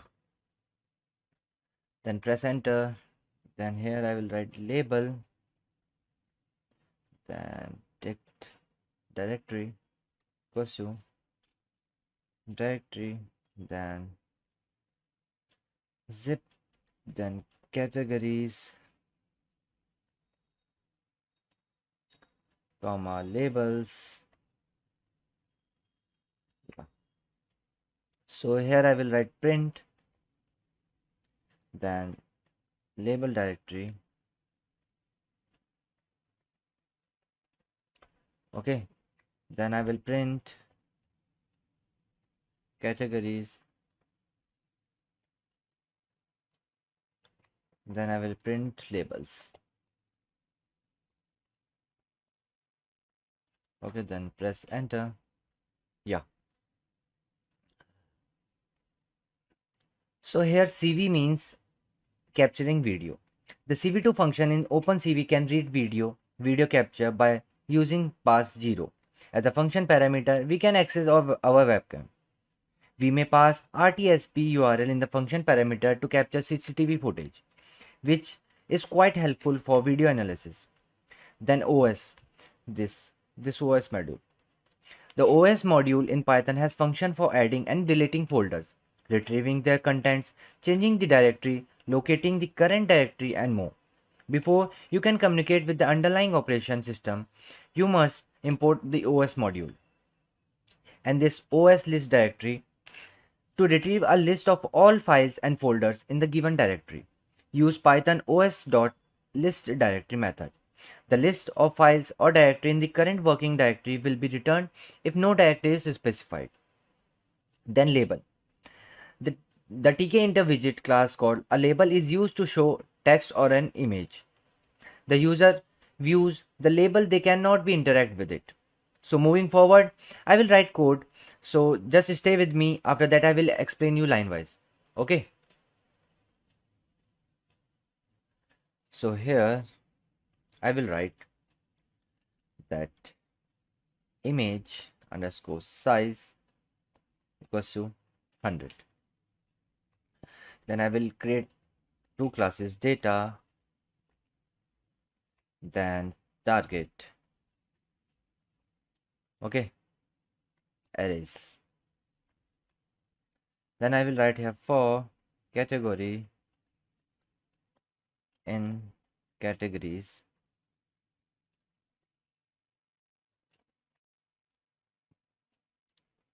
folder underscore path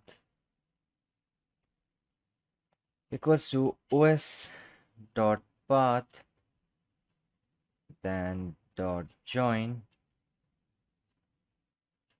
then data underscore path comma category. Okay, then img image names equals to os dot list directory, then folder path. Just stay with me, I will explain you line wise. Okay, so here I will write for img name in img names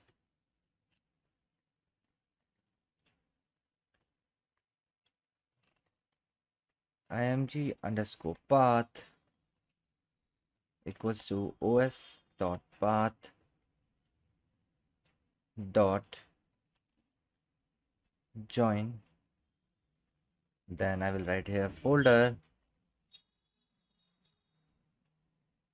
I repeat, so here we will write folder underscore path, then img underscore name. So img equals to cv2 dot imread, then img underscore path. So here I will write try that gray equals to cv2 dot cvt, then capital C color, then img comma cv2 dot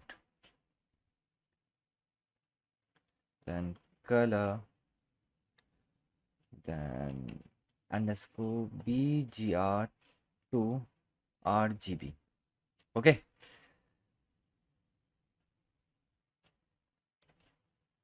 so I will go for the gray one,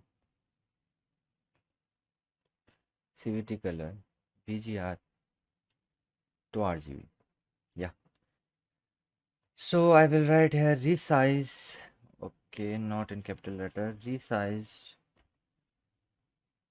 equals to cv2 dot resize, then gray comma img size comma img size. Why this 2 img size? Because like length and like width and breadth would be same, like 100. So press enter. So I will write data dot append, then resized,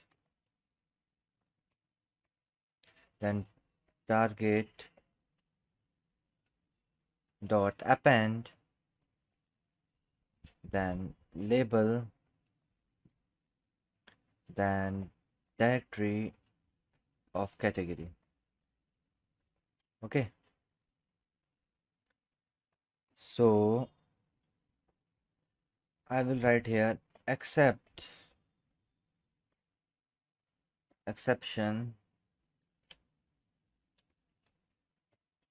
as E.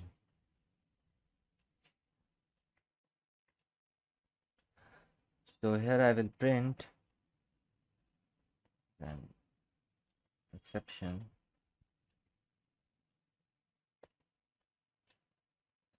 comma E. Okay, then press enter. Let's see, there should be no error. So it is loading. Let's wait. Okay, no error.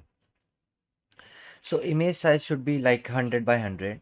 So that is why I wrote here 100, then image size 100 by 100. And I made two arrays, like for one for data, then one for targets. So this for this gray equals to cvt.cvt color image. So converting the image into grayscale. Okay, then this line resize equals to cvt.resize gray img. So resizing the grayscale into like 100 by 100, since we need a fixed common size for all the images in the dataset. Okay. Then this target dot append label directory. So appending the image like and the label categories into the list. What is list? Dataset. So like for the last print exception E. So if any exception raised, the exception will be printed here and the pass to the next image. Okay. So moving forward, let's import NumPy and save this data and the target. Okay. So I will write here import NumPy as np. Right. Then I will write here data equals to np dot array, then again data by 255.0. Okay, then again data equals to np dot reshape, then data comma data dot shape, then 0 comma img size comma img size comma 1. Okay, then press enter. Then for target, let me do this like this. Then target equals to np dot array, then target. Okay.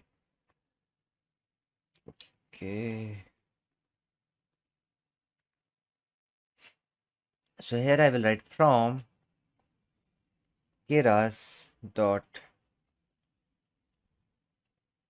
utils import np utils. Okay.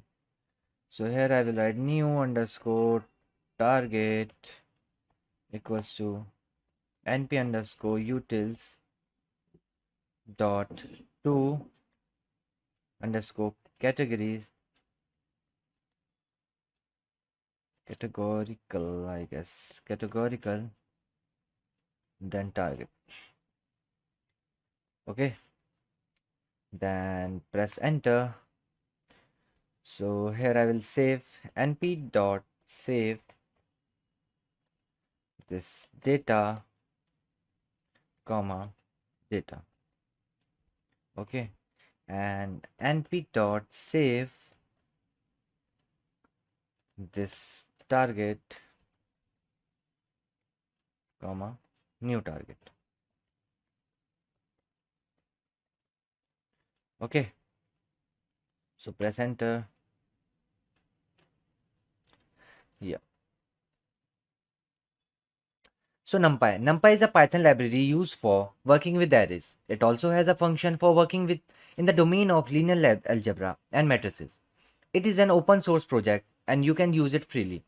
NumPy stands for Numerical Python and is Keras. A Python interface for artificial neural network is provided by the open source software package known as Keras. The TensorFlow library interface is provided by the Keras. A number of backends were supported by Keras up until version 2.3, including TensorFlow, Microsoft Cognitive. So this is the part of the data processing. This part of the data processing. So let me write here data pre-processing.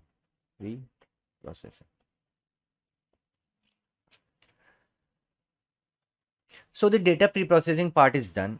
Now we will create the another file of this Python for the training CNN. CNN means convolutional neural network.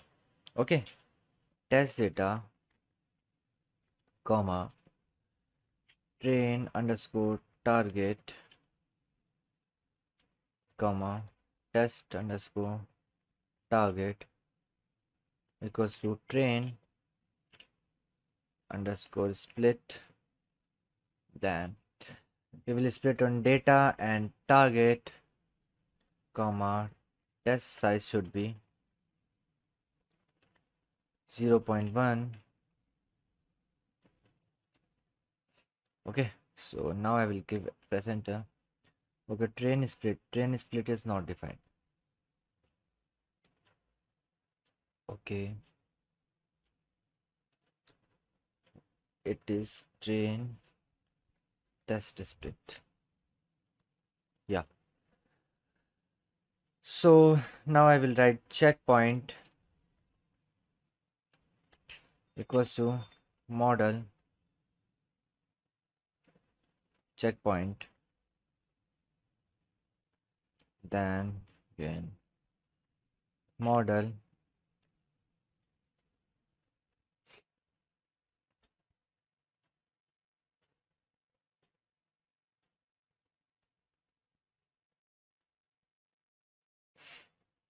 I repeat. So here I will write model comma epoch then 0 3D dot model.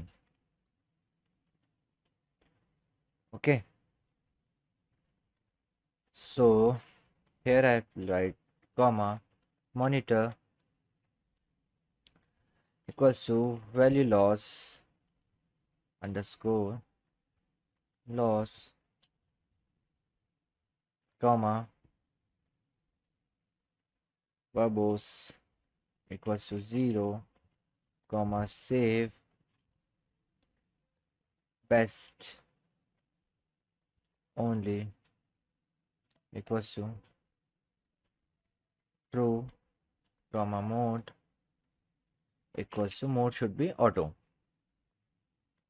Okay, then I will press enter. Then here I will write history equals to model dot fit to train underscore data comma okay train underscore target comma apochs equals to 20 comma callbacks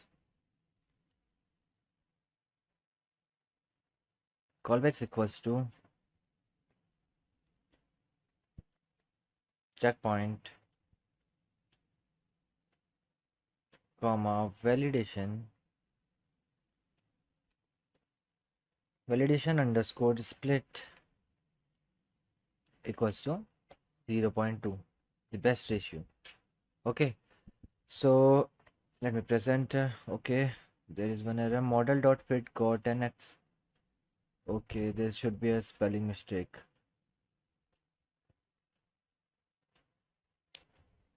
EPOCH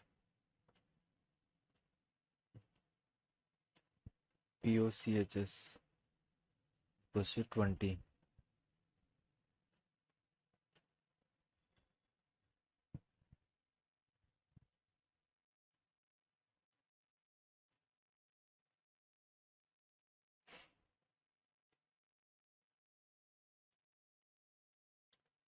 Dot model, it is fine. Then monitor equals to value loss. Then verbose equals to 0. Save best only equals to true. Then mode. Okay, so here I have to write. Maybe it will take some time to go till 20. Okay, so it will download one by one. So we will wait for a while.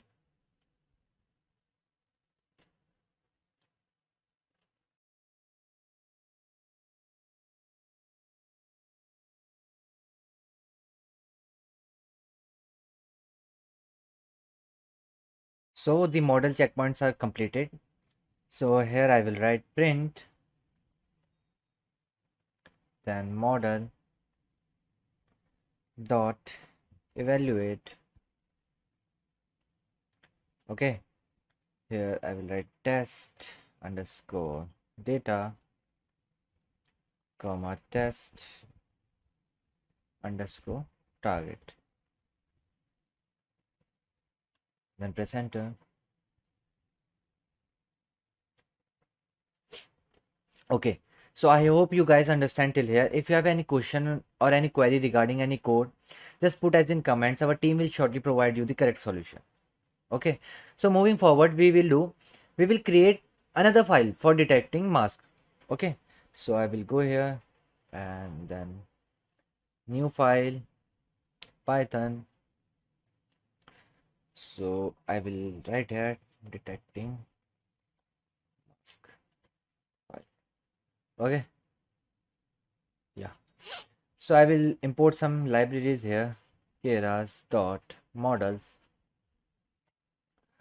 import load models. We will import CV2 and we will import numpy as np. So press enter. Okay, numpy as np. Okay, so press enter. So what I will do, I will write here model equals to load underscore model, then okay, Keras model from Keras cannot import name. Okay, so it is model only. Yeah, so here I will add model equals to load model. So I will write here model 017 dot model. Okay, my so here I will write face underscore classifier equals to cv2 dot cascade classifier. So this is one file for frontal face default. So you can find this file on the description box below. So I will write here her cascade underscore frontal face underscore default dot xml. Okay, so source equals to cv2 dot video capture 0. It will open our camera. So labels underscore directory equals to 0 mask and 1 for no mask. Okay, so color directory equals to like no mask for red and mask for green. Okay, so here at 0 then 0 comma 2 55 comma 0, then again comma for 1 there should be 0 comma 0 comma 255. Okay, so I hope you guys understand till here. So if you have any question or any query regarding any code, so just put as in comments. Our team will shortly provide you the correct solution. So the code is written. So let me run this. For this, first I have to first I have to close my this person on screen camera. So the code is running fine. Now it is showing no mask.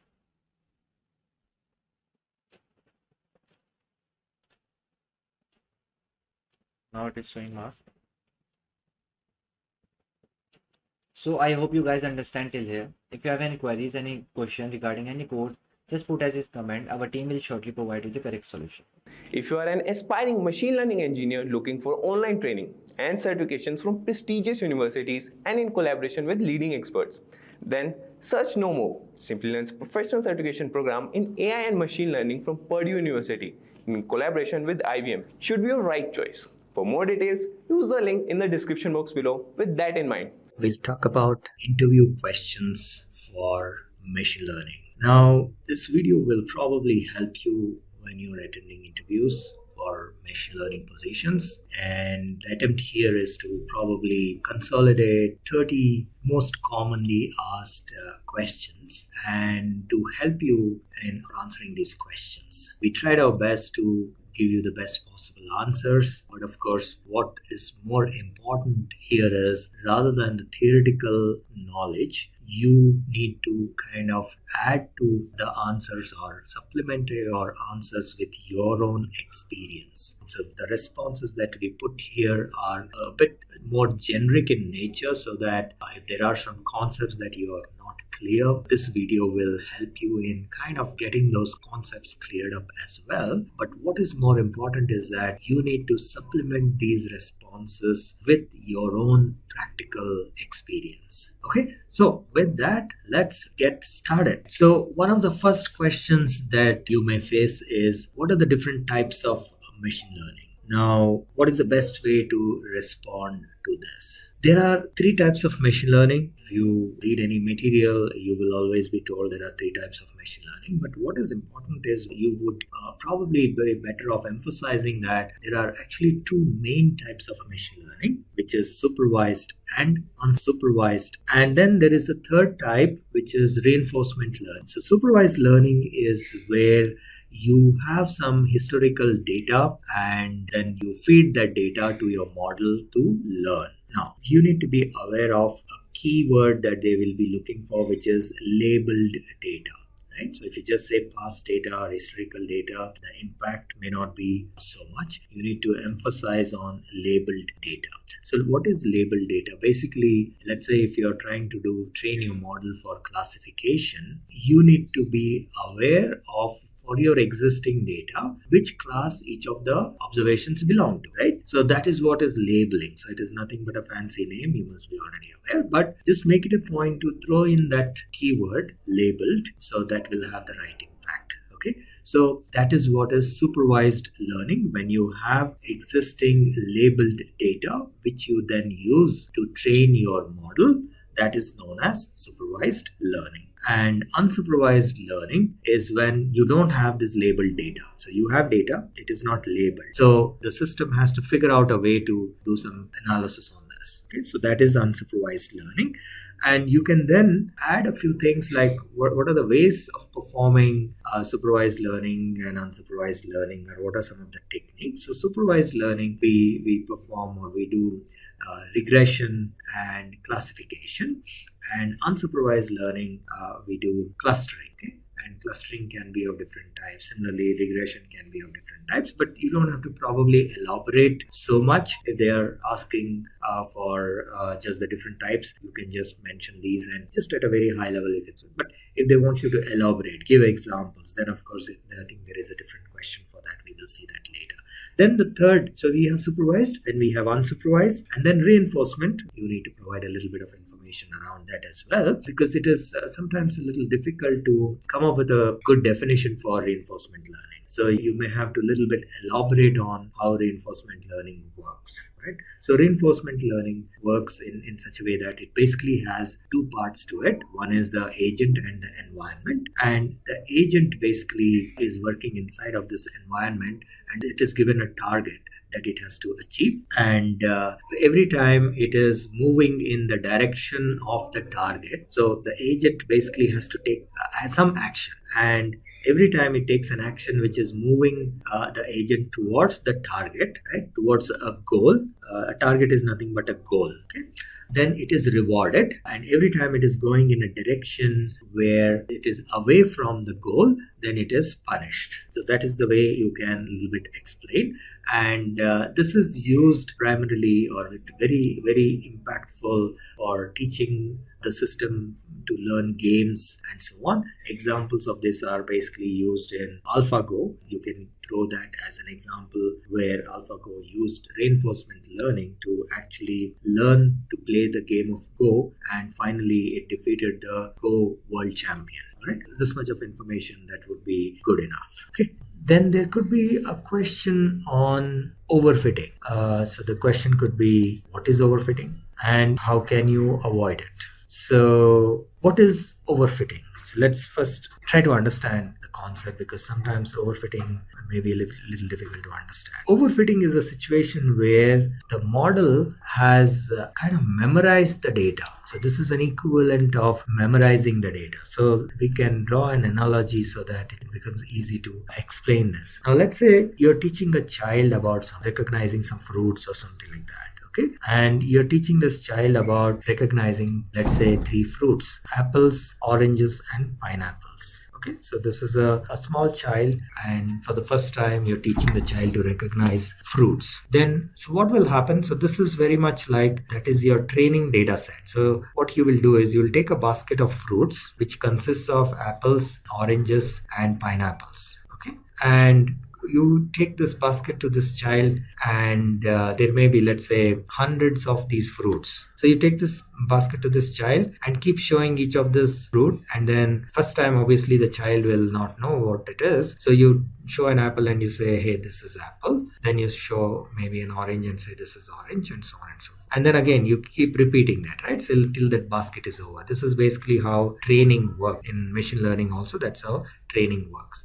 So till the basket is completed, maybe 100 fruits, you keep showing this child. And then in the process, what has happened, the child has pretty much memorized these. So even before you finish that basket, right, by the time you are halfway through, the child has learnt about recognizing the apple, orange, and pineapple. Now what will happen after halfway through? Initially you remember it made mistakes in recognizing, but halfway through now it has learned. So every time you show a fruit, it will exactly 100% accurately, it will identify. It will say, the child will say, this is an apple, this is an orange, and if you show a pineapple, it will say this is a pineapple. Right? So that means it has kind of memorized this data. Now let's say you bring another basket of fruits, and it will have a mix of maybe apples, which were already there in the previous set, but it will also have, in addition to apple, it will probably have a banana or maybe another fruit like a jackfruit. Right? So this is an equivalent of your test data set, which the child has not seen before. Some parts of it probably has seen, like the apples it has seen, but this banana and jackfruit it has not seen. So then what will happen? In the first round, which is an equivalent of your training data set, towards the end it has 100% it was telling you what the fruits are. Right? Apple was accurately recognized, orange was accurately recognized, and pineapples were accurately recognized. Right? So that is like 100% accuracy. But now when you get a fresh set which were not a part of the original one, what will happen? All the apples maybe it will be able to recognize correctly, but all the others like the jackfruit or the banana will not be recognized by the child. Right? So this is an analogy, this is an equivalent of overfitting. So what has happened during the training process, it is able to recognize or reach 100% accuracy, maybe very high accuracy. Okay, and we call that as very low loss. Right? So that is the technical term. So the loss is pretty much 0 and accuracy is pretty much 100%. Whereas when you use testing, there will be a huge error, which means the loss will be pretty high and therefore the accuracy will be also low. Okay, this is known as overfitting. This is basically a process where training is done. Training process it goes very well, almost reaching 100% accuracy, but while testing, it really drops down. Now, how can you avoid it? So that is the extension of this question. There are multiple ways of avoiding overfitting. There are techniques like what you call regularization. That is the most common technique that is used for avoiding overfitting. And within regularization, there can be a few other subtypes like dropout in case of neural networks and a few other examples. But I think if you give example or if you give regularization as the technique, probably that should be sufficient.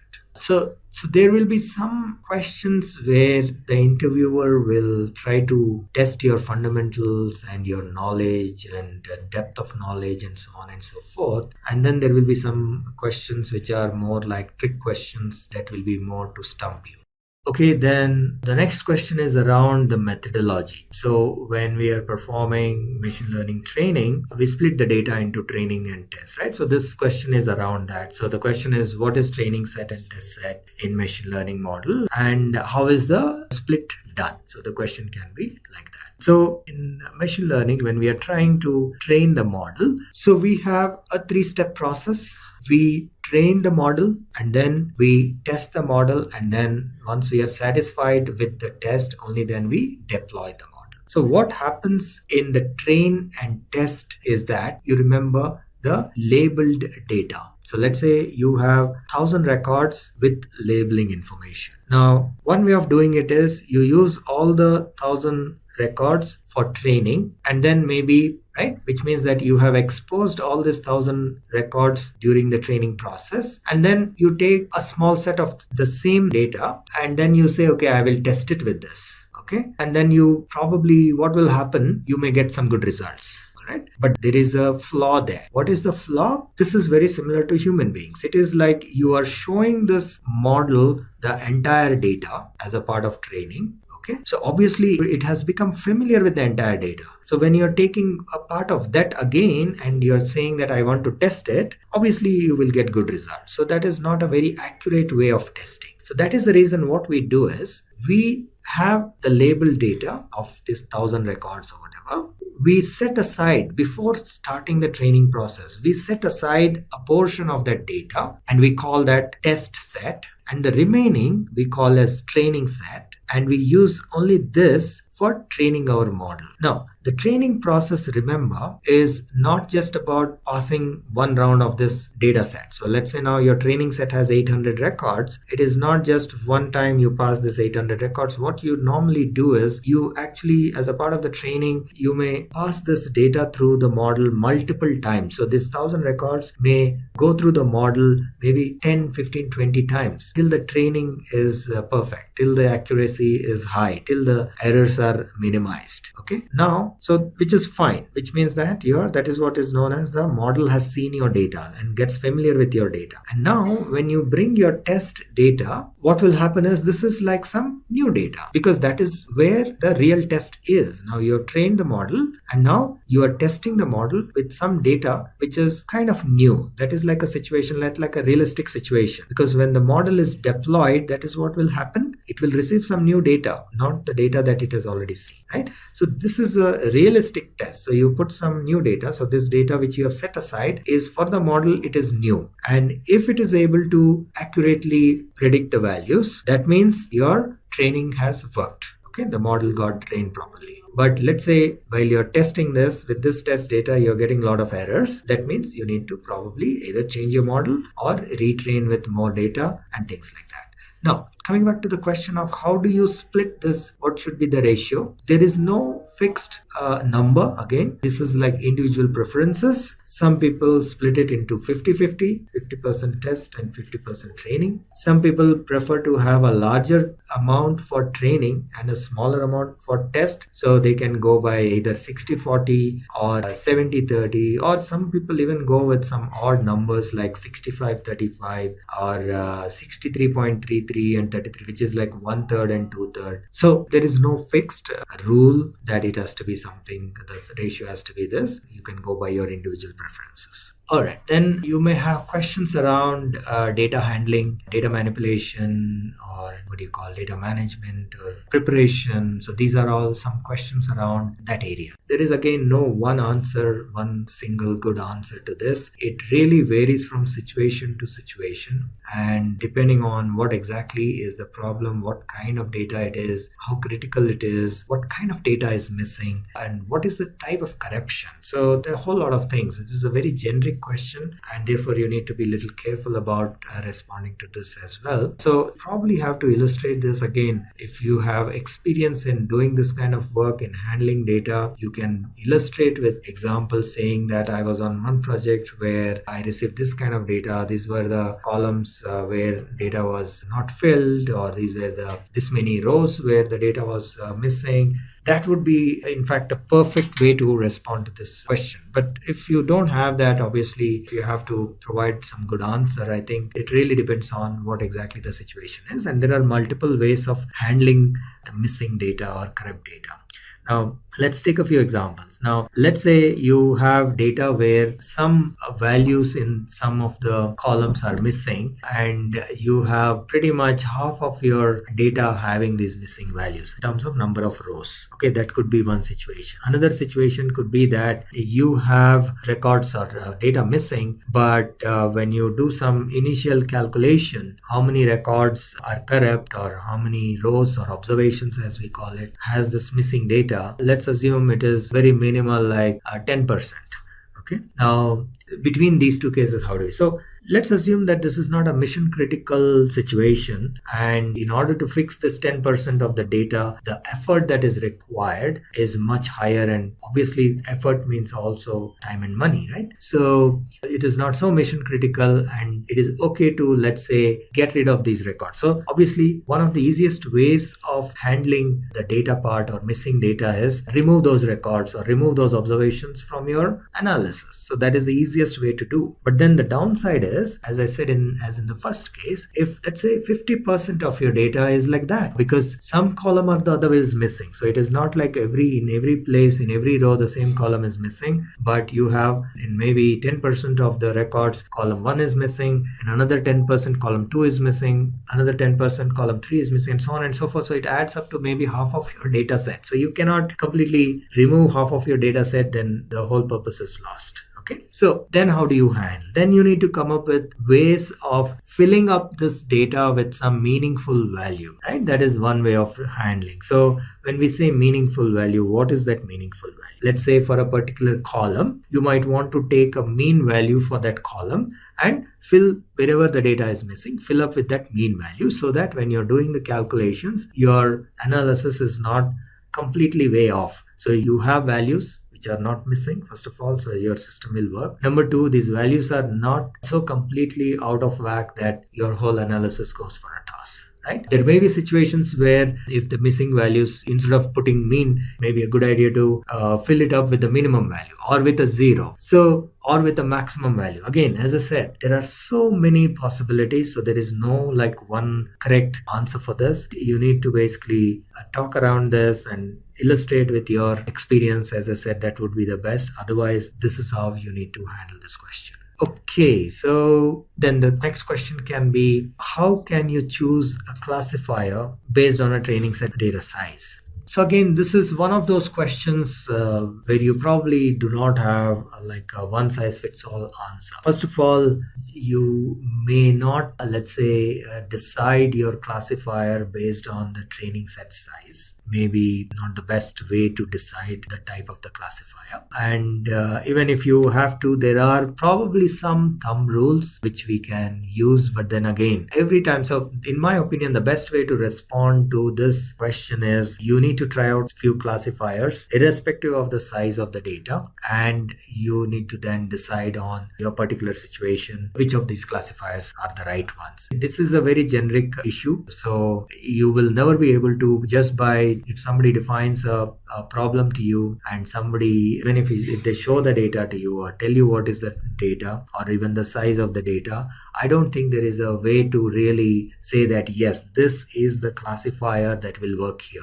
No, that's not the right way. So you need to still, test it out, get the data, try out a couple of classifiers, and then only you will be in a position to decide which classifier to use. You try out multiple classifiers, see which one gives the best accuracy, and only then you can decide. Then you can have a question around confusion matrix. So the question can be, explain confusion matrix. Right? So confusion matrix, I think the best way to explain it is by taking an example and drawing like a small diagram. Otherwise it can really become tricky. So my suggestion is to take a piece of pen and paper and explain it by drawing a small matrix. And confusion matrix is about to find out, this is used especially in classification learning process, and when you get the results, when our model predicts the results, you compare it with the actual value and try to find out what is the accuracy. Okay, so in this case, let's say this is an example of a confusion matrix, and it is a binary matrix. So you have the actual values, which is the labeled data, right? And which is, so you have how many yes and how many no. So you have that information, and you have the predicted values, how many yes and how many no, right? So the total actual values, the total yes is 12 plus 1, 13, and they are shown here. And the actual value no's are 9 plus 3, 12. Okay, so that is what this information here is. So this is about the actual and this is about the predicted. Similarly, the predicted values, there are yes are 12 plus 3, 15 yeses, and no are 1 plus 9, 10 no's. Okay, so this is the way to look at this confusion matrix. Okay, and out of this, what is the meaning conveyed here? So there are 2 or 3 things that needs to be explained outright. The first thing is, for a model to be accurate, the values across the diagonal should be high, like in this case, right? That is one. Number 2, the total sum of these values is equal to the total observations in the test data set. So in this case, for example, you have 12 plus 3, 15 plus 10, 25. So that means we have 25 observations in our test data set. Okay, so these are the 2 things you need to first explain, that the total sum in this matrix, the numbers, is equal to the size of the test data set, and the diagonal values indicate the accuracy. So by looking at it, you can probably have an idea about, is this an accurate model? Is the model being accurate? If they're all spread out equally in all these 4 boxes, that means probably the accuracy is not very good. Okay. Now, how do you calculate the accuracy itself, right? How do you calculate the accuracy itself? So it is a very simple mathematical calculation. You take sum of the diagonals, right? So in this case, it is 9 plus 12, 21, and divide it by the total. So in this case, what will it be? Let me take a pen. So your diagonal values is equal to, if I say D is equal to 12 plus 9, so that is 21, right? And the total data set is equal to, right, we just calculated, it is 25. So what is your accuracy? It is 21 by, so your accuracy is equal to 21 by 25, and this turns out to be about 85%. Right, so this is 85%. So that is our accuracy. Okay, so this is the way you need to explain, draw a diagram, give an example, and maybe it may be a good idea to be prepared with an example so that it becomes easy for you. You don't have to calculate those numbers on the fly, right? So a couple of hints are that you take some numbers which add up to 100. That is always a good idea, so you don't have to really do this complex calculations. So the total value will be 100, and then diagonal values you divide. Once you find the diagonal values, that is equal to your percentage. Okay. All right. So the next question can be a related question about false positive and false negative. So what is false positive and what is false negative? Now, once again, the best way to explain this is using a piece of paper and pen. Otherwise, it will be pretty difficult to explain this. So we use the same example of the confusion matrix, and we can explain that. So a confusion matrix looks somewhat like this, and when we just take it looks somewhat like this, and we continue with the previous example where this is the actual value, this is the predicted value, and in the actual value we have 12 plus 1, 13 yeses, and 3 plus 9, 12 no's, and the predicted values, there are 12 plus 3, 15 yeses, and 1 plus 9, 10 no's. Okay. Now, in this particular case, which is the false positive? What is a false positive? First of all, the second word, which is positive, okay, is referring to the predicted value. So that means the system has predicted it as a positive, but the real value, so this is what the false comes from, but the real value is not positive. Okay, that is the way you should understand this term, false positive or even false negative. So false positive, so positive is what your system has predicted. So where is that system predicted? This is the one. Positive is what? Yes. So you basically consider this row. Okay. Now if you consider this row, so this is all positive values. This entire row is positive values. Okay. Now the false positive is the one where the actual value is negative. Predicted value is positive, but the actual value is negative. So this is a false positive, right? And here is a true positive. So the predicted value is positive and the actual value is also positive. Okay, I hope this is making sense. Now let's take a look at what is false negative. False negative. So negative is the second term. That means that is the predicted value that we need to look for. So which are the predicted negative values? This row corresponds to predicted negative values. All right. So this row corresponds to predicted negative values. And what they are asking for? False. So this is the row for predicted negative values, and the actual value is this one, right? This is predicted negative and the actual value is also negative. Therefore, this is a true negative. So the false negative is this one. Predicted is negative, but actual is positive, right? So this is the false negative. So this is the way to explain, and this is the way to look at false positive and false negative. Same way, there can be true positive and true negative as well. So again, positive, the second term you will need to use to identify the predicted row, right? So if we say true positive, positive we need to take for the predicted part. So predicted positive is here. Okay, and then the first term is for the actual. So true positive. So true in case of actual is yes, right? So true positive is this one. Okay, and then in case of actual, the negative. Now we are talking about, let's say, true negative. True negative. Negative is this one, and the true comes from here. So this is true negative. Right? 9 is true negative. The actual value is also negative and the predicted value is also negative.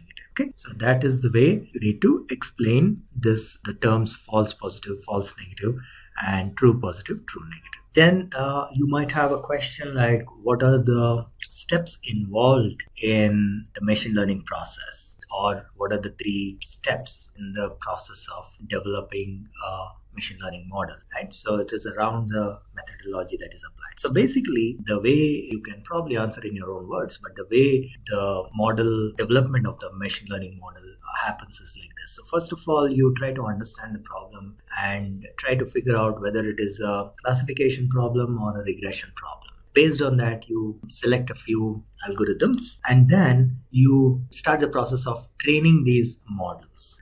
Okay, so you can either do that, or you can, after due diligence, you can probably decide that there is one particular algorithm which is most suitable. Usually it happens through trial and error process, but at some point you will decide that, okay, this is the model we are going to use. Okay, so in that case, we have the model, algorithm, and the model decided, and then you need to do the process of training the model and testing the model. And this is where, if it is supervised learning, you split your data, the labeled data, into training data set and test data set. And you use the training data set to train your model. And then you use the test data set to check the accuracy, whether it is working fine or not. So you test the model before you actually put it into production, right? So once you test the model, you're satisfied it's working fine, then you go to the next level, which is putting it for production. And then in production, obviously new data will come and the inference happens. So the model is readily available, and only thing that happens is new data comes and the model predicts the values, whether it is regression or classification. Now, so this can be an iterative process. So it is not a straightforward process where you do the training, do the testing, and then you move it to production. No. So during the training and test process, there may be a situation where, because of either overfitting or things like that, the test doesn't go through, which means that you need to put that back into the training process. So that can be an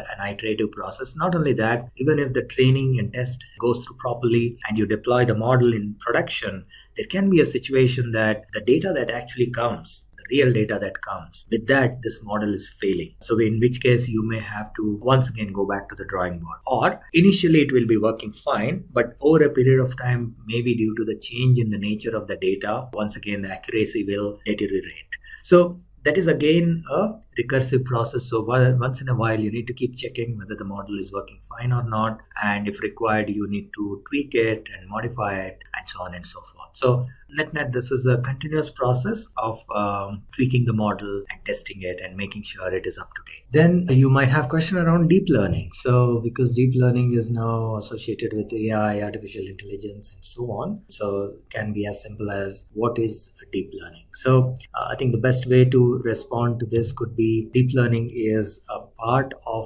machine learning, And then obviously the question would be, then what is the difference, right? So deep learning, you need to mention there are two key parts that interviewer will be looking for when you are defining deep learning. So first is, of course, deep learning is a subset of machine learning. So machine learning is still the bigger, let's say, scope, and deep learning is one part of it. So then what exactly is the difference? Deep learning is primarily when we are implementing these our algorithms, or when we are using neural networks for doing our training and classification and regression and all that, right? So when we use neural network, then it is considered as deep learning. And the term deep comes from the fact that you can have several layers of neural networks, and these are called deep neural networks, and therefore the term deep learning.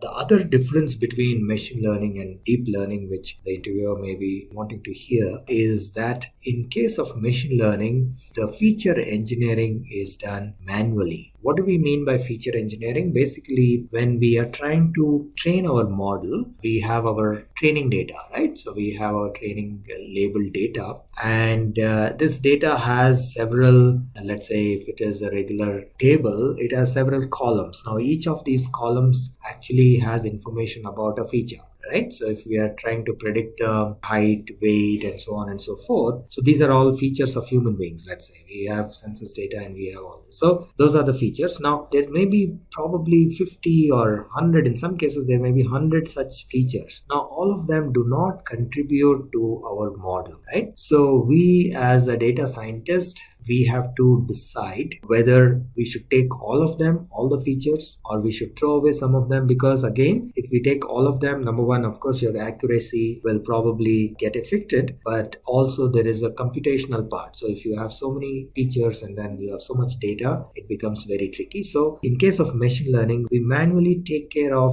identifying the features that do not contribute to the learning process, and thereby we eliminate those features and so on. Right? So this is known as feature engineering, and in machine learning we do that manually. Whereas in deep learning, where we use neural networks, the model will automatically determine which features to use and which to not use, and therefore feature engineering is also done automatically. So this is an explanation. These are two key things probably will add value to your response. All right, so the next question is, what is the difference between, or what are the differences between machine learning and deep learning? So here, this is a quick comparison table between machine learning and deep learning. And in machine learning enables machines to take decisions on their own based on past data. So here we are talking primarily of supervised learning. And it needs only a small amount of data for training, and then works well on low-end systems, so you don't need large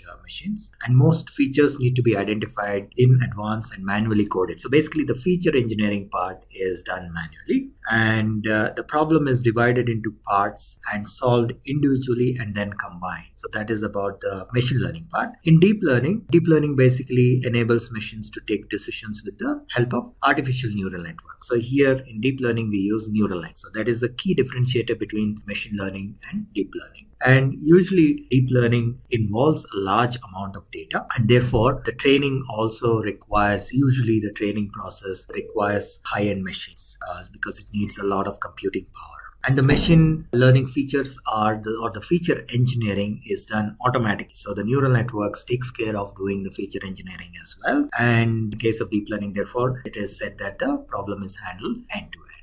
So this is a quick comparison between machine learning and deep learning in case you have that kind of a question. Then you might get a question around the uses of machine learning or some real life applications of machine learning in modern business. The question may be worded in different ways, but the meaning is how exactly is machine learning used, or actually supervised machine learning. It could be a very specific question around supervised machine learning. So this is like give examples of supervised machine learning, use of supervised machine learning in modern business. So that could be the next question. So there are quite a few examples or quite a few use cases, if you will, for supervised machine learning. The very common one is email spam detection. So you want to train your application or your system to detect between spam and non-spam. So this is a very common business application of supervised machine learning.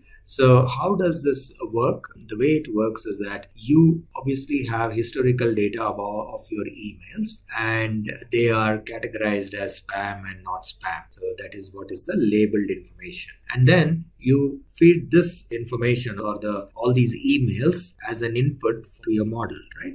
And the model will then get trained to detect which of the emails are to detect which is spam and which is not spam. So that is the training process. And this is supervised machine learning because you have labeled data. You already have emails which are tagged as spam or not spam. And then you use that to train your model, right? So this is one example. Now, there are a few industry-specific applications for supervised machine learning. One of the very common ones is in healthcare diagnostics. In healthcare diagnostics, you have these images and you want to train models to detect whether from a particular image, whether it can find out if the person is sick or not, whether a person has cancer or not. Right? So this is a very good example of supervised machine learning. Here, the way it works is that existing images, it could be X-ray images, it could be MRI or any of these images are available and they are tagged saying that, okay, this X-ray image is defective or the person has an illness or it could be cancer, whichever illness, right? So it is tagged as defective or clear or good image and defective image, something like that. So we come up with a binary, or it could be multi-class as well, saying that this is defective to 10%, this is 25%, and so on. But let's keep it simple.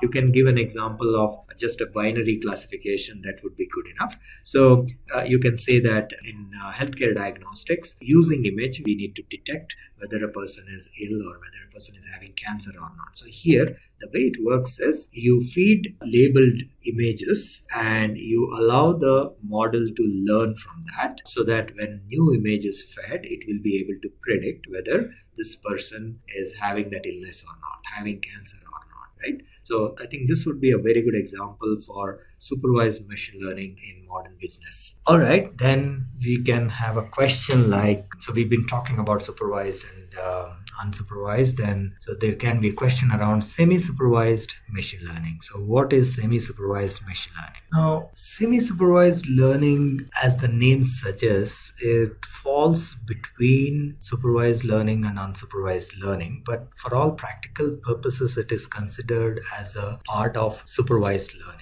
And the reason this has come into existence is that in supervised learning, you need labeled data. So all your data for training your model has to be labeled. Now, this is a big problem in many industries or under many situations. Getting the labeled data is not that easy because there's a lot of effort in labeling this data. Let's take an example of the diagnostic images.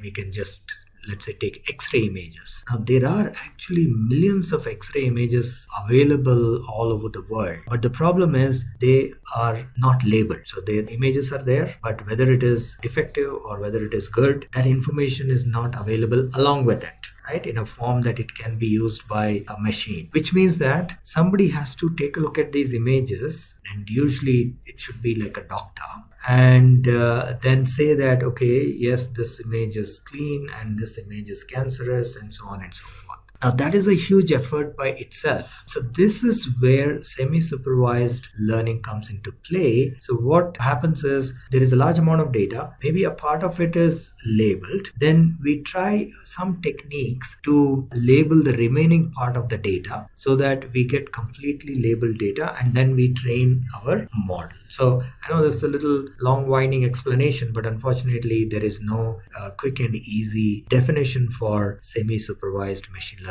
This is the only way probably to explain this concept. We may have another question as what are unsupervised machine learning techniques, or what are some of the techniques used for performing unsupervised machine learning? So it can be worded in different ways. So how do we answer this question?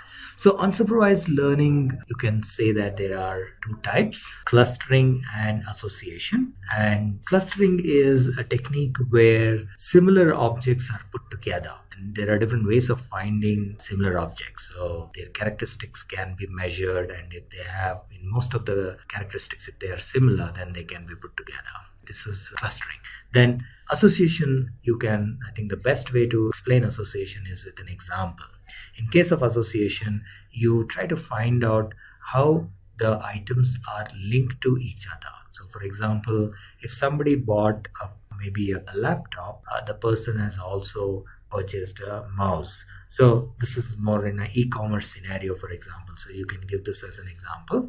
So people who are buying laptops are also buying a mouse. So that means there is an association between laptops and mouse. Or maybe people who are buying bread are also buying butter. So that is a association that can be created. So this is unsupervised learning, one of the techniques. Okay. All right, then we have very fundamental question. What is the difference between supervised and unsupervised machine learning? So machine learning, these are the two main types of machine learning, supervised and unsupervised. And in case of supervised, and again here, probably the keyword that the person may be wanting to hear is labeled data. Now, very often people say, we have historical data, and if we run it, it is supervised, and if we don't have historical data, yes. But you may have historical data, but if it is not labeled, then you cannot use it for supervised learning. So it's very key to understand that we put in that keyword labeled. Okay. So when we have labeled data for training our model, then we can use supervised learning. And if we do not have labeled data, then we use unsupervised learning. And there are different algorithms available to perform both of these types of trainings. So there can be another question, a little bit more theoretical and conceptual in nature. This is about inductive machine learning and deductive machine learning. So the question can be, what is the difference between inductive machine learning and deductive machine learning, or somewhat in that manner, so that the exact phrase or exact question can vary. They can ask for examples and things like that, but that could be the question. So let's first understand what is inductive and deductive training. Inductive training is induced by somebody, and you can illustrate that with a small example. I think that always helps. So whenever you're doing some explanation, try as much as possible, as I said, to give examples from your work experience or give some analogies, and that will also help a lot in explaining as well, and for the interviewer also to understand. So here we'll take an example, or rather we will use an analogy. So inductive training is when we induce some knowledge or the learning process into a person without the person actually experiencing it. Okay, what can be an example? So we can probably tell the person or show a person a video that fire can burn his finger, or fire can cause damage. So what is happening here? This person has never probably seen a fire or never seen anything getting damaged by fire. But just because he has seen this video, he knows that, okay, fire is dangerous, and if fire can cause damage. Right? So this is inductive learning. Compared to that, what is deductive learning? So here you draw conclusion, or the person draws conclusion out of experience. So we will stick to the analogy. So compared to the showing a video, let's assume a person is allowed to play with fire. Right? And then he figures out that if he puts his finger, it's burning, or if he throws something into the fire, it burns. So he is learning through experience. So this is known as deductive learning. Okay, so you can have applications or models that can be trained using inductive learning or deductive learning. All right, I think probably that explanation will be sufficient. The next question is, are KNN and K-means clustering similar to one another, or are they same? Right, because the letter K is kind of common between them. Okay, so let us take a little while to understand what these two are. One is KNN, another is K-means. KNN stands for K nearest neighbors, and K means, of course, is the clustering mechanism. Now, these two are completely different, except for the letter K being common between them. KNN is completely different. K means clustering is completely different. KNN is a classification process, and therefore it comes under supervised learning, whereas K means clustering is actually unsupervised. Okay, when you have K and N, when you want to implement K and N, which is basically K nearest neighbors, the value of K is a number. So you can say K is equal to 3. You want to implement K and N with K is equal to 3. So which means that it performs the classification in such a way that, how does it perform the classification? So it will take 3 nearest objects, and that's why it's called nearest neighbor. So basically based on the distance, it will try to find out its nearest objects that are, let's say, 3 of the nearest objects, and then it will check whether the class they belong to which class, right?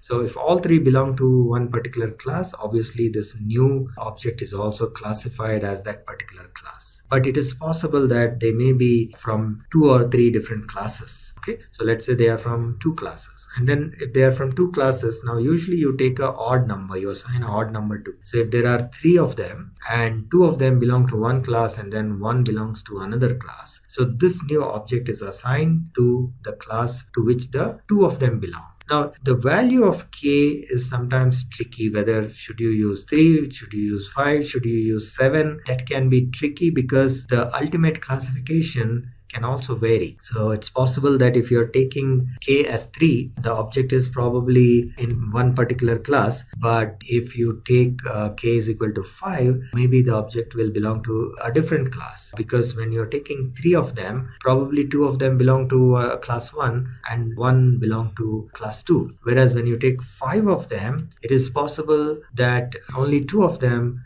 belong to class 1 and 3 of them belong to class 2. So which means that this object will belong to class 2, right? So you see that? So the class allocation can vary depending on the value of K. Now, K means, on the other hand, is a clustering process, and it is unsupervised, where what it does is the system will basically identify how the objects are, how close the objects are with respect to some of their features. Okay, but the similarity, of course, is the letter K, and in case of K means also we specify its value, and it could be 3 or 5 or 7. There is no technical limit as such, but it can be any number of clusters that you can create. Okay, so based on the value that you provide, the system will create that many clusters of similar objects. So there is a similarity to that extent that K is a number in both the cases, but actually these two are completely different processes.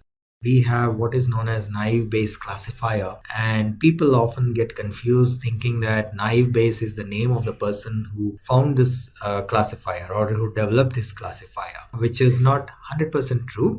Bayes is the name of the person, Bayes is the name of the person, but naive is not the name of the person, right? So naive is basically an English word, and that has been added here because of the nature of this particular classifier. Naive Bayes classifier is a probability based classifier, and it makes some assumptions that presence of one feature of a class is not related to the presence of any other feature of maybe other classes, right? So which is not a very strong or not a very, accurate assumption, because these features can be related and so on. But even if we go with this assumption, this whole algorithm works very well even with this assumption, and that is the good side of it. But the term comes from there, so that is the explanation that you can give.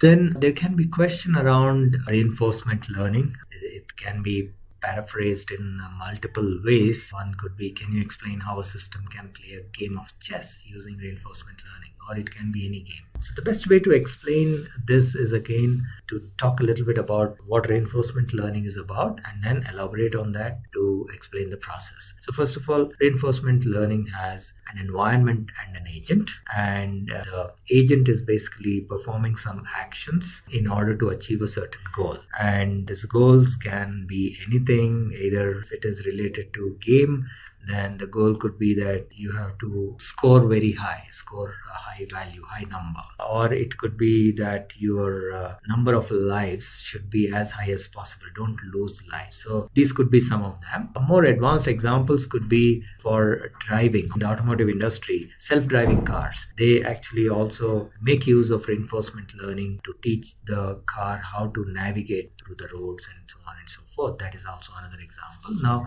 how does it work? So So if the system is basically there is an agent and environment, and every time the agent takes a step or performs a task which is taking it towards the goal, the final goal, let's say to maximize the score or to minimize the number of lives and so on, or minimize the deaths, for example, it is rewarded. And every time it takes a step which goes against that goal, right, contrary or in the reverse direction, it is penalized. Okay, so it is like a carrot and stick system. Now, how do you use this to create a game of chess, or to create a system to play a game of chess? Now, the way this works is, and this could probably go back to this AlphaGo example where AlphaGo defeated a human champion. So the way it works is in reinforcement learning, the system is allowed, for example, if in this case we are talking about chess, so we allow the system to first of all watch playing a game of chess. So it could be with a human being or it could be the system itself. There are computer games of chess, right? So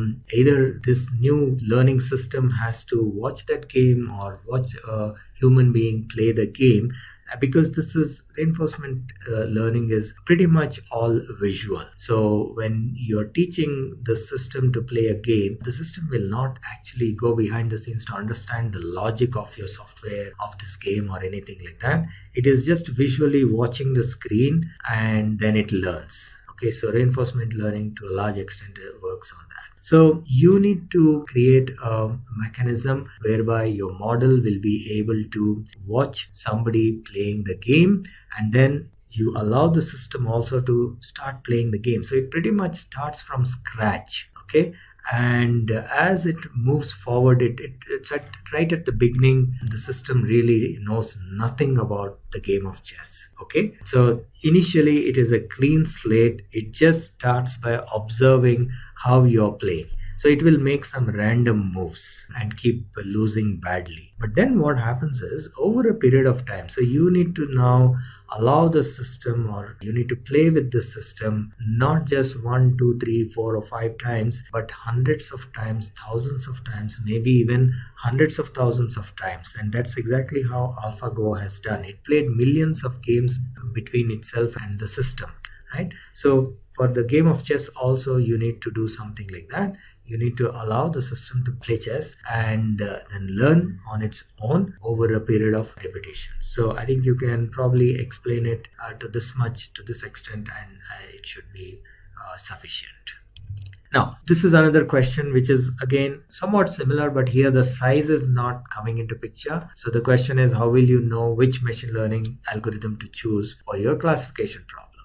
Now, this is not only a classification problem, it could be a regression problem. I would like to generalize this question. So if somebody asks you, how will you choose? How will you know which algorithm to use? The simple answer is, there is no way you can decide exactly saying that this is the algorithm I'm going to use. In a variety of situations, there are some guidelines. Like for example, you will obviously, depending on the problem, you can say whether it is a classification problem or a regression problem. And then in that sense, you are kind of restricting yourself to, if it is a classification problem, you can only apply a classification algorithm, right? To that extent, you can probably, let's say, limit the number of algorithms. But now within the classification algorithms, you have decision trees, you have SVM, you have logistic regression. Is it possible to outright say, yes, so for this particular problem, since you have explained this, now this is the exact algorithm that you can use? That is not possible.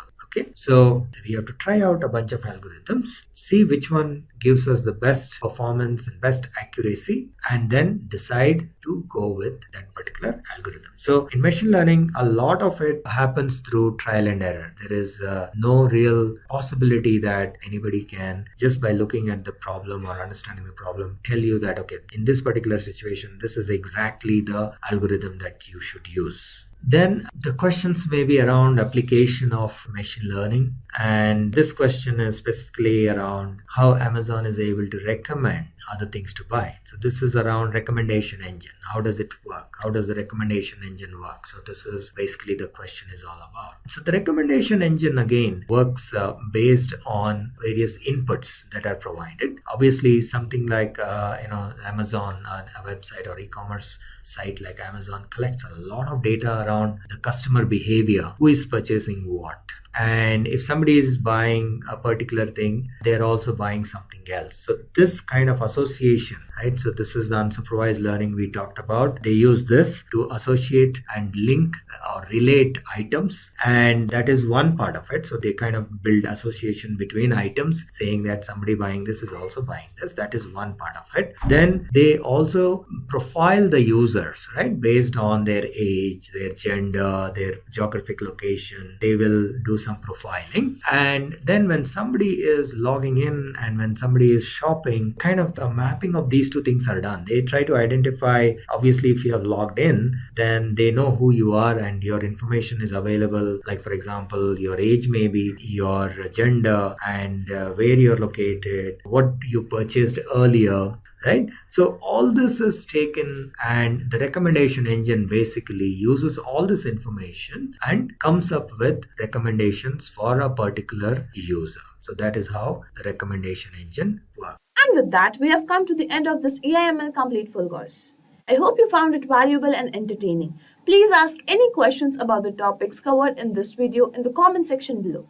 Our experts will assist you in addressing your problems. Thank you for watching. Stay safe. Hi there, if you like this video, subscribe to the Simplilearn YouTube channel and click here to watch similar videos. To nerd up and get certified, click here.